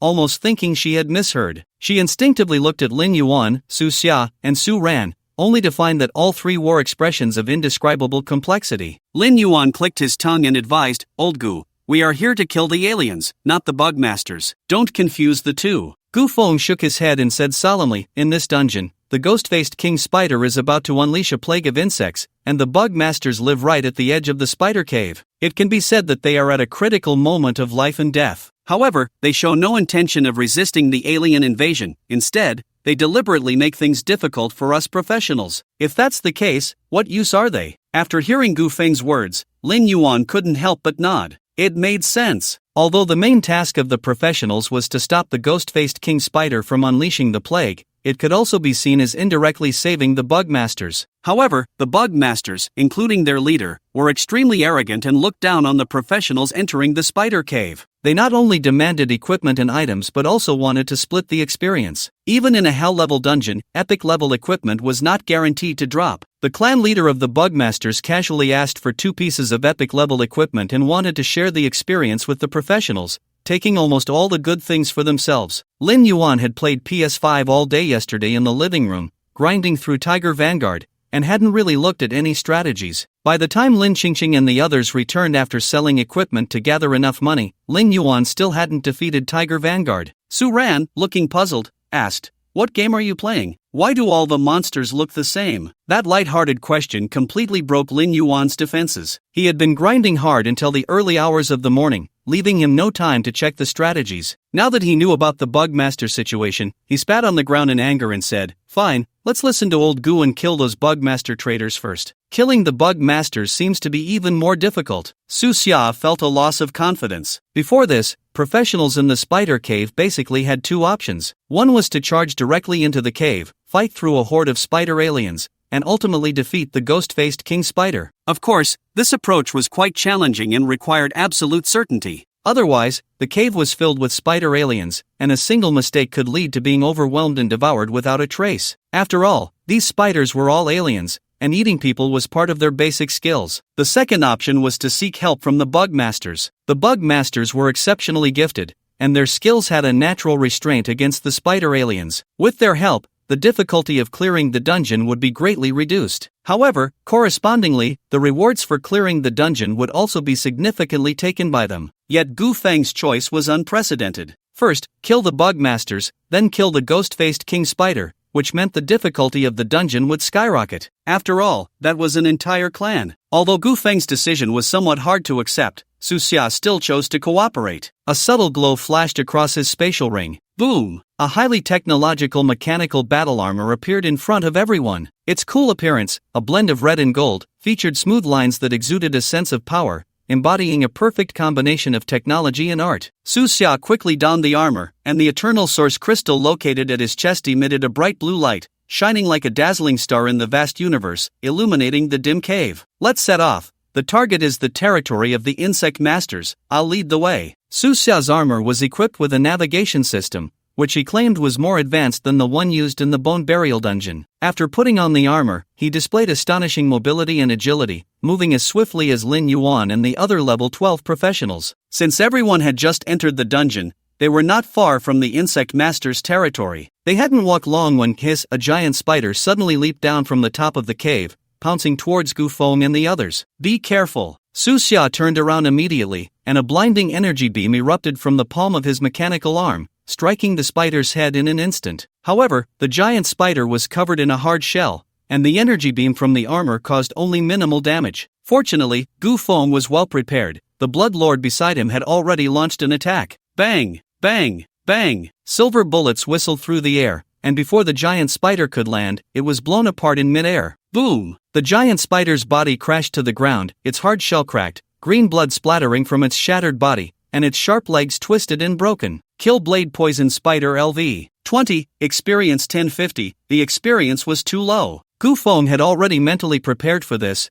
There were many alien creatures in the spider cave, but their individual combat power was relatively low, resulting in low experience points. A single poison spider was not difficult to deal with, but the challenge lay in the fact that the poison spiders in the cave usually appeared in groups. This meant that while the experience would be higher, so would the difficulty. Therefore, many professionals would rather pay a price to ask the insect masters for help. Just after the first blade poison spider was killed, a cacophony of sounds echoed in the darkness, and soon, more than 20 giant spiders appeared in front of everyone. Consolidate formation. Gu Feng called Su Xia back with a low voice and then summoned the Nightmare Ruler. A single blade poison spider only provided a little over 1,000 experience, but with more than 20, that would amount to over 20,000 experience. Gu Feng glanced at the experience bar. He needed over 500,000 experience to reach level 20. It seemed that leveling up was much easier when one was at a lower level. If he were level 11 now, just these aliens in front of him would be enough for him to level up. The Nightmare Ruler charged forward. These level 20 ordinary aliens were essentially free food for an epic level summoned beast. The figure of the Nightmare Ruler flickered and instantly appeared among the poison spiders, immediately unleashing its skill. Deep Dream. Although they were a group of level 20 blade poison spiders,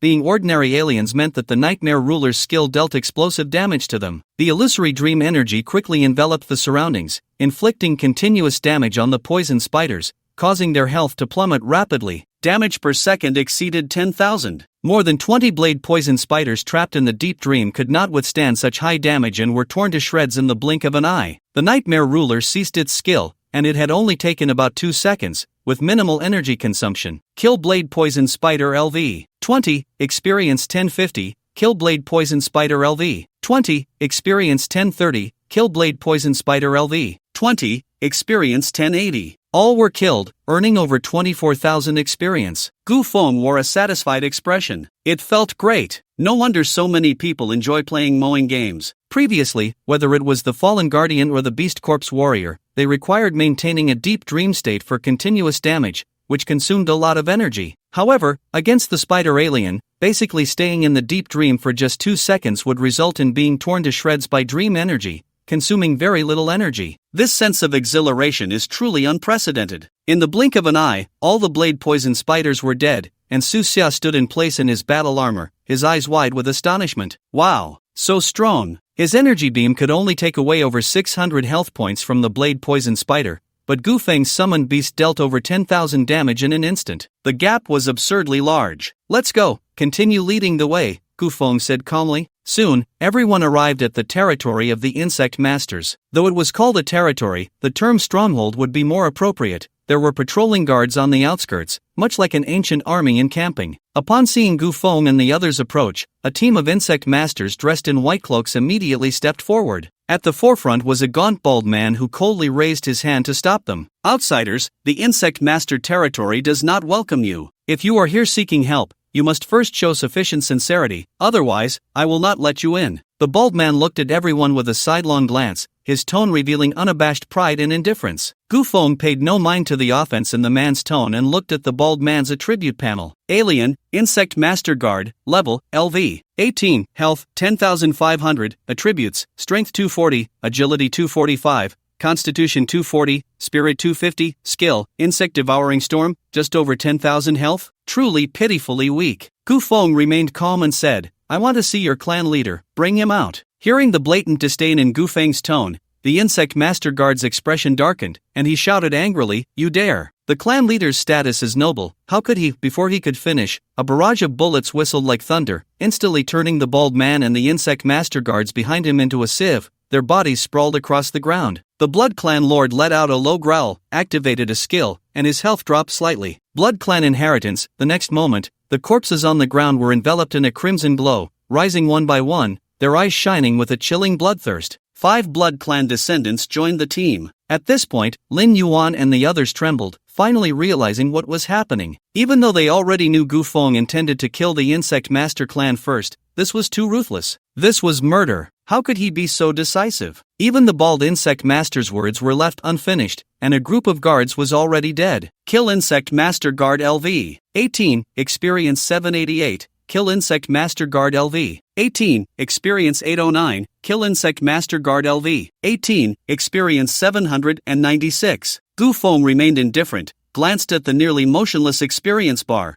and walked directly into the Insect Master territory. Murder? No, in his eyes, it was merely experience. Gu Feng's strategy was simple, push through. The Insect Master territory was very complex, with many passages. In other dungeons, one might need to search for aliens one by one, which would be very troublesome. But here, there was no such concern. After killing several teams of guards, an alarm sounded within the territory, signaling an enemy attack, and soon over 50 insect masters in white cloaks charged out aggressively. These were just ordinary guards of the Insect Master clan and hardly constituted the main defensive force. Outsiders, you dare to kill in the Insect Master territory, truly seeking death. Hearing the furious shouts from the other side, Gu Feng raised his eyes and looked at the Blood Clan Lord. Kill them all, leave not a single one. The Blood Clan Lord's eyes were filled with killing intent, and without a second thought, he unleashed deadly shot. Under the effect of the skill, a single bullet could deal over 10,000 damage, and flames erupted from the dual guns, unstoppable. The Blood Clan descendants charged towards the Insect Master's guards, launching fierce attacks. The Nightmare Sovereign transformed into a wisp of black mist, appearing in the depths of the Insect Master's territory in an instant, simultaneously opening the deep dream. Those rushing Insect Master's guards were like moths to a flame.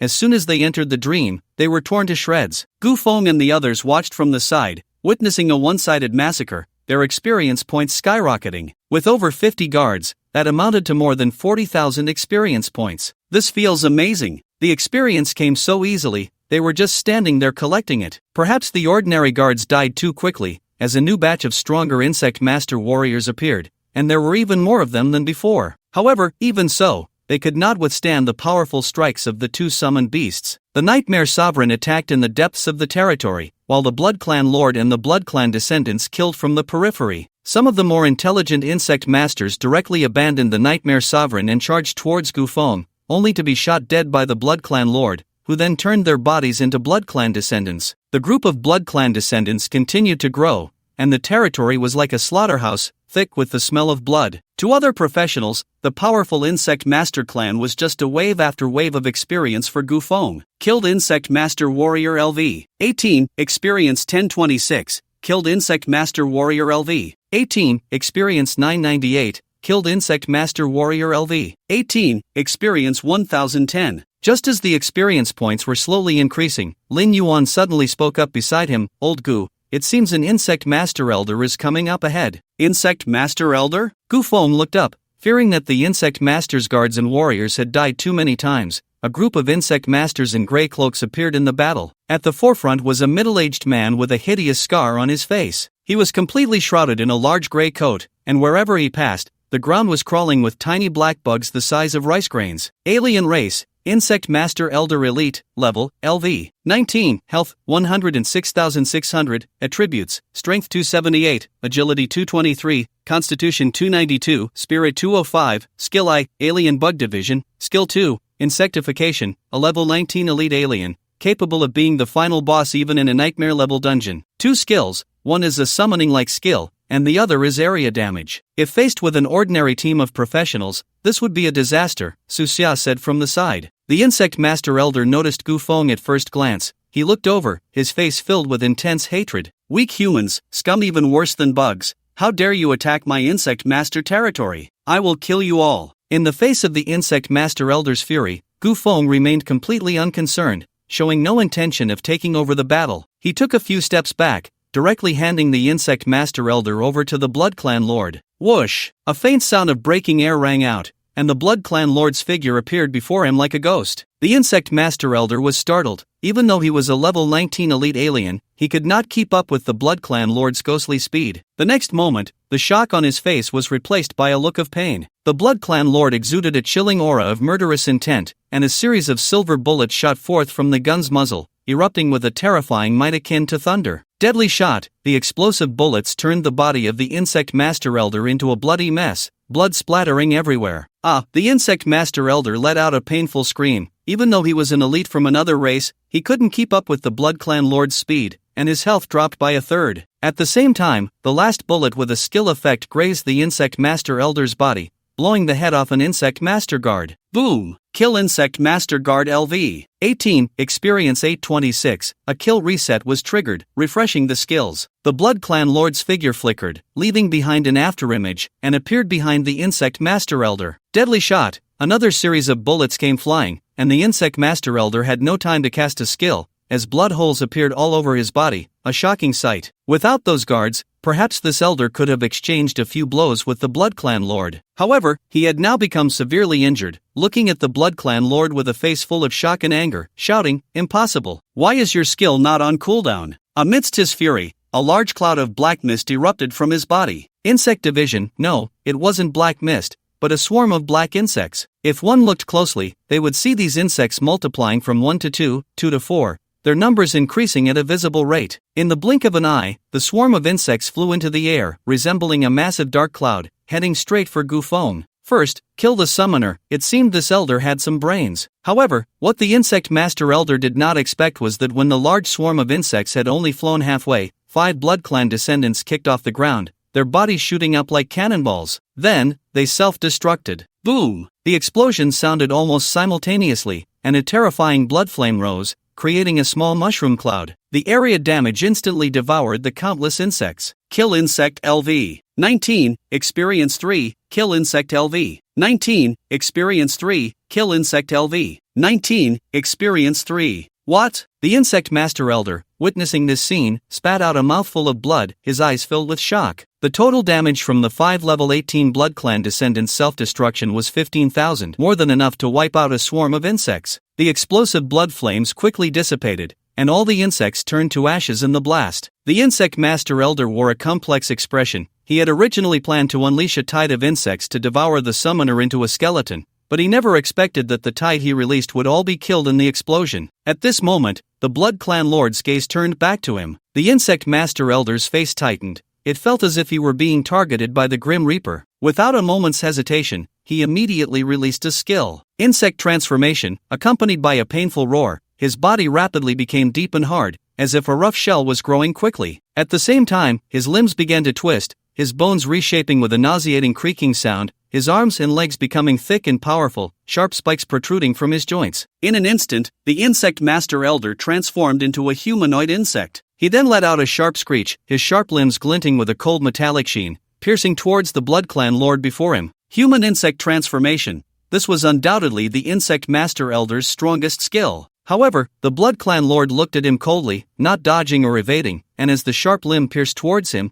he simply blocked it with his own body, preventing it from advancing even an inch. At that moment, a clear look of horror appeared on the insect master elder's insect-like face. This strike was meant to pierce the Blood Clan Lord's body, but unexpectedly, it was so easily blocked. Terrifying. Everyone is level 19, why are you so frightening? The leader of the insect master clan trembled and directly gave up resistance, pleading with Gu Feng, "Human, don't make a move. I will take you to see the clan leader." As long as the clan leader nods, the insect master clan can help you kill the ghost face king spider. Upon hearing this, Su Xia and the others were astonished. They surrendered just like that? The survival instinct of the insect master elder was indeed exceptionally strong. However, Gu Feng shook his head indifferently. "Killing you is the best help for me." As soon as the words fell, a blood-colored storm erupted from the Blood Clan Lord. Crimson Feast, the insect master elder's body was struck by the blood-colored storm, and his insectified form shattered, instantly depleting his health. Kill Insect Master Elder Elite LV. 19. Experience 8212 Loot acquired. Insect Master Robe LV. 19. Rare level, loot acquired. Insect Master Boots LV. 19. Rare level. Just like before in the Buried Bone Dungeon, elite alien races also have varying strengths,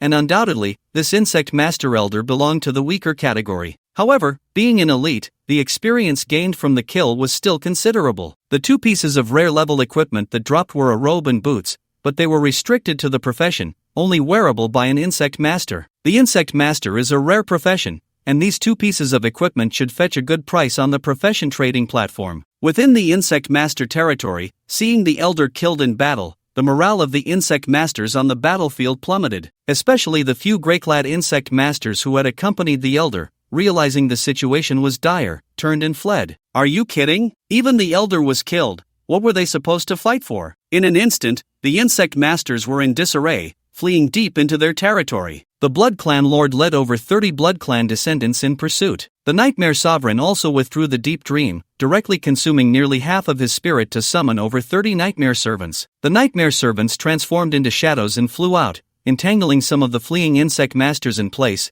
then were killed one by the Nightmare Sovereign. Gu Feng, along with a group of summoned beasts, chased into the territory, killing all the insect masters along the way. Kill Insect Master Warrior LV. 18. Experience 1026 Kill Insect Master Warrior LV. 18. Experience 998. Although the experience gain was slow, it was steadily increasing. They walked to the deepest part, arriving beneath a sculpture of alien insects made of piled stones. This alien insect sculpture was about 3 meters tall, roughly the size of a heavy truck. As Gu Feng and the others approached, a woman dressed in a black trench coat slowly walked out from the sculpture. This woman had an enchanting appearance and a fiery figure, wearing a fishnet-like inner lining beneath her open trench coat, accentuating her sexy features without any hint of modesty. Humans, are you not here to seek my help? How dare you attack my noble insect master clan? A cold and proud voice echoed in the empty cavern. Alien, Insect Master Clan Leader Elite Level, LV. 20 Health, 155200 Attributes, Strength 338, Agility 263, Constitution 342, Spirit 265 Skill I, Insectide Rampage Skill 2, Insect Master Enhancement Skill 3, Complete Insectification A Level 20 Elite Alien was the strongest existence of the Insect Master Clan, which could be considered an insurmountable disaster for ordinary professionals. However, for Gu Feng, it was not as powerful as the beast corpse aberration he had killed before. The main skills of the Insect Master Clan were to summon alien insects to launch attacks. However, for the Blood Clan, the attacks of the alien insects were undoubtedly like a mere tickle. For the Nightmare Sovereign, even scraping the skin is not worth it. Listening to the tone of the Insect Master Clan leader, Gu Feng couldn't help but frown. From the other party's arrogant tone, an unabashed pride emanated. It seemed that in her eyes, humans were no different from the ants on the ground. Noble? Gu Feng said coldly, then die here with your nobility. Hearing the killing intent in Gu Feng's voice, the Insect Master Clan leader was furious. She let out a sharp shout, and countless strange insects flew out from her palm, transforming into streams of black light that surged into the surrounding insect masters. Insect Master enhancement. As the black light burst forth, all the insect masters seemed to enter a frenzied state, their bodies swelling rapidly, transforming into half-human, half-insect forms. Their levels did not increase, but their four-dimensional attributes surged by 45%, becoming even more powerful. Immediately after, the Insect Master Clan leader let out a piercing shriek. Insect tide rampaged. The entire cave shook noticeably, and the ground and walls cracked under this immense force. Dense swarms of black strange insects crawled out from those cracks, emitting sharp, fragmented cries, overwhelming Gufeng and the others. Retreat! Gufeng decisively led everyone to quickly fall back. The number of these strange insects was terrifying. Ling Yuan and the others were ordinary practitioners, and once surrounded by the insect tide, they would likely be devoured to the last shred in just a few breaths. The Blood Clan Lord seized the opportunity to activate the effect of the mirror ring. Its figure blurred, and two stern figures in dark red suits appeared beside it. The two mirrors kicked off the ground, appearing in front of Gufeng and the others, bullets whistling out, shattering the rushing strange insects, covering their retreat. Meanwhile, the Blood Clan Lord's main body charged towards the Insect Master Clan leader, engaging in fierce combat. At the same time, the Nightmare Sovereign unhesitatingly unleashed a deep dream, countless strange insects crawling out from the cave, only to be ground into powder by the dream energy. Kill Strange Insect LV. 20. Experience 5 Kill Strange Insect LV. 20. Experience 5 Kill Strange Insect LV. 20. Experience 5. Countless experience notifications rolled through Gufeng's vision, dazzling him. He couldn't be bothered to look. Killing a strange insect only granted 5 experience points. If he relied on this to level up, he would have to wait until the year of the monkey and the month of the horse. With a thought, the skill's light shone, and a towering magic statue appeared in the cave. Roar! Immediately, large bursts of black light erupted from its rock-like body, inflicting 2 debuffs on the Insect Master Clan. Extremely exhausted Black Death Plague. With the release of these 2 skills, all the alien races, including the Insect Master Clan leader, were weakened. The Insect Masters, who had just experienced a surge in combat power due to Insect Master enhancement, suddenly became frail. The Black Death Plague also began to spread widely. After the last Bloodline awakening, the Black Death Plague was further enhanced. The more targets infected, the more life points they lost per second. The Insect Master Clan leader summoned a vast swarm of strange insects, which not only failed to inflict much damage on Gufeng and the others but instead pushed the damage of the Black Death Plague to its peak. 1 transmitted to 10, 10 to 100, 100 to 1,000. Deep Dream could only inflict damage on targets within a fixed area, while the Black Death Plague saw its damage increase dramatically with the number of infections. This was a devastating plague, a catastrophic blow to any race. After a few breaths, large numbers of strange insects died, and the ground was piled high with a thick layer of insect corpses, which were then trampled into dust in the battle between the Blood Clan descendants and the Insect Masters. Seeing this scene, the Nightmare Sovereign simply withdrew the skill. I never expected that the Black Death Plague, such a debilitating skill, would unleash such terrifying damage in this situation. Gufeng also did not anticipate this. Just now, he summoned the Undead Golem merely to suppress the Bugmasters, and even the Black Death Plague was only applied to the Bugmasters. However, it later spread to the alien insects and rapidly infected them amidst the swarm, resulting in countless alien insects being killed by the plague. It was truly an unexpected delight. The Bugmaster Clan leader, witnessing this scene, had her cold eyes suddenly narrow, her face revealing an indescribable shock. Impossible! What kind of skill is this? It can annihilate thousands of alien insects in just a few breaths? How can humans possess such terrifying combat power? The Bugmaster Clan leader never imagined that her proud alien insects would die so inexplicably. Moreover, after infecting thousands of alien insects, the damage from the Black Death Plague surged, causing her own health to plummet rapidly. At this moment, facing the shocked Bugmaster Clan leader, the Blood Clan Lord unleashed a barrage of bullets like a storm, causing large clouds of blood mist to erupt from her body. Seeing that her skills did not harm Gufeng or the summoned beast, the Bugmaster Clan leader shouted, radiating a powerful wave of energy. Immediately, a massive shadow of an alien insect appeared behind her. Hiss! The Bugmaster Clan leader's form swelled, her body transforming, and in the blink of an eye, she became a giant alien insect over 3 meters tall. Complete insectification. This was not a half-human, half-insect form like the Bugmaster elders, but a complete transformation into an alien insect. Furthermore, after fully insectifying, the Bugmaster Clan leader's body grew a hard exoskeleton, greatly enhancing her attack and defense, and granting her a significant melee bonus. In an instant, the Bugmaster Clan leader's combat power surged, as if she had truly become a giant alien insect from the abyss, exuding a violent aura as she fearlessly charged at the Blood Clan Lord. However, she forgot that even though her combat power soared after complete insectification, under the debilitating state of extremely exhausted,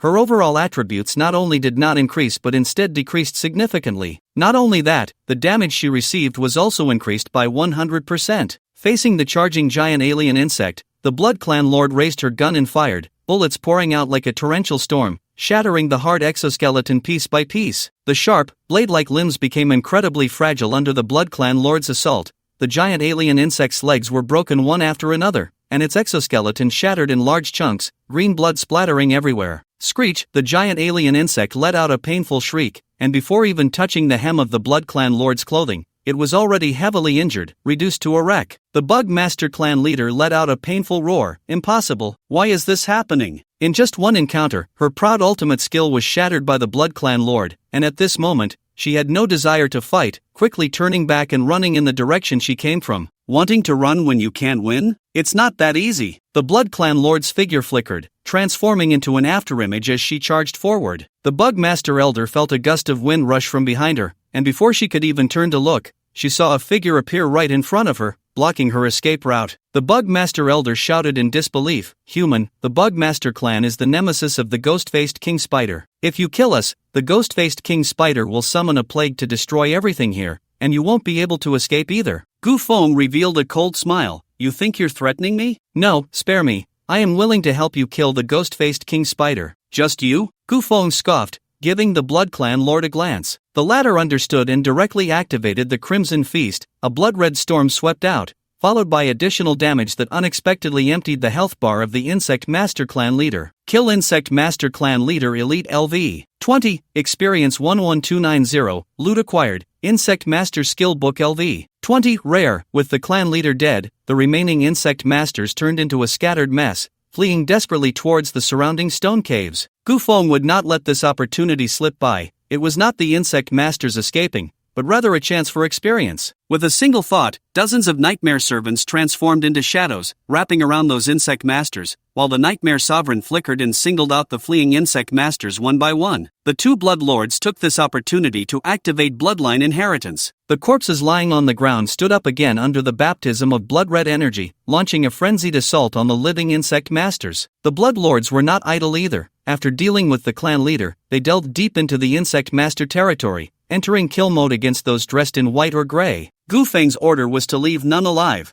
Not a single insect master could escape this calamity. Kill Insect Master Warrior LV. 18, Experience 1026, Kill Insect Master Mage LV. 19, Experience 1326, Kill Grey Insect Master LV. 19, Experience 1302. Soon, the Insect Master clan was completely wiped out. These insect masters, who looked down on everything and regarded humans as humble ants, died here forever with their nobility and pride. Gu Feng felt no pity in his heart. According to the dungeon's storyline, if the professionals could not kill the ghost-faced King Spider, everything here would be destroyed after the final insect disaster erupted. At that time, the Insect Master Clan would also face disaster due to their arrogance. Everyone must die eventually. It is better to die meaningfully, turning into Gu Feng's experience. Level up. Level, LV, 20, 3126/651500, Strength, 517, Agility, 516, Constitution, 518, Spirit, 769, Summoned Beasts, Bloodlord LV, 20, Legendary, Nightmare Sovereign LV, 20, Epic, Undead Golem LV, 20, Legendary, Dark Hunter Dragon Tortoise LV, 20, Epic,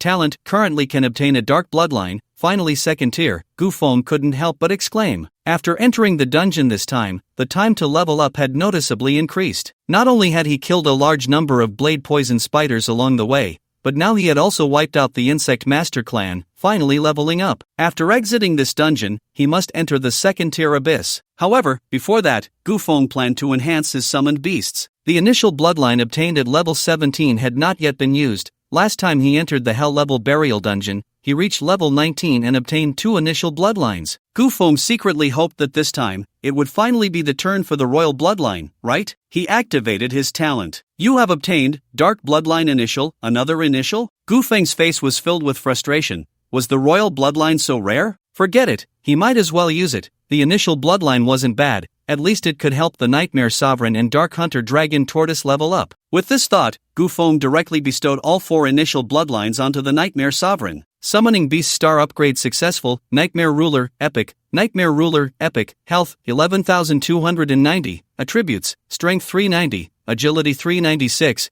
Constitution 395, Spirit 480, gained new talent, Shadow Kill Arc, Epic, Shadow Kill Arc. When the Nightmare Ruler attacks a target from behind, if it directly kills the target, it will deal the same damage to the target entangled by the Nightmare Servant. Talent enhancement acquired, Dreams Come True, the skill cooldown of the Nightmare Ruler is reduced by 80%, skill consumption, energy consumption, and negative effect impact are reduced by 80%, skill enhancement acquired, Nightmare Entanglement, every 5 points of spirit can summon a Nightmare Servant, and targets attached by the Nightmare Servant will receive multiplied damage, up to 20 times, Epic 5 stars. A new epic level talent has been added, Shadow Kill Arc. Using skills to kill targets from behind can deal the same damage to targets entangled by the Nightmare Servant. This is incredible. The Nightmare Entanglement skill has just been enhanced. Not only has the damage multiplier increased to 20 times, but it only requires 5 points of spirit to release a Nightmare Servant. The Nightmare Ruler has 480 points of spirit, so based on the current spirit attribute,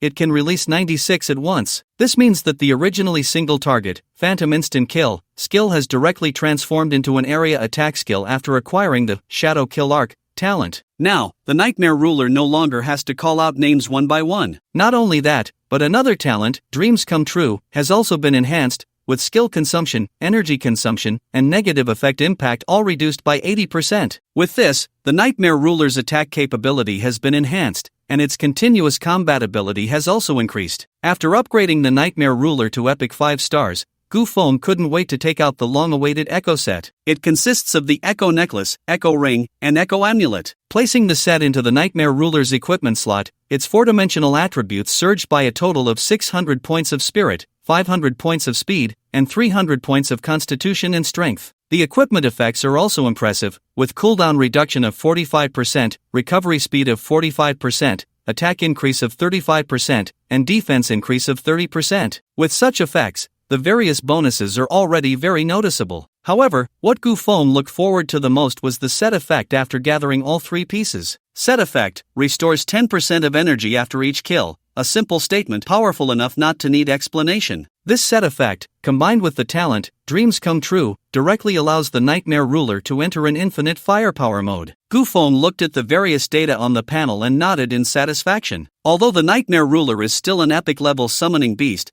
it can already rival legendary level summoning beasts. Moreover, the difference between epic 5 stars and legendary level summoning beasts is merely a plain and unremarkable original bloodline. Even if he can't obtain the royal bloodline at level 21, Gufeng can still advance the Nightmare Ruler to legendary level through the original bloodline. This way, among the 4 summoning beasts he has contracted, at least 3 will be legendary level. Looking across the entire Divine Xia Empire, no second-tier summoner has ever possessed such a powerful lineup. Furthermore, Gufeng is now already level 20. Once he exits the Spider Cave dungeon, he can contract his 5th summoning beast, which will give his combat power a significant boost. A summoner paired with divine level talents is indeed terrifying. After sweeping through the territory of the Insect Masters, Gufeng's team rapidly expanded, with the level 20 Blood Clan Lord transforming into 200 Blood Clan descendants, advancing grandly towards the depths of the Spider Cave. Among the 200 descendants of the Blood Clan, more than half are second-tier Blood Clan members, whose combat power is absolutely stronger than that of ordinary alien races of the same level. The most important thing is that a second-tier Blood Clan member's self-detonation can cause 5,000 points of area damage, 10 self-detonations would result in 50,000 damage, and 100 would be 500,000. If all 200 descendants of the Blood Clan were to self-detonate, Gufeng was worried it might directly destroy the dungeon. Ahead is the lair of the Blade Poison Spider, where there is an elite Blade Poison Spider. As long as we kill it, we can smoothly proceed to the next lair, Su Xiao's voice echoed in the cave. The Spider Cave has multiple layers, each containing an elite alien, and these elite aliens can summon many ordinary spiders. Alright, let's move forward. Gufeng nodded and commanded the Blood Clan descendants to charge ahead. Along the way, groups of Blade Poison spiders would emerge, but they were no match for the Blood Clan descendants. Each Blood Clan descendant only needed to take turns attacking once to wipe out those ordinary spider aliens. Soon, a large number of Blood Clan descendants entered the lair of the Blade Poison Spider. Almost as soon as they stepped in, a series of fragmented, noisy sounds echoed throughout the cave. Following that, a large amount of spider silk descended from the cave's ceiling like a curtain, and one by one, the blade poison spiders dropped down, appearing in front of everyone. So big, I can't take it, Lin Qingqing exclaimed in shock. The blade poison spiders that jumped out of the lair were even larger than cars, with 6 crimson eyes that stood out in the darkness. At a glance, there were at least 50 or 60 of them. All were level 20 blade poison spiders, their blood-red eyes fixated on the group, emitting sharp, piercing shrieks. Rustling. In the blink of an eye, the spiders surged forward in droves, their bloodthirsty gaze treating Gu Feng and the others as food. If an ordinary adventurer encountered this scene, it would only lead to a dead end. However, for Gu Feng, it was still a bit lacking. Nightmare Sovereign, go. With a command, the Nightmare Sovereign transformed into black mist and dissipated around him. Subsequently, numerous shadows darted around the lair, quickly entangling the group of charging blade poison spiders. More than 50 blade poison spiders were trapped in place, struggling desperately but unable to move an inch. 8 legs. They couldn't take a single step. The spiders let out furious shrieks. Just then, behind one blade poison spider entangled by 5 shadows, wisps of black mist silently appeared. Before it could react, the dense black mist completely enveloped its grotesque body. Nightmare Entanglement Phantom Annihilation Shadow Kill Arc. A 5-fold damage burst. This blade poison spider let out a piercing wail, and its health was completely drained. Immediately after, all the blade poison spiders entangled by the nightmare servants let out shrill cries, and the 5-fold damage from the Shadow Kill Arc talent erupted instantly across the more than 50 blade poison spiders. Crash! The massive bodies of the blade poison spiders fell to the ground in unison, showing no visible wounds, but their health was all reduced to 0. Kill Blade Poison Spider LV. 20. Experience 1023. Kill Blade Poison Spider LV. 20. Experience 1065. Kill Blade Poison Spider LV. 20. Experience 1042. In an instant, the experience notifications in Gu Feng's view began to scroll rapidly, and in the blink of an eye, he harvested over 50,000 experience points. All dead? Is this the skill of the Nightmare Sovereign? Su Xia's voice was filled with astonishment. Impossible, I must be dreaming. How could there be such an outrageous skill? Lin Yuan was completely dumbfounded. After all, it's a god-level skill. What's wrong with being a bit outrageous? Lin Qingqing said casually, all the spiders are dead, that's great. Su Ran quietly breathed a sigh of relief. Just as everyone was astonished, the ground suddenly heaved up a massive mound of earth. Following that, a giant spider, resembling the blade poison spider but covered in red and green patterns, crawled out from underground. This spider had a more ferocious head and was twice the size of the blade poison spider. It kicked up debris from the ground and let out a sharp, piercing roar towards Gu Feng and the others, declaring its territorial dominance. Alien species, blade poison spider elite, level, LV, 20, health, 165,200, attributes, strength 328, agility 253, constitution 332, spirit 245, skill I, poison spider carapace, skill 2, corrosive poison web, skill 3, regeneration. The health of this blade poison spider elite was only 165,000, and from the numbers alone, it didn't seem particularly powerful. However, those who underestimated it had already died beneath its blades. Its third skill, regeneration, granted it an incredibly fast recovery rate, unaffected by healing restrictions. Thus, the combat capability of the blade poison spider elite was terrifying, harder to kill than a cockroach. Even if all 8 of its blade legs were shattered or its body was cut into pieces, it could quickly regenerate and regain its combat ability in a short time. Moreover, it possessed a hard, sharp carapace and a highly corrosive poison web. It could be said that aside from its low health, this elite alien had no weaknesses in battle. It was born for combat. An elite alien born for battle? Isn't that just perfect? Dark Hunter Dragon Tortoise, go! Gu Feng's eyes sparkled with battle intent. Instead of summoning the undead golem, he called forth the warrior-type summoned beast, the Dark Hunter Dragon Tortoise, which he had just contracted. Roar! A heart-stirring roar echoed through the cave as the Dark Hunter Dragon Tortoise, clad in spiked armor like a fully armed heavy warrior, emerged from the summoning array. Its eyes were filled with intense battle intent. For it, fighting and killing were the greatest pleasures. The terrifying aura swept around, making the blade poison spider elite feel an unprecedented threat. Swish! As if sensing the powerful aura emanating from the Dark Hunter Dragon Tortoise, the blade poison spider elite suddenly sprang up, letting out a sharp, piercing shriek. This cave was its nest, and no creature that could threaten it was allowed to exist in its territory. The Dark Hunter Dragon Tortoise, filled with battle intent, faced the intense hostility. It pushed its sturdy legs against the ground and activated its skill. Shattering Charge launches forward, dealing massive damage and slowing targets in its path, and knocking back the target at the end of its path. Boom! The ground beneath it shattered as the Dark Hunter Dragon Tortoise shot forward like a heavy cannonball with unstoppable force. Swish! At the same time, the Blade Poison Spider Elite unleashed its skill, spewing a deep purple corrosive poison web towards the Dark Hunter Dragon Tortoise. Simultaneously, the patterns on its carapace glowed crimson, becoming harder, and its sharp blade legs stabbed towards the rapidly approaching giant figure. Sizzle! The highly corrosive poison web enveloped the Dark Hunter Dragon Tortoise but could not halt its fierce assault. Instead, it was torn to shreds by the spiked armor in a single encounter. Immediately after, the massive figure collided with the Blade Poison Spider Elite. Bang! The Blade Poison Spider Elite suffered significant damage, its sharp blade legs shattered into several pieces, and its entire body was sent flying into the air, directly knocked out of combat. One skill, over 80,000 damage. Explosion! It was simply explosive. However, such explosive damage didn't even take a drop of blood from the Blade Poison Spider Elite. The Blade Poison Spider Elite trembled as it stood up, its shattered carapace visibly regenerating at an astonishing speed. This carapace was not merely for defense, it also served as a shield. As long as its outer shell was not completely destroyed, it could not be dealt real damage. No wonder a level 20 elite alien has only 165,000 health. Although the health is low, the shield is high. An 80,000 damage hit didn't even break this shield. Gufeng glanced at the Blade Poison Spider Elite's health bar. The previous damage only accounted for half of the shield's value. This meant the shield had at least 160,000. No wonder so many people die at the hands of the Blade Poison Spider Elite. With 165,000 health and a shield nearly equal to that,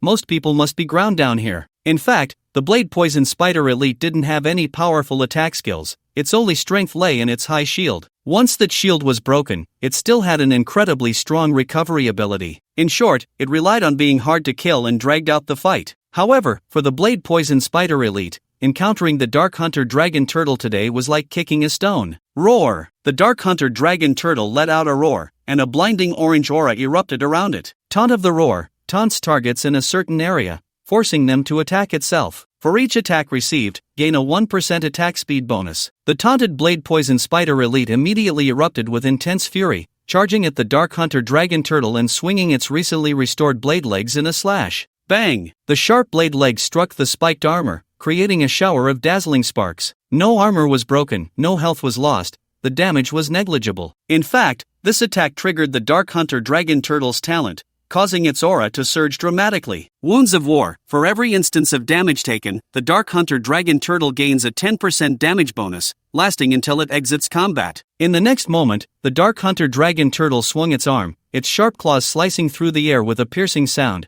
effortlessly cutting through the tough carapace. The Blade Poison Spider Elite did not dodge, counterattacking directly, and began to exchange blows with the Dark Hunter Dragon Turtle. Bang! Bang! Bang! Although the Blade Poison Spider Elite was massive, it appeared smaller in front of the Dark Hunter Dragon Turtle, and its momentum was weaker. After just a few exchanges, the Blade Poison Spider Elite was thoroughly suppressed and was no match for its opponent. Its anger surged, and relying on its powerful recovery ability, it began to retaliate even more frantically. This scene, however, only invigorated the Dark Hunter Dragon Turtle further. It had another talent, Rebound Spikes. Rebound Spikes, when receiving melee damage, 50% of the damage is returned to the attacker as true damage. For every 20 points of constitution, the rebound ratio increases by 1%. After donning the unyielding black armor, the Dark Hunter Dragon Turtle's constitution rose to 730 points, and the rebound ratio skyrocketed from 50% to 86.5%, which was terrifying. The Blade Poison Spider Elite continued to counterattack, but its injuries grew heavier. Before long, not a single part of its carapace remained intact. Even with the Blade Poison Spider's powerful regeneration ability, it could not recover from its shattered state in time. Boom! With a claw strike from the Dark Hunter Dragon Turtle, the carapace shattered completely. The Blade Poison Spider Elite's shield was entirely broken. The Dark Hunter Dragon Turtle roared, its combat power and fighting spirit reaching their peak at that moment, and a chilling light erupted from its claws. With claws like blades, it slashed forward, directly splitting open the swollen abdomen of the Elite Venom Spider, scattering colorful internal fragments all over the ground. The Elite Venom Spider let out a painful cry and abandoned its counterattack, unprecedentedly retreating. As the Elite Venom Spider withdrew, the battle clearly began to reach its conclusion. The Dark Hunter Dragon Tortoise existed for battle. Once it entered combat mode, it became braver with each fight, unmatched in strength. Dark Hunter Dragon Tortoise? What kind of summoned beast is this? It's terrifying, Lin Yuan exclaimed in shock, unable to suppress his gasp.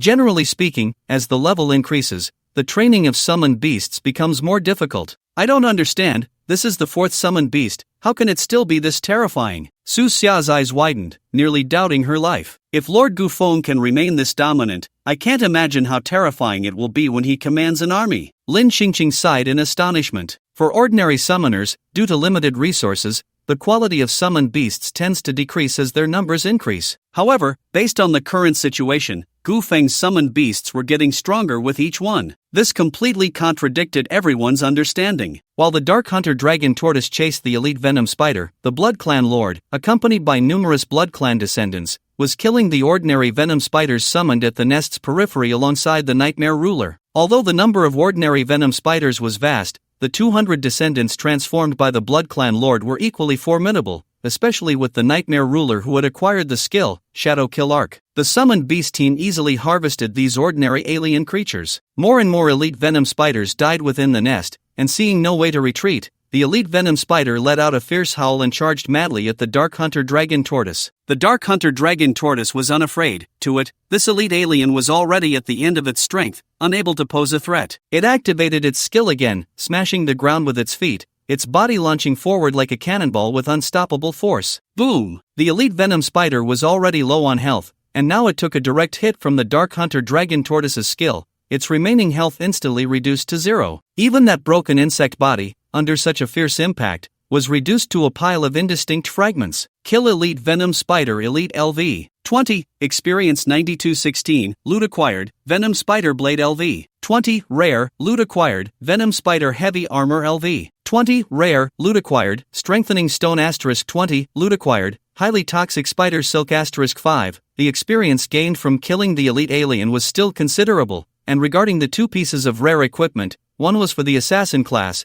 and the other for the warrior class. If placed on the professional trading platform, they could sell for millions, making a significant profit. An elite alien provided nearly 10,000 experience, while killing the ordinary aliens on the periphery accumulated over 80,000 experience, which was quite good. Gufeng was filled with anticipation for the next spider nest. Just then, a buzzing sound suddenly erupted from the surrounding darkness. Following that, a dense swarm of venom spiders surged out, even more numerous than before. Here they come again? How is it so fast? Su Xia was taken aback. According to the strategy, after the death of the elite venom spider, this spider nest would erupt with a small-scale insect tide. She just didn't expect it to come so quickly. Just in time, Gufeng smiled. Although the experience from a single venom spider was low, if the insect tide came, it would be a fortune. Catch it! It had to be caught. He could hardly wait. Blood Clan descendants, charge! With Gufeng's command, dozens of Blood Clan descendants rushed forward, launching self-destruct attacks against the surging tide of insects. Boom! Boom! Boom! One explosion deals 5,000 damage, and 10 explosions amount to 50,000, all of which are area damage. The dim cave was illuminated in a fiery red by the blazing blood flames,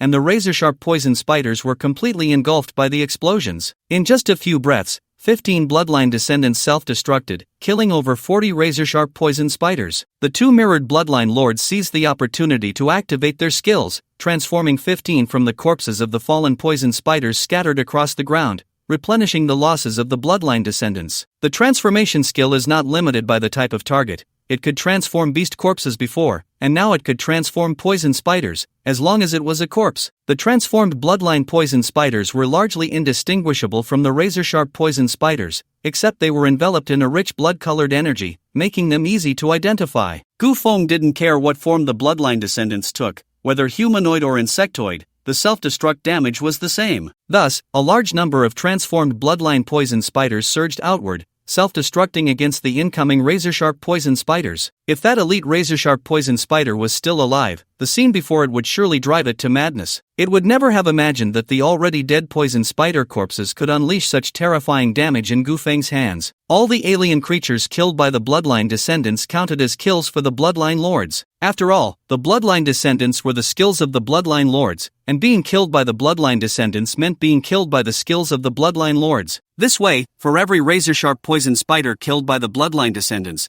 the bloodline lord's health would increase by 10 points. As the self-destruction continued, the Bloodline Lord's health steadily rose. In Gu Feng's view, experience notifications kept rolling in. Kill Razor-Sharp Poison Spider LV. 20. Experience 1056. Kill Razor-Sharp Poison Spider LV. 20. Experience 1029. Kill Razor-Sharp Poison Spider LV. 20. Experience 1045. The sound of explosions echoed continuously in the cave, and except for Su Xia, who was fully covered in battle armor, the other four instinctively covered their ears. It seems like the razor-sharp poison spiders are decreasing. Before long, Su Xia noticed that the razor-sharp poison spiders were visibly diminishing. This meant that this wave of insect tide was nearing its end. It looks like we've successfully blown up the first spider nest, Lin Yuan said excitedly. Then let's head to the second spider nest, Gu Feng said. After eliminating the last razor-sharp poison spider, Gu Feng took a moment to rest. Then, Su Xia continued to navigate, and everyone began to head towards the next destination. The two mirrors of the Bloodline Lord had already disappeared. The maximum duration for the mirrors could not exceed 15 minutes. Before the final time limit, Gu Feng transformed all the health of the two mirrors into bloodline poison spiders to replenish the team. By now, the insect master's transformed bloodline descendants had all exploded, and the 200 bloodline descendants had turned into a uniform group of bloodline poison spiders. The 200 bloodline poison spiders cleared a path according to the navigation, and after killing several batches of alien insects in the cave, everyone finally arrived near their destination. This is the second spider cave, Su Xia pointed ahead. After entering through a one-person high opening, they arrived in an oval-shaped cave. Looking up, the surrounding stone walls were covered with spider eggs larger than human heads, clustered in groups, far too many to count with the naked eye. Spider eggs? There must be thousands of them. Su Xia, Lin Yuan, and the others turned pale, feeling a sudden chill run down their spines. The sight before them caused Gu Feng's expression to change slightly, instinctively revealing a hint of seriousness. The thousands of spider eggs evoked a strong sense of discomfort. The oppressive feeling was overwhelming. Previously, I had only seen this in the strategy guide and didn't feel much about it. Now, being in the midst of it, I instinctively felt a chill run down my spine. That's right, these should be the eggs of the bone-gnawing spider. Su Xia signaled for everyone to step back and then lowered his voice, saying, "Stay quiet. If we make a noise here, the bone-gnawing spider will crawl out of the eggs and attack us." As soon as he finished speaking, Lin Yuan and the others retreated repeatedly, looking at the countless spider eggs in the nest, each feeling a wave of dread. The strategy guide mentioned that there is an elite bone-gnawing spider around the nest. As long as we kill it in the outer cave, we can pass through the nest without disturbing the eggs. So, we can completely withdraw first. Su Xia was halfway through his sentence when he suddenly stopped, because he saw a swarm of Blood Clan poison spiders rushing into the cave. He turned his head and instinctively looked at Gu Feng, only to see the latter's eyes sparkling with unhidden excitement. Withdraw? There are thousands of spider eggs in the cave? No, that's thousands of experience points. This is a gift from nature. In just a moment, 100 Blood Clan poison spiders had spread throughout the nest, and with a command from him, these Blood Clan poison spiders all self-destructed. Boom! Accompanied by a deafening explosion, a surge of blood flames erupted in the nest, illuminating the entire area with a blinding glare. The damage from one second-tier Blood Clan self-detonation is 5,000, 10 is 50,000, 100 is 500,000. In this nearly enclosed space of the nest, the explosion's damage reached its peak. The blood flames turned into a sea of fire, raging within the nest, and the countless spider eggs that sent chills down one's spine were instantly engulfed by the explosion, turning to ashes in the terrifying blood flames. Is there such a tactic? Lin Yuan was so surprised that his jaw nearly dropped to the ground. Although he had long known that the Blood Clan descendants could self-destruct, he had never thought of using self-detonation in this scenario, let alone that Gu Feng could self-destruct 100 Blood Clan descendants at once. This is terrifying. This damage is simply more explosive than an elemental mage's forbidden spell. No, a second-tier elemental mage can't even cast such a terrifying forbidden spell. Su Xia's eyes widened, completely convinced. It's not terrifying. It's outrageous. Lin Xingqing spoke up. Don't forget, only 100 Blood Clan poison spiders entered the nest just now, which means that Gu Feng can unleash this level of explosion again. Su Ran was taken aback, her small cherry lips slightly parted, momentarily at a loss for words. Gu Feng's mood was one of exhilaration, radiating a refreshing sense of clarity. As the saying goes, when in poverty, one should cultivate oneself, when prosperous, one should blow things up. He had wanted to use this tactic when he was in the burial dungeon, but at that time, the number of Blood Clan descendants was limited, and the self-detonation damage wasn't very high. Now, not only had the numbers increased, but the damage had also risen. Killed bone-gnawing spider LV. 19. Experience 789. Killed bone-gnawing spider LV. 19. Experience 813. Killed bone-gnawing spider LV. 19. Experience 829. The experience was low, but it kept rising wave after wave, climbing steadily. Soon, the power of the explosion gradually weakened. After the blood flames extinguished, the entire nest was almost unrecognizable, the ground covered with the corpses of bone-gnawing spiders, piled high. However, a small portion of the bone-gnawing spiders survived the explosion, and even from some hidden corners, a large number of bone-gnawing spiders emerged. These spiders did not flee. Instead, they crazily charged towards Gu Feng and the others outside the nest. Have these aliens gone mad? Lin Yuan exclaimed in astonishment. Surviving a devastating blow and charging forward fearlessly is nothing short of a suicide attack. These low-level alien creatures should lack thought, driven only by their instinct to attack,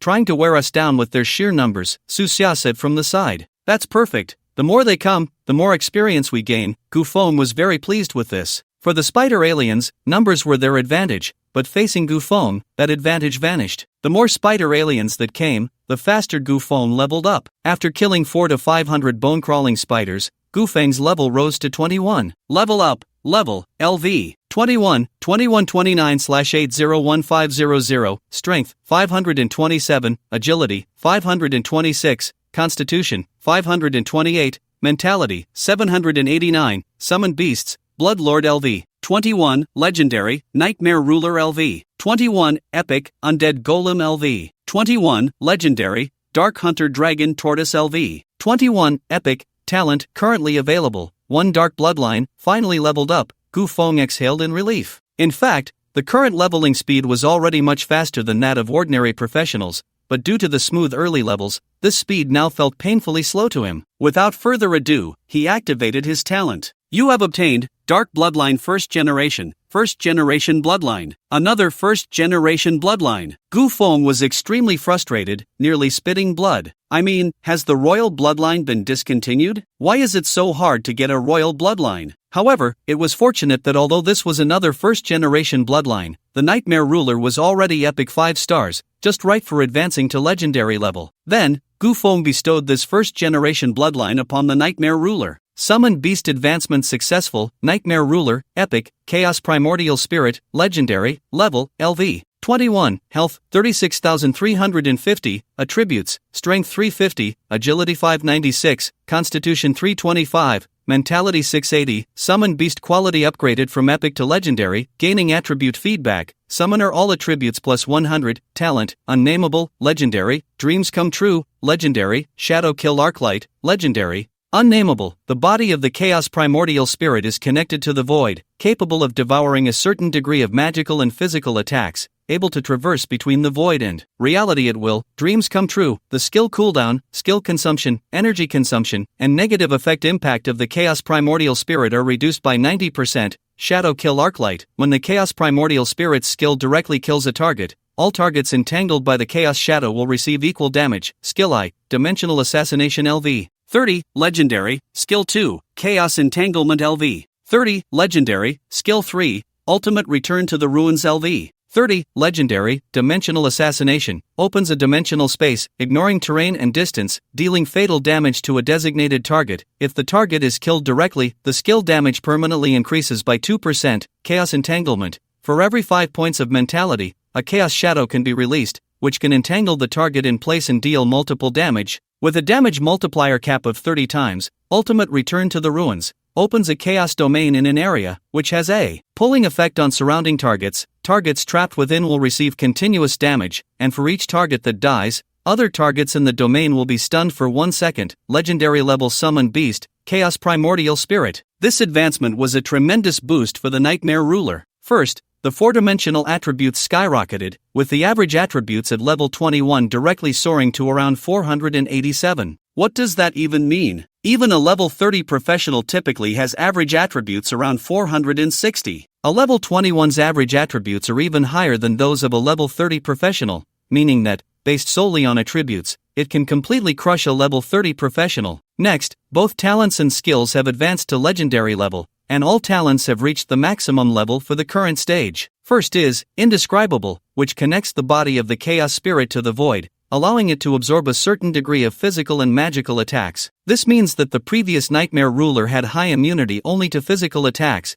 but now the chaos spirit has a certain level of immunity to both physical and magical attacks. Dreams Come True has also been enhanced, reducing several of its own costs to 90%. Although the increase from this advancement is relatively small, the effect is very powerful. Shadow Kill Arc has also been improved. The previous limitation was that the skill had to be used to kill the target from behind to allow other entangled targets to receive equal damage. After the advancement, there is no longer a requirement to kill from behind. As long as the skill is used to directly kill the target, the damage can be shared. Next are the skills. Dimensional Assassination is the advanced version of Phantom Instant Kill. Previously, the Nightmare Ruler had to move close to the target to activate the skill for an assassination. Now, it can directly open a dimensional space and target enemies from a distance, allowing it to kill targets from a kilometer away. Inflicting fatal damage on a target does not necessarily mean killing it outright, but there is a high probability of achieving a one-hit kill. However, this is already sufficient. Anything lacking can be handled by the Nightmare Servants, or rather, the Chaos Shadows. Nightmare Entanglement has advanced to Chaos Entanglement, allowing the release of a Chaos Shadow for every 5 points of spirit. The Chaos Shadow is similar to the previous Nightmare Servants, except the damage multiplier cap has been raised to 30 times.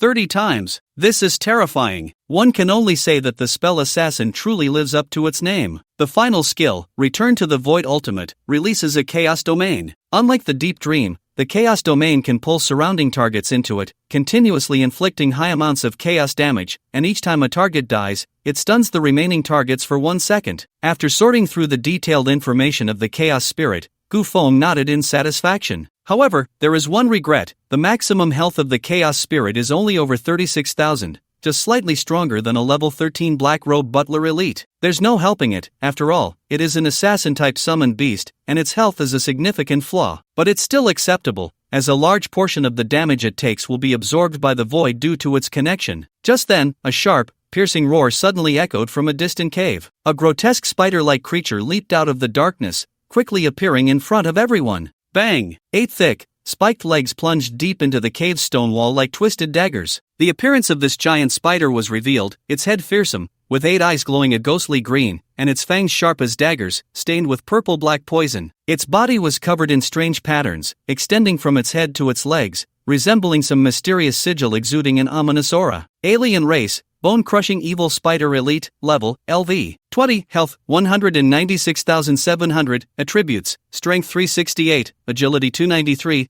Constitution 352, Spirit 274, Skill I, Carapace Penetration, Skill 2, Evil Gaze, Skill 3, Berserk State, Goodness. This Bone-Crushing Evil Spider Elite is actually an elite alien that can enter a Berserk State. With nearly 200,000 health, it's not a small amount, but for a level 20 elite alien, it's just average. The 4-dimensional attributes are also below average. At this level, there is simply no qualification to be a rival to the Chaos Primordial Spirit. Roar! The Dark Hunter Dragon Tortoise let out a battle cry, its legs pushing off the ground, launching itself forward. Shattering impact, whoosh! The bone-gnawing evil spider's blade legs whipped out, a row of chilling spikes shooting towards it. Armor piercing. Faced with the skill attack from the bone-gnawing evil spider, the Dark Hunter Dragon Tortoise was unmatched in strength, its spiked armor crashing directly into the incoming attack. Bang! Bang! Bang! The armor spikes that could previously pierce gold and shatter stones hit the Dark Hunter Dragon Tortoise and were instantly shattered into dust, dissipating into nothingness, causing no damage at all. At this moment, the Dark Hunter Dragon Tortoise had already charged in front of the bone-gnawing evil spider elite. Bang! With a loud crash, the bone-gnawing evil spider was sent flying, its shell cracking into large pieces, a torrent of green blood bursting forth. Over 80,000 damage. The bone-gnawing evil spider's health dropped significantly. Seizing the opportunity while it was airborne, the Dark Hunter Dragon Tortoise wasted no time, swinging its sharp claws upward, severing the blade legs that were as sharp as steel at the root. Screech! The bone-gnawing evil spider elite let out a painful scream, but without hesitation, it attempted to counterattack. However, before it could move, the Dark Hunter Dragon Tortoise's claws swept in again, effortlessly tearing a massive hole in its swollen abdomen. 20,000 damage. In the blink of an eye, its health of 196,000 dropped by over 100,000. The bone-gnawing evil spider elite was left with low health and deeply felt the terror of the Dark Hunter Dragon Tortoise. In the next second, the strange patterns on its body erupted with a faint purple light, instantly entering a berserk state. Hiss, accompanied by an angry roar, a powerful aura erupted from the bone-gnawing evil spider elite, a layer of dark energy radiating from its body. The dark energy coalesced into energy blade legs, compensating for the damage to the bone-gnawing evil spider's body, and an unprecedented mental wave suddenly erupted from its green eyes. Evil gaze, hundreds of spider-like pupils appeared out of nowhere, emitting a chilling glow that instantly left the Dark Hunter Dragon Tortoise in a dazed state. This was a rare and powerful mental attack. Gu Feng frowned slightly. This skill instinctively made him feel a tremendous threat. Just then, before Gu Feng could react, the bone-gnawing evil spider elite leaped up, its 8 sharp blade legs carrying a terrifying force, mercilessly striking the Dark Hunter Dragon Tortoise. Bang! The terrifying damage exploded on the Dark Hunter Dragon Tortoise, its massive body shuddering as its health dropped sharply. Immediately after, a surge of reflected damage suddenly erupted from the surface of the Dark Hunter Dragon Tortoise, crashing into the bone-gnawing evil spider elite. The bone-gnawing evil spider elite had yet to react when it was struck by an overwhelming force,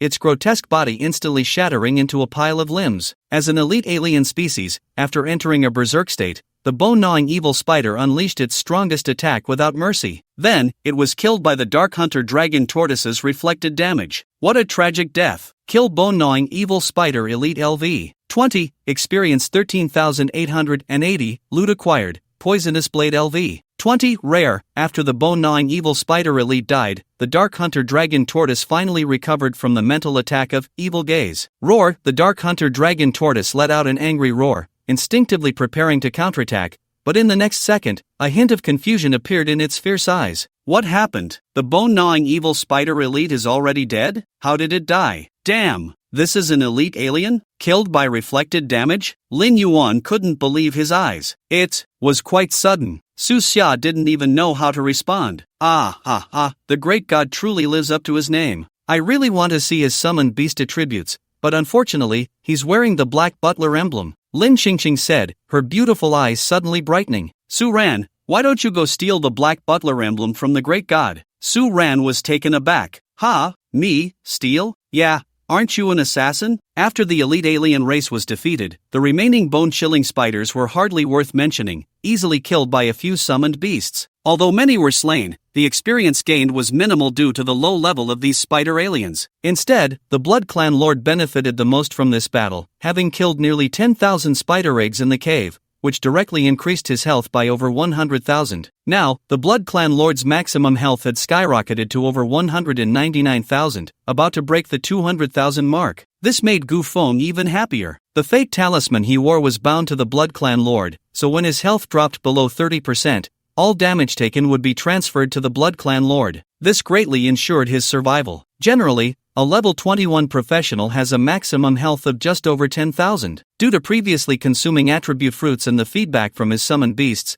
Gu Feng's attributes far exceeded those of his level, making his health nearly double that of other professionals at the same level. Now, with the Blood Clan Lord's nearly 200,000 health, he could definitely remain unscathed in battle. Next, the transformed Blood Clan evil spiders and Blood Clan poison spiders began a carpet sweep around the nest, ruthlessly killing every alien with no place to escape. About 5 minutes later, the last bone-chilling spider in the nest was killed by the Blood Clan Lord, and the noisy sounds in the cave fell completely silent. The efficiency was simply unimaginable. After a brief rest, Gu Feng and the others passed through the bone-chilling spider's nest and continued deeper into the cave. Against the next alien spiders, the killing efficiency of the summoned beasts remained as before, with all kills completed while moving, and the pace of advancement was unaffected. Killed Ghost-Face Demon Spider LV. 20, experience 1150, killed Ghost-Face Demon Spider LV. 20, experience 1160, killed Ghost-Face Demon Spider LV. 20, experience 1180, after passing through the second nest,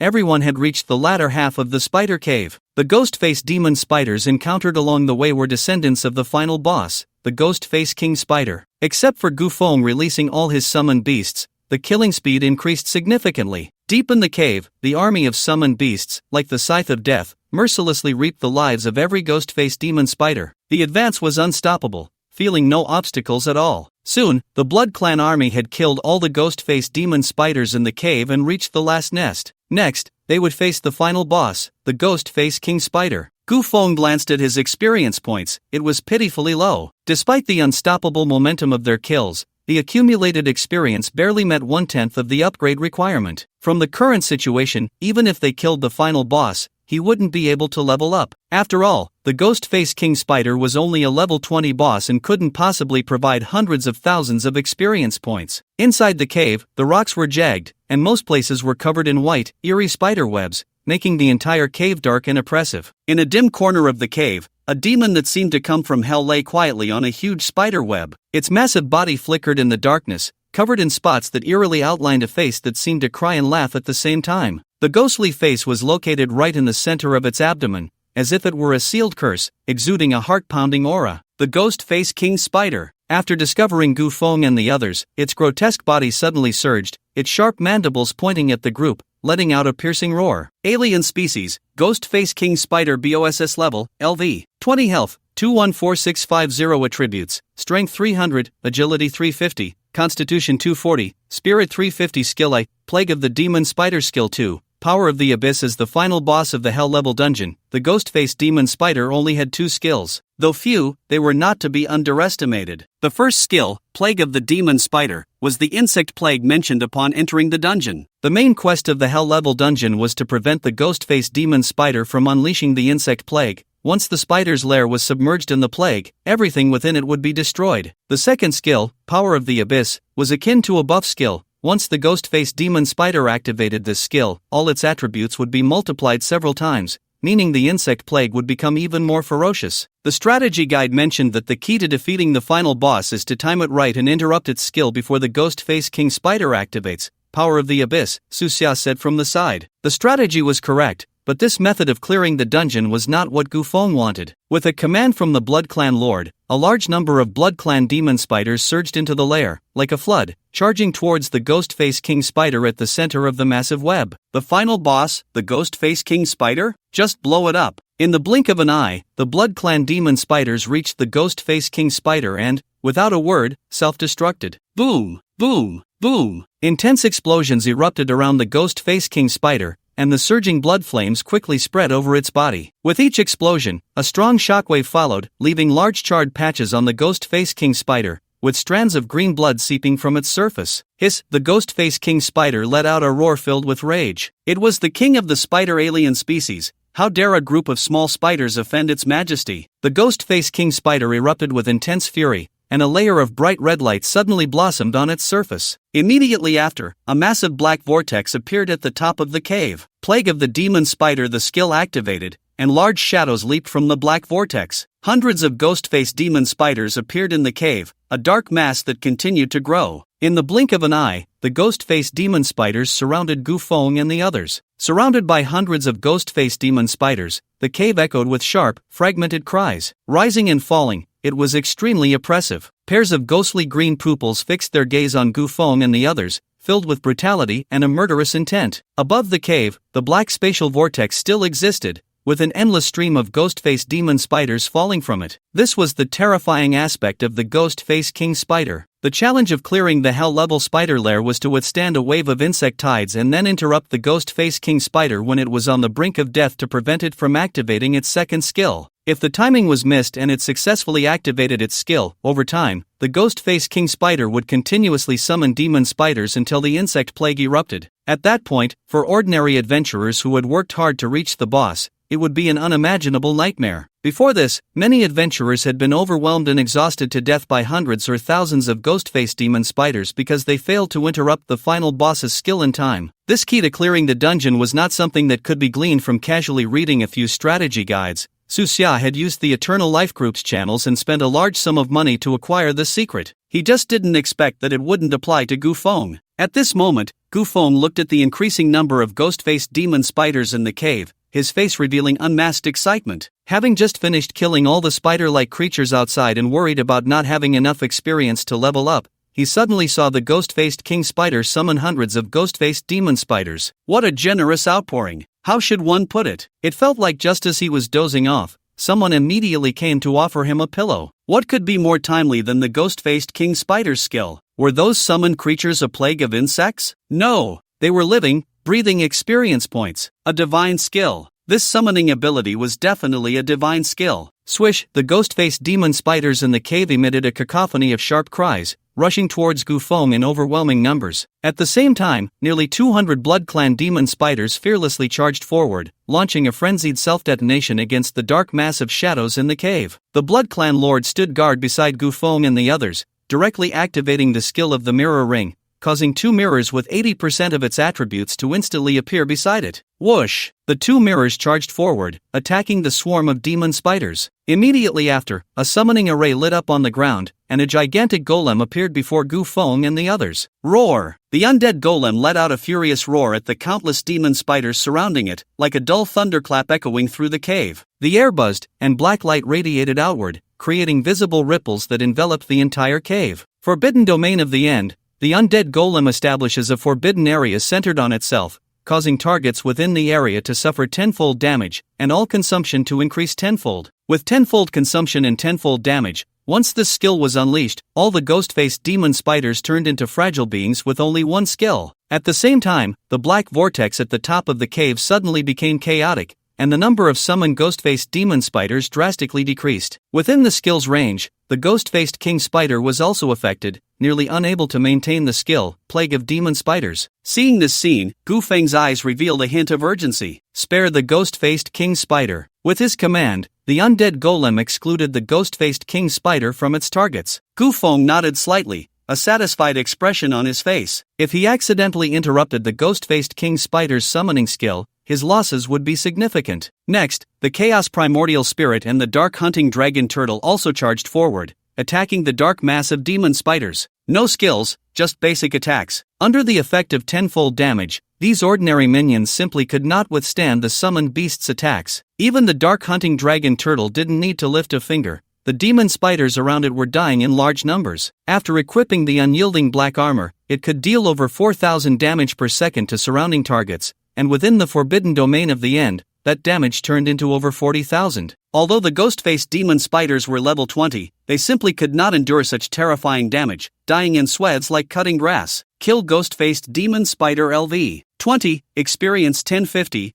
kill ghost-faced demon spider LV. 20, experience 1060. As the ghost-faced demon spiders fell in droves, Gufeng's experience began to rise slowly again. Meanwhile, the final boss, the ghost-faced king spider, still lay at the center of the massive web, maintaining the black vortex at the top of the cave. One could only wonder how much skill enhancement the ghost-faced king spider had, as its summoning skill continued to persist without fading, continuously spawning ghost-faced demon spiders. The cave was filled with the black figures of demon spiders, densely packed. There was no end to the killing. It simply could not be finished. Although the summoned beasts were powerful, as the battle continued, the number of demon spiders surrounding each summoned beast kept increasing. From a few to a dozen, then to over 20, even more than 30. The number of demon spiders was increasing, and the summoned beasts not only showed no signs of fatigue but instead fought with fervor. They were killing madly. It was unimaginable that a hell-level dungeon could be so terrifying. How did other adventurers clear it with such countless demon spiders? Su Xia furrowed his brows. At this moment, he faintly understood the despair of those adventurers who had failed to clear the dungeon when faced with the overwhelming onslaught of ghost-faced demon spiders. In this situation, there was no way to use the teleportation scroll. No matter where one fled, they could not escape the numerous ghost-faced demon spiders. If they couldn't hold on, the only outcome would be death. Lin Yuan and the others remained silent.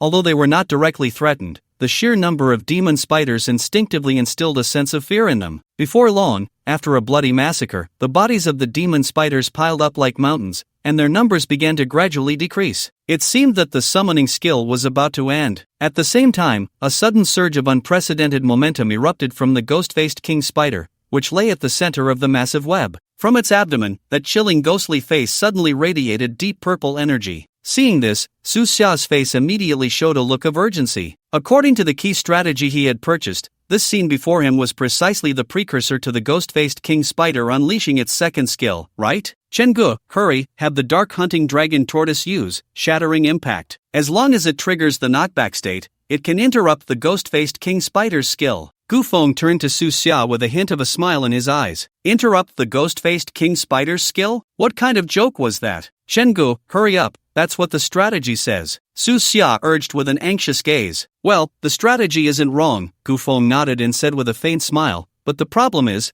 I don't want to clear the dungeon according to the strategy. Just as the two were speaking, the body of the ghost-faced king spider suddenly swelled, and a terrifying ghostly face appeared behind it. That fearsome body rose upright from the center of the web, letting out a sharp roar towards Gufeng and the others, an unprecedented powerful aura erupting. From the top of the cave, a chilling evil aura suddenly released from the black vortex. Following that, a large number of ghost-faced demon spiders emerged from the vortex, appearing throughout the cave. With the enhancement of abyssal power, this batch of ghost-faced demon spiders had doubled in size, and both their attack and defense had significantly improved compared to before. In the blink of an eye, the ghost-faced demon spiders empowered by abyssal power charged forward, launching a fierce assault on the summoned beasts. Gufeng calmly watched the slaughter in the arena, making no response. After all, this lair had already been covered by the skills of the undead magic statue. Although the number of ghost-faced demon spiders was large, under the suppression of tenfold damage and tenfold consumption, they had no resistance capability at all. Even with the enhancement of abyssal power, it was still a grass-cutting game, fundamentally unchanged. The main quest of the Hell-level dungeon was to prevent the ghost-faced king spider from unleashing the plague of insects, so the vast majority of adventurers would do their utmost to stop the ghost-faced king spider from casting its second skill. However, in Gufeng's view, killing all the summoned demon spiders was also a way to prevent the plague, right? The results were the same,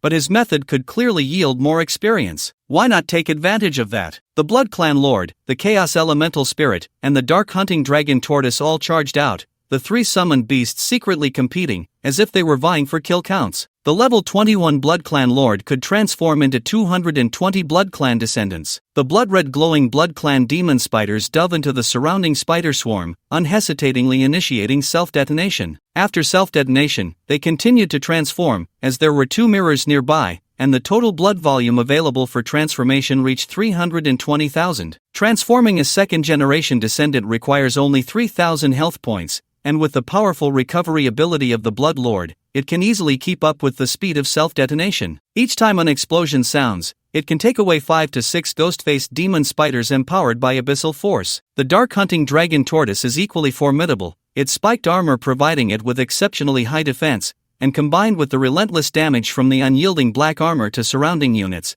it doesn't even need to attack deliberately. It charges through the swarm of spiders, and wherever it goes, clusters of ghost-faced demon spiders meet their demise. As for the Chaos Elemental, it flickers and appears directly beneath the black vortex. Immediately, it activates its skill, Ultimate of the Void. In an instant, a dark golden halo ripples outward from the Chaos Elemental, forming a chaotic domain that is twice the size of the black vortex. A large number of ghost-faced demon spiders, just emerging from the black vortex, fall into the chaotic domain, barely having time to scream before being disintegrated into fragments by the overwhelming chaotic power. Clearly a spellcaster, it possesses unparalleled area attack skills. Nearly 70% of the ghost-faced demon spiders fall into the chaotic domain as soon as they appear, and then turn into dust within it. Moreover, the chaotic power condenses into dark golden translucent tentacles, continuously dragging the surrounding ghost-faced demon spiders into the domain. This scene makes the Blood Lord and the Dark Hunting Dragon Tortoise envious. "This is so satisfying, it makes my blood boil," Lin Yuan said, clenching his fists. "This attack power is outrageous," Su Xia exclaimed from the side. "I just want to know, aside from the great god Gufeng, how should ordinary practitioners respond in such a situation?" Lin Xingqing suddenly asked. "In the face of a pestilence of this scale, you absolutely cannot turn and run. Even if you want to escape, you can't outrun it. The only course of action is to activate your skills and attack at the first opportunity." Lin Yuan replied directly. "And then?" Su Ran quickly asked. "For ordinary practitioners like us, even if we attack first, we can't defeat such a ferocious pestilence." "That's true, but at least if you do as I say, you'll die with more dignity." Su Ran rolled her eyes and ignored Lin Yuan. Kill Ghost-Faced Demon Spider LV. 20. Experience 1050. Kill Ghost-Faced Demon Spider LV. 20. Experience 1060. Kill Ghost-Faced Demon Spider LV. 20. Experience 1080. Ghost-faced demon spiders died in waves. Although the experience from a single one is low, their sheer numbers are overwhelming. Gufeng watched as his experience continued to rise, feeling quite pleased. Just then, a shadow suddenly erupted from the swarm of spiders, launching itself toward Gufeng and the others. It turned out to be an elite alien. Gufeng's eyes widened slightly in surprise,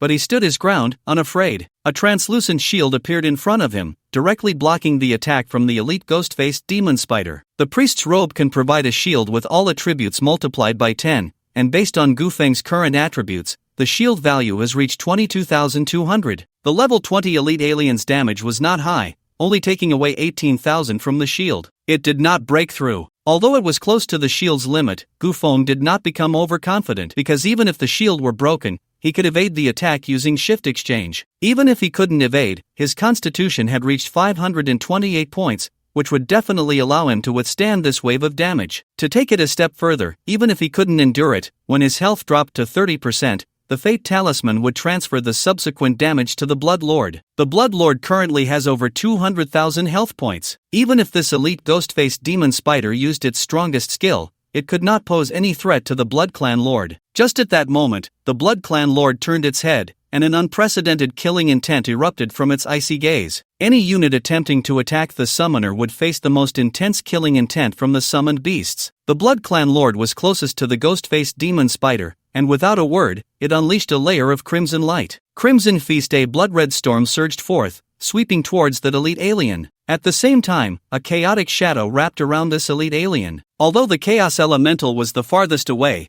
it activated Dimensional Assassination at the first opportunity, ignoring terrain and distance to strike. Immediately after, the Dark Hunter Dragon Tortoise charged in. Shattering impact, that massive figure crashed like a menacing cannonball into the elite alien. Almost simultaneously, the skills of the three summoned beasts landed on the ghost-faced demon spider elite. There was a loud bang. The ghost-faced demon spider elite exploded on the spot, reduced to a pile of debris. Kill ghost-faced demon spider elite LV. 20. Experience 11369 loot acquired. Ghostface Mask LV. 20. Rare. The ghost-faced king spider could actually summon elite aliens? This was far beyond Gu Feng's expectations. However, it was of no use. Even elite aliens posed no threat under the influence of the end of magic forbidden domain. Even with the power of the abyss, the insect plague could not scale up. Before long, the black vortex representing the demon spider calamity showed signs of disorder, and the number of ghost-faced demon spiders summoned from it began to decrease.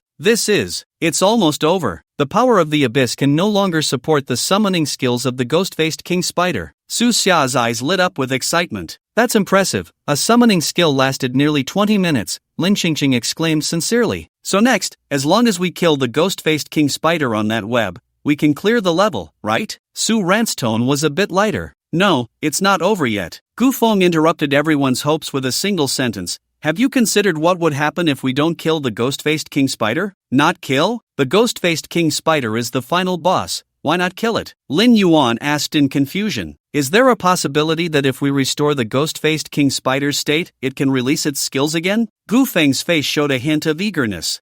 Lin Yuan and the others were stunned, completely shocked by this statement. In fact, the way they looked at Gu Feng changed entirely. Restoring the ghost-faced king spider's state, allowing it to cast summoning skills again, and then continuing to kill? This was to completely eradicate the ghost-faced spider clan. No, are you a devil? Such a vicious tactic is something a human could think of?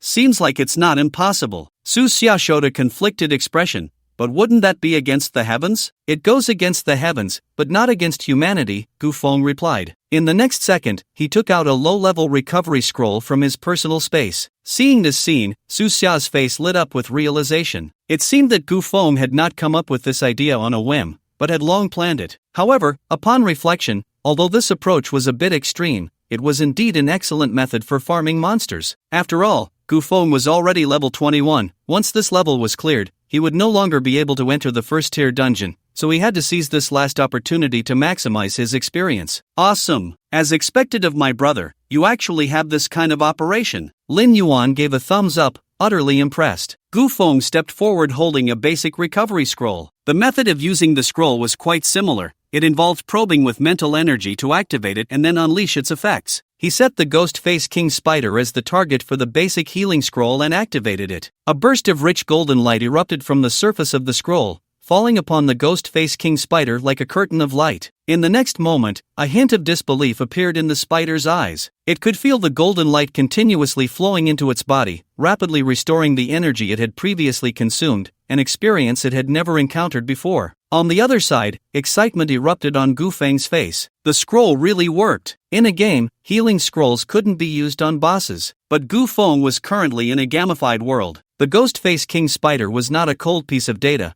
but a living alien creature, a life form. Therefore, the recovery scroll could indeed have an effect on it. However, if word got out that a recovery scroll could be used on a boss, it would shatter the worldview of countless professionals. Moments later, the golden light from the recovery scroll gradually weakened, signaling the completion of the healing skill. Under the scroll's effect, the energy previously consumed by the Ghost-Face King Spider was completely restored, along with some minor damage inflicted by the Blood Clan magic spiders. At this moment, the Ghost-Face King Spider crawled to the edge of the web, looking down with a cold gaze at Gu Feng and the others. After all, the Ghost-Face King Spider was just an insect among the aliens. It couldn't comprehend why these humans would want to help it. Kill. Gu Feng did not explain. His assistance to the Ghost-Face King Spider was not out of goodwill. With a command, the Blood Clan magic spiders, who had been waiting for a long time, rushed forward without hesitation to attack the Ghost-Face King Spider. Under the fierce siege, the life points of the Ghost-Face King Spider began to drop. Amidst this ferocious assault, the Ghost-Face King Spider's massive body shook violently, letting out an angry roar. Hiss! It leaped,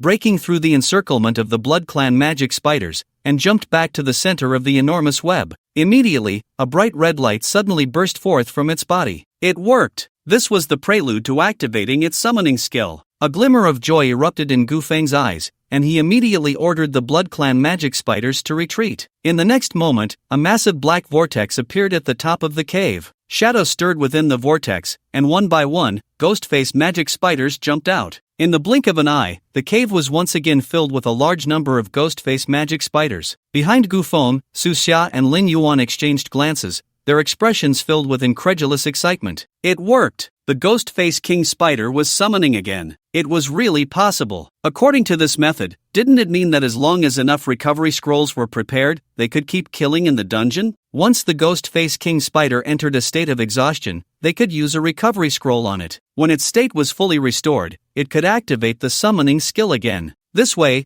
they could continuously gain kill experience. It was a good method, but even capitalists would weep at the thought. As a large number of Ghost-Face magic spiders appeared in the cave, the three summoned beasts focused their eyes, bursting with intense battle intent. They roared and charged directly into the dense swarm of spiders, igniting the slaughter once more. Kill Ghost-Face Magic Spider LV. 20, Experience 1030, Kill Ghost-Face Magic Spider LV. 20, Experience 1050, Kill Ghost-Face Magic Spider LV. 20, Experience 1070. Experience notifications popped up again, an annoying smile appeared on Gu Feng's face. Lin Yuan and the others were overjoyed. As long as they could ensure the Ghost-Face King Spider's state, they could enjoy the experience. This experience is simply unprecedentedly exhilarating. By the way, Lao Gu, how many recovery scrolls did you bring? Lin Yuan suddenly asked. Not many, I only brought 3, Gu Feng replied, a hint of regret in his tone. The reason he only brought 3 was that he had approached this dungeon with a trial and error mindset. At the time, 3 basic recovery scrolls seemed sufficient, but he never expected that this operation could actually restore the boss's state. Only 3? That's a huge loss. Lin Yuan grimaced in pain. Not just Lin Yuan, even Lin Qingqing and the others showed expressions of distress. Gu Feng was already level 21,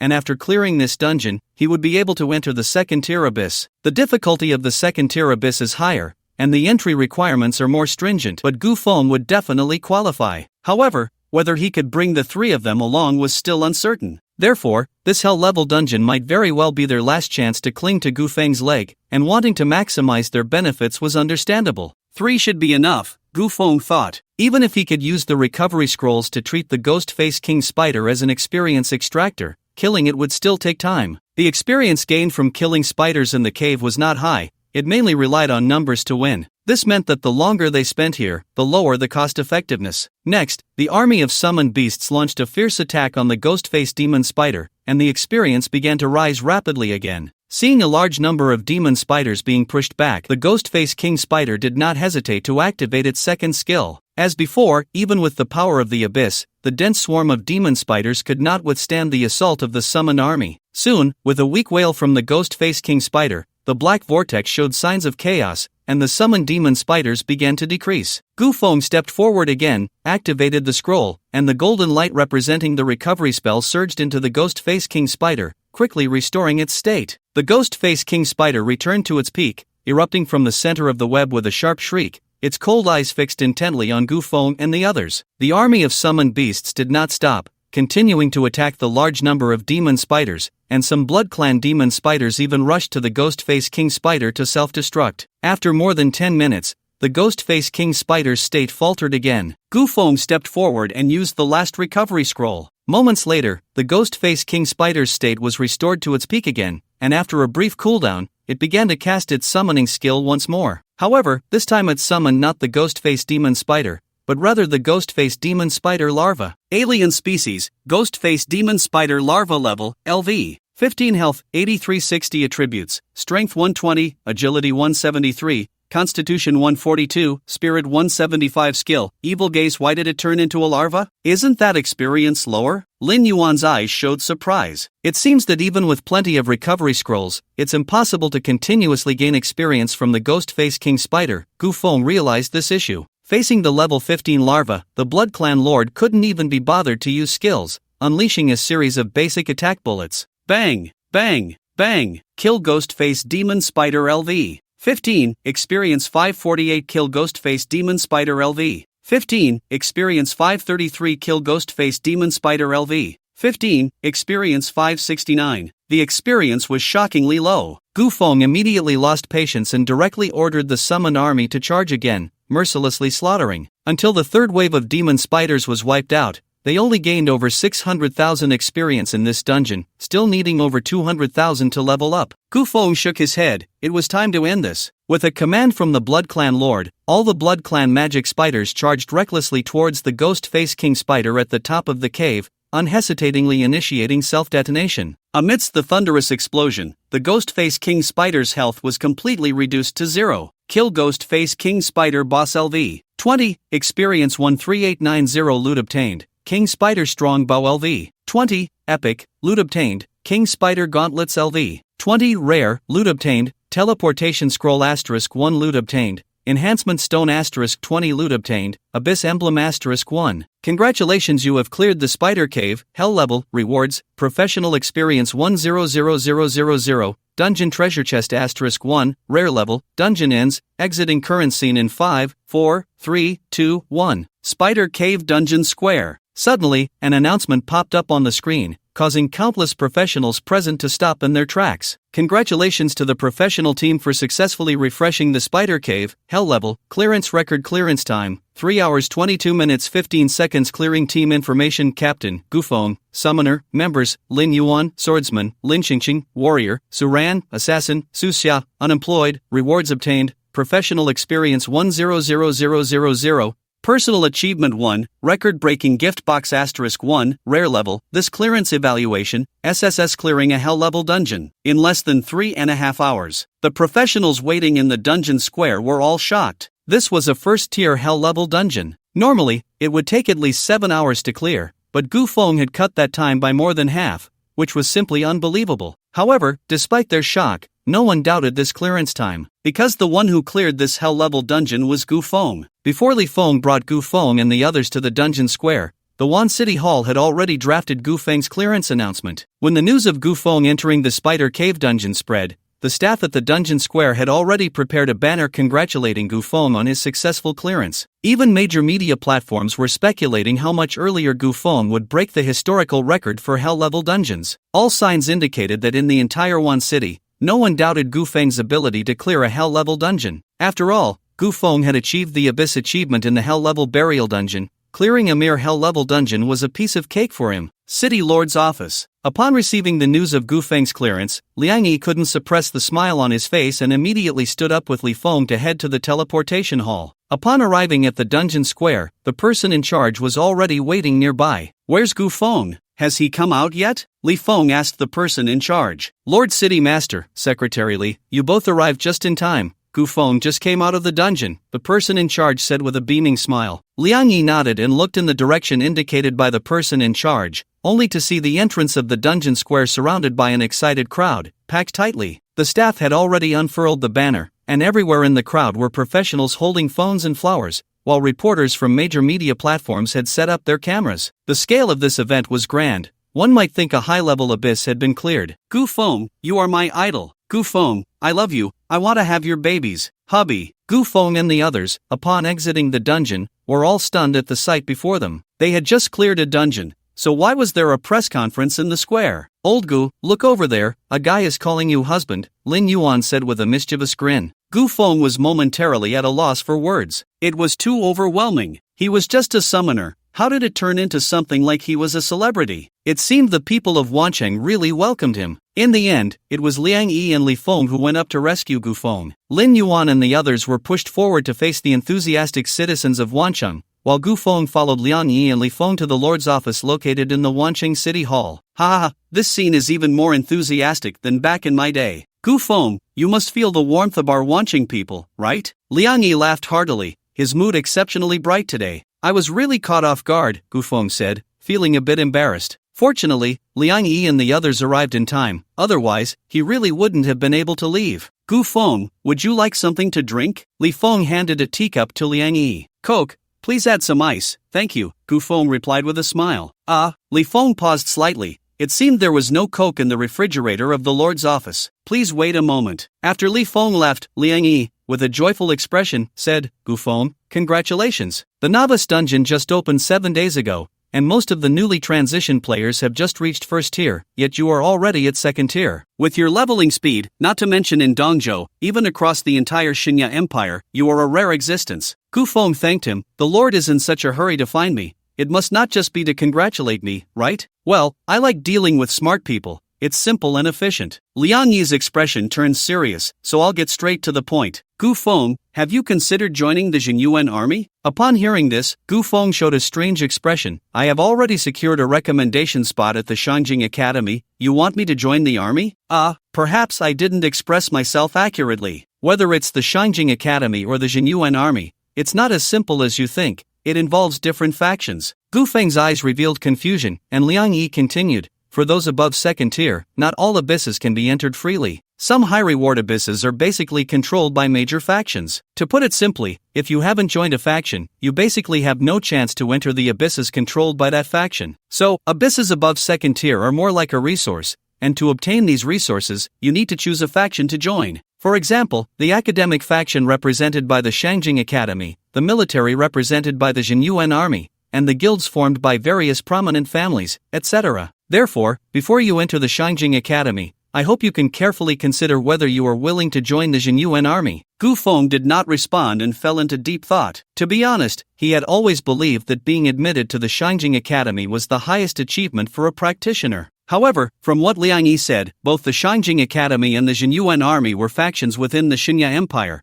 and different factions controlled different abysses. It was obvious that the Years.When army must control the most abysses within the Xinya Empire. Perhaps sensing Gu Feng's silence, Liang Yi continued, in simple terms, the Shangjing Academy controls the most dungeons, while the Years.When army guards nearly 80% of the abysses in the Xinya Empire. In comparison, the cost of entering dungeons is higher. Even if you join the academic faction, you still have to pay a high usage fee each time you enter a dungeon. The advantage, as you know, is that the difficulty is controllable and much safer. As for the abyss, the difficulty is higher than that of the dungeons, with unexpected dangers lurking at any moment. Every year, tens of thousands of Imperial soldiers die on the battlefield of the abyss. Gu Feng frowned slightly. Since it's so dangerous, you still want me to consider it? Liang Yi waved his hand. You can rest assured about this. My suggestion for you to join the Years.When army is definitely not just to let you become a mere foot soldier. I believe you can guess that the force I belong to is the Imperial Military Department, and I happen to have a recommendation slot that can allow you to enter the most elite organization within the Years.When army. What organization? It's confidential, so you can't know for now. Liang Yi teased, taking a sip from his teacup while sizing up Gu Feng. By the way, you've reached the second tier. Have you contracted your 5th summoned beast yet? I just came out of the dungeon and haven't had the chance. That's good. Good? What does that mean? This is clearly loaded with meaning. Gu Feng's expression shifted slightly. You don't recommend I contract the 5th summoned beast? Is there a reason? Liang Yi revealed a mysterious smile. Let's put it this way. If you can join the most elite organization within the Years.When army, then the 5th summoned beast you contract will definitely be very powerful. Oh, how powerful. Unprecedentedly powerful. Gu Feng couldn't help but ask, can you be more specific? Liang Yi lowered his voice a bit. Do you know about the Dragon Clan? That casually spoken sentence made Gu Feng's pupils suddenly constrict. The Dragon Clan. That is a terrifying existence at the very top of the biological hierarchy. Contracting a dragon. Just thinking about it makes one's blood boil. Are you saying that if I can enter that organization in the Years.When army, I can contract a dragon as my summoned beast? Liang Yi put down his teacup and said with a smile, I told you, dealing with smart people is simple and efficient. Gu Feng took a deep breath, suppressing his excitement, and asked, what are the conditions for joining that organization? Are there any restrictions? Good question. Although I am part of the military force, I am only playing a recommending role, giving you an opportunity. Only by passing the Years.When army's assessment can you qualify to join. As for restrictions, well, as long as you don't betray the country, the military department won't restrict your personal freedom. In fact, if you perform exceptionally well in the abyss, you can also earn military merits and privileges, such as priority access to some highly profitable abysses. Such good news? Upon hearing this, Gu Feng's eyes immediately lit up. The Years.When army controls nearly 80% of the abyss in the Divine Summer Empire, which means that if he joins the military force, he will have priority access to the abyss. Moreover, he can contract a dragon. This is an opportunity that one would be hard-pressed to find even with a lantern. As for the assessment from the Years.When army, who would look down on it? If he couldn't pass, then no one from this year's batch of transfer students in the Divine Summer Empire would be able to pass either. Thinking of this, Gu Feng suddenly looked at Liang Yi again. By the way, although dragons are rare, if I join the Shangjing Academy, I should also have the opportunity to contract a dragon, right? Liang Yi did not hide it and nodded. That's right. With your talent, if you enter the Shangjing Academy, you can also contract a dragon, but it will have to wait until next year. Next year? Gu Feng was slightly surprised. That's right. Your brother Gu Xiai has already been admitted to the Shangjing Academy. He is a rare profession, a dragon knight, which means that the Academy's quota has already been taken. You should understand my explanation, right? As the name suggests, a dragon knight is a profession that can ride dragons into battle. Just like a summoner contracts a summoned beast, a dragon knight must also sign a contract with a dragon to maximize their combat power. What Gu Feng did not expect was that the slot for the contract with the Dragon Clan within the Academy's forces had already been taken, and the person who occupied this slot was none other than his half-brother, the genius Gu Xiai. At this moment, Liang Yi continued, the Dragon Clan is one of the abyssal alien races. They pride themselves on having the noble blood of the dragon god flowing in their veins and regard humans as mere insects. For the vast majority of the Dragon Clan, they would rather be killed by humans than sign a contract with them, as this would be a humiliation for them. Therefore, for the human race, signing a contract with the Dragon Clan is an opportunity that is rare and hard to come by, and the only way for you to gain this opportunity is to join the Years.When army. If you can successfully pass the assessment, you can become a junior officer, with a basic monthly salary of 30,000, and you will start purchasing the 6 insurances and 3 funds from the first month of employment. If you enter the abyss, the military will also provide additional subsidies, and the military merits obtained from killing alien races can be exchanged for equipment, items, materials, and so on. In addition, the officer status in the Years.When army can also bring you some privileges, including the aforementioned priority selection rights in the abyss, wartime command authority, and unconditional cooperation from local departments. What more is there to say? The Years.When army could offer him a chance to contract with the Dragon Clan, and the officer status would grant him social standing and privileges. Killing alien races would also earn him military merits, which could be exchanged for resources in the military treasury. Thinking of this, Gu Feng said without hesitation, I am willing to join the Years.When army. There was no way around it. The military offered too much. Upon hearing Gu Feng's response, Liang Yi's mouth clearly curved upward. Even though he had undergone strict training, he could not suppress the smile on his face. According to military regulations, if the newcomer he recommended passed the Years.When army's assessment, he would also receive corresponding rewards. Based on Gu Feng's displayed talent, he would definitely pass the Years.When army's assessment, and joining that organization would be a given. At that time, as the recommender, he would receive a considerable amount of resources as a reward. Liang Yi's excitement was beyond words. He wished he could take Gu Feng to the Eastern Continent Military District immediately. However, he still gave Gu Feng 2 hours, as he also needed time to submit an application to the Years.When army. Gu Feng also had a farewell dinner with Lin Yuan and the others. In 7 days, they had cleared a hell-level abyss, a nightmare-level abyss, and 2 hell-level dungeons with Gu Feng. Besides leveling up, they also gained significant resources. Even without Gu Feng in the future, they could easily handle first-tier abysses below hell level by forming their own team. Among everyone, only Su Xia was the most reluctant to see Gu Feng leave. According to him, every time he followed Gu Feng to clear a dungeon, his physical fitness would improve to some extent. Although this wouldn't give him the combat power to kill alien races, a strong physique would allow him to wield even more powerful battle armor. Gu Feng could sense that Su Xia must have some unavoidable difficulties, otherwise, as a core member of the Eternal Life Group, why would he frequently run to the abyss or dungeons? Gu Feng did not ask, and given Su Xia's personality, even if he did, the other party might not be willing to share. After bidding farewell, Liang Yi took Gu Feng into the teleportation hall of the city hall. Bright silver light burst forth from the intricate and mysterious patterns of the magic array, dazzling and intense, quickly engulfing the two of them. The scene before them suddenly changed, and Gu Feng instinctively looked around, discovering that they had now found themselves inside a base in the wilderness. The base was located in a valley, surrounded by a haze, but the interior was unaffected by the mist. Gu Feng's eyes revealed a hint of curiosity as he followed Liang Yi to a hall to register information. After answering a few questions, he was brought to the entrance of a closed elevator. "Alright, from this point on, you can only walk your own path," Liang Yi said, a complex emotion flickering in his eyes. He knew that from this moment on, the boy before him would belong to a different world. Just as Liang Yi was about to leave, he suddenly turned back to give a reminder. "By the way,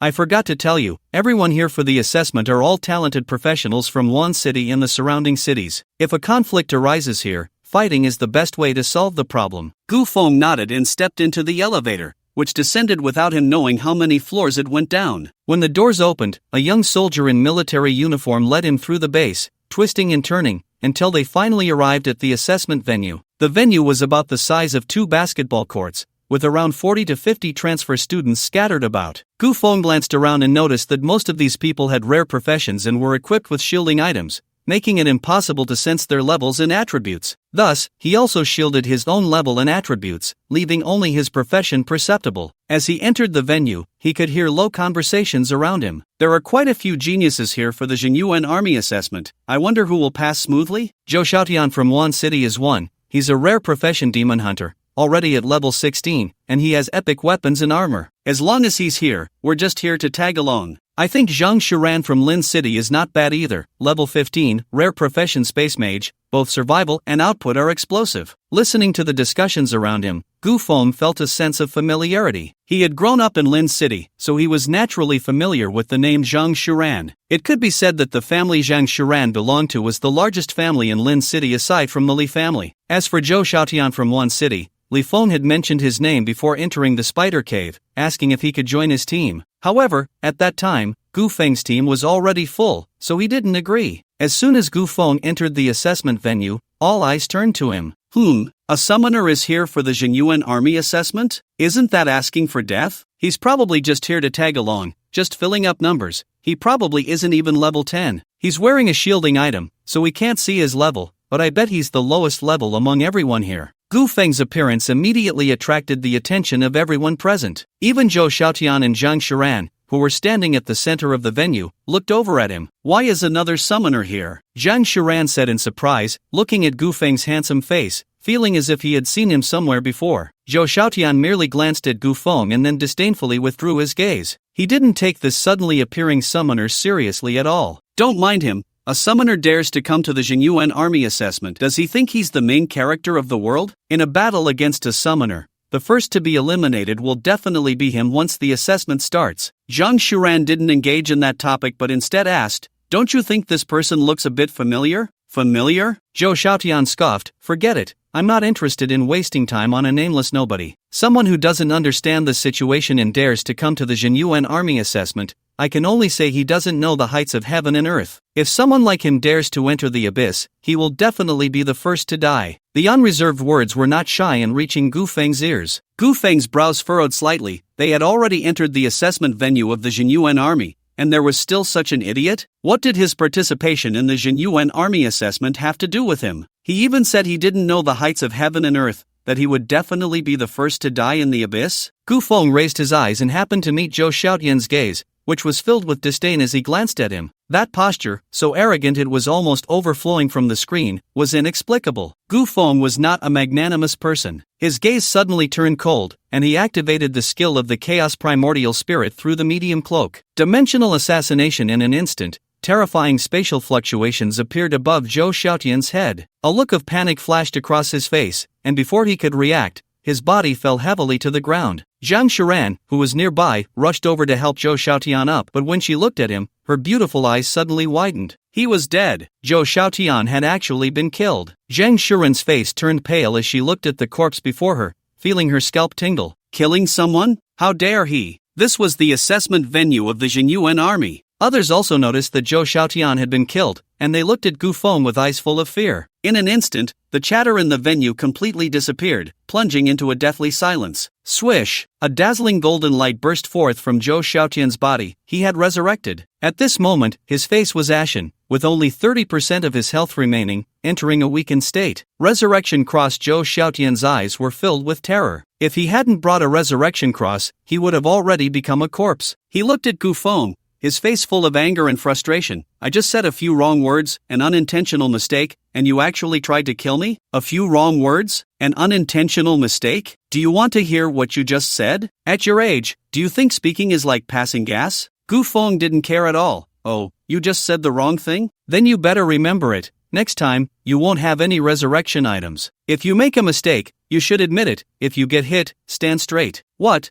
Are you not satisfied? If you're not satisfied, I'll kill you again, blow you up. Gu Feng had one advantage. He listened to advice. Zhang Sanhua suggested he teach Li Renjie a lesson, and he did. Liang Yi said that taking action was the best way to solve problems, so he took action. His intention was to give a lesson, but Zhou Xiaotian was too weak and got killed instantly. What could Gu Feng do? Could he be blamed for that? Zhang Shiran turned her head with a grim expression. Isn't what you're doing a bit too much? Gu Feng raised his gaze slightly. Do you want to stand up for him? How many resurrection crosses did you bring? Zhang Shiran's expression changed, and she immediately suppressed her dissatisfaction, not daring to say a word. She disapproved of Gu Feng's actions, but what could she do? She hadn't even seen how Zhou Xiaotian had died. If Gu Feng turned on her, she would also be killed instantly. Fighting between candidates is prohibited. The assessment will begin in 10 minutes. Please prepare. A mechanical prompt echoed around the venue. Gu Feng ignored the two of them and casually found a place to sit on the ground. The others instinctively distanced themselves from Gu Feng, lowering their voices to discuss among themselves. This is a real god. I didn't even see how he made his move. One skill and Zhou Xiaotian was killed. What level is this big shot? This is too terrifying. This person indeed has some skills, but he's too arrogant. He kills someone just for saying one wrong word, completely disregarding everyone else. Shut up. Be careful. You might be the next to die. What are you afraid of? He might not be able to kill us all before he runs out of energy. You motherf. Beside him, Zhou Xiaotian's face was deathly pale, his body trembling uncontrollably. The look in his eyes when he glanced at Gu Feng was filled with apprehension. He was wearing an epic level armor, yet he had been taken down in a single move. Thinking of this, the wariness in his eyes transformed into deep fear. He was scared, even afraid to entertain thoughts of revenge. Gu Feng's cold gaze felt like the stare of death itself. Before this, he had looked down on everyone, not considering any of his peers worthy of his attention. A rare profession as a demon hunter, epic level weapons, epic level armor. However, everything he relied on was nothing but a pile of dirt before Gu Feng, utterly powerless. Although he had not died, he had already entered a weakened state, and this post-death weakness could not be dispelled, only slowly recovered over time. It could be said that from now on, this assessment had nothing to do with him. The assessment is about to begin. After a period of waiting, a massive vertical eye composed of golden nebulae suddenly appeared on the ceiling of the venue. A voice devoid of any emotional tone echoed, as if coming from afar, yet also sounding right beside them, filled with power and authority, compelling one to submit. The Eye of the Secret Realm. The heavyweights in the venue looked up, their expressions shifting, their bodies involuntarily tensing. So the assessment takes place in the secret realm. Gu Feng withdrew his gaze, feeling an unprecedented mental impact from that golden vertical eye. The enormous eye exuded a sense of grandeur, with the golden nebulae slowly moving, as if containing some terrifying power that could captivate the heart. At the center of the vertical eye, the pupil formed by countless starlights was deep and boundless. Just a glance was enough to dazzle and mesmerize. The emotionless voice rang out again. All candidates, listen up. We will now explain the rules. The difficulty of this assessment is divided into ordinary, difficult, nightmare, and hell levels. The higher the difficulty, the more points you will earn. The results of this assessment will be ranked according to points, which can later be converted into military merit. In order to achieve the assessment's objectives, no recovery items may be used during this major exam. If any candidate is found using recovery items during the assessment, their qualification will be directly revoked. The rules have been read. Now, all candidates prepare, the secret realm is about to open. After hearing the assessment rules, the candidates in the venue stood still, their expressions grave. No recovery items allowed. How could the Years.When army's assessment be so harsh? This left no room for survival. The eye of the secret realm hovered above everyone's heads, emanating a powerful pressure that made everyone feel uneasy. Moments later, countless golden streams of light shot out from the pupil, racing towards the candidates in the venue. The candidates were enveloped by the golden light, their figures vanishing in an instant, and in the blink of an eye, the entire venue became empty. Subsequently, the brilliance on the surface of the eye of the secret realm gradually faded, hovering above the venue, no longer changing. Only the golden nebulae within continued to flow slowly. Years.When Army Base. In the command room, several middle-aged men in military uniforms, exuding a heavy presence, were seated in front of a massive screen. These officers were all senior officers of the Eastern Continent Military District and also served as examiners for this assessment. General Ling, the summoner recommended by Liang Yi, has also joined this assessment. Here are the relevant materials. A civilian staff member stepped forward, handing a paper document to the middle-aged man sitting in the center. Both his position and the pair of shoulder insignias representing a one-star general on his shoulders indicated that this man's status was extraordinary. He was, in fact, the chief examiner for this assessment, Ling Feng. Gu Feng, son of Gu Qingfeng, level 21, summoner. The job change ceremony just happened a week ago, and this kid has already leveled up from level 1 to level 21. Gu Qingfeng really has a good son. Commander Ling, since Gu Feng's level has far exceeded the average level of this batch of examinees, I suggest setting his secret realm to hell level. What do you think? Sure. Also, based on the exam data, prepare a detailed assessment report on him. I want to know how a summoner can have such a terrifying leveling speed. Ling Feng instructed a few things and then looked down at a thick stack of materials on the table. The nearby officers nodded and adjusted their observation views to the secret realm where Gu Feng was located. Examination Secret Realm. As golden light flickered, Gu Feng's figure appeared on a patch of sandy ground. In front of him stood a humanoid female demon with blood-red skin, draped in beast skins and bones. In the demon's hand, a staff made of beast bones was radiating fierce flames. Magic-type alien. Gu Feng was not hesitant either, summoning the Blood Clan Lord to stand in front of him, confronting the red-skinned demon. Examination Task I, kill the bloodstained demon LV. 21. The moment the prompt appeared, the bloodstained demon moved. The beast bone staff in its hand erupted with intense fire elemental energy,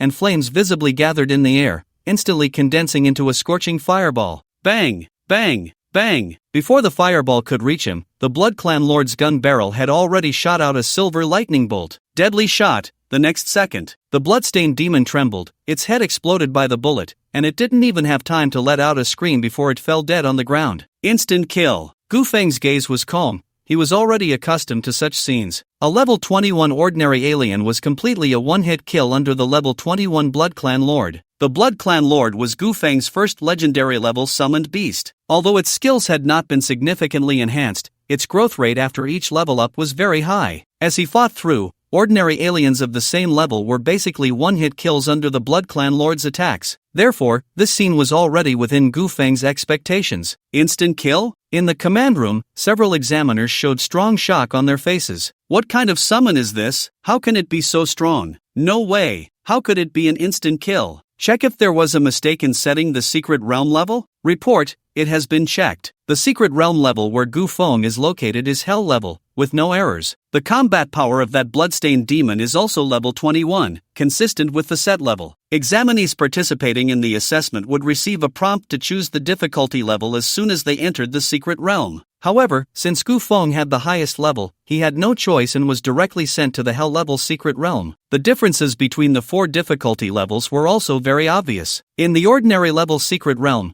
the alien's basic attributes were their original attributes, with no enhancements. In the difficult level secret realm, the alien's basic attributes were increased by 25% from the original attributes. In the nightmare level secret realm, the basic attributes were increased by 50%. In the hell level difficulty, the alien's basic attributes were increased by 100%. This meant that what Gu Feng had just faced was a level 21 alien with its basic attributes doubled. If Gu Feng had killed it, that would be understandable. But an instant kill, wasn't that a bit outrageous? The assessment results were scored based on a series of performances during the battle, including but not limited to quick reactions, tactical application, offensive techniques, and weak point strikes, etc. Although the same level of alien races is generally stronger than humans, for professionals who have undergone systematic training, as long as they maintain normal performance, they can definitely defeat them. In this process, the examiners can also identify the shortcomings of the professionals themselves and provide corrections. However, now, Gufeng hadn't even made a move, just a skill from his summoned beast had instantly killed the bloodstained succubus. How should this be scored? In the past assessment records,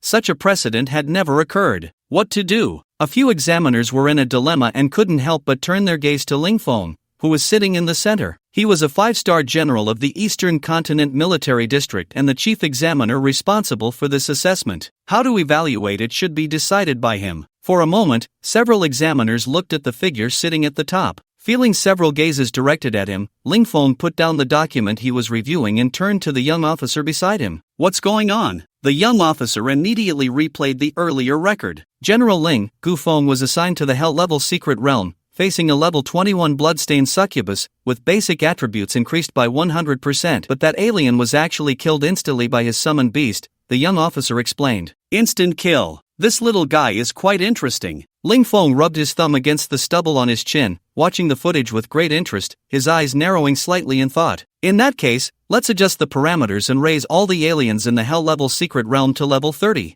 "Ha? Level 30? That would be a third-tier alien. Isn't that a bit too high? After all, Gufeng has just reached the second tier. No problem, such a genius shouldn't be treated with common sense. I have a feeling that even facing third-tier aliens won't trouble this kid. What if he can easily kill third-tier aliens?" Another examiner immediately asked. "The purpose of the assessment is to select outstanding talents for the Years.When army, not to defeat the candidates. If he can pass the assessment even when facing third-tier aliens, then he is the talent we are looking for. Then how will the points be calculated? Originally, in the Hell-level secret realm, killing an alien is worth 10 points, but now, the examiner responsible for statistics showed a troubled expression. The emergence of a genius naturally cannot be bound by conventional rules. I am the chief examiner for this assessment and can exercise special rights for exceptional events during the assessment process. Hereby, I propose that in the Hell-level secret realm, for each third-tier alien killed, an additional 5 points will be added to the original score." After Lingfeng finished speaking, he looked to the left and right, inquiring. The examiners did not hesitate and nodded in agreement. Although Lingfeng had asked for their opinions, they all knew that this was not a request for their input. As subordinates, they only needed to nod. In ordinary level secret realms, the full score for each kill is 1 point. In difficult level secret realms, the full score for each kill is 3 points. In nightmare level secret realms, the full score for each kill is 6 points, while in hell level secret realms,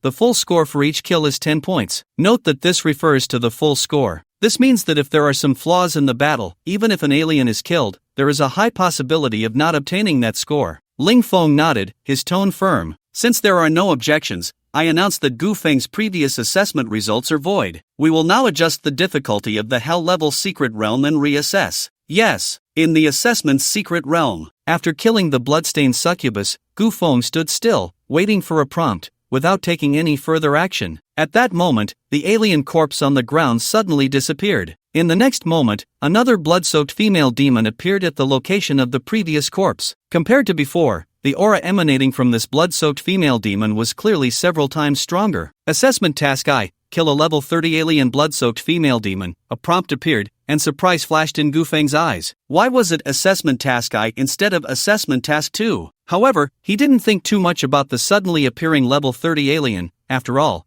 this was the assessment of the Years.When army. If it were too easy, wouldn't it be child's play? Whatever, just do it. With a command from Gufeng, the Blood Clan Lord raised his gun and fired. Although the blood-soaked female demon's level had risen to 30, her attributes were still crushed by the Blood Clan Lord, unable to stir up any waves. After all, one was an ordinary alien, and the other was a legendary summoned beast. This was a fundamental difference. How could she block it? Bang! Bang! Bang! The bullets transformed into silver-gray lightning, instantly blowing apart the blood-soaked female demon's head. No surprise, another instant kill. The eyes of the examiners twitched violently, shocked once again. You killed a level 21 in an instant, and now a level 30 as well. Is he cheating? Another instant kill? What on earth is this summoned beast of his? With such a summoned beast, it's comparable to a dragon knight's dragon. When did the summoner become so powerful? The examiners turned their gaze to Lingfeng, waiting for his decision. Continue the assessment. A commanding voice rang in everyone's ears as Ling Feng made his statement. Soon after, the first round of the assessment was declared over. First round assessment ended. 54 participants in this round, 43 qualified. As the prompt popped up, everyone received their rankings, but they could only see their own ranks and scores. As for the others, they could only see the scores. 1. Gu Feng, score, 15, 2. Zhang Shuran, score, 5, 19. Zhou Xiaotian, score, 2. Gu Feng ranked first, with a score of 15, standing out like a king bomb, making all the candidates' hearts race. In second place was Zhang Shuran, indicating that the combat power of space mages should not be underestimated. As for the names in third and fourth place, Gu Feng had never seen them and had no impression at all. If one looked closely at each candidate's score, they would find that Gu Feng's lead was a sheer cliff. His score was 15, while Zhang Shuran followed with 5, which was only a fraction of his score. The candidates behind him didn't even reach that fraction. The score assessment was not only related to combat skills but also heavily weighted by combat time. Even if one killed an alien, if the combat time did not meet the standard, they would still receive a low score. Damn it, is that first place a freak? Even in a hell-level secret realm, the maximum score for each kill is only 10 points. How did he get 15 points? Did the secret realm settings have a bug? This score must be wrong. I didn't dodge at that moment, I was careless. Otherwise, I could have definitely gotten 6 points just now. In the secret realm, Zhou Xiaotian glanced at his rank of 19th, feeling a surge of frustration and indignation. He had aimed for first place in this assessment. Who would have thought that he would be directly killed by Gu Feng in the venue? This was only the first round of the assessment, and he was already being pushed out of the top 20. It would only get worse from here. He had completely become a mere participant. At this moment, the vast majority of candidates, upon seeing Gu Feng's score, first reacted as if the data was incorrect. After all, in the history of the Jinyuan army's assessments, no one had ever scored 15 points in the first round. Gu Feng's expression was calm, exuding an air of nonchalance, and he was not surprised at all to be ranked first. He had already reached the second tier. What could he possibly compare to these first-tier little brats? At this moment, the prompt appeared again. Assessment Task 2, kill as many alien creatures as possible within the specified time. Note, in this round of assessment, alien creatures will refresh indefinitely within the specified time. If you feel overwhelmed, you may abandon the assessment at any time. As the prompt for the second round of the exam appeared, the expressions of all the candidates subtly changed. What does it mean to refresh alien creatures indefinitely within the specified time? Does it mean they can't be killed completely? They can only keep killing until they are exhausted and then give up? To give up means they can no longer earn points through kills. The specified time was not clearly stated, which made it truly torturous. For ordinary practitioners, this was indeed a considerable drain, but for Gu Feng, it was nothing. Killing one alien creature was the same as killing 1,000. It wasn't like he had to do it himself, he just had to get it done. In the hell-level secret realm, each alien creature killed would yield 15 points, which was several times the earnings of others. The more alien creatures he killed, the more points he would earn, and the higher his ranking would be. In this assessment, the vast majority of people chose the difficult level secret realm, with only a few opting for the nightmare level secret realm. As for the hell level, no one dared to choose it. Although the higher the difficulty, the more points one could earn, no one could guarantee they would definitely clear the hell level secret realm. After all, the selection results were ranked by points. The higher the points, the better the ranking. There was only one chance, and if one was eliminated midway, there would be no hope left. Choosing the next tier, the nightmare level secret realm, had a much greater chance of passing all selections and thus earning the most points. Indefinitely refreshing alien creatures? A serious expression appeared on Zhang Shuren's delicate face. For mage-type professions, she was actually better at quickly resolving battles with high damage. A war of attrition was not appealing. However, she was not discouraged.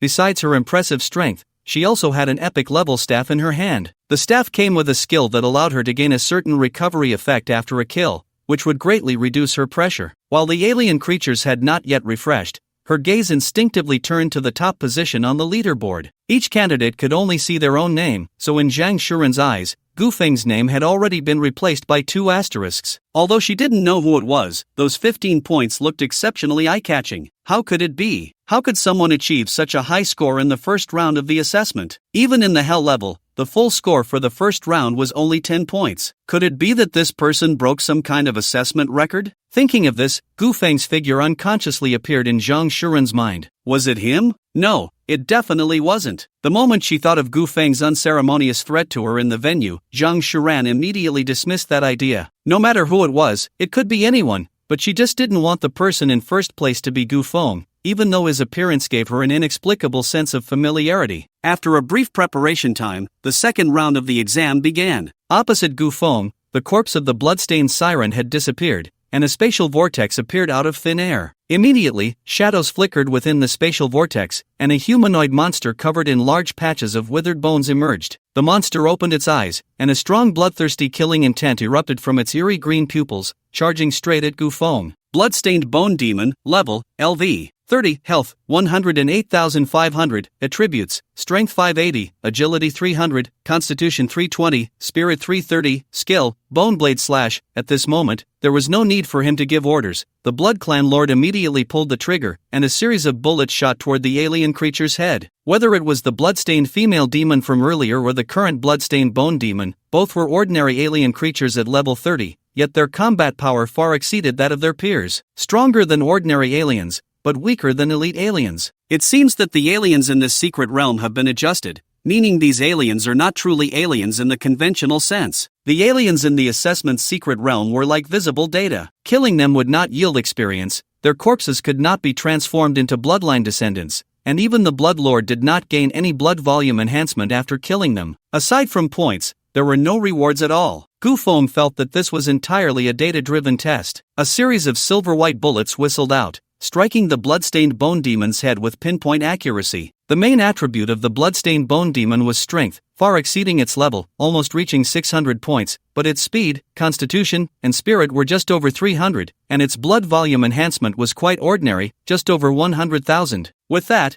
how could it withstand the Blood Lord's skills? Deadly Shot, Crimson Feast. The two skills connected seamlessly, and with a loud bang, the bloodstained bone demon's body was shattered into a pile of broken bones. The fragments of the corpse fell to the ground, gradually fading, and then disappearing at a visible speed. After a few breaths, in the place where the corpse fragments had vanished, another bloodstained bone demon appeared out of thin air. The Blood Lord wasted no time in launching an attack. Just as the bloodstained bone demon appeared and had yet to take a step, the Blood Lord's attack had already landed on it. Deadly Shot was still in cooldown, but it did not significantly affect the Blood Lord's combat power, as the damage from normal attacks was also considerable. Soon, a storm of normal attacks combined with the chasing damage from Crimson Feast brought the second bloodstained bone demon down as well. Next, the Blood Lord stood guard beside Gu Feng with a vigilant expression, its attacks swift and decisive, never dragging its feet. Whenever a bloodstained bone demon appeared, it would be killed within a few breaths. Gu Feng watched from the side, finding the scene before him reminiscent of an idle game, utterly boring, so he found a patch of open ground and sat down. Perhaps to alleviate the pressure of the assessment, after one alien died, the next would appear about 10 seconds later. This was a user-friendly design, just enough to give the candidates a buffer time to catch their breath. However, to Gu Feng, this was a waste of time. It would be better if the aliens appeared faster,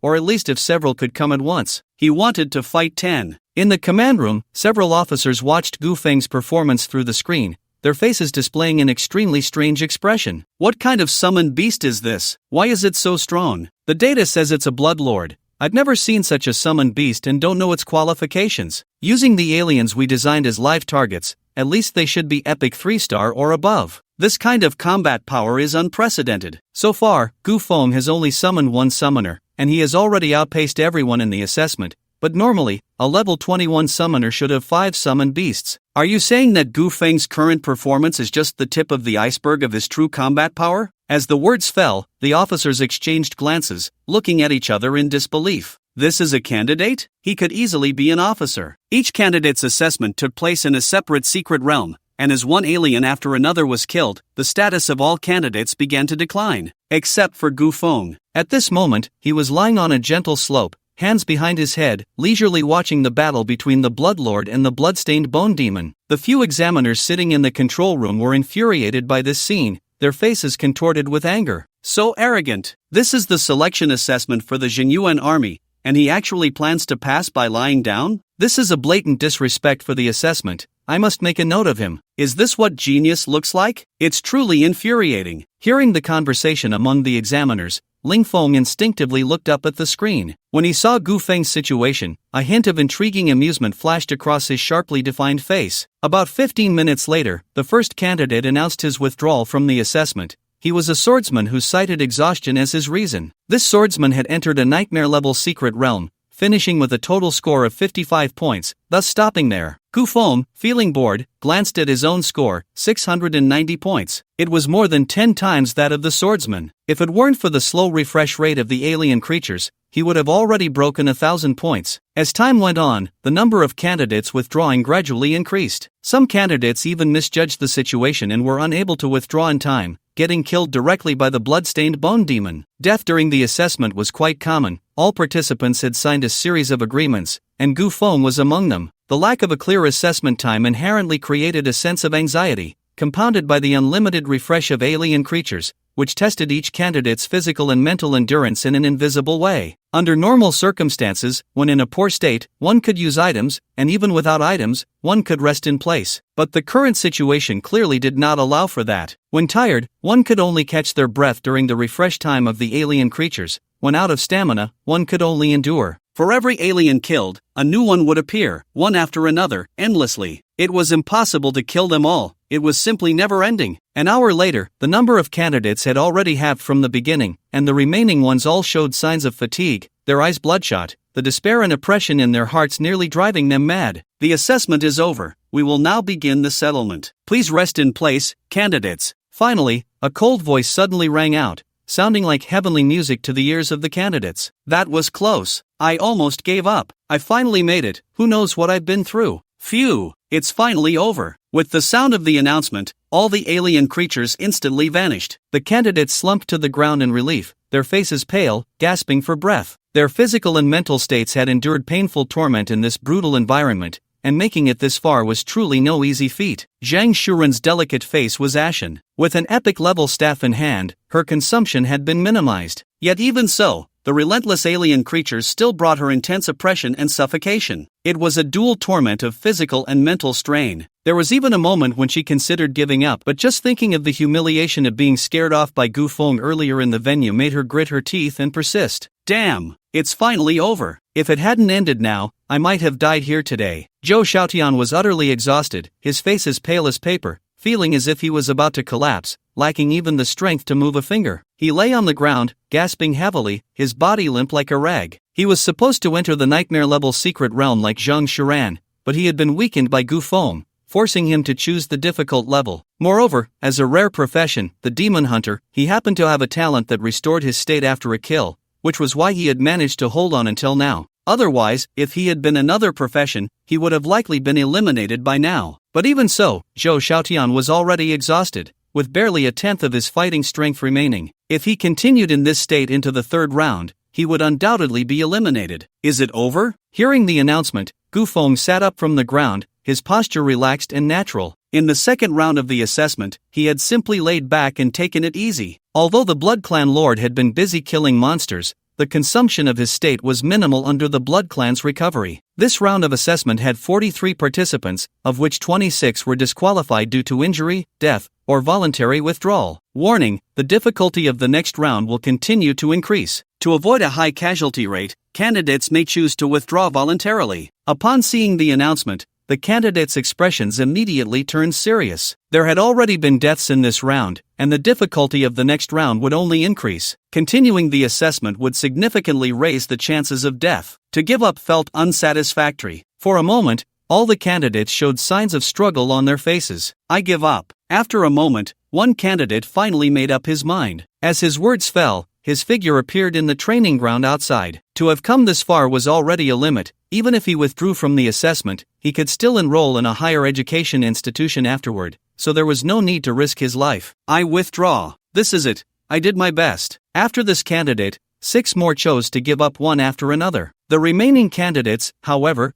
were determined to continue the assessment. With the choices made by the students, the number of candidates for the second round of the exam was confirmed. Qualified candidates, 10, successfully advancing to the next round of assessment. A few examiners watched everything with expressionless faces, neither praising those who stayed nor despising those who withdrew. After all, everyone had the right to choose their own way of life. Soon after, the results of the second round of the exam were announced. First, Gu Feng, points 1815. Second, Zheng Shuran, points 358. 10th, Zhou Xiaotian, points 63. Gu Feng ranked first, far ahead of the others. How is this possible? The first place's score is actually as high as 1815? Zheng Shuran's gaze was fixed on the ranking, her brows furrowed, her eyes filled with shock. If the first place in this round was still the same person from the last round, it meant that this person had scored a total of 1,800 points in the second round. Impossible. This is too outrageous. How could this be? For a moment, the candidates advancing to the third round expressed strong resentment. This data, when calculated, was clear. Even if the first place was in a hell-level secret realm, killing an alien would yield 10 points, 1,800 points would mean killing 180 aliens. And the assessment time was exactly 1 hour, with a 10-second interval after each alien was killed. The total interval time for 180 aliens would be 30 minutes. This meant that the person in first place had only 30 minutes of actual combat time. 30 minutes to kill 180 aliens? Killing 6 aliens per minute? Killing 1 alien every 10 seconds? Isn't this nonsense? A conspiracy. It must be a conspiracy. Not just a conspiracy. It's utterly absurd. Everyone was still an ungraduated transfer student, at most level 15. Killing an alien of the same level within 10 seconds? If one had exceptional talent, it could be done once or twice,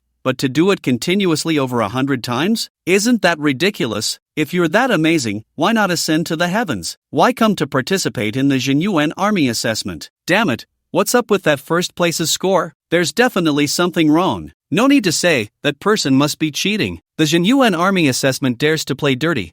Just wait. I'm going to report this to the Imperial Military Council. Retake. I demand a retake. The candidates cursed one after another, shouting about the unfairness of the assessment. Zhou Xiaotian was the most fervent, looking up to the sky in the secret realm and continuously yelling for a retake. At that moment, he firmly believed that the points of the first place must be a cover-up, or else they belong to the offspring of the high-ranking officials of the Years.When army. Otherwise, how could one explain such exaggerated points? In fact, it wasn't just Zhou Xiaotian. The other candidates also expressed strong dissatisfaction with the points of the first place. After all, this score had exceeded their understanding. Killing 180 otherworldly beings of the same level within 10 seconds was impossible, even with recovery potions. How could one have infinite energy? As the candidates' emotions turned negative, affecting the normal assessment process and even leading to a loss of control, that cold voice in the secret realm reappeared. To ensure the fairness and justice of this assessment and to guarantee its normal progress, we hereby declare,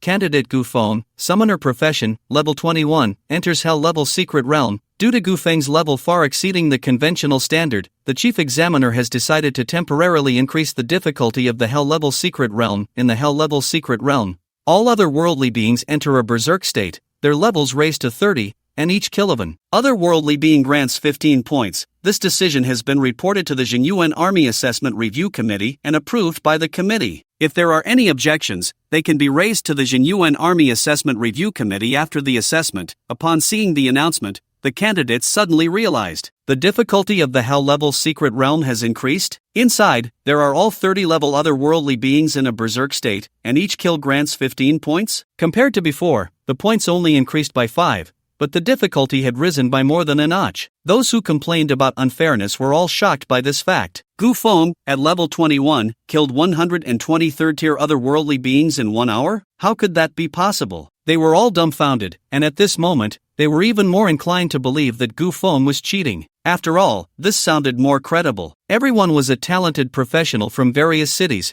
and under the dual pressure of physical and mental strain, every additional kill of an otherworldly being would exponentially increase the difficulty. How could anyone kill 120 third-tier otherworldly beings? Although they had many doubts in their hearts, everyone knew that since the assessment announcement had been issued, it meant that the facts were as stated. Moreover, this was the Years.When Army's assessment. Who would dare to cheat in such an assessment? That would definitely lead to a dead end. A cover-up was simply impossible unless someone wanted to be sent to the abyss. After the announcement was made, a few individuals were unhappy. Gu Feng's level was higher than others, that was his problem, so increasing the difficulty for him was fine. but what did increasing the points mean? Wasn't that widening the gap? A few candidates had quite a few grievances about this. However, they did not voice their complaints, as the decision had even been approved by the Years.When Army Assessment Review Committee. What use were their opinions? At this time, Zhang Shiran, who was in second place, changed her expression slightly. Gu Feng? It's actually him. No wonder he got such high points. As a resident of Lin City, how could Zhang Shiran not recognize this name? Recently, Gu Feng's name had been ringing in Lin City,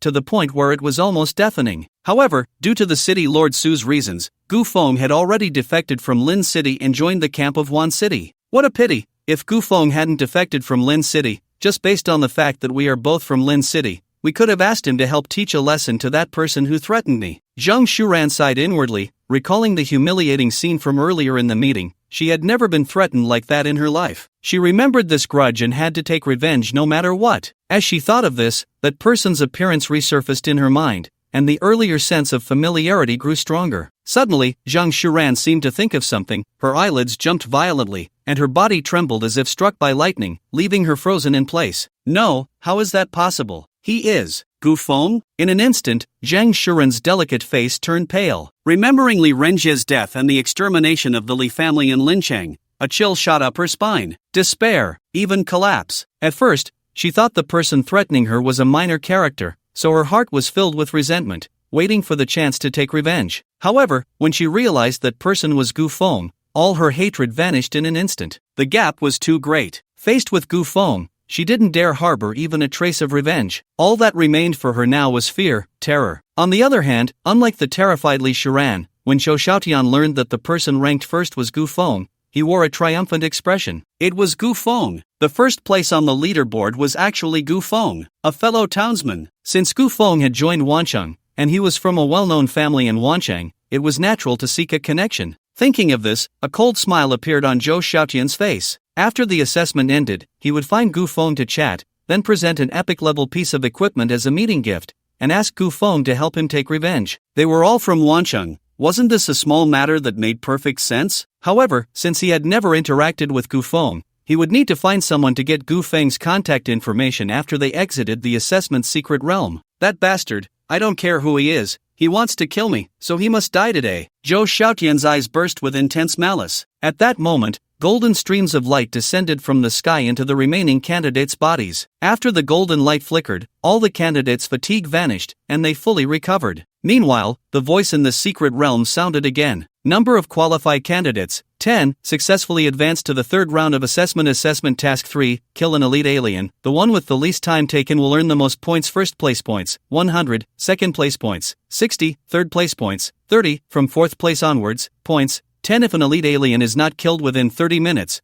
The assessment fails if killed by an elite alien during the assessment. The assessment fails. The information about Gu Feng disclosed in the earlier announcement was naturally with his consent. Once all candidates were fully recovered, the third round of assessment began. This time, elite aliens appeared, and with the word elite, it was clear that the difficulty had increased several times compared to before. Only by killing the elite alien in the shortest time could one earn 100 points. From fourth place onwards, candidates who killed elite aliens could only earn 10 points. All candidates were assessed individually, meaning each candidate could only kill elite aliens alone. Although the candidates who had persisted until now were rare professions, with their current combat power, how could they have the strength to kill elite aliens? Just hearing about this assessment task sent chills down the spines of the candidates. It seemed this assessment was not only testing extreme output capabilities but also extreme survival abilities. After all, only by staying alive could they inflict damage on elite aliens. If one were to be accidentally killed by an elite alien, not only would they fail the assessment, but they could also lose their life. Those who had previously envied Gu Feng were now secretly delighted, laughing with ill intentions. Aren't you high level? The hell level secret realm has point bonuses? Okay, no problem. If a level 30 elite alien appears, how will you respond, my lord? That's a level 30 elite alien, with health definitely over 800,000. I want to see if Gu Feng can clear this level. It's too tragic. If he can't kill the elite alien within 30 minutes, he will be deemed to have failed the assessment. Ha. That means Gu Feng has to deal at least 26,000 damage per minute to avoid elimination. How is that possible? Unless he can unleash unlimited firepower. In the command room, several officers watched Gu Feng in the secret realm through the screen, their faces showing a gloating smile. A level 30 elite alien in a berserk state should make this kid suffer a bit. Indeed, the intensity is just right, solid. Not necessarily. Maybe this elite alien can be easily killed by him. I think his summoned beast is a bit strange. The examiners had differing opinions. Ling Feng was signing a military document at his desk, ignoring the disagreements around him. Liang Yi had already reported to him in writing that Gu Feng's purpose in participating in the assessment was to enter the most elite organization within the Years.When army. If he can't withstand this level of intensity, it would be too disappointing. On the other side, Zhou Xiaotian looked spirited. Fortunately, I chose the hard-level secret realm, and with the golden light in the realm to replenish my consumption, I should be able to last another round. The golden light just replenished his consumption and did not dispel his weakened state. However, as a rare profession, if he plays it safe, he should be able to clear this round of assessment. But Gu Feng is in some danger. He has to deal over 800,000 health points of the elite alien in 30 minutes, causing at least 27,000 damage per minute. How is that possible? Even if he is at level 21, he couldn't do it even if he exhausted all his energy. Many other candidates shared this thought. To the vast majority of candidates, Gu Feng had no chance of turning the situation around. Stopping at the third round of assessment would be his final outcome. In fact, it was not so. It can only be said that these candidates were thinking too simply. The Bloodlord is a legendary summoned beast. Although it is only level 21, all its attributes have surpassed 600. A mere level 30 elite alien, with its main attribute not reaching 600 and secondary attributes around 300, has an average attribute just over 400. Perfectly manageable. In the secret realm, the space ahead suddenly twisted, and after a change, a giant tree demon with a dark red body appeared in Gu Feng's sight. Alien, blood-soaked tree demon elite, level, LV. 30, health, 831,000, attributes, strength 518, agility 213, constitution 546, spirit 375, skill I, life drain, skill 2, tree demon cage. Glancing at the elite alien's attributes, aside from its health exceeding 830,000 due to elite bonuses, there was nothing particularly impressive. No wonder the third round of assessment requires candidates to solo kill the elite alien. Now it makes sense. Although this blood-soaked tree demon has a strength of 518 points, its agility is only a little over 200. This value is not the usual attribute for elite aliens, let alone elite aliens. It is even lower than that of ordinary aliens of the same level. This is still a level 30 elite alien in a hell-level secret realm. In other lower-level secret realms, the agility attribute would be even lower. This means that although this elite alien has high health and strength, its speed is very slow, far below the average level for its rank. In this situation, as long as one is cautious during the battle, even the most ordinary of practitioners has a great chance of dodging the attacks of elite alien creatures. If it were an assassin or a shadow ranger, professions that emphasize agility and burst damage, they could completely rely on their advantages to confront this elite alien head-on. With 830,000 health points, 518 strength, 213 agility,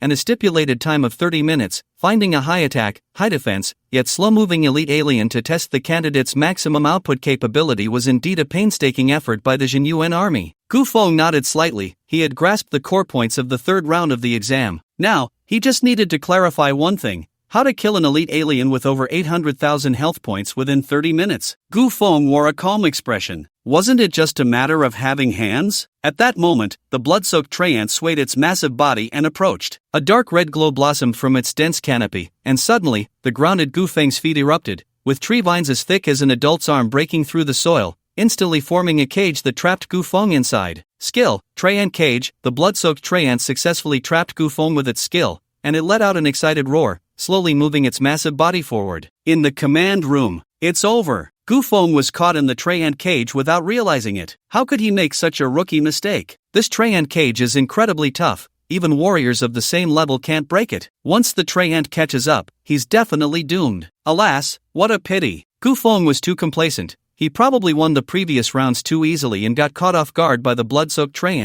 Several officers shook their heads and sighed at the scene. However, Gu Feng, trapped in the tree cage, did not seem to be in danger. His eyes were calm without a hint of turmoil. Since I need to kill this elite alien in the shortest time possible, then, Gu Feng's thoughts stirred, and a thick black mist appeared around him, revealing the figure of the Chaos Spirit. After advancing to the legendary level, the mental attribute of the Chaos Spirit had surpassed 700. For a magic-type summoned beast, the higher the mental attribute, the greater the attack power. It was no exaggeration to say that even without any enhancements, a level 21 Chaos Spirit could easily kill a level 30 Blood-Soaked Treant Elite. However, to kill it in the shortest time, the Chaos Spirit directly cast 30 Chaos Shadows that wrapped around the Blood-Soaked Treant Elite. 30 Chaos Shadows directly multiplied the damage by 30. Next, the Chaos Spirit only needed to cast the most basic, Dimensional Assassination, to unleash unprecedented terrifying damage. The Blood-Soaked Treant was still caught up in the excitement of capturing its prey, completely unaware that the Grim Reaper's scythe had already fallen above its head. In the next second,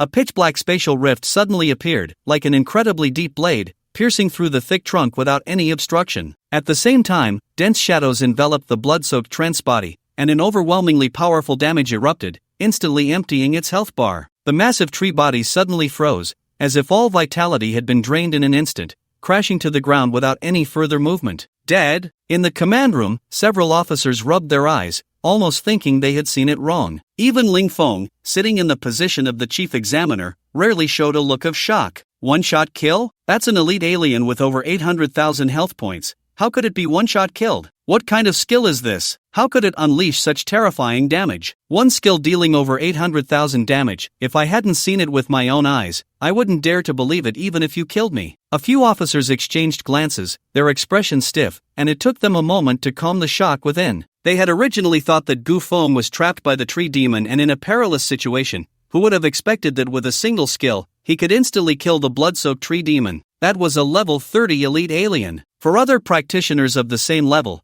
breaking through its defenses was no easy task. How could such a tough elite alien be killed so quickly? Wasn't this a bit too childish? The officers' faces were extremely complex, all wearing expressions of disbelief, yet they had to accept the reality that the blood-soaked tree demon had been killed. They frowned and fell silent, tacitly directing their gaze towards the assessment screens of the other candidates. Zhou Xiaotian, relying on the speed advantage of the demon hunter, dodged and maneuvered under the attacks of the blood-soaked tree demon. He skillfully avoided the lashes of the tree vines and took the opportunity to strike from behind, targeting its weak points. With the enhancement of the epic weapon in his hands, each attack dealt at least 1,000 damage. Zhang Shuran, a space mage, could fully utilize her class characteristics against the low-agility blood-soaked tree demon elite. Every candidate was giving their all in the battle against the elite alien, except for Gu Feng. He remained effortlessly relaxed, as if this assessment was merely a child's game in his eyes. In the command room, the faces of the officers showed frustration. Even an elite alien with 800,000 health had been killed, yet they weren't going to increase the difficulty for this kid? Were they really going to let him win so easily? General Ling, Gu Feng's situation is too unusual, you see. No need to worry, the purpose of the assessment is to filter talent, not to frustrate it. Ling Feng directly interrupted the officer who was about to speak. Gu Feng's performance was already outstanding enough. There was no need to increase the difficulty because of his excellence. Seeing Ling Feng's attitude,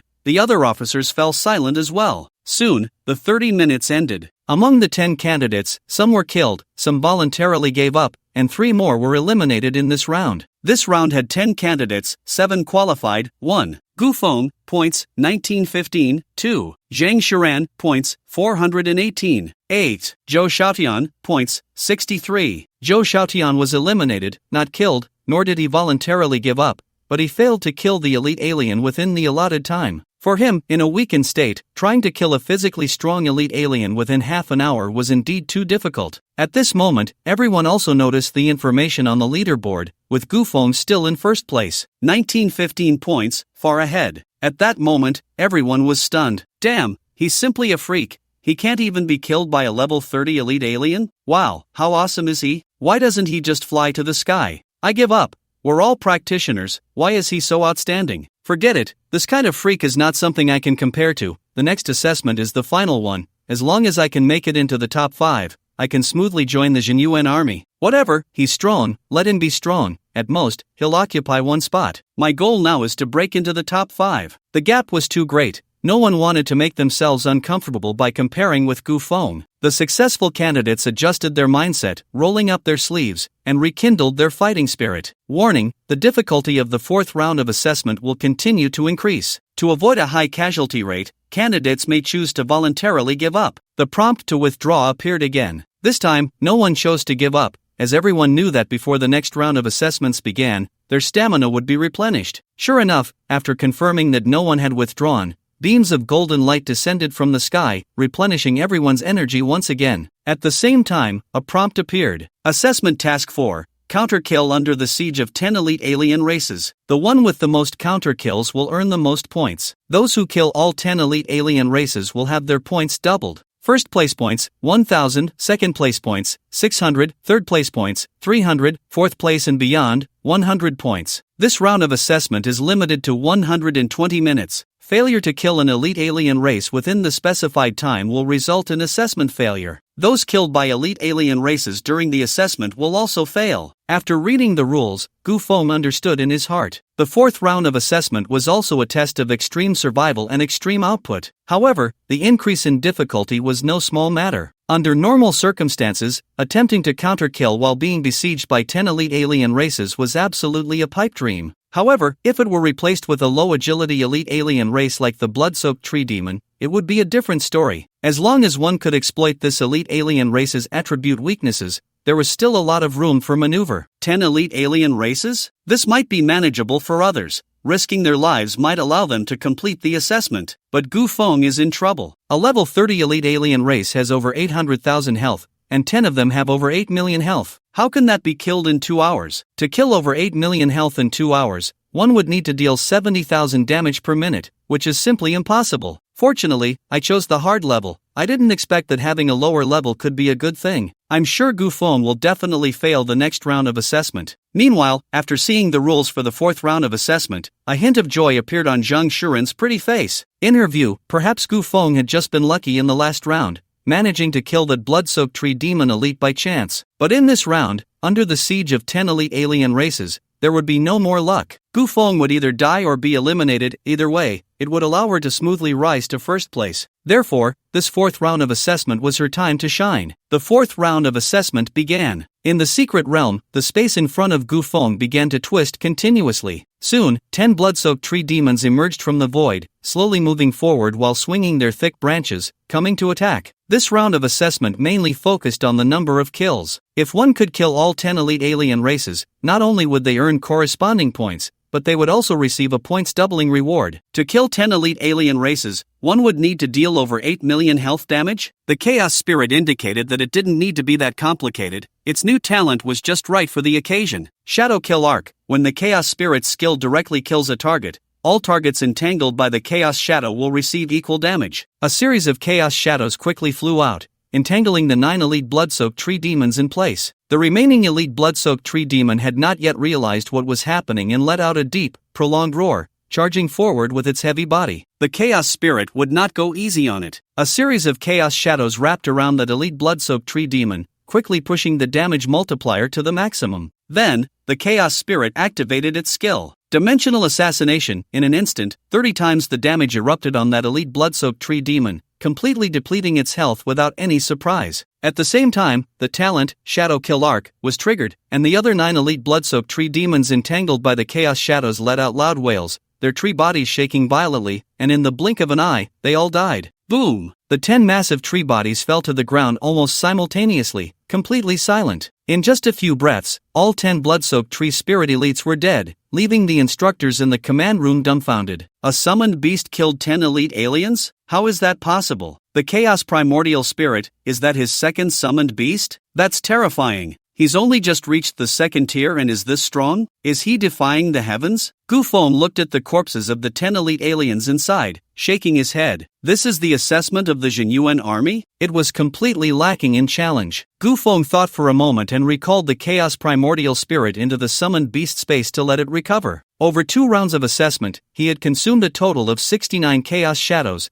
nearly depleting half of their reserves. Although Chaos Shadows could increase damage multipliers, there was a limitation. Using one meant losing one. Normally, the Chaos Primordial Spirit could only recover 1 every 3 hours while in the summoned beast space, and even in a day, it could only recover 8. He couldn't just waste them all at once. Just as Gu Feng had killed all the elite aliens, a dazzling beam of light descended from the sky, enveloping him. In the blink of an eye, his figure vanished from the assessment's secret realm. Buzz! His vision blurred, and Gu Feng reappeared at the previous assessment venue, surrounded by a few eliminated candidates. He was out? He had just killed 10 elite aliens and hadn't even seen his score yet. Gu Feng showed a hint of surprise. He was sent out so quickly? But then he thought, since it was an assessment, the scores would surely be announced after all candidates had finished. Understanding this, he didn't dwell on the issue. After all, he had killed 10 elite aliens, which would not only earn him 1,000 points but also a doubling reward, 3,915 points. This completely crushed all the other candidates participating in the assessment. This meant that he was undoubtedly the first place. Next, it was just a matter of waiting a bit longer in the venue. At that moment, Zhou Xiaotian, standing in a corner of the venue, noticed Gu Feng's figure, and his eyes immediately lit up. The fourth round of assessment had just begun, and Gu Feng appeared in the venue. To him, it was clear that Gu Feng had been eliminated and sent out.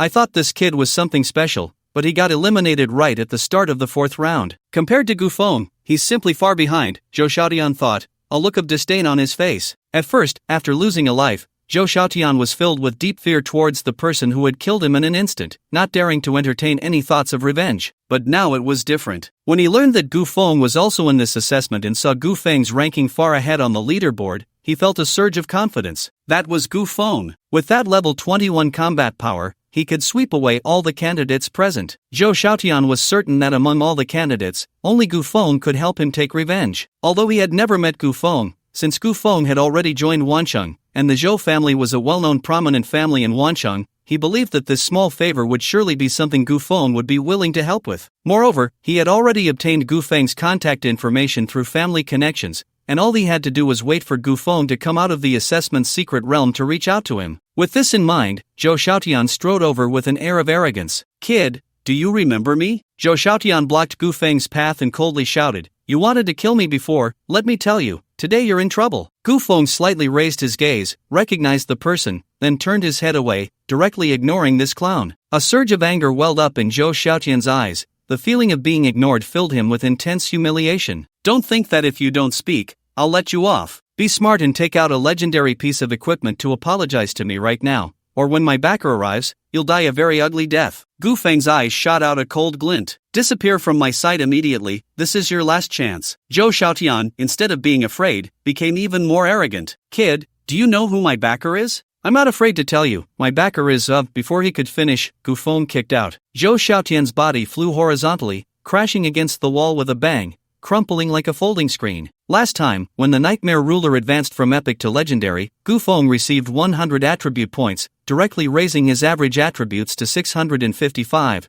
almost surpassing the initial attributes of a level 40 professional. Now, fighting a level 15 Zhou Xiaotian, especially in a weakened state, was like child's play. Gu Feng stepped forward and placed a foot on Zhou Xiaotian's face. "Come on, tell me, who is your backer?" Zhou Xiaotian felt an unprecedented humiliation as the thick soul pressed against his face. He glared at Gu Feng, his eyes filled with undisguised resentment. Seeing this, Gu Feng increased the pressure, grinding the soul against Zhou Xiaotian's face. "Dare to glare at me? Come on, show me that look you had just now." Zhou Xiaotian felt a sharp pain in his face, as if his skull was about to be crushed. He quickly braced himself against Gu Feng's soul, begging for mercy. "Big brother, I was wrong. I was really wrong. Please let me go." Just as Zhou Xiaotian was pleading for mercy, a tall figure entered the venue, attracting everyone's attention. The onlookers, a group of professionals, suddenly changed their expressions, revealing unmistakable tension and excitement in their eyes. "General Ling is here. It's actually General Ling. Stand straight." The candidates were certainly familiar with Ling Feng, as he was the chief examiner for this assessment and a 5-star general of the Eastern Continent Military District. Ling Feng walked steadily into the venue without pausing, heading straight towards Gu Feng. Seeing this, everyone looked at Gu Feng with undisguised pity in their eyes. The venue had already announced that fighting between candidates was prohibited. Not only did Gu Feng disregard the rules, but he also ran into trouble, getting caught red-handed by General Ling.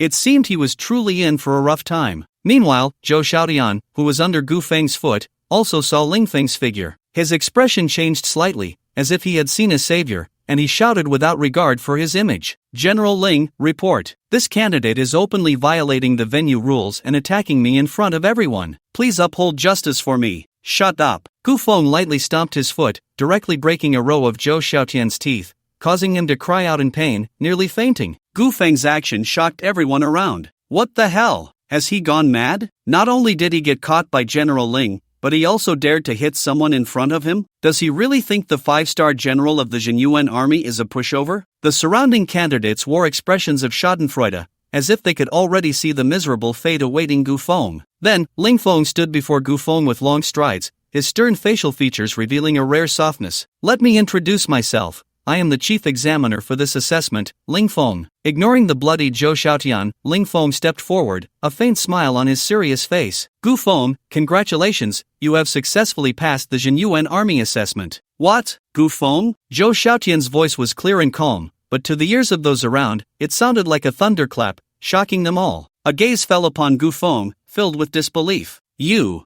are Gu Feng?" Zhou Xiaotian seemed to forget the pain, his eyes full of shock and horror. Gu Feng remained silent, standing tall and looking down at him. The sense of oppression hit him instantly. The surrounding air felt as if it had been sucked out, leaving him with an unprecedented feeling of suffocation. Zhou Xiaotian felt darkness closing in. Gu Feng's cold gaze felt like the stare of death, as if he would be executed on the spot in the next second. Whoosh! Zhou Xiaotian flipped over and knelt before Gu Feng without hesitation. His forehead pressed tightly against the ground, his clothes soaked with sweat. He looked as if he had just been pulled out of water. He dared not plead for mercy, nor utter a word, fearing that a single thought from Gu Feng could lead to his immediate demise. "I have already received a report about you from Liang Yi. Come with me. I have a piece of news that you will definitely be very interested in." A piece of news that would be very interesting? Could it be related to the Dragon Clan? Gu Feng nodded, directly ignoring the kneeling Zhou Xiaotian, and followed Ling Feng out of the venue. After he had walked for a long time, Zhou Xiaotian slowly raised his head and looked at a nearby professional. "You, come help me up. I can't stand." The professional hurried over and helped him up. "Young Master Zhou, are you okay?" "Okay? If it were okay, you try it." "Damn it, I was scared out of my wits. Do you think it's okay?" Zhou Xiaotian struggled to stand up, wiping the blood from his face. "He is actually Gu Feng. Damn it, I've really had the worst luck today." Luckily, Commander Ling showed up in time, otherwise, I can't imagine what the consequences would have been. As he spoke, Zhou Xiaotian quickened his pace, fleeing the venue as if for his life. On the other side, Gu Feng followed Ling Feng into a very spacious office. On a huge screen, Gu Feng's assessment results were displayed in a line graph, far surpassing all the candidates in this assessment. Ling Feng did not waste words, pointing at the data matching the line graph. "In this assessment, your total score is 3,915 points, no problem, right?" Gu Feng nodded. He had calculated this score long ago. Over 3,000 points equated to over 3,000 military merits, which was a small fortune. Ling Feng rubbed his stubble, a hint of a knowing smile on his face. "Not bad. If Gu Qingfeng knew about your results, he would definitely regret it to the core." Gu Qingfeng was once one of the war generals of the Divine Xia Empire,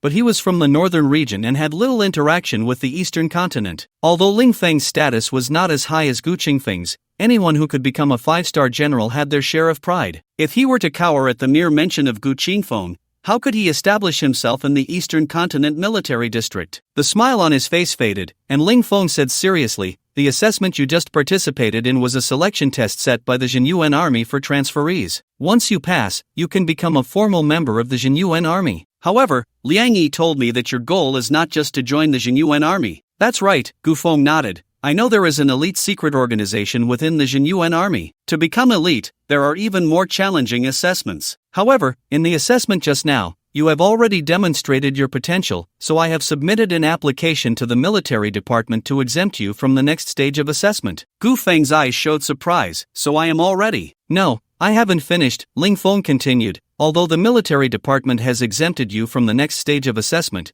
next, you need to come with me to Longyin City." "Longyin City? What kind of place is that?" "A city that has descended from the abyss to this world, where there are things you desire."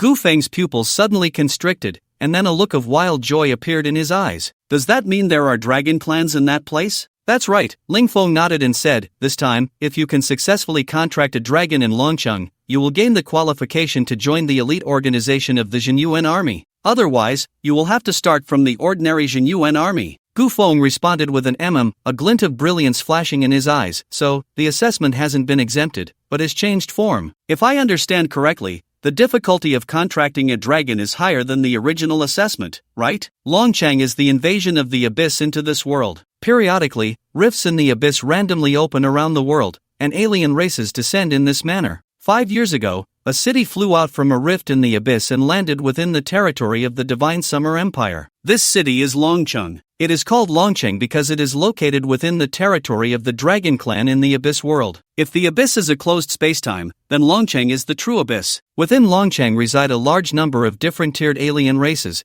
and their arrival is no less than a natural disaster for the Divine Summer Empire. Therefore, after Longcheng descended, high-level powerhouses from various factions took action. Over the past 5 years, various factions have paid a considerable price and finally succeeded in killing the high-level alien races within Longcheng. Now, only a large number of low-level alien races remain in the city, which no longer pose a threat. In fact, for the younger generation of professionals, although Longcheng is fraught with danger, it also comes with opportunities that can lead to soaring success. A warrior, after killing a dragon, extracts dragon blood to refine his body, and after absorbing a large amount of dragon blood essence, he undergoes a second job change to become the rare class of Dragon Blood Warrior. There are also mages who discovered a wealth of Dragon Clan tomes in the Dragon's Lair, diligently studying and learning, later undergoing a second job change to become the rare class of Dragon Language Mage. Such stories are widely circulated among professionals, leading countless average talented individuals to hope to reach level 25 for a second job change and then soar to great heights. However, the reality is that the vast majority of professionals who enter Longcheng ultimately die there. After all, it is not an ordinary city, but a true abyss. Those who can seize opportunities and soar to great heights are always just a small portion of the fortunate professionals favored by the goddess of luck. Therefore, as Gu Feng thought, this trip to Longcheng is indeed more difficult than the regular assessment. However, in order to contract a dragon as a summoned beast, he is very much looking forward to Longcheng. By the way, he can also witness what the true abyss is like. By the way, how are the points obtained in the assessment exchanged? Gu Feng asked. Points can be converted into military merit, as Liang Yi had mentioned before. With military merit, one can exchange for equipment, items, and other goods in the Years.When army's treasury. After passing the 4th round of assessments, he now has nearly 4,000 points, but he doesn't know how to use them. Based on Gu Feng's assessment results, he can already be considered a member of the Years.When army. Ling Feng directly said, points and military merit are exchanged at a 1-to-1 ratio. Your current military merit is still under 4,000, so you can only exchange for rare level items or below. Do you want to exchange? Gu Feng waved his hand, then forget it. After clearing several hell-level dungeons and the abyss, he has a pile of rare-level equipment, but epic-level equipment is pitifully few. It's better to save up military merit and wait to exchange for epic-level equipment later. Next, Ling Feng took out a dark green box, opened it, and inside was a dark green medal. This is the officer's medal of the Years.When army. Besides proving identity, it also has the effect of concealment in rank. If presented to local authorities, it can grant the right to act with leniency. Leniency, an officer's medal. Gu Feng was initially taken aback, but then a hint of confusion appeared in his eyes. I just passed the selection assessment, and now I'm an officer? Ling Feng explained, according to the assessment regulations, candidates who achieve first place and score above 2,000 can be directly awarded the rank of 5-star lieutenant. The officers' system of the Years.When army is divided into 3 levels. From low to high, they are lieutenants, majors, and generals. Although the 5-star lieutenant is at the bottom of the officer system, advancing one step further would make one a major. Moreover, Gu Feng had just joined the Years.When army and skipped the soldier rank to become an officer, which was already a very rare occurrence. Those candidates who were with him, even if they passed the selection assessment, would slowly rise from private to higher ranks, and it was impossible for them to achieve such rapid advancement like he did. Gu Feng nodded and put away the officer's medal. Gu Feng, you go back and prepare today. I will come to Wancheng to find you tomorrow. Gu Feng nodded, having the same intention. After coming out of the dungeon, he had hurried to this base with Liang Yi,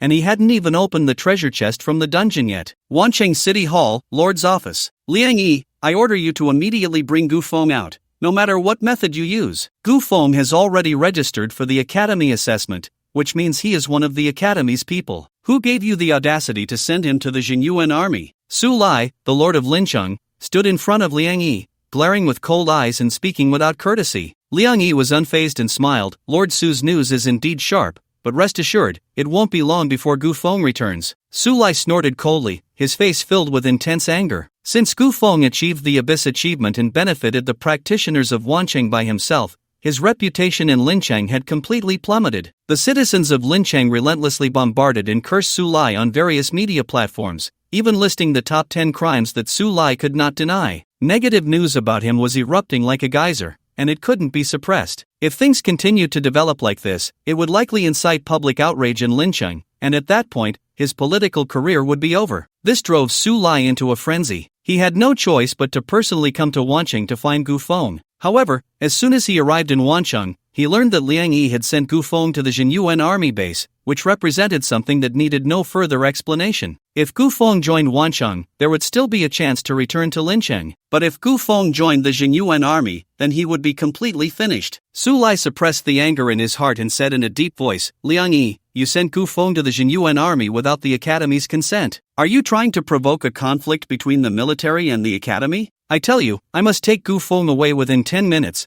or don't blame me for tearing down your lord's mansion." Liang Yi coldly laughed without fear. "Su Lai, don't put labels on me. Whether it's the military or the academy, it all depends on Gu Feng's own will. What are you making a fuss about here? I have already said that Gu Feng has registered for the academy assessment. He is one of the academy's people and must return to Lincheng with me. You privately sent him to the Jinyuan army. This is a major taboo. Don't say it's you. Even if a 5-star general from the military came, they would have to bow their heads and admit their mistakes to me." Su Lai glared fiercely at Liang Yi, his face dark with anger. Just then, a powerful voice came from outside. "Let a 5-star general bow their head and admit their mistakes to you? Humph! Who do you think you are to spew such nonsense here?" As the words fell, a middle-aged man dressed in military officer attire walked in, with the insignia of a general on his shoulders, 5 gold stars arranged in order. Su Lai instinctively turned his head, and upon seeing the newcomer, his expression changed dramatically, anger instantly transforming into intense dread and fear. Five-star general? In an instant, the imposing Su Lai deflated. He had merely been speaking casually, yet unexpectedly, a 5-star general appeared right behind him. What could be more terrifying than this? General Ling. Liang Yi was also taken aback, but not out of fear, rather out of joy. He had been troubled about how to send Su Lai away. After all, he was in the wrong. Now, with Ling Feng's arrival,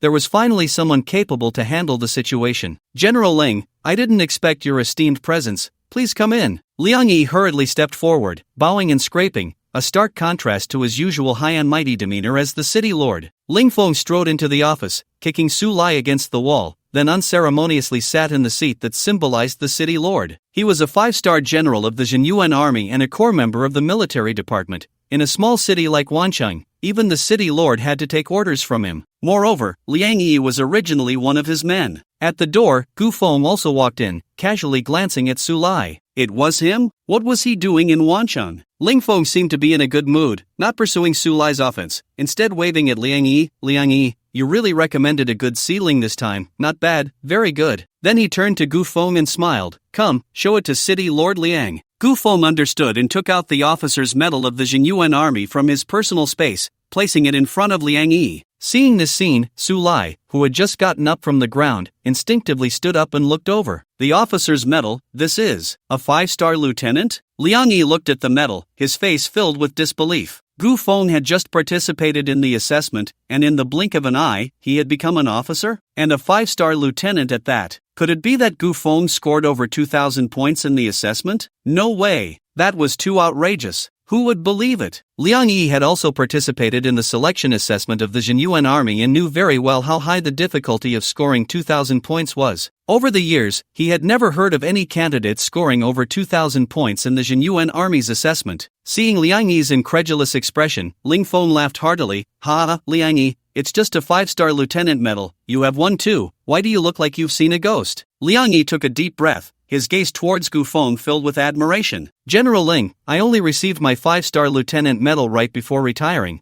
but Gu Feng got his on the first day. There's a world of difference between the two." After saying this, Liang Yi turned to Su Lai, his eyes full of mockery. "City Lord Su, didn't you just say that you must take Gu Feng back to Lin City today?" Su Lai's expression froze, his face quickly darkening. Seeing this, Gu Feng said bluntly, "City Lord Su, I will never go to Lin City with you. You might as well go back to where you came from." In an instant, Su Lai's face turned extremely ugly. He was a peak 4th-tier practitioner, and in his plans, if Gu Feng was unwilling to return to Lin City with him, he would simply take action and force Gu Feng to go back. But now, with Ling Feng, a 5-star general, stationed in Wancheng, what was he, a peak 4th tier, worth? No, he wasn't even worth a fart. To be conferred as a 5-star general, he was undoubtedly a 7th-tier powerhouse. If Ling Feng wanted his life, a mere breath could blow him away. Su Lai had no choice but to grit his teeth and leave with a frustrated expression. Subsequently, General Gu Feng put away his officer's medal. Ling Feng then turned to Liang Yi and said, "Prepare a certificate for Gu Feng. He will take the special train to Yinlong City tomorrow." Special train? Gu Feng looked surprised. Isn't there a teleportation array? On the way here, Gu Feng had specifically checked. Yinlong City was located in a wilderness outside of the eastern continent, not close at all. Taking a special train would take at least 7 or 8 hours. Liang Yi shrugged. The threat from Yinlong City has only gradually subsided over the past 2 years. The teleportation array is already in planning, and construction is expected to start next year. For now, you can only hitch a ride on the new recruit's special train. New recruit's special train? Fine. If possible, get me a private compartment. Gu Feng made a small request, considering the 7 or 8 hours of travel as a chance to rest. Don't worry, your treatment will definitely be much better than those rookie soldiers. The next morning, after arriving at the high-speed train station, Gu Feng found the special train marked with the military insignia. From the outside, the carriage was filled with new recruits from the Years.When army, all dressed in brand new military uniforms, mostly around level 15, with level 16 already being exceptional. Gu Feng walked forward, found carriage number 1, and after showing his officer's medal, he smoothly entered the carriage. The front half of the carriage was open, like a regular train, while the back half was divided into compartments, featuring several independent lounges. Upon entering the carriage, Gu Feng immediately attracted the attention of those around him. These people were all in military uniforms, while Gu Feng was dressed in casual clothes, making him stand out like an oddity. Who the hell is this? He can get on the military special train without wearing a uniform? Shut up. If you offend the officer, you're done for. He looks so young. He can't be the commander of the Years.When army. Then he must be from a military family. Even more reason not to provoke him. The crowd frequently glanced over, whispering among themselves. Gu Feng paid no mind to their stares. They were just a bunch of rookie soldiers. Why should he care? He glanced at the ticket information in his hand and walked further inside, entering a private compartment. Once Gu Feng disappeared from view, the group of new recruits began to chat casually. Although Gu Feng had entered the compartment, with his over 700 mental attribute, he could easily hear the surrounding voices. To his surprise, their discussion was about him. "Bro, I'm from Jincheng. Where are you from?" "What a coincidence. I'm from Wancheng, not far from you." "From Wancheng? Then you must know Gu Feng?" "Come on, that's just a joke. I'm just an ordinary rare class. How could I know a genius like Gu Feng?" "That's true. For rare classes like us, clearing the nightmare level abyss is already a struggle." Gu Feng not only cleared the hell level but also got an SSS rating. In my opinion, among this batch of transfer students in the eastern continent, no one can be stronger than Gu Feng. Hearing this, a level 16 mage nearby immediately chimed in. "Not necessarily. I know someone who was way stronger than Gu Feng. Have you heard? Yesterday at the Wancheng exam site, a candidate was killing it in the assessment and caught General Ling's eye." "What? A candidate caught General Ling's attention? That's a 5-star general from the Eastern Continent Military District. Isn't that a direct ticket to success?" "Definitely." The mage recruit nodded. "I heard that candidate killed 10 elite foreign races in the final round, and their total score must have exceeded 2,000. Upon hearing this, several people nearby showed expressions of shock. For ordinary recruits, killing even one elite foreign race was already quite difficult. What kind of godly figure could kill 10? Killed 10 elite alien races? That's a bit far-fetched. The ranger rookie who changed the subject curled his lip. "All the participants in the assessment are job changers. How could anyone possibly kill 10 aliens? If you don't believe it, that's fine. My brother cleared the checkpoint in one city, but unfortunately, he's tight-lipped. I've asked several times who that candidate was, and he won't say." "I see. No wonder several guys who participated in the assessment in one city said they encountered a war king. So it really happened, right? You've heard about it too. Killing 10 elite aliens in a row, and you can't use recovery items during the battle. That's definitely harder than hell level abyss. So, even though Gu Feng is strong, compared to this god, he's still lacking a bit." The mage rookie's tone was filled with strong admiration. "Not necessarily," the ranger rookie shot back. "A genius like Gu Feng can't be judged by common sense. In my opinion, Gu Feng might also be able to easily kill 10 elite aliens." The mage rookie waved his hands repeatedly. "Impossible. The assessment is much harder than the abyss. Gu Feng can pass the hell level abyss, but he might not be able to pass the assessment." The two exchanged words, and soon they were arguing, drawing the attention of several other rookies nearby, who leaned in to share their opinions. "I admit that this god is strong, but compared to Gu Feng, who has achieved in the abyss, he's still a little brother." "Exactly, just elite aliens. Gu Feng has killed them before, but that god probably hasn't achieved anything in the abyss, right? You're thinking too small, buddy. Do you remember what the reward for killing 10 elite aliens is? Double points. Oh right, I almost forgot. 10 elite aliens is 1,000 points, and doubling that is 2,000. So what if it's 2,000 points? I have 680 points, and I still passed the assessment. Dude, don't speak so casually, it might expose your IQ. There's a rule in the assessment: if a candidate's points exceed 2,000, they can be directly promoted to a 5-star officer. What the hell? Does that mean that God is no longer a rookie but has become a 5-star officer? As soon as those words were spoken, the few rookies who had previously supported Gufeng fell silent. An officer, and a 5-star officer at that. This rank was far too unattainable for a group of rookies. In the Years.When army, rookies can be promoted to a 1-star private after serving for a year. Privates are divided into 5 levels, with 5-star being the highest, and 5-star privates can be promoted to 1-star soldiers. Soldiers are also divided into 5 levels, with 5-star being the highest, and only 5-star soldiers can be promoted to 1-star officers. This is why Liang Yi showed an incredulous expression after seeing Gu Feng's 5-star officer medal. To Gu Feng, it was just a military medal, but to Liang Yi, it was a path he had taken over 10 years in the military. The ranger rookie fell silent for a moment, his face filled with complexity. Just passing the assessment and becoming a 5-star officer? Is that for real? The mage rookie laughed. How could it be fake? What kind of person is General Ling? How could an ordinary genius catch his eye? Even a genius like Gu Feng hasn't been personally received by General Ling. With this comparison, the expressions of the rookies changed instantly, and everyone gasped in amazement. Several rookies even took that god as their life goal. Even the ranger rookie, who had always praised Gu Feng, fell silent. For a moment, the mage rookie felt immense satisfaction, as if he were the one awarded the 5-star officer medal. You see, although Gu Feng is impressive, compared to that god, he's still far behind. How many people can never become officers in their lifetime, while that person's starting point has already surpassed most people's endpoints? Everyone shut up. No talking in the ranks. Just then, a tall, slender figure in a crisp uniform stepped into the carriage. A group of new recruits instinctively looked over, judging by the uniform that this person should be the train conductor of this military train. The conductor had no military rank but enjoyed the treatment of a junior officer due to driving the military train. Don't underestimate this. For ordinary soldiers, it was already a ceiling-like existence. In an instant, the expressions of the new recruits changed dramatically, and they all sat up straight in their seats, eyes on their noses, noses on their hearts, and remained silent. The conductor stood in the carriage, his sharp gaze sweeping over the faces of the new recruits like a hawk, then turned and walked towards the compartment. Knock, knock, knock. After knocking, the conductor's tone became much more respectful. Mr. Gu Feng, sorry to bother you, I am Wu Feng, the conductor of this military train. As soon as the conductor's words fell, the faces of the new recruits in the carriage erupted with intense shock. Mr. Gu Feng? Under the gaze of many eyes, they instinctively looked towards the compartment. The compartment door opened, and upon seeing Gu Feng, Conductor Wu Feng immediately explained, I just received news that the foreign tribes near the tundra wilderness are a bit restless. But don't worry, the Years.When army nearby has already been dispatched, and I believe that by the time we reach the tundra wilderness,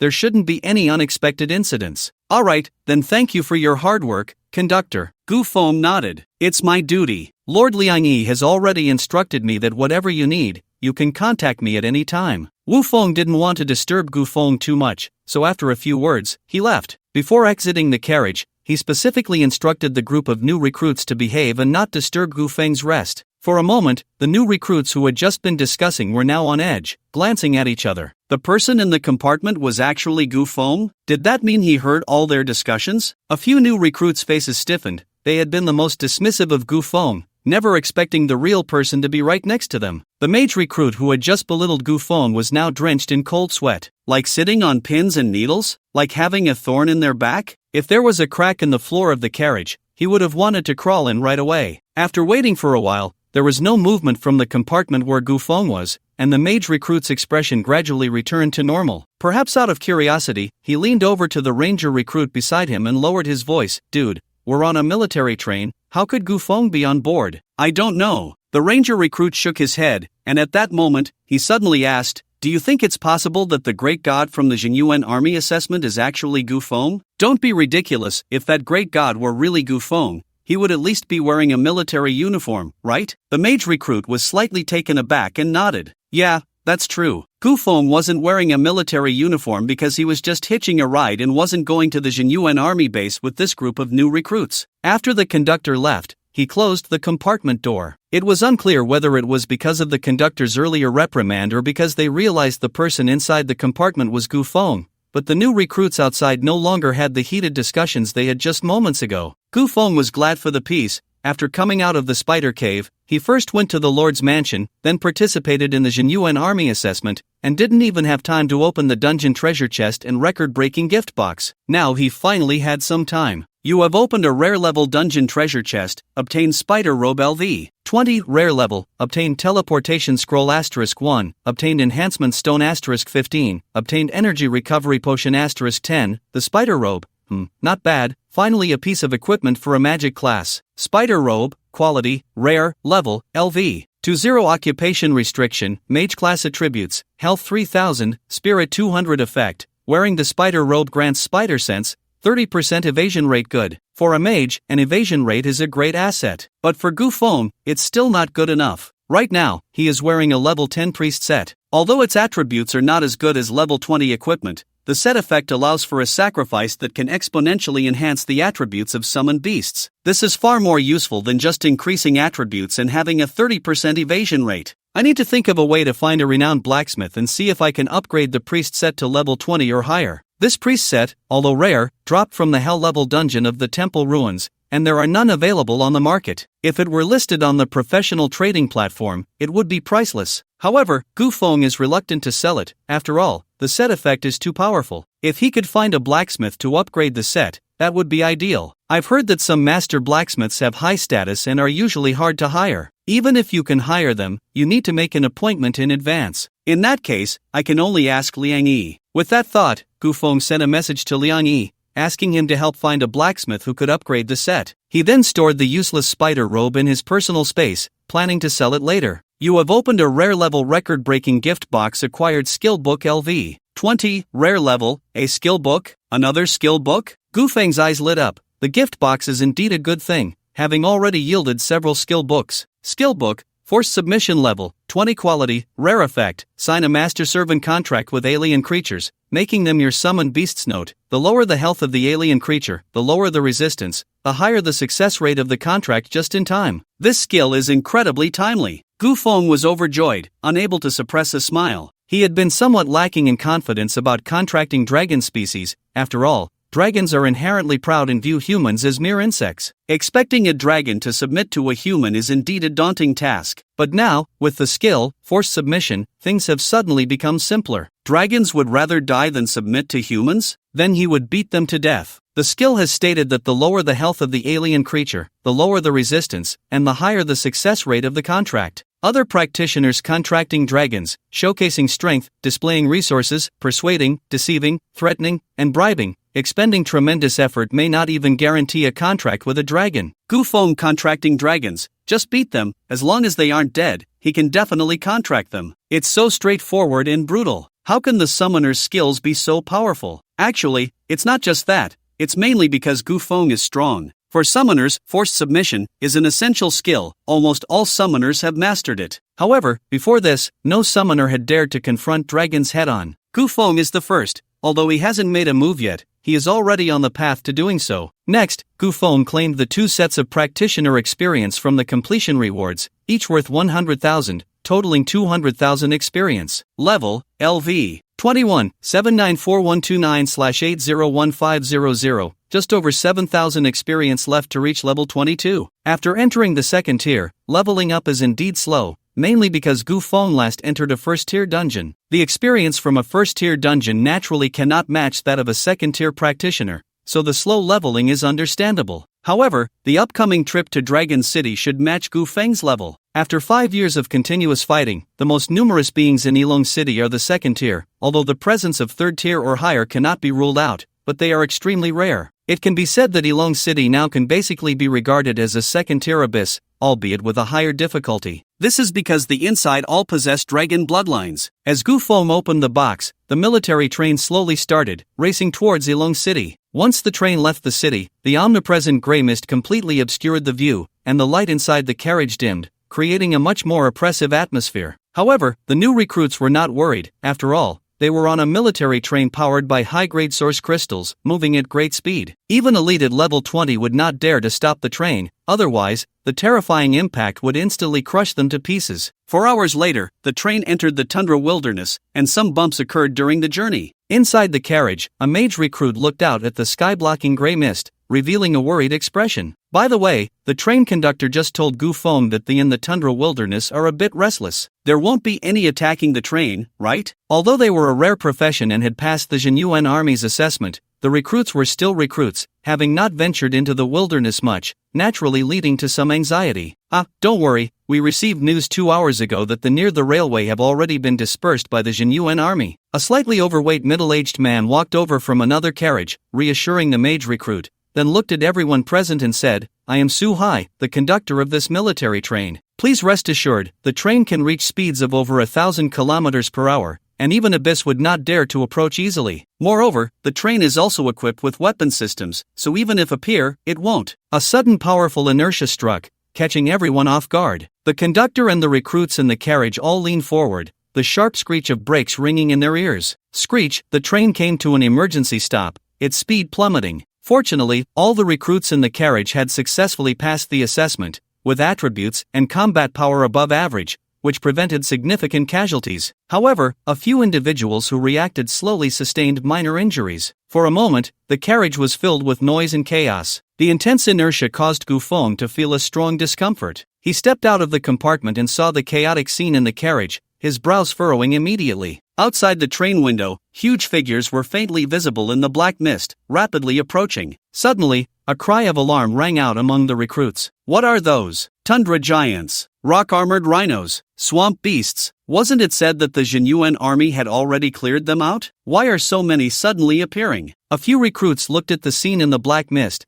their faces turning pale with fear. Conductor Su Hai steadied himself and instinctively turned to look, his expression suddenly changing. Outside the train window, dozens of shadows were lurking in the gray mist, including several elite, all at level 30. Although the train's speed was very fast, if several level 30 elite teamed up, they could force it to a stop. Generally, in the wilderness have their own territories and rarely gather together. But today's situation was clearly unusual. A group of recruits looked outside, trembling. Why are we slowing down? Hurry up and accelerate, break through the S-encirclement. At the same time, red alarms lit up on both sides of the carriage. The road ahead has been damaged by swamp beasts, the train cannot continue, all personnel, prepare for battle immediately. The road ahead has been damaged by swamp beasts, the train cannot continue, all personnel, prepare for battle immediately. The voice of the train conductor echoed through the loudspeaker. The chief attendant frowned deeply, his face pale with anger. The road has been destroyed by the mud beasts? These aliens are definitely up to something. The military train was halted in the wilderness, surrounded by a group of aliens. If the rock-armored giant rhinoceros charged at the train, it would surely overturn the entire carriage. Gu Feng stepped out of the compartment and walked towards the carriage, but Su Hai quickly stepped forward to block him. Mr. Gu Feng, please don't move recklessly. The soldiers on the military train have already been dispatched, and the attack system will be activated. Everyone must remain calm. The last sentence was directed at the panicking new recruits. Following that, a large number of soldiers armed with weapons rushed down from the train, and the sound of machinery clattering echoed from the top of the carriage, indicating that the attack system was starting up. The chief attendant stood by Gu Feng's side, not daring to make any sudden moves. The train conductor had specifically instructed him earlier that Gu Feng was a favored figure beside the Lord of Wancheng, and if anything went wrong, his position would likely be lost. Gu Feng said nothing, his gaze fixed outside the window. Through the gray mist, leading the charge were elite tundra giants of level 30, massive black shadows surging forward as if an alien army was launching an assault. A loud noise erupted from the top of the train as the energy cannons automatically locked onto the nearest aliens, unleashing their full firepower. The soldiers of the Years.When army accompanying the train jumped off, engaging in a life-and-death struggle with the surrounding aliens. These were all 3-star soldiers, equipped with standard gear from the Years.When army, almost armed to the teeth, with formidable combat strength. Under the leadership of several Tier 3 officers, the soldiers successfully held back the first wave of aliens charging in. Mr. Gu Feng, the military train is not only equipped with weapons but also a defense system. This is the safest place, you must not get off the train. The chief attendant's voice rang in Gu Feng's ear. He said this because, after a brief moment of panic, several new recruits in the carriage, fueled by adrenaline, were trying to organize themselves to get off and kill the aliens, including the ranger who had just praised Gu Feng. Since the Years.When soldiers had already engaged and were locked in fierce combat with the aliens, they believed it was the perfect time to help. However, at that moment, a noticeable tremor shook the ground, and from the depths of the gray mist, enormous black shadows were charging towards the military train. The new recruits turned pale at the sight. Those were rock-armored giant rhinoceroses, each larger than a heavy truck, all at the peak of Tier 2,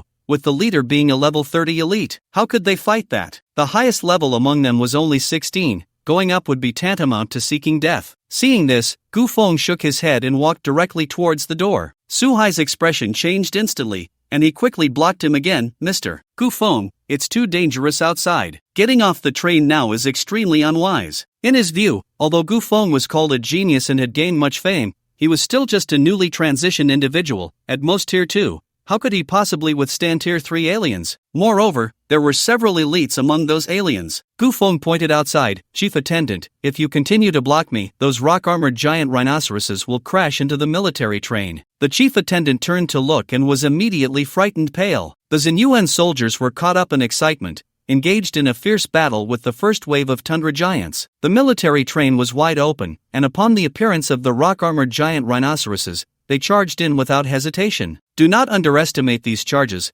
That was a skill of the rock-armored giant rhinoceros. Once hit, with the train's defense system, it wouldn't take many hits before it would be destroyed, along with its occupants. Stop the rock-armored giant rhinoceros! A Tier 3 officer of the Blood Warrior class shouted, his blood energy erupting as he charged forward with a sword, directly slashing at a rock-armored giant rhinoceros. Bang! The third-tier officer was knocked back, his body flying like a cannonball crashing into the military train, creating a massive dent in the carriage. This scene caused the new recruits inside the carriage to show expressions of shock. Gu Feng said nothing more, stepping forward to push past the conductor and directly exiting the carriage. If those alien races were to destroy the military train, it would be a disaster. Beside the door, the officer who had created the dent was just managing to stand up from the ground. Upon seeing Gu Feng step out, he immediately shouted, "Stop!" Gu Feng turned to look, seeing the officer's damaged combat uniform marked with the insignia of a second lieutenant, the 3 stars stained with blood. A 3-star second lieutenant. Gu Feng paid him no mind, instead focusing on the rampaging rock-armored giant rhinos charging toward them. Leading the charge was a level 30 elite, with the rest being peak second-tier ordinary aliens. If they were to destroy the military train, everyone would likely be trapped in the wilderness. Get back! The officer shouted at Gu Feng, brandishing his long knife and charging bravely toward the group of rock-armored giant rhinos. Though commendable, such an act was akin to a mantis trying to stop a chariot. Even if a third-tier warrior unleashed all their power,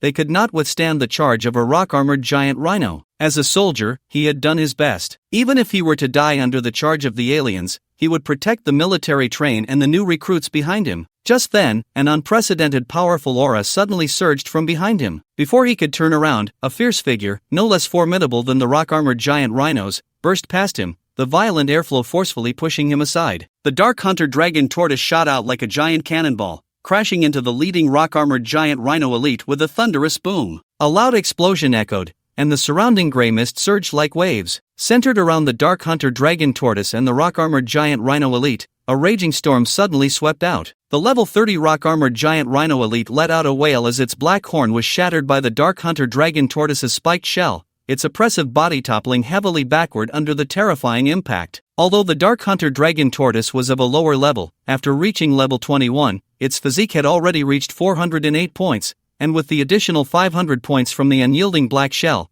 its total physique soared to 908 points. Consequently, the talent, Rebound Spikes, had its counter-damage ratio raised to 95.4%, nearly equivalent to 100%. It could be said that the reason this rock-armored giant rhino elite suffered such severe damage during the charge was almost as if it had crashed into its own charging skill. Taking advantage of the rock-armored giant rhino elite's fall, the Dark Hunter Dragon Tortoise extended its body from the spikes and unleashed a furious roar at the group of rock-armored giant rhinos behind. Roar, more than 20 rock-armored giant rhinos, affected by the taunt effect, instantly transformed their cold expressions into ones of rage. They quickly turned their spears, abandoning their attack on the military train, and launched a frenzied assault toward the Dark Hunter Dragon Tortoise. The Dark Hunter Dragon Tortoise showed no fear, its eyes bursting with battle intent. With both its talent and skills activated, each time it was attacked, it could increase its damage output by 10% and attack speed by 1%. Coupled with its nearly 100% counter damage, its output capability completely crushed this group of aliens. Inside the carriage, the new recruits watched the battle through the windows,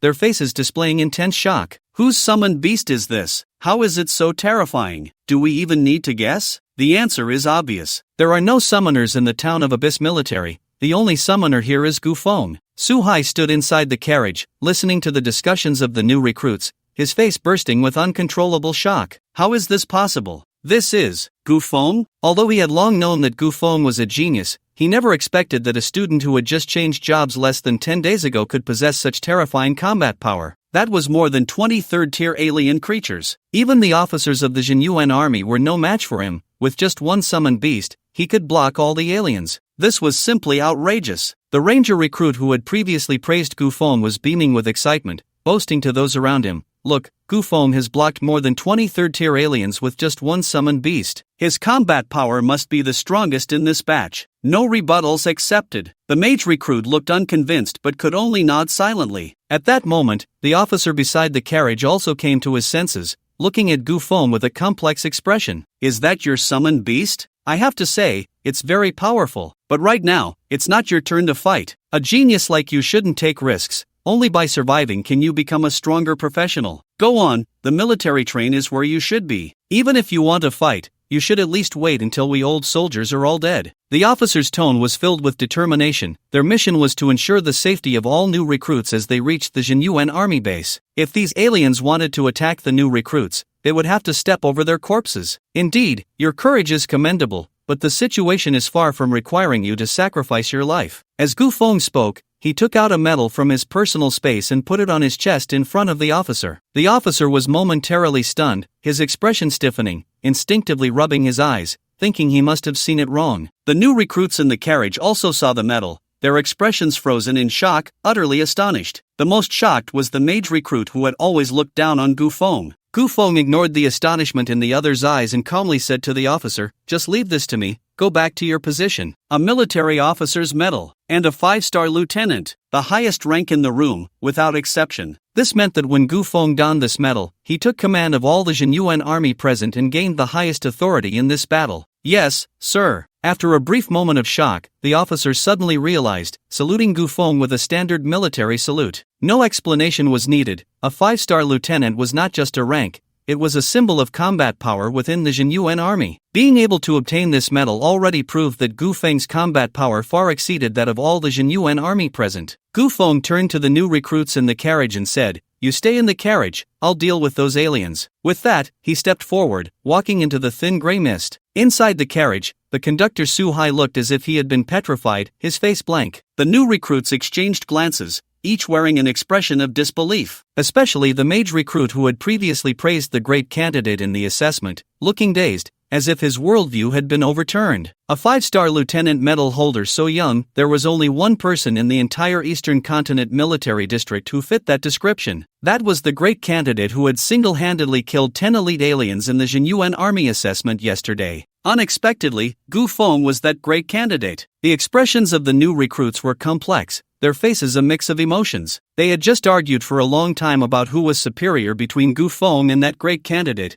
only to find out they were the same person. Incredible! They had all undergone 9 years of vocational education. How could Gufeng be so outstanding? At this moment, in the gray mist, dozens of figures were attacking wildly, and the battle was extremely intense. The Dark Hunter Dragon Turtle found itself under siege by a group of rock-armored giants, fiercely counterattacking with its innate talents and skills. Despite its robust physique and defenses, its health was rapidly depleting. After all, it was being besieged by a group of level 30 alien creatures, and the disparity in both level and numbers was staggering. Even if each rock-armored giant's skill could only deal 10,000 damage, with over 20 attacking simultaneously, the damage reached a terrifying level. In just a few breaths, the Dark Hunter Dragon Turtle's health had dropped below half and continued to plummet. At that moment, without needing any commands from Gufeng, the Dark Hunter Dragon Turtle let out a roar and directly activated the bloodline power sleeping within its body. Dragon blood boiling. When health drops below 30%, defense increases by 300%,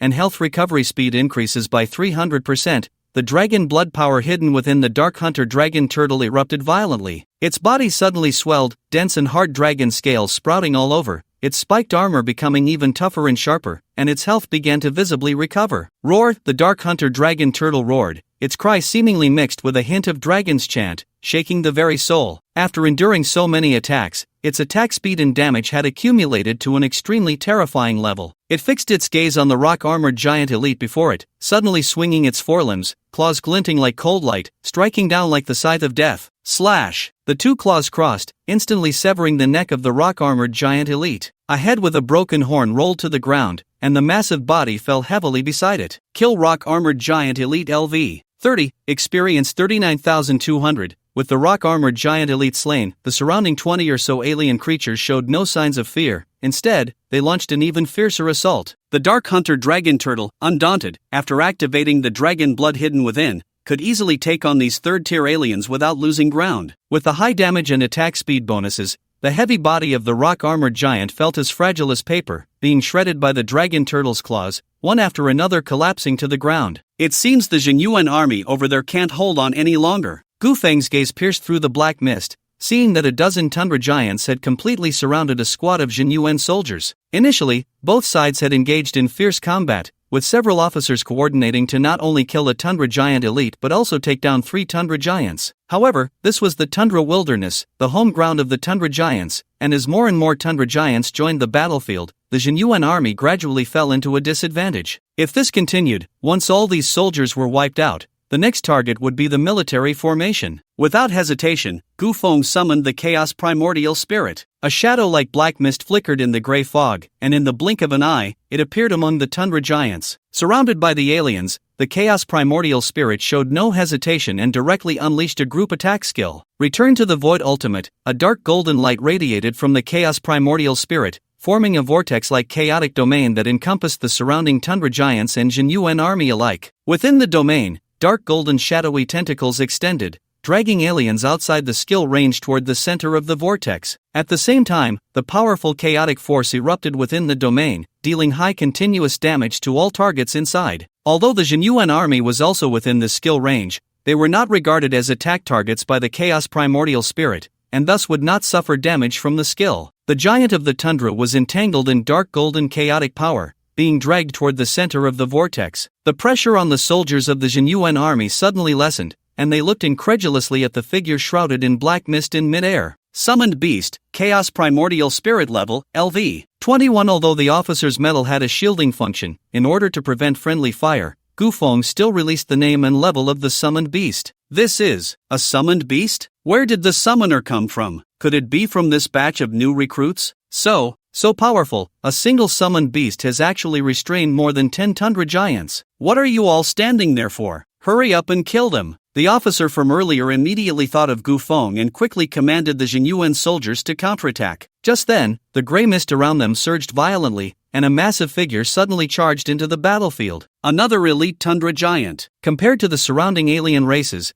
this elite alien exuded an even more immense and powerful aura, creating a strong sense of oppression. Damn, these aliens just keep coming. The officer's brow furrowed tightly, the long knife in his hand already dulled from the fighting. If the tundra giants continued to join the battlefield endlessly, all the soldiers would be worn down to death here. Gu Feng also realized the problem at this moment. After the dark hunting dragon turtle had killed all the rock-armored giants, a large number of swamp beasts had emerged from the ground. Although they weren't particularly strong, they were very troublesome to deal with. The state of these aliens is off. They are clearly being driven. There must be a hidden mastermind nearby, Gu Feng said as he walked up to the officer. Sir, do you have a plan? The officer asked hurriedly. You all continue to deal with the tundra giants. I will go root out that hidden mastermind. But, with just us soldiers, we can't possibly resist so many aliens. No worries, I will leave 2 summoned beasts here. Ha! The officer's face showed a hint of shock. If you leave the summoned beasts here, won't you be putting yourself in danger? In his view, the dark hunting dragon turtle and the Chaos Primordial Spirit could not only fight above their level but could also take on many foes at once.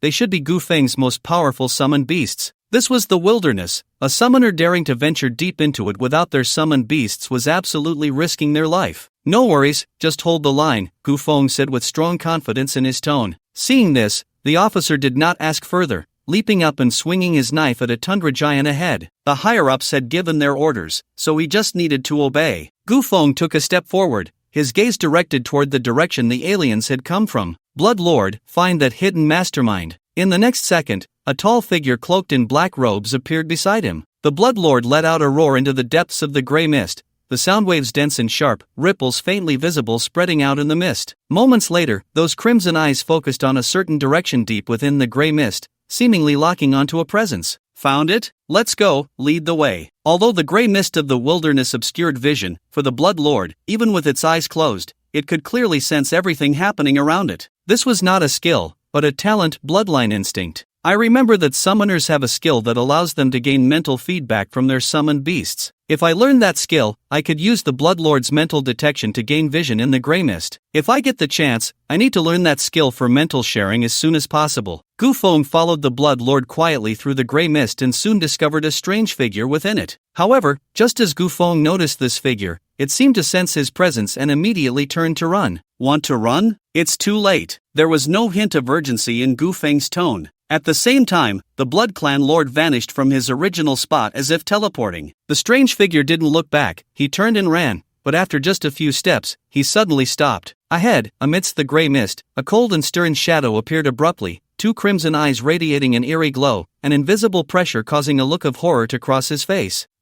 A human? Gu Feng stepped forward, peering through the thin gray mist, and saw that the strange shadow was actually a short, hunchbacked man. The man's face was covered in peculiar black patterns, resembling some kind of tattoo, his complexion slightly pale, and his cold eyes stared at the Blood Clan Lord for a moment before shifting to Gu Feng, who was not far away. You actually noticed me, such keen spiritual power. As he spoke, the hunchbacked man pressed his hands against the ground and suddenly pulled upward. With a loud crash, the ground erupted into towering mounds of earth, and 4 level 30 swamp beasts burrowed up from below. The swamp beasts were covered in hard scales, resembling crocodiles but larger, standing upright like humans. The 4 swamp beasts glared fiercely, positioning themselves in front of the hunchback man, letting out low growls directed at Gu Feng and the Blood Clan Lord. The hunchback man looked at Gu Feng, a cruel smile appearing on his pale face. Summoner, I remember you. I will come for you. With that, he left the 4 swamp beasts behind and turned to flee deeper into the gray mist. As soon as the hunchback man's words fell, a cold glint erupted in Gu Feng's eyes. Targeted? Would there be retaliation in the future? He couldn't tolerate this. There are 1,000 days of being a thief, but there are no 1,000 days of guarding against thieves. Are you that confident? Can you escape? Gu Feng shouted coldly, directly activating the effect of the medium cloak to cast the skill of the Chaos Primordial Spirit. Chaos Entanglement, a shadow flew from his hand, merging into the mist, and in an instant, it landed on the hunchbacked man, binding him in place. Without a word, Gu Feng chased after him. The 4 swamp beasts roared and charged forward, trying to block his path. Suddenly, the Blood Clan Lord's figure flickered, and 2 identical mirror images appeared beside him, attacking the 4 swamp beasts. Although the mirror images only had 80% of the original's combat power, they were still legendary level summoned beasts, and with 2 against 4, they were not at a disadvantage. The Blood Clan Lord followed Gu Feng into the depths of the gray mist. The hunchback man was now filled with horror. Not only was he immobilized, but he could also clearly sense the 2 auras behind him drawing closer. He couldn't understand why, when he was targeting the Years.When army's convoy, he had provoked such a powerful summoner. Although the wilderness was shrouded in gray mist with low visibility, he could see clearly that the person earlier wasn't wearing a military uniform. Could it be that he wasn't from the Years.When army? Right, how could the Years.When army have a summoner? With this thought, the hunchbacked man quickly turned and shouted, "Brother, is there some misunderstanding between us?" Almost as soon as he finished speaking, Gu Feng's figure appeared right in front of him. The sound of air being sliced through reached his ears, and he vaguely saw a heavy black iron hammer descending upon him like a mountain. Wait, a hammer? Wasn't that person a summoner? The hunchback man's mind went blank, unable to escape. He could only raise his arms in a blocking gesture, a layer of crystal and white shield appearing in front of him. Bang! The shield shattered under the violent impact, and the hammer continued its relentless descent, crashing down on the hunchback man. He let out a scream, feeling as if he had been hit by a high-speed train. A powerful force sent him flying, crashing heavily against a massive rock. His arms were broken and mangled, blood and flesh in a terrible state, and even his internal organs felt as if they were being carved by knives and axes. What kind of joke is this? Summoners are magic-based professions. What do they need a melee weapon like a heavy hammer for? The hunchbacked man was filled with horror, his health dropping significantly. To smash you, of course. Am I supposed to smash myself? Gufeng said, holding a heavy hammer in his hand, a bland smile on his lips as he approached the hunchbacked man. Every magic profession has a heart for melee combat. Previously, when fighting the alien races in the abyss, he had been cautious and let his summoned beasts do the fighting. But now it was about revenge. He had to take matters into his own hands. The heavy hammer was something he had obtained from a hell-level abyss, its attributes not particularly impressive, unsellable, so he had kept it in his personal space. Magic professions could use melee weapons, they just couldn't gain the equipment's attribute bonuses and effects. In Gufeng's hands, the fine-grade heavy hammer was no different from an ordinary iron hammer. However, with Gufeng's current strength of 627, which was higher than the base strength of a level 35 warrior, even wielding an iron hammer would cause terrifying damage. Gufeng crouched down and swiftly removed the hidden emblem from the hunchbacked man's clothing, revealing the man's information immediately. Profession, Beast Tamer, Level, LV. 25, Attributes, Strength 232, Agility 220, Constitution 243, Spirit 384, Skill I, Mastery of Beast Language, Skill 2, Commanding Beasts, Skill 3, Beast Frenzy. The Beast Tamer was also a rare profession. But to act so arrogantly in the wilderness at level 25, wasn't that a bit too bold? Looking for death? With such little ability, you dare to threaten me? Tell me, should I smash you to death? Or should I smash you? Gufeng's tone was laced with undisguised killing intent. Upon hearing this, the hunchbacked man's face showed a look of horror,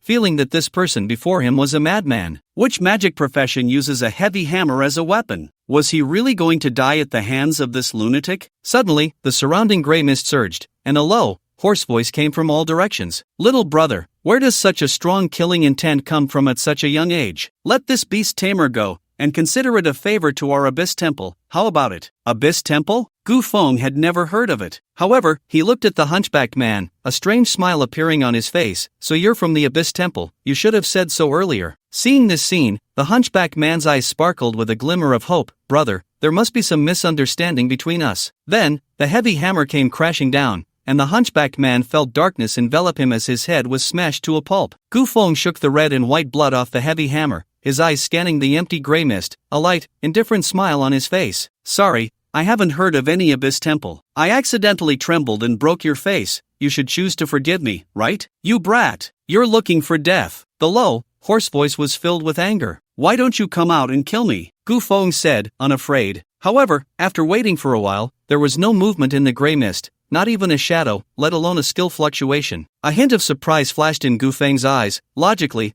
after he killed the hunchbacked man, the one claiming to be from the Abyss Temple should have jumped out to kill him in revenge. Yet, even after 1 or 2 minutes, he hadn't seen a single figure. Was the Abyss Temple this cowardly? Not bad, you weren't scared. Given your courage, I'll spare your life today. Brat, the mountain doesn't turn, the water does. We will meet again. Want to leave? It's too late. The reason I waited so long just now was to buy time for the Blood Clan Lord to locate that person. If the other party had left right away, it would have been impossible to find them, but now, it's too late. The Blood Clan Lord's figure flickered, leaving behind a trail of afterimages as he charged into the gray mist, twin guns blazing, bullets pouring like a torrential storm into a certain area within the fog. The gray mist churned violently, muffled groans echoed, and then a shadow leaped out from the mist. Die for me! Gufeng shouted, and the Blood Clan Lord unleashed his skill, a series of bright silver bullets shooting out like lightning, striking the shadow. The earlier torrential barrage was merely to force the opponent to reveal themselves. This skill was the real killing move. The shadow was hit by the skill, letting out a scream, followed by a series of dense metallic clashing sounds. The gray mist parted, revealing the shadow to be a middle-aged man clad in black armor, his face shrouded in gloom. Gufeng looked over, but due to the opponent wearing shielding equipment, he couldn't discern any information. However, judging by the equipment, he was likely a warrior or swordsman. Although the armor blocked most of the skill's damage, large areas of it were shattered and severely damaged. The man collapsed to the ground, his face pale, gasping for breath. Seeing Gufeng approach, he quickly put on a hypocritical smile. Little brother, don't be in such a hurry to act. The grudge between you and that beast tamer has nothing to do with me. I'm just working for the Abyssal Temple. How about I offer you an epic level piece of equipment as compensation, and then bow to you? You can treat me like a fart and let me go, okay? Hearing about the epic level equipment, Gufeng's eyes lit up with interest. What is it? Show me. The man looked embarrassed, chuckling awkwardly. Well, The equipment isn't with me at the moment. Seeing the coldness in Gu Feng's eyes, the man trembled and quickly changed his tune. Little brother, let's talk it over. That equipment is guarded by the Abyssal Temple people at a nearby outpost. I can take you to get it. What exactly is it? Epic level equipment, a reproduction ring. This ring can replicate one of your unit's talents and apply it to the user. Replicating a unit's talent? A hint of surprise flashed in Gu Feng's eyes as he pressed. How far is it? He took the bait. The man's face showed a hint of joy as he pointed into the gray mist. Not far, just follow this direction for about 10 kilometers, and you'll find the Abyssal Temple's outpost. The beast tamer you just killed was one of the Abyssal Temple's followers. This attack on the military convoy was planned by him, aimed at creating an accident to lure the nearby Years.When army to their deaths. Gu Feng narrowed his eyes, staring at the man and asking, "What's your role in the Abyssal Temple?" The man's expression froze, a hint of panic flashing in his eyes. I am just a small fry, working for the Abyssal Temple. This has nothing to do with me. Impatience flickered in Gu Feng's eyes. He didn't waste words and directly activated the effect of the medium cloak. Dimensional assassination before the man could react. His body trembled violently, the life in his pupils rapidly extinguishing. Since you're just a small fry, what use are you to me? Go in peace. Although he didn't know what the Abyssal Temple truly was, anyone bold enough to attack the Years.When army's special train was definitely not a good person. Before his transmigration, these people would have been labeled terrorists, all deserving to be taken out. Human nature is too complex. Gu Feng couldn't be bothered to interrogate. It was always better to eliminate the root of the problem, right? After all, that man had already seen his face, and behind him was a terrifying organization. If he wasn't afraid of thieves stealing, how could he not be afraid of them keeping an eye on him? Taking down the hidden emblem on the man revealed the information about him. A level 30 ghost swordsman. Poor. He dropped a pile of equipment, the highest quality being a rare-grade katana. He wasn't even as strong as that level 25 beast tamer. At least he dropped an epic-level spellbook. While Gu Feng was sorting through his gains, the Blood Clan Lord was also busy, transforming the two corpses on the ground into two Blood Clan descendants. Among them, the Ghost Swordsman was a level 30 professional, and converting him into a level 30 Blood Clan descendant directly consumed 5,000 health points. Although the consumption was a bit higher than before, the self-destruct damage was also higher, reaching a total of 10,000 points. 3 tier is still the best. After waiting for a while, 2 mirrors brought 4 transformed Blood Clan Mud Beasts to him. The 4 Blood Clan Mud Beasts were all tier 3. And with the Blood Clan Ghost Swordsman, a self-destruct could deal 50,000 damage. Don't underestimate this damage. Humans are not elite other races or bosses, and there is no concept of health point bonuses. Except for the Blood Cow profession, very few tier 3 professionals have health points exceeding 50,000, at most just wearing some high-quality equipment to enhance their defense. Gu Feng and the Blood Clan Lord traversed through the black mist, heading in the direction indicated by the Ghost Swordsman. Regardless of whether what that person said was true or false, they would know once they went to take a look. As Gu Feng's group traveled through the wilderness, they did not find any facilities resembling an Abyssal Temple stronghold. He was not impatient. He patiently walked for a while longer, still finding nothing. It seems that Ghost Swordsman was lying to me. He deserved to die. Gu Feng cursed inwardly and turned back. Just then, a shadow suddenly darted out from the gray mist behind him. A pitch-black arrow shot through the air like a black lightning bolt, reaching Gu Feng's back in the blink of an eye. A cold glint flashed in Gu Feng's eyes. Without any movement, he activated his skill. Teleport swap. In an instant, his figure was replaced by a Blood Clan Mud Beast, narrowly avoiding the attack that was almost upon him. In the position he had just vacated, the Blood Clan Mud Beast was struck by the black arrow as soon as it appeared. The black arrow slipped into the Blood Clan Mud Beast's body like a shadow, smooth and seamless. Roar a wail echoed across the wilderness as the skill's damage erupted, and the Blood Clan Mud Beast's grotesque body turned into a puddle of blood on the ground, erasing all traces. Damn it, he actually dodged it. Somewhere in the gray mist, a Shadow Ranger cloaked in black was filled with unwillingness. Just as he was about to retreat, a sudden cold laugh rang out behind him. Finally found you, you really know how to hide. Who? The Shadow Ranger trembled, his face filled with horror. He quickly drew a spare arrow, not looking back, and without hesitation, stabbed backward. The air let out a sharp explosive sound, but he hit nothing. Instinctively turning his head, he saw a series of silver lights striking him like lightning, crackling against his body. The Shadow Ranger's equipment was a piece of black leather armor, which, although of excellent quality, could not withstand the skill's damage, losing 30% of his health in a single breath. Terror appeared on the Shadow Ranger's face as he fled in panic, completely losing the will to resist. This leather armor was epic grade, yet it had lost 30% of his health. It was unimaginable how terrifying the true damage of this skill must be. However, at that moment, Gu Feng raised his hand and released a chaotic shadow, instantly wrapping the opponent in place. Immediately, he walked through the thin gray mist and approached the Shadow Ranger's side. Without a word, he swung the heavy hammer in his hand and mercilessly smashed the ranger's leg bone. Crack! The crisp sound of breaking bones echoed. The Shadow Ranger, who was begging for mercy, let out a piercing scream as the excruciating pain twisted his features. The scream rang out, only to be abruptly cut off the next moment. The Blood Clan Lord had seized the Shadow Ranger by the throat, lifting him effortlessly with a gentle squeeze of his hand. The Shadow Ranger's face turned a pig liver color from lack of oxygen, and he struggled desperately, trying to pry the Blood Clan Lord's iron-like fingers from his throat. However, it was all in vain. Gu Feng stepped forward, a cold glint flashing in his eyes. "Where is the replica ring?" The Shadow Ranger pointed without hesitation to where he had been earlier, the underground cave. In the next moment, the Blood Clan Lord exerted his grip, and the Shadow Ranger's head was severed from his body. Removing the hidden emblem revealed the identity information of the opponent, a level 30 ranger. Although the Shadow Ranger was a well-known rare class, he could only deal damage from a distance. Once engaged in close combat, it was basically a dead end. Not to mention that the Blood Clan Lord was a legendary summoned beast. Even if it were an epic-level dark hunting dragon turtle, the Shadow Ranger would still meet his demise. The Blood Clan Lord transformed the Shadow Ranger's corpse into a third-tier Blood Clan descendant. After Gu Feng picked up a few pieces of equipment, he led a group of Blood Clan descendants to the desolate area indicated by the Shadow Ranger. An underground cave? A few Blood Clan descendants began rummaging through the ground and quickly found a mechanism-like device. After triggering it, a 2-meter square entrance to the underground cave appeared in Gu Feng's line of sight,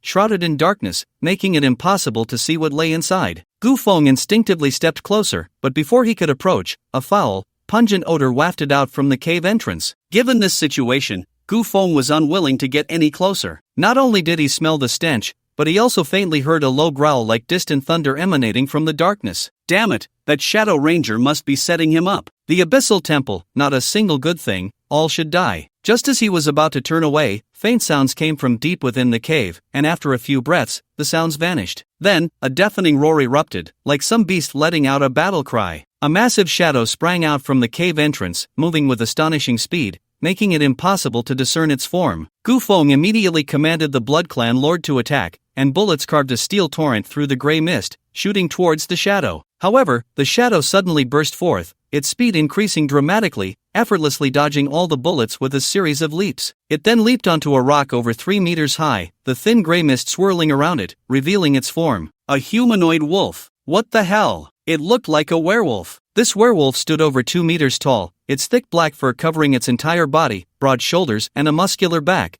exuding wild and ferocious power. Gu Feng frowned slightly, a hint of surprise in his eyes. He had only wanted to find the replica ring. How had a werewolf appeared? Moreover, this werewolf bore a hidden emblem, making its information invisible. The Blood Clan Lord stood in front of Gu Feng, confronting the werewolf, and even in its eyes, a cold killing intent erupted as if it had encountered a natural enemy. With a command, 7 Blood Clan descendants charged forward together. The werewolf was incredibly fast, but the Blood Clan descendants were not slow either. After several rounds of entanglement, the 7 Blood Clan descendants quickly formed a siege, blocking all escape routes for the werewolf. This scene was exactly what Gu Feng wanted. With a thought, the 7 bloodline descendants self-destructed beside the werewolf. The terrifying explosion wave blew away large swathes of gray mist, and the blood flames surged, completely engulfing the werewolf's form. Soon, the explosion subsided, leaving the werewolf battered and bruised, its body mangled and bloody. Although its health bar wasn't completely empty, it was severely diminished. At that moment,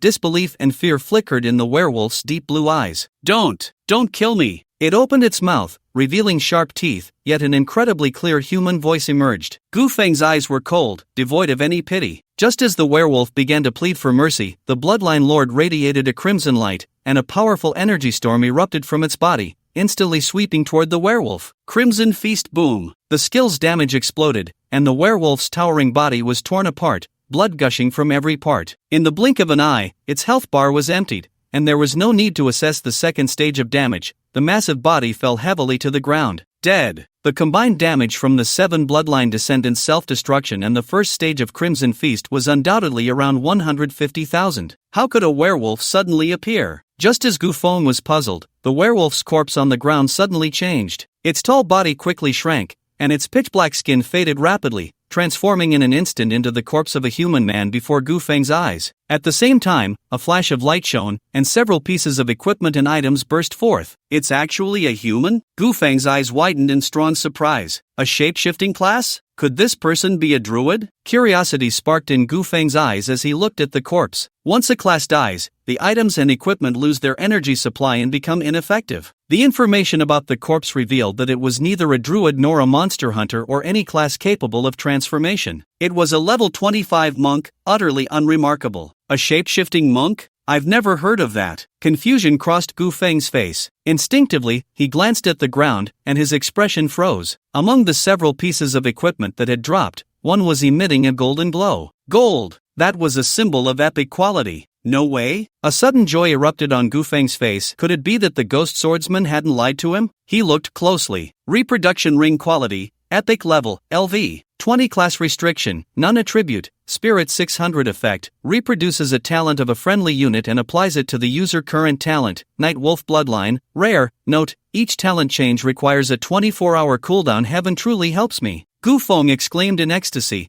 picking up the epic ring and putting it on his finger. The most immediate sensation was a sudden increase of 600 points in spirit, and his mind felt unprecedentedly clear and refreshing. The reproduction ring, reproducing the talent of a friendly unit. This equipment was tailor-made for summoners. Without hesitation, Gu Feng directly erased the Night Wolf bloodline from the ring. Rare quality? What a useless talent. He had 3 legendary level summoned beasts and 1 epic level summoned beast. Any of their talents would provide an explosive boost to his combat power. However, a question arose. Could the epic reproduction ring replicate legendary level talents? The answer was yes. The effect of the reproduction ring was to replicate a talent from a friendly unit, with no restrictions on the quality of the talent. It was the same as the medium cloak. I wonder if I can find a master blacksmith. If I could combine the medium cloak and the reproduction ring into a set, that would be perfect. After sending a message to Liang Yi on the military train, he quickly received a reply. When he returned to Wan City next time, an experienced master blacksmith could be arranged for him. No need for appointments, no waiting in line, and the master blacksmith would set aside his current work to prioritize forging equipment for him. This was privilege. He used to despise the privileged class because he could not enjoy it himself. Now, however, it felt great. After erasing the night werewolf talent from the ring, it entered a cooldown state, and he would have to wait 24 hours to replicate a new talent. Gu Feng turned back with the Bloodlord in 2 mirrors. When they returned to the location of the military train, the Dark Hunter Dragon Tortoise and the Chaos Primordial Spirit were already waiting beside the train. After dealing with that beast tamer, the source of the alien race was cut off,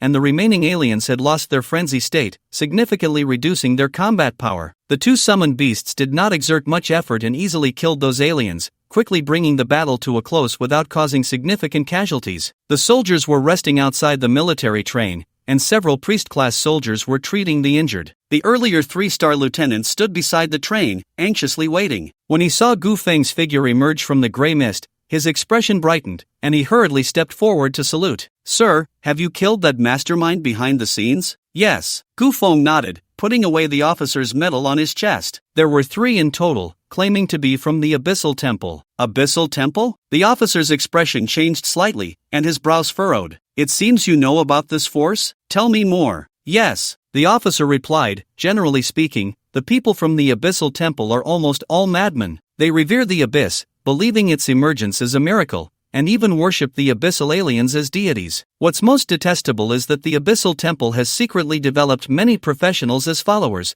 brainwashing them and inciting them to kill professionals everywhere. The attack on the military train today is not the first time. Because the Jinyuan army guards the Abyss, these people from the Abyssal Temple harbor deep hatred for us." "Oh, why?" Gu Feng asked. "The followers who joined the Abyssal Temple have already been brainwashed. They believe the emergence of the Abyss is a miracle, while the actions of the Jinyuan army obstruct the arrival of the deities. They kill professionals in the Abyss, attack military trains, and even assault the Jinyuan army's outposts in the wilderness, all to welcome the deities from the Abyss. Moreover, all the followers firmly believe that as long as more people die in the Abyss, it will accelerate the process of the Abyss descending into the world." "So arrogant? The Abyssal Temple? Isn't this a typical terrorist organization?" Gu Feng showed a look of surprise on his face. "Doesn't the Divine Xia Empire care? Doesn't the military care?" The officer shook his head. "How could they not care? The Abyssal Temple was classified as heretical by the Empire 10 years ago, and the military initiated a secret military operation,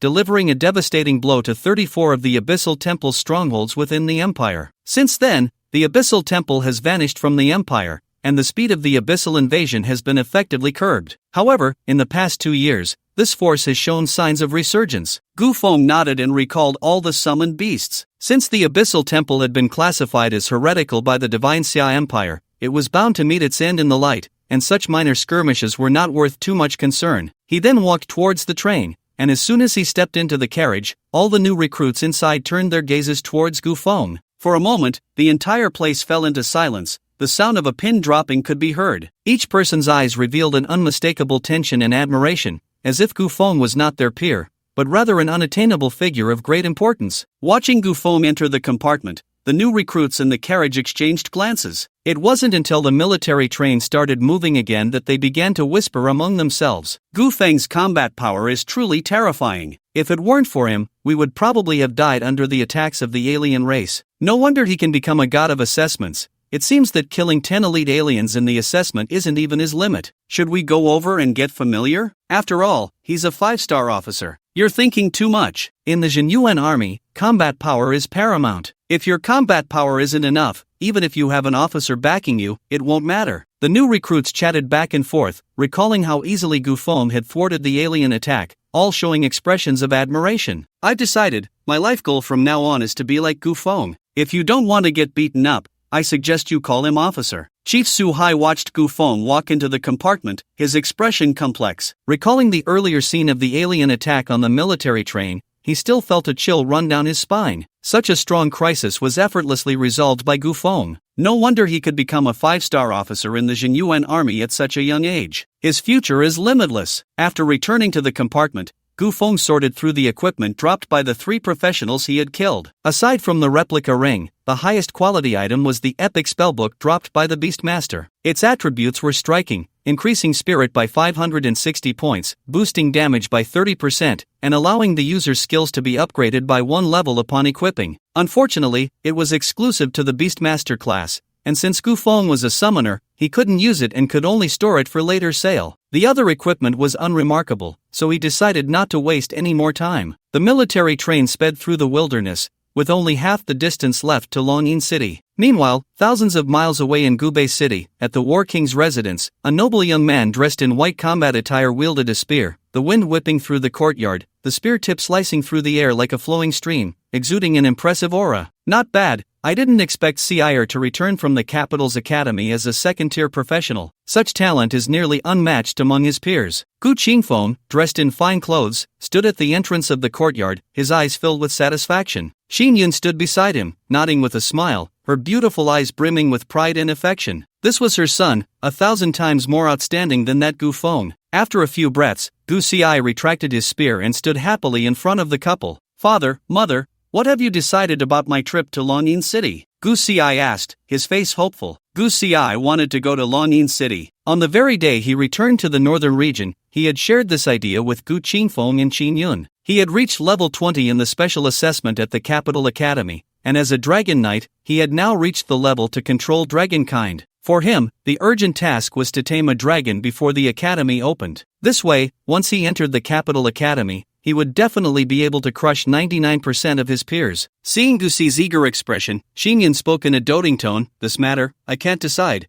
You'll have to ask your father." Upon hearing this, Gu Xi turned serious and looked at Gu Qingfeng. "Father, I am now a second-tier dragon knight and have reached the level to control dragonkind. I ask for your permission to go tame my mount." Gu Qingfeng frowned slightly, the softness in his expression fading a bit as he shook his head seriously and said, "Sire, Longyin City comes from the abyss, and it is fraught with dangers. Don't think that just because you're a second-tier, even third-tier and fourth-tier professionals have met with misfortune there." Gu Xi was unwilling and said, "Father, danger and opportunity coexist. Since someone can soar to great heights in Longyin City, I can certainly do the same. At worst, I can bring along 500 iron pagodas for protection. Now you can rest assured, right?" Gu Qingfeng's expression was cold and hard as he replied, "My mind is made up. Do not think about Longyin City anymore. There is absolutely no room for negotiation on this matter. As for subduing the Dragon Clan, the Capital Academy has already expressed their stance to me. If you can rank in the top 3 in the year-end assessment, the Academy will open the Dragon Valley instance for you. Entering the Dragon Valley instance can also allow you to subdue the Dragon Clan,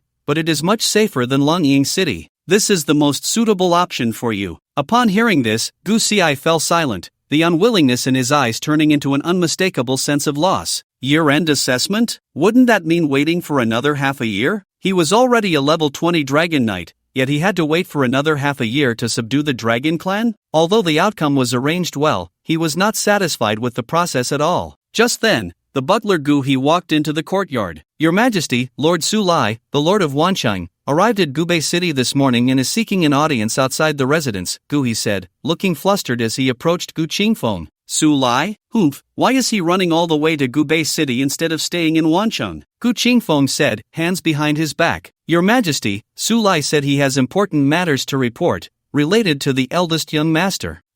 Chen Gu Qingfeng's expression changed, and an inexplicable sense of foreboding arose in his heart. What is it? Su Lai said, the eldest young master. Gu He wiped the sweat from his forehead, steeling himself, and said in a deep voice, he said the eldest young master has joined the military and has been recruited into the Jinyuan army by Lingfeng of the Eastern Continent Military District. What? This is outrageous! Gu Qingfeng suddenly erupted in anger. The Gu family comes from the academy, that ungrateful son has already betrayed the Northern Territory, and now he joins the military? Is he trying to completely sever ties with the Gu family? Nonsense! How dare that Lingfeng recruit my son into the Jinyuan army? Gu Qingfeng's eyes widened. When did this happen? Yesterday. Yesterday? Su Lai only reported this today? Gu He fell silent. Yesterday, to celebrate Gu Xi's return from the capital academy, the royal residence held a grand celebration with a lavish banquet, and he had been busy until late at night, missing Su Lai's call and message. He certainly wouldn't admit to that. Meanwhile, Xin Yun and Gu Xi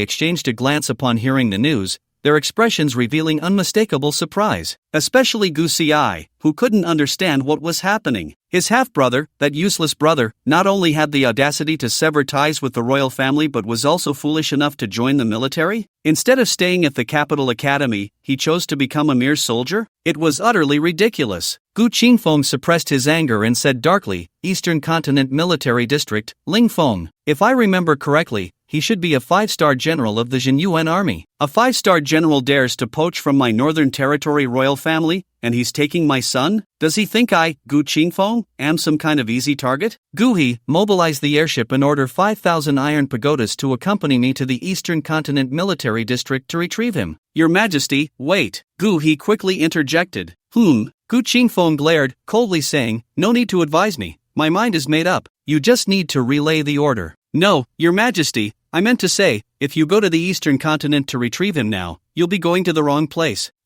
Be clear. News from Wancheng indicates that the eldest young master has already boarded the military train this morning and is heading to Longying City alone. Longying City? Gu Qingfeng's brows furrowed immediately. He's just a summoner. What does he want in Longying City? As soon as the words fell, he immediately reacted, and anger surged within him. Nonsense! He's just a summoner, and he dares to dream of contracting with the Dragon Clan? This is simply absurd. Even if he wants to contract with the Dragon Clan, he could come to Gubei City to find me. Joining the Jinyuan army, isn't this slapping my face, Gu Qingfeng? Moreover, what are those people in the Eastern Continent Military District doing? How could they allow my son to go to Longying City alone? If that ungrateful child comes to harm, can they bear the responsibility? Gu Qingfeng raged, then turned to Gu He, issuing orders. Gu He, convey my command. Within 10 minutes, order 5,000 iron floating towers to immediately board the air battleship and follow me to Longying City. Yes. Gu He bowed and quickly retreated. Gu Qingfeng suppressed his anger and looked at Gu Xi. Sire, didn't you want to go to Longying City? In 10 minutes, set off with the iron floating towers. Yes, father. Gu Xi nodded in response, silently sighing, feeling inexplicably displeased. Going to Longying City was what he had been longing for these past few days, and now he finally had his father's permission. But why did it feel so suffocating? He had pleaded with his father for several days, yet had not received permission. However, after his father learned about Gu Feng's situation, he boldly led the army to Longying City. He wanted 500 iron floating towers but was outright refused, while his father, for Gu Feng, unhesitatingly mobilized 5,000 iron floating towers to accompany him. This disparity left Gu Xi feeling very uncomfortable. He was a rare profession, a dragon knight, and the pride of the northern royal family. Why was his father behaving so unusually today, focusing all his attention on that useless summoner? It made him feel that the favoritism that should belong to him was suddenly snatched away by Gu Feng. Gu Si's heart was filled with resentment, and he couldn't help but coldly ask, "Father, I don't understand. To mobilize the air battleship and lead 5,000 iron floating towers, such a big commotion, is it just for that useless Gu Feng? Shut up." Xinyan's face suddenly changed, and she scolded sharply. Gu Si suddenly realized, a wave of regret surged in his heart, blaming himself for losing his composure in a moment of impulse. But it was too late. With a loud slap, Gu Si didn't even react before half of his face was marked with a bright red handprint. Gu Qingfeng's gaze was icy, and his expression darkened completely. "Gu Si, that is your own brother. No matter how much you look down on him in your heart, you should not speak disrespectfully." This was not the first time Gu Qingfeng had lost his temper, but it was the first time he had laid hands on Gu Si. In an instant, Gu Si was completely flustered. "Father, I didn't mean it. Shut up. I don't want to hear your explanation, but remember, I don't want to see something like that happen again." "Yes, Father, I understand." Gu Si obediently nodded, feeling the burning pain on his cheek, a flash of hatred crossing his heart. This slap filled him with resentment. He didn't understand why his father, who had always doted on him, suddenly began to care about that useless one. Gu Feng, what did he have that could compare to himself? Is this Longyin City? After getting off the military train, Gu Feng followed the map and arrived at a vast expanse of ruins that seemed to stretch endlessly. Longyin City had already turned into an enormous desolate city. The once towering city walls had long been destroyed in the battles over the years. From a distance, this city that had descended from the abyss had become a massive ruin set in the wilderness. Walking past the crumbling walls, the acrid smell of charred earth gripped his breath like invisible hands. Beneath his feet was the dry, scorching ground, and in the deep cracks, red lava flowed, occasionally splashing out sparks. Entering the city, where the scorched earth lay, the gray mist was almost imperceptible, becoming extremely thin. His vision suddenly opened up. Looking up, the sky resembled a massive, decaying curtain, a leaden gray tinged with an eerie crimson, pressing down heavily. The outskirts of Yilong City were dotted with strongholds of various factions, and a few minutes later, Gu Feng found the location of the Jinyuan army's stronghold. As he approached the entrance,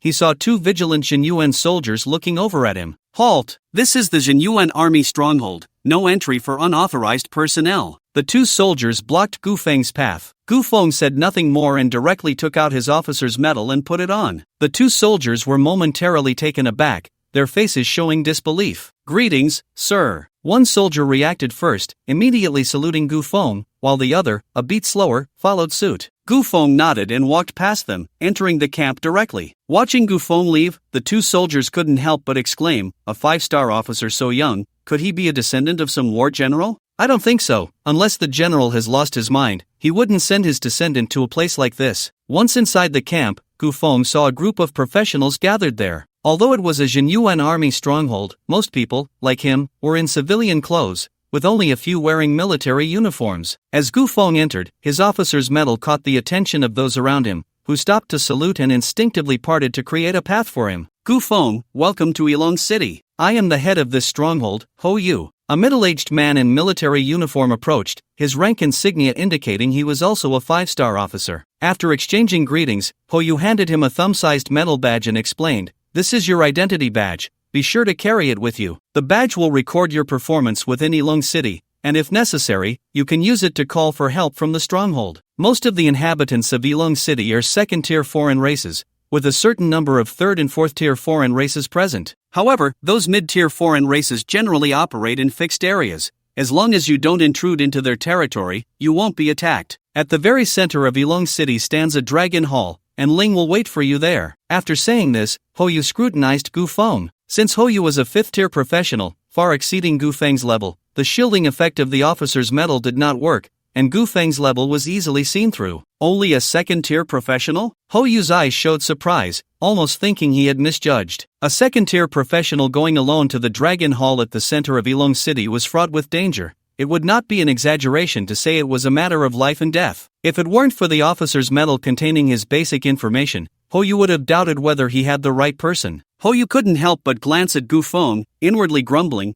could this kid have slept with Ling Feng's daughter? Otherwise, how could a 5-star general of the Eastern Continent Military District make things difficult for a 2nd-tier professional in this way? After a few internal complaints, he briefly introduced the situation in Ilong City. Subsequently, Gu Feng received a map of Ilong City and turned to walk out of the stronghold. Inside Ilong City, the vast majority were second-tier foreign races, and the closer one got to the central Dragon Hall, the more third and fourth-tier foreign races there were. But as Hoyu said, as long as one did not actively enter the territories of those mid-tier foreign races, one could largely avoid danger. Leaving the stronghold and stepping onto the scorched earth, Gu Feng immediately summoned the Blood Clan Lord, who followed him as he headed toward the Dragon Hall. Not long after they set off, a dragon-like creature appeared ahead, standing over a person's height, small in size, and looking like a young dragon. The young dragon had a fierce and sharp head, with eyes that radiated cruelty and ferocity. Its scales were a shade of blue, reflecting a dazzling sheen, and a pair of short, fleshy wings flapped behind it, while its long, flexible tail moved like a lively whip. Alien race, Iron Wing Young Dragon, level 23, health points 156,700, attributes, strength 368, agility 233, constitution 262, spirit 234, skill, piercing claw strike, a level 23 ordinary alien, with 156,000 health points and main attributes close to 370. This was already equivalent to the difficulty of a nightmare-level abyss. If the ordinary aliens at the outermost edge of Dragon Calling City were this powerful, how strong would those in the central area be? With a command from Gu Feng, the Blood Clan Lord raised his dual guns and directly activated his skill towards the direction of the alien. Bullets sliced through the air, shimmering like silver lightning, exuding a terrifying might. Bang! Bang! Bang! A series of muffled sounds erupted as a barrage of bullets, enhanced by the skill, struck the Iron Wing Young Dragon, turning it into a sieve with horrific damage. Its scaly body erupted with large blood holes, letting out a painful wail as it fell heavily to the ground, its health points reduced to 0. Kill Iron Wing Young Dragon LV. 23, experience 5899, such damage. Truly a legendary summoned beast. A level 23 alien was instantaneously killed by a level 21 Blood Clan Lord with a single skill. Moreover, due to the Blood Clan Lord's talent for kill resets, his skill bypassed the cooldown after the Iron Wing Young Dragon's death. In the distance, a team of adventurers was also besieging the Iron Wing Young Dragon. Standing in the back row was a level 28 archer, who, after witnessing the recent scene, rubbed his eyes in disbelief. Holy crap! That level 21 summoned beast actually killed the Iron Wing Young Dragon in one hit. What? A level 21 killed the Iron Wing Young Dragon? Dude, you must be seeing things. I'm an archer, you can doubt my combat power, but you can't doubt my eyesight, okay? But a level 21 killing a level 23, that's unrealistic, right? The archer's expression froze slightly. Indeed, it was somewhat unrealistic. Could it be that he was hallucinating? With that thought, he turned to look again. To his shock, he collapsed to the ground. He saw the Blood Clan Lord flick his hand, and a streak of red light flew into the corpse of the Iron Wing Young Dragon. The next second, the Iron Wing Young Dragon was resurrected, surrounded by a crimson glow, slowly rising from the ground. It came back to life? The archer's eyes widened, his jaw nearly dropping. Meanwhile, several other adventurers behind him also noticed the situation, all looking at Gu Feng in shock. What kind of profession is this? A summoner? No. A summoner doesn't have such abilities. You must be a necromancer, right? After the Blood Clan Young Dragon stood up, several of the blood holes on its body healed in an instant. The originally blue scales seemed to be dyed a crimson color, and a bloodthirsty light shone in its cold eyes. Gu Feng ignored the astonishment of those people, leading the Blood Clan Young Dragon as they continued deeper into the central area. Along the way, every so often, one or several Iron Wing Young Dragons would jump out from the ruins, all coming to deliver themselves. Gu Feng did not summon any other summoned beasts. After all, this was only the outermost part of Dragon Calling City, where the frequency of alien appearances was low and the difficulty was minimal. The Blood Clan Lord alone was more than enough. If another summoned beast were to join, there wouldn't be enough aliens to go around. Under the talent of Kill Reset, the Blood Clan Lord easily killed the alien races along the way and then transformed them into Blood Clan Young Dragons. After killing the alien races triggered by the Abyssal Temple and the Tundra Wilderness, Gu Feng had already reached level 22. The Blood Clan Lord also leveled up,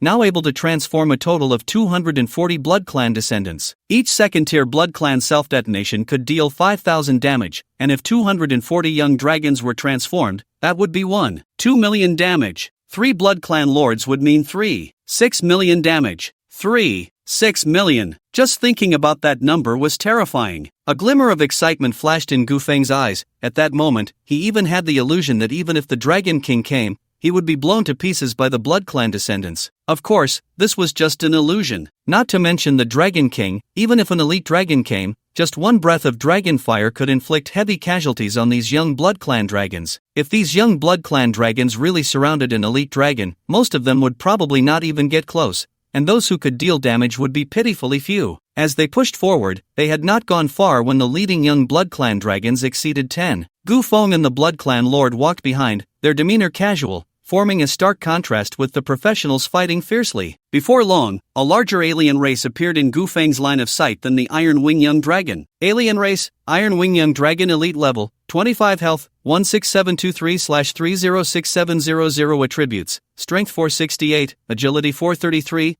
constitution 362, spirit 334 skill I, dragon scale shield skill 2, Iron Wing /skill 3, dragon breath an elite alien race? Gu Feng's eyes lit up, unable to resist glancing at the alien's health. Health, 16723/306700 low health, and severely low. For something like this to happen was simply outrageous, akin to a pie falling from the sky. In Dragon City, a large number of professionals fought here every day, so encountering low-health aliens was not surprising. However, encountering a low-health elite alien was a stroke of luck that was a bit excessive. This elite alien's agility attribute was not low, suggesting it had been reduced to low health by other professionals and had accidentally escaped here. A smile curved at the corner of Gu Feng's mouth. No matter who was killing this alien, since it had come to him, there was no reason not to kill it. With a thought, the Blood Clan lord immediately understood, and a blood-red light suddenly erupted from his body. Crimson Feast, a strong blood-colored storm swept toward the elite alien. Boom! The Iron Wing Young Dragon elite was hit by the skill, and its remaining health of over 10,000 was instantly cleared, its panicked body collapsing to the ground. After all, it was severely low health. The instant kill was without suspense. Killed 25 level Iron Wing Young Dragon Elite, experience 54800 loot obtained, Dragon Spirit Hunting Bow *1, epic level, loot obtained, Dragon Scale Boots *1, rare level, loot obtained, Young Dragon Claws *4, rare level, loot obtained, Young Dragon Heart *1, rare level. What a bountiful harvest. Killing the 25 level elite alien not only yielded nearly 55,000 experience but also dropped an epic level weapon, a rare level pair of boots, and a pile of rare level materials. It seemed his luck was explosively good. Gu Feng was feeling pleased and was about to check the attributes of that longbow. Whoosh! An ice arrow radiating intense cold shot through the air like lightning. Gu Feng's expression changed. Just as he was about to teleport away, he saw the Blood Clan lord raise his hand and fire a shot, a silver bullet instantly colliding with the ice arrow. Bang! The ice arrow shattered, exploding into a shower of ice shards. 13 young blood dragons surrounded Gu Feng, emitting low, rumbling roars, their bloodthirsty gazes fixed ahead, eyes filled with ferocity. Gu Feng looked forward and saw two figures emerging from the ruins, one in front and the other behind. There was no need for mental perception, just a glance at their equipment revealed their professions. The one in front was a warrior, while the one behind was a mage. Kid, we've been fighting this elite alien for half an hour, finally bringing it to a critical state, and you just swooped in and stole it from us. You, the warrior, wielding a great sword, wore an angry expression and was about to step forward when he saw more than a dozen young blood dragons rush up, guarding Gu Feng's side. The warrior's face stiffened, his eyes filled with caution, and his momentum weakened instantly. Shouldn't you give us an explanation? Little brother, according to the rules among professionals, you stole our elite alien. This matter probably doesn't hold water, does it? The young man dressed as a mage stood opposite, maintaining a safe distance. Gu Feng glanced at the two, as if looking at two fools. Hold water? What would hold water then? Today, it was only because his combat power was high enough that he could kill that elite alien. If it had been an ordinary level 22 summoner, they would have been killed in a single encounter. Can't kill aliens, only be killed by them? That's what holds water? Stop the nonsense. I did steal your critically wounded elite alien, so what? Gu Feng's expression darkened slightly. If these two continued to be ungrateful, he wouldn't hold back. Oomph, trying to act tough, huh? Do you think this warrior is just for show? The warrior shouted angrily, glaring at Gu Feng with his great sword raised, as if ready to strike at any moment. The mage stepped forward as well, his face cold as he said, "Little brother, your summoned beast is level 22, so you must also be level 22. Don't blame me for not reminding you, we are both level 28. What happened just now was your fault, so the loot belongs to us. You need to pay us 1 million as compensation, and today's matter will be settled, how about it?" The mage's staff emitted a chilling blue light, threatening without reservation. Gu Feng's gaze turned icy, they had clearly made up their minds about him. In the world of professionals, life was the least valuable thing. Moreover, they were in the wilderness, where killing and looting were the most normal things. Seeing the coldness in Gu Feng's eyes, the warrior suddenly burst forth with a golden light, casting a shield of courage on himself, then raised his great sword with a fierce expression. I was going to let you go, but since you don't know what's good for you, very well, you have no need to live anymore. Die for me, the warrior roared, charging at Gu Feng with his great sword raised. In this situation, there was no need for Gu Feng to give commands. The group of young blood dragons surrounding him let out furious roars and rushed forward without hesitation. The mage in the back immediately cast Frost Shock, dealing over 8,000 damage to the few young blood dragons charging in front and freezing them in place. It had an effect, but not a significant one. With the innate enhancement of the Blood Clan, these young blood dragons had attributes higher than those of the same level aliens. Even with the freezing effect applied, it didn't greatly affect their movement. The 13 young blood dragons surged forward, launching a fierce assault, forcing the warrior to retreat step by step, quickly surrounding the two professionals. Then, 10 of them suddenly charged forward, initiating a suicide attack. They closed in and self-destructed. Boom! The two professionals were still struggling to defend themselves when, without any warning, they were engulfed by a violent explosion. Blinding blood flames soared into the sky, and dust rose everywhere. Gu Feng and the Blood Clan Lord stood to one side, coldly observing with the last 3 blood dragon hatchlings. Once the dust settled, they saw that the spot where the two professionals had been was now a massive pit. The mage had been blown to bits, with remnants of ice crystal armor still visible on the shattered corpse,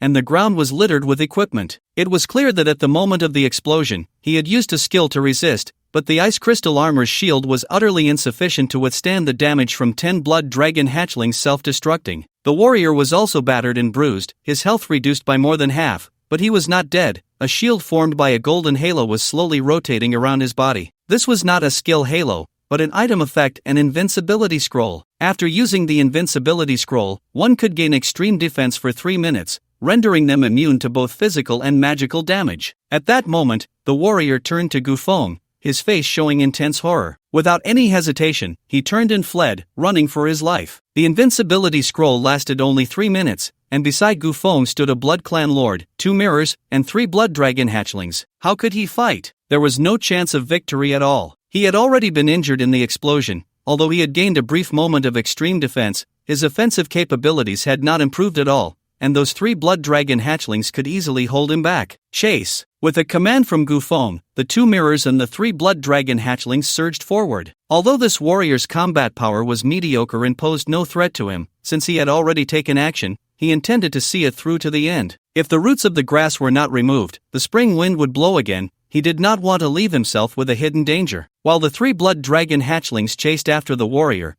Gu Feng approached the mage's corpse and glanced at the scattered equipment. A pile of junk. Aside from the rare 5-star staff he had used, there was nothing valuable. With such a level, he dared to engage in murder and looting? Gu Feng stowed away the rare staff. At least it could be sold for a few million, and he couldn't be bothered to look at the rest. He then followed the Blood Clan Lord in the direction the warrior had fled. Thanks to the sensing ability between the Blood Clan Lord and its descendants, it wasn't long before Gu Feng tracked the warrior to a hidden cave. The cave was quite spacious, nearly 100 square meters, likely a temporary stronghold for the two. As he reached the deepest part, he saw that the earlier warrior had been cornered by the blood dragon hatchlings. 3 minutes had long passed, and the invincibility scroll had expired. Now he was like a fish on a chopping board, ready to be slaughtered. Spare my life. The warrior looked at Gu Feng and suddenly knelt down. Crack! As soon as he finished speaking, his head was crushed by a bite from a blood dragon hatchling. Gu Feng had come to kill, so sparing him would have been pointless. Glancing at the ground, several pieces of equipment had dropped. Aside from a piece of rare heavy armor, the rest were of excellent quality. After collecting the heavy armor, Gu Feng turned to leave the cave. At that moment, the Blood Clan Lord seemed to have discovered something unusual and walked to the deepest part of the cave, knocking on a wall. 3 crisp sounds echoed in the darkness, particularly clear in the stillness. Is there a hidden chamber? Gu Feng's expression shifted, and he quickly approached, noticing that this wall was much smoother than the others in the cave. Without any hesitation, he took out a heavy hammer from his spatial pouch and struck it. With a loud bang, the wall collapsed, revealing a hidden chamber of about 10 square meters, where a crystal emitting a faint glow was embedded in the wall. On the ground lay a woman, beautiful and delicate, bound hand and foot. She appeared to be in her early 20s, with small, exquisite features that carried a hint of sensuality. Her figure was voluptuous yet delicate, clad in a finely crafted leather armor that perfectly showcased her curvaceous body, with not a hint of excess flesh from head to toe. Behind the towering breastplate, waves surged. The contrast between the black armor and her white skin was enticingly full, peaks and valleys inviting attention. However, such a stunning beauty wore a face of terror, her watery, beautiful eyes flushed red. That alluring body curled up in fright, staring at Gu Feng in horror. Gu Feng looked slightly surprised, unsure of the situation. How could there be such a sexy and charming woman in this desolate, ruined cave? A gift from nature? After a moment of silence, before Gu Feng could speak, the woman asked, "Who are you? Why did you bring me here?" Gu Feng was taken aback, caught off guard by her question. It seemed that upon seeing Gu Feng show no signs of ill intent, and even appearing somewhat tough and handsome, the wariness in her eyes lessened a bit. "My name is Luo Qingxue. I come from the Luo family in the north. 2 days ago, I arrived in Longyin City and was captured by two." "I don't want to hear any nonsense, get to the point," Gu Feng interrupted impatiently. Luo Qingxue was momentarily stunned, seemingly not expecting this man to be so rude. Throughout her life, she had never been treated this way. Thinking of this, tears welled up in her beautiful eyes, making her look pitiful. Seeing this scene, Gu Feng was speechless and chose to ignore her, turning to leave. When she saw the man turn and walk away without a word, Luo Qingxue panicked. "Hey, don't go. I was brought here against my will. Can you help me get out?" "Don't look for me, I'm just passing through," Gu Feng replied without turning back. "I come from the Luo family in the north. If you help me escape, my father will definitely reward you handsomely," Luo Qingxue immediately said. "Handsomely rewarded? How much could that be?" Gu Feng ignored her and continued walking out. "Do you need equipment? I can give you any quality of equipment," she offered. "Big talk. What if I want legendary equipment?" "That can be arranged, but I can only give you one piece of legendary equipment because I'm running low on pocket money this month." Gu Feng turned around, looking at the woman with a speechless expression. Running low on pocket money this month, and could only buy one piece of legendary equipment? What kind of nonsense was that? At that moment, he suddenly realized that the woman had mentioned the Luo family in the north. Could it be the Luo family of the richest in the north? With that thought, he scrutinized the woman again. Level 18 assassin, clad in epic gear, and it was a full set. She really was a young lady from a wealthy family. "Deal, one piece of legendary equipment, and I'll help you out," Gu Feng agreed. Hearing this, Luo Qingxue let out a long breath, patted her heaving chest, and stood up from the ground. "First, help me get untied," she said, standing in front of Gu Feng, lifting her chin proudly. Gu Feng glanced at her. He had to admit, the way she was tied up was quite romantic. The chains were ordinary but enchanted, which was why they could keep Luo Qingxue trapped in this cave. After unbinding the chains and stepping out of the dark room, as soon as Luo Qingxue took a step outside, her face turned pale with fear. An alien? How could there be aliens in this cave? She trembled, pointing at the three-headed blood dragon hatchlings outside. "Shut up!" Gu Feng snapped. "They're not aliens, they're my summoned beasts." Only then did Luo Qingxue calm down, her pretty face flushing with embarrassment as she followed Gu Feng out of the cave. Shortly after the two left, a middle-aged man cloaked in black robes entered the cave. Looking at the mess inside, a cold, furious voice echoed from beneath the black robe. "Humph, I just went out to take care of some business, and that little girl was rescued by someone? This cave has been well hidden. How was it discovered? The Luo family from the north really has some skills." At this point, the man in the black robe chuckled ominously. "However, the grievances between your Luo family and me won't end so easily." Gu Feng did not turn back with Luo Qingxue but continued to push toward the city center. By dusk, they arrived at a supply point on the outskirts of Yinlong City, which was actually a dilapidated tavern. The tavern's exterior was mottled, the windows were incomplete, and the exposed concrete was riddled with battle scars, with roof tiles scattered about. It was clear that more than one or two fierce battles had taken place in this tavern. Gu Feng stored the Blood Clan Lord in his personal space, arranged for 3 young blood dragons to stand by nearby, and then brought Luo Qingxue into the tavern. There weren't many people inside. The tavern owner was a balding middle-aged man, a level 35 priest. He first glanced at Gu Feng, saw that Gu Feng paid him little mind, and then turned his gaze to Luo Qingxue. Immediately, a look of surprise flashed across his face. What a big little girl, truly a person of great capacity. This beautiful lady, what would you like to drink? The tavern owner handed over a drink menu. "Help me contact the Luo family from the north and have them send someone to this tavern to pick me up," Luo Qingxue said directly. "The Luo family from the north? Could it be that you are Luo Qingxue?" The tavern owner looked astonished. "You know me?" Luo Qingxue asked curiously. Upon hearing her words, the tavern owner's face lit up with surprise and excitement. "Not just know you, after you went missing this morning, the Luo family has been frantic looking for you. At least 3 groups have come here today to inquire about your whereabouts. Then, the tavern owner looked at Gu Feng with a hint of mischief. This little brother, did you abduct the Luo family's little princess? Gu Feng was speechless. Before he could speak, Luo Qingxue explained, I was kidnapped, and he saved me. The tavern owner nodded, I see. Little brother, it seems you are in for some good fortune. Please wait a moment, I will contact the Luo family right now. The tavern owner went to the other side of the bar, took out a distress signal plate, and excitedly began to speak, clearly relaying what had happened here to the outside world. Yinlong City descended from the abyss and is located deep in the wilderness,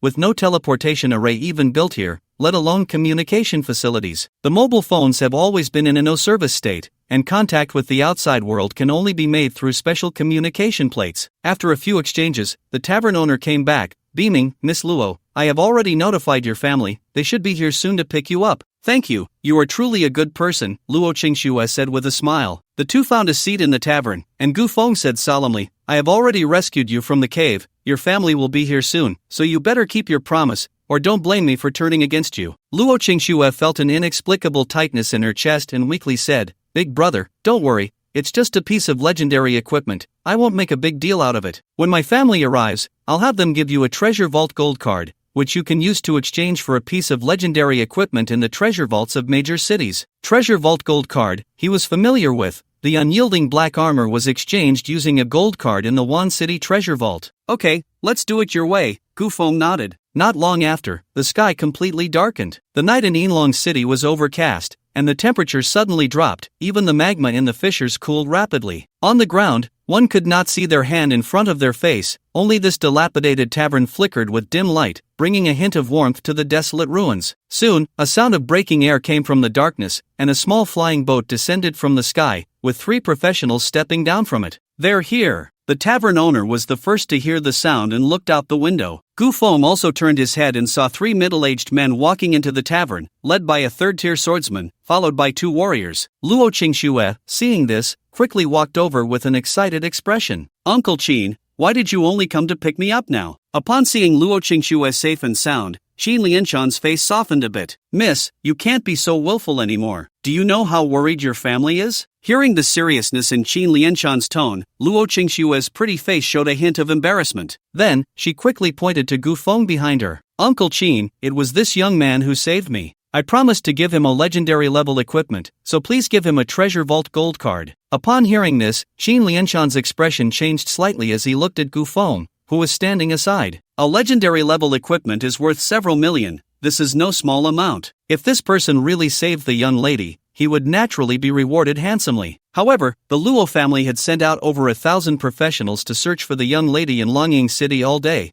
but they hadn't found a single trace of her. Yet, as soon as the sun set, the young lady was found by this young man. Is it too coincidental? Qin Lianshan had been a guard in the Luo family for over a decade, and out of professional instinct, he was used to viewing others with a wary eye. Little brother, may I ask your name? How did you find my young lady? Gu Feng frowned slightly. He had saved their family member, yet he had to endure their questioning? He wouldn't indulge them and directly said, why ask so much? Just give me the gold card. Although Qin Lianshan was a third-tier swordsman, a whole tier above him, if it really came to a fight, he wouldn't be much of a threat. Just a third tier, he had killed before. Sensing Gu Feng's displeasure, Qin Lianshan spoke up, Little brother, don't misunderstand. The Luo family won't make a big deal out of the gold card, but we still need to clarify who captured my young lady. A cold glint flashed in Gu Feng's eyes. What does this mean? Suspecting him of kidnapping Luo Qingxue? The tavern owner sensed the tense atmosphere and quickly stepped in to mediate. Guard Qin, it's a misunderstanding. If this brother really kidnapped Miss Luo,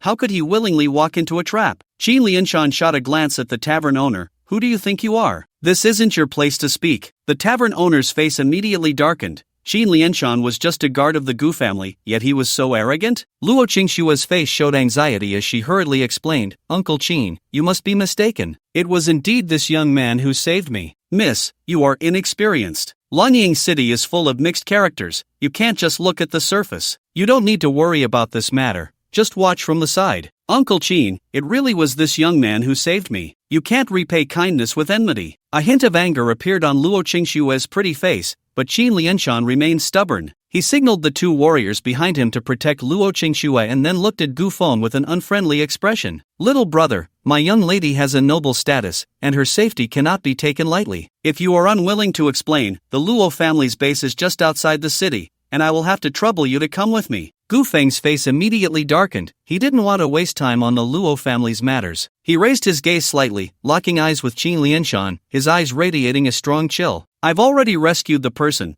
Are you going to give me the treasure vault gold card or not? Qin Lianshan sneered, unfazed. Little brother, don't be anxious. As long as you cooperate with the investigation, how could the Luo family be stingy with a gold card? Gu Feng had completely lost his patience. I saved the person. If you want to pin this on me, I'll kill your young lady. As soon as the words fell, the tavern was plunged into silence. Luo Qingxue? The tavern owner beside them felt a jolt in his eyelids, looking at Gu Feng in disbelief. Is he really going to tear up the ransom note? Could this kid really be a kidnapper? I just helped him out a moment ago. Qin Lianshan showed a hint of disdain, sneering, Kid, I've seen you had problems long ago, you can't keep pretending now, can you? Gu Feng remained calm. I'll give you 30 seconds. Seeing the killing intent in Gu Feng's eyes, Qin Lianshan unsheathed the long sword on his back without hesitation. How dare he speak so arrogantly in front of him? Did he think this guard of the Luo family was just for show? Daring to kidnap a young lady from the Luo family, this kid was dead today. Qin Lianshan tightened his grip on the sword, ready to strike. Just then, a low growl suddenly echoed from outside the tavern. Following that,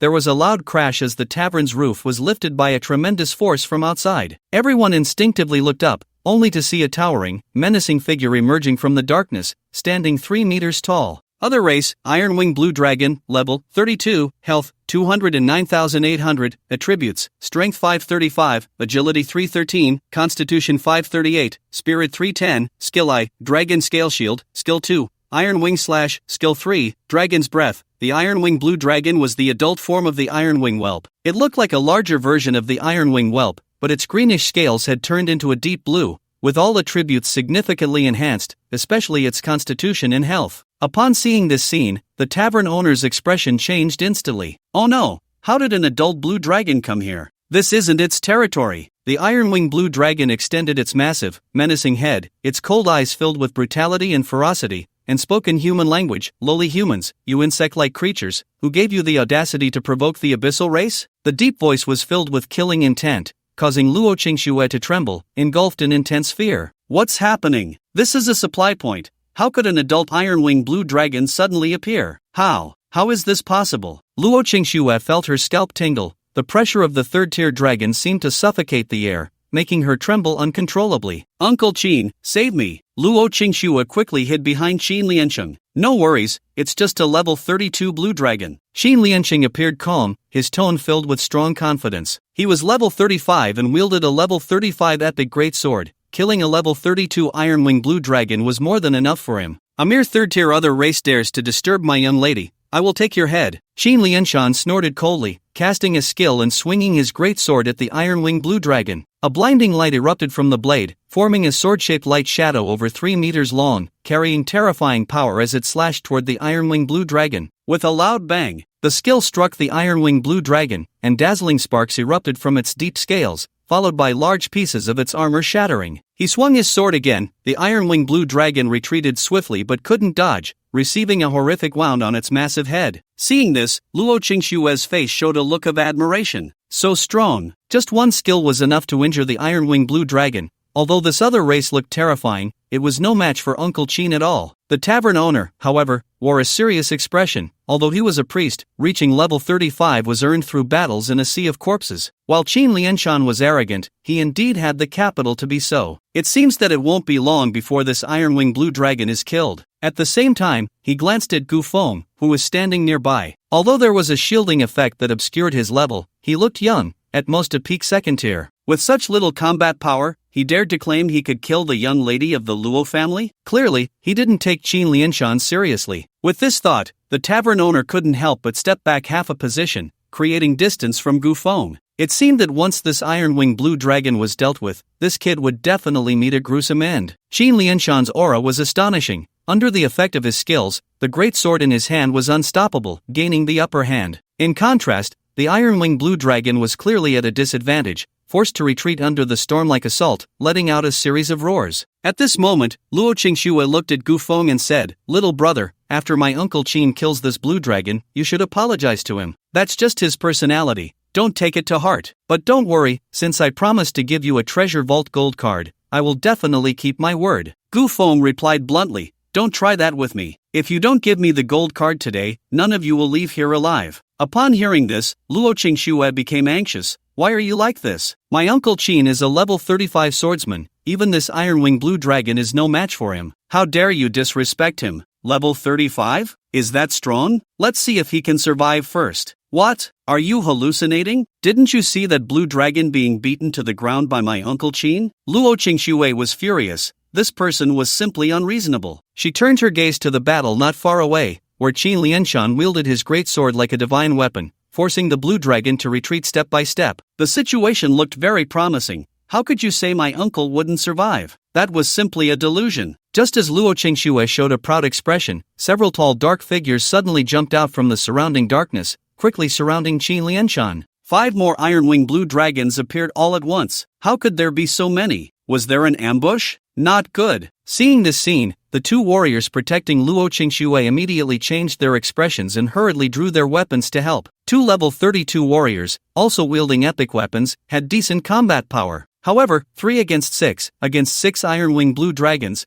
there was no chance of winning at all. After a fierce battle, there were 2 loud thuds, and the 2 warriors were gutted by the sharp wings. Following a scream, they fell heavily to the ground, struggling a few times before dying. Qin Lianshan was not faring any better. During his earlier battle with the first Iron-Wing Blue Dragon, he had already consumed a lot of energy. When the reinforcements of the Iron-Wing Blue Dragons arrived, his pressure increased sharply, forcing him to defend, fighting while retreating, and he was clearly running out of strength. Suddenly, an Iron-Wing Blue Dragon attacked from behind, launching a skill. Iron Wing slash. The wings could cut through iron like mud. That was how the 2 warriors had died. Qin Lianshan was shocked and quickly tried to dodge, but his movement was still a step too slow. With a scream, his entire right arm was severed from his shoulder. In an instant, a large amount of blood sprayed from the wound, filling the air with a strong metallic scent. Qin Lianshan's face twisted in agony as he crazily squeezed through the gaps between several Iron-Wing Blue Dragons, searching for his severed arm on the ground. He had healing scrolls. As long as he found the severed arm and used a healing scroll, it could be reattached immediately without any aftereffects. At that moment, a severed arm holding a great sword fell from the sky, landing right next to Gu Feng. Blood was still gushing from the severed end, splattering onto his shoes. Qin Lianshan was desperately dodging the attacks of the Iron-Wing Blue Dragon, rushing over with all his might. As long as he could retrieve his severed arm and use a healing scroll, he had a chance to turn the tide. The Iron-Wing Blue Dragon's attacks had also slowed down, as the 5 blue dragons that had come to support were more focused on surrounding and intercepting him, like hunters toying with their prey, leaving this human to the initial blue dragon he had fought. After all, that first Iron-Winged Blue Dragon had been beaten to a pulp. "Little brother, give me back my arm." Qin Lianshan found the location of his severed arm, hope for life flickering in his eyes. "Give me my gold card, and I'll kick your severed arm over." Gu Feng took a few steps and stood next to the severed arm. "What? What nonsense are you talking about?" Hearing Gu Feng's words, Qin Lianshan was furious, even spitting out a mouthful of blood. "At this critical moment of life and death, you dare to mention a gold card? Didn't you see there were 6 Iron-Winged Blue Dragons here? Are you crazy?" Qin Lianshan's face was filled with rage. "There are 6 third-tier alien beasts here,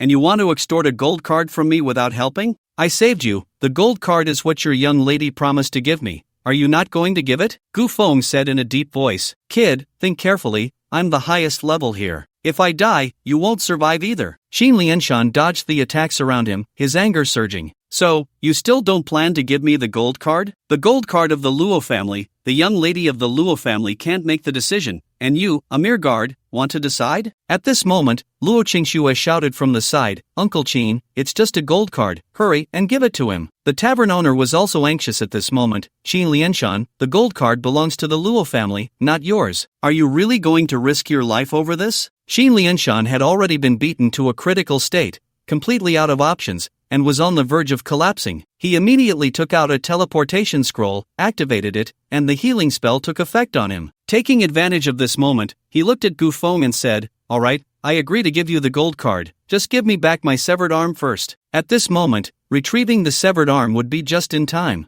Gu Feng smiled. Even at this point, he was still playing tricks? Did he bet that I wouldn't dare let him die? He didn't respond and kicked out. Bang! The severed arm was kicked away, not towards Qin Lianshan, but towards a nearby iron-winged blue dragon. Hearing the sound of something slicing through the air, the iron-winged blue dragon turned its head. Then, it opened its large mouth and bit down on the severed arm, swallowing it in just a few bites. It was as crispy as cashew chicken. Qin Lianshan's eyes bulged, his entire face twisted in extreme disbelief at this scene. The tavern owner and Luo Qingxue also showed expressions of incredulity, and the entire place fell into silence. Even the iron-winged blue dragon that had been toying with Qin Lianshan stopped its attack. The alien beasts were intelligent, and the wisdom of dragons was even higher. Therefore, not only the others present, but even these iron-winged blue dragons believed that Gu Feng would definitely compromise with Qin Lianshan. The reason was simple: this level 35 swordsman was the highest level in the area. As long as he was alive, there was hope for the others to continue living. However, what did Gu Feng do? He fed Qin Lianshan's severed arm to an iron-winged blue dragon. In other words, with this action, he completely buried everyone's hope of survival. Madman! Bastard! What the hell are you doing? Fool! I'll F*** you up. Qin Lianshan was utterly furious, wishing he could rush up and perish together with Gu Feng. He thought everything was under his control, but he didn't expect Gu Feng to be a madman who had completely messed things up. Gu Feng looked at Qin Lianshan's extremely twisted face, a cold smile curling at the corner of his mouth. You like to play this way? Is it fun? Little brother, what do you mean by doing this? The tavern owner asked nervously. What do you mean? Of course, it's to send him to his death. Gu Feng's eyes held no trace of pity. Anyway, I saved him. If he dies, I can just go find someone else from the Luo family to get that gold card. Gu Feng said this nonchalantly, viewing Qin Lianshan's life as nothing more than a trivial object. If the other party had given him the gold card from the start, he might have considered saving him in this situation. Since Qin Lianshan loves to court death so much,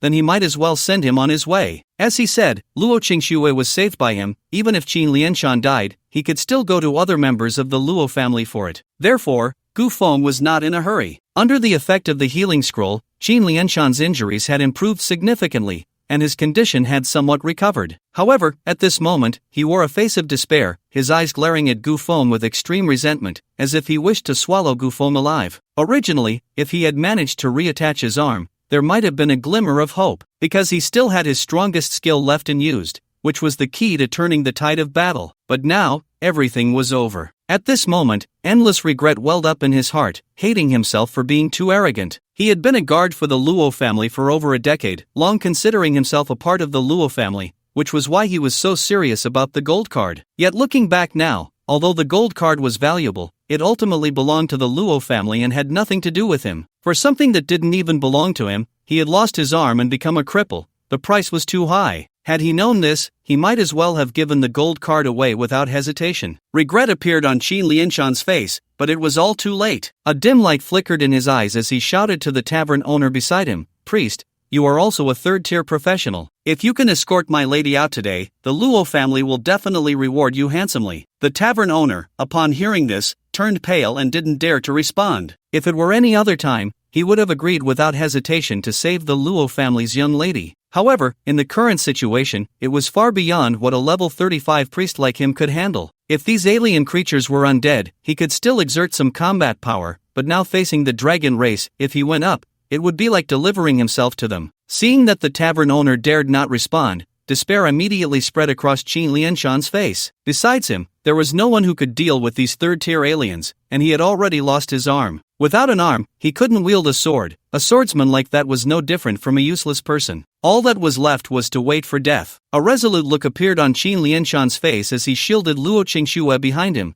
staring fiercely at the iron-winged blue dragon in front of him. He was a guard of the Luo family. Even if he died, it had to be to protect Luo Qingxue. Over 40 years ago, his father had protected the head of the Luo family in this very way, which was why he held a superior position among the guards of the Luo family. Now, he was using this same method to protect Luo Qingxue. Even if he died because of it, his son would one day become the most valued guard in the Luo family. Aliens, if you want to make a move, then step over my corpse first. Qin Lianshan glared fiercely at the group of iron-winged blue dragons, like a cornered beast letting out its final roar. The leading iron-winged blue dragon stepped forward with heavy strides, not even glancing at Qin Lianshan. Its powerful long tail suddenly whipped out like a steel whip, directly sending him flying. Interesting. The leading iron-winged blue dragon looked at Gu Feng, a rare mocking expression appearing on its fierce face. Human, for your interesting demeanor, I can offer you a way out. As long as you kill all these other humans beside you, I can spare your life. Hearing the words of the iron-winged blue dragon,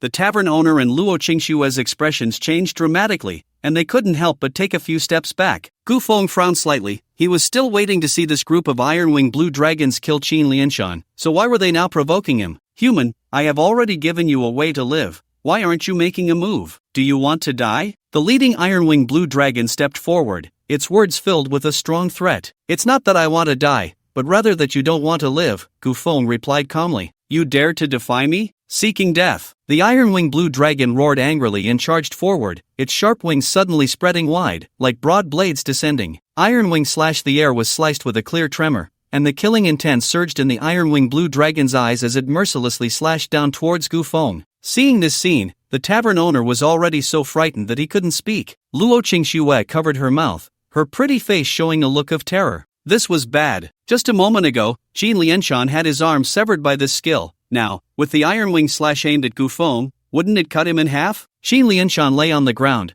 one hand clutching his severed arm, watching as Gu Feng was about to be killed, a look of satisfaction appearing on his face. After all, he was already doomed. Being able to witness Gu Feng being killed by the iron-winged blue dragon was also a form of revenge for him. However, the next scene directly caused everyone present to feel their scalps tingle. Gu Feng pointed at the iron-winged blue dragon and lightly uttered a word, die. Dimensional assassination was activated, and a pitch-black, deep spatial crack suddenly appeared, carrying immense destructive power, right above the iron-winged blue dragon's body. The killing intent in the iron-winged blue dragon's eyes suddenly turned into intense fear. Just as it was about to resist, its massive body trembled violently, and the vitality in its eyes dissipated, dying on the spot. Kill Iron-Wing Blue Dragon LV. 32. Experience 8720. At that moment, the air suddenly fell silent, eerily so. Not only Luo Qingxue and the others, but even the group of Iron-Wing Blue Dragons across from them looked stunned. How could this be possible? That was a level 32 Iron-Wing Blue Dragon, a third-tier alien race. It was actually killed so easily by Gu Feng. What kind of skill was this? Killing with a word? This was too terrifying. This human is too dangerous, retreat. One of the Iron-Wing Blue Dragons shouted,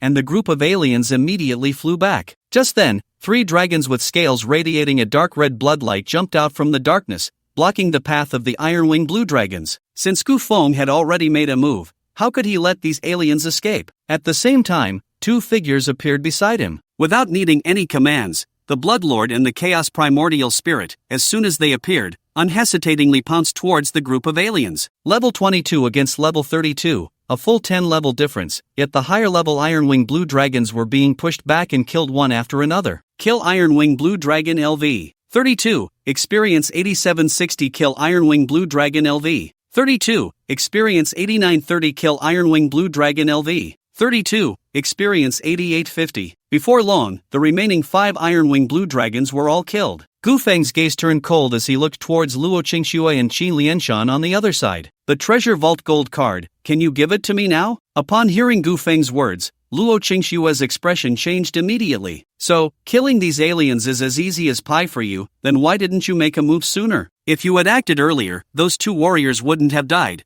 and Uncle Qin wouldn't have lost an arm. Gu Feng sneered, speaking without reservation. Humph, your guard wants to renege on my debt and still wants me to save him. Do I look that cheap to you? Luo Qingxue, don't think that just because you are the daughter of the Luo family, you can teach me how to do things. Let me say it again, if you don't hand over the gold card today, you all will die. Feeling the undisguised killing intent in Gu Feng's tone, Luo Qingxue's face immediately showed a look of panic, and her beautiful eyes glimmered with unshed tears. Little brother, it's just a gold card, only a few tens of millions. For the Luo family in the north, it's nothing at all. It's not that I didn't want to give it to you before, but I truly don't have it. How about this? As long as you take me and the young lady to the Luo family stronghold outside the city, the Luo family can give you 2 gold cards. What do you think? Qin Lianshan walked over, his face full of weakness. Although he had just used a healing scroll, he had lost an arm and was heavily injured by the Iron-Wing Blue Dragon. Now, he couldn't even exert half of his previous combat power. Little brother, I'm not trying to make things difficult for you. It's just that I've lost an arm, my combat power has greatly decreased, and I can no longer protect my young lady. Anyway, the Luo family stronghold is just outside the city, not far from here. As long as you take us out, you can obtain 2 pieces of legendary equipment. This is a sure profit. Xin Lianshan's attitude became a bit more sincere. Lo Qingxue, the daughter of the Luo family, had been kidnapped just 2 days after arriving in Longyin City. After finally reaching a supply point, they were ambushed by a group of foreign tribes. This made it hard for him not to suspect a connection between the 2 events. There was likely some other connection behind these 2 matters. Therefore, from the moment he saw Gu Feng, he strongly suspected that Gu Feng was related to Lo Qingshue's disappearance. However, after what had just happened, he ruled out Gu Feng's suspicion. Moreover, in his current state, he could hardly protect himself,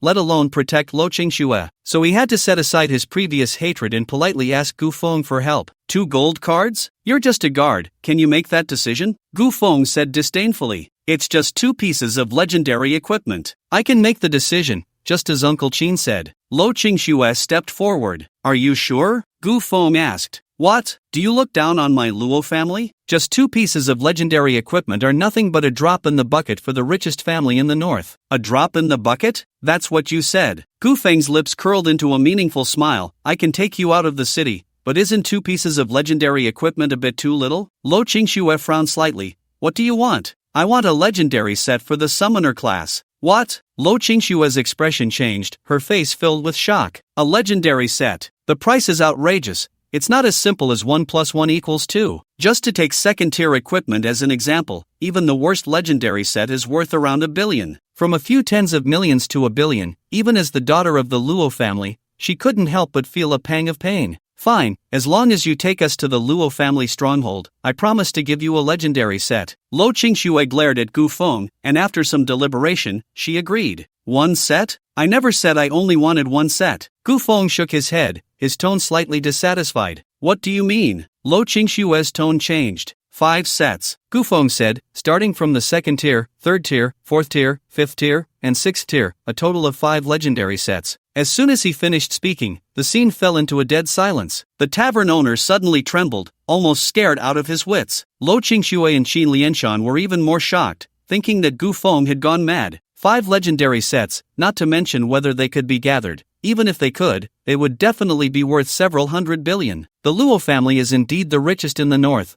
but mainly because they own numerous industries, and it might not be possible to come up with such a huge resource in a short time. Even if there were truly abundant resources, spending several hundred billion all at once would definitely be a huge blow. Little brother, you're being too greedy. Do you know what 5 sets of legendary equipment means? Xin Lianshan's expression darkened. Greedy? Isn't your Luo family the richest in the northern region? You can't even produce 5 sets of legendary equipment? Gu Feng asked. Just 5 sets of legendary equipment? Little brother, do you want to hear what you're saying? If this gets out, you'll be laughed at. Oh, since you can't afford it, then forget it, Gu Feng said nonchalantly. Forget it? I invited you to escort my lady because I saw your extraordinary combat power, wanting to give her an extra layer of protection. I didn't expect you to start asking for sky-high prices, Qin Lianshan said coldly, without any politeness. From 2nd to 6th tier, 5 pieces of legendary equipment would be a huge sum for the Luo family in the northern region. Not to mention Luo Qingxue, even her father, the head of the Luo family, might not be able to produce such valuable resources all at once. If they really gave it away, the Luo family's strength would definitely plummet in the future. So, even if they agreed now, when they reached the Luo family's stronghold, this demand would definitely not be fulfilled. To put it bluntly, although Luo Qingxue was the precious daughter of the Luo family, she wasn't worth the family sacrificing such huge benefits to save her life. Even if her father agreed, those uncles wouldn't, and the elders who held the power in each branch wouldn't agree either. With this in mind, Xin Lianshan ignored Gu Feng and turned to Luo Qingxue, saying, Miss, I have a communication token here that can send a distress message to the family stronghold. They will definitely come immediately upon receiving it. As he spoke, a piece of metal the size of a knuckle appeared in Xin Lianshan's remaining hand. Just right, let the Luo family bring the gold card as well. Without the gold card, you can't leave alive, Gu Feng reminded at the right moment. Gold card? Again with the gold card. Do you only see profit? Luo Qingxue scolded angrily, her previous goodwill towards Gu Feng completely evaporating. Originally, she was filled with gratitude for being rescued from the cave. But now,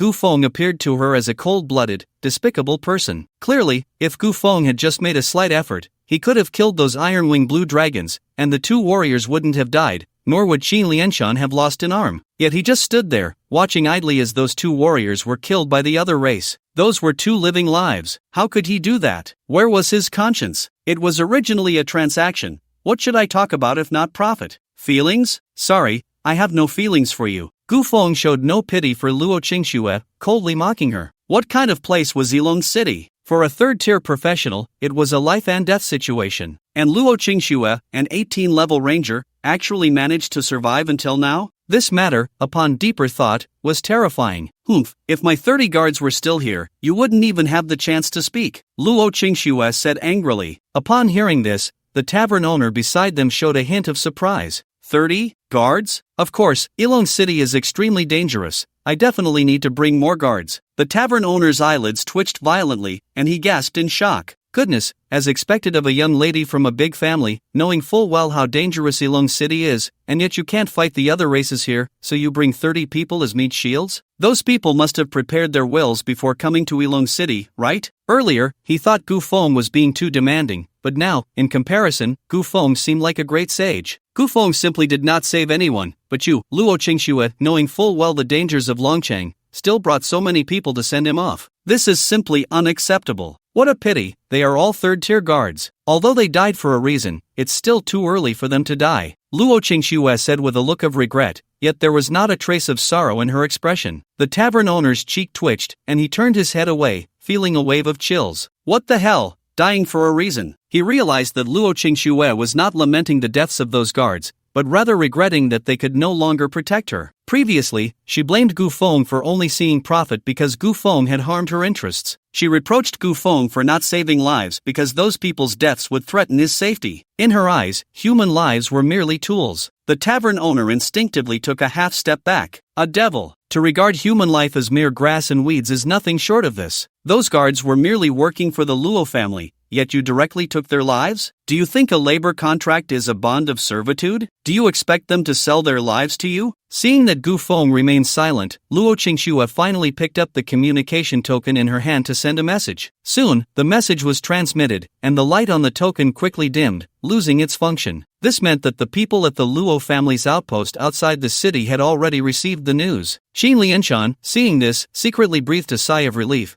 then looked at Gu Feng with a mocking expression. Little brother, are you regretting it now? You could have obtained 2 pieces of legendary equipment, but unfortunately, you've missed out. Greed is the original sin, one should have a bit of self-awareness. Luo Qingxue also stepped forward, pointing her finger at him imperiously. This is my first time dealing with you, and I won't ask for your help again. When my family arrives, I'll give you the gold card, and we'll owe each other nothing. Gu Feng smiled. It's a deal. Not only could he get the gold card, but he could also draw a clear line. It was truly a double blessing. Seeing Gu Feng's attitude, Luo Qingxue's expression changed slightly. No, why did he agree so readily? It shouldn't be like this. The plot isn't supposed to unfold this way. She was the daughter of the Luo family, pursued by countless suitors, and it wouldn't be an exaggeration to say they lined up from the northern border to the southern region. How many young talents had shown her concern, treating her with utmost care, fearing she would suffer even the slightest grievance. Yet, in Gu Feng's eyes, she had always been just an ordinary passerby. Even after hearing her words, Gu Feng agreed without hesitation. Could it be that in his eyes, she, the daughter of the Luo family, was worth less than a piece of legendary equipment? For a moment, a sense of dissatisfaction arose in Luo Qingxue's heart. She raised her eyes slightly, looking at Gu Feng with a pitiful expression, her eyes glistening with unshed tears. However, this pitiful demeanor did not attract Gu Feng's attention. At this moment,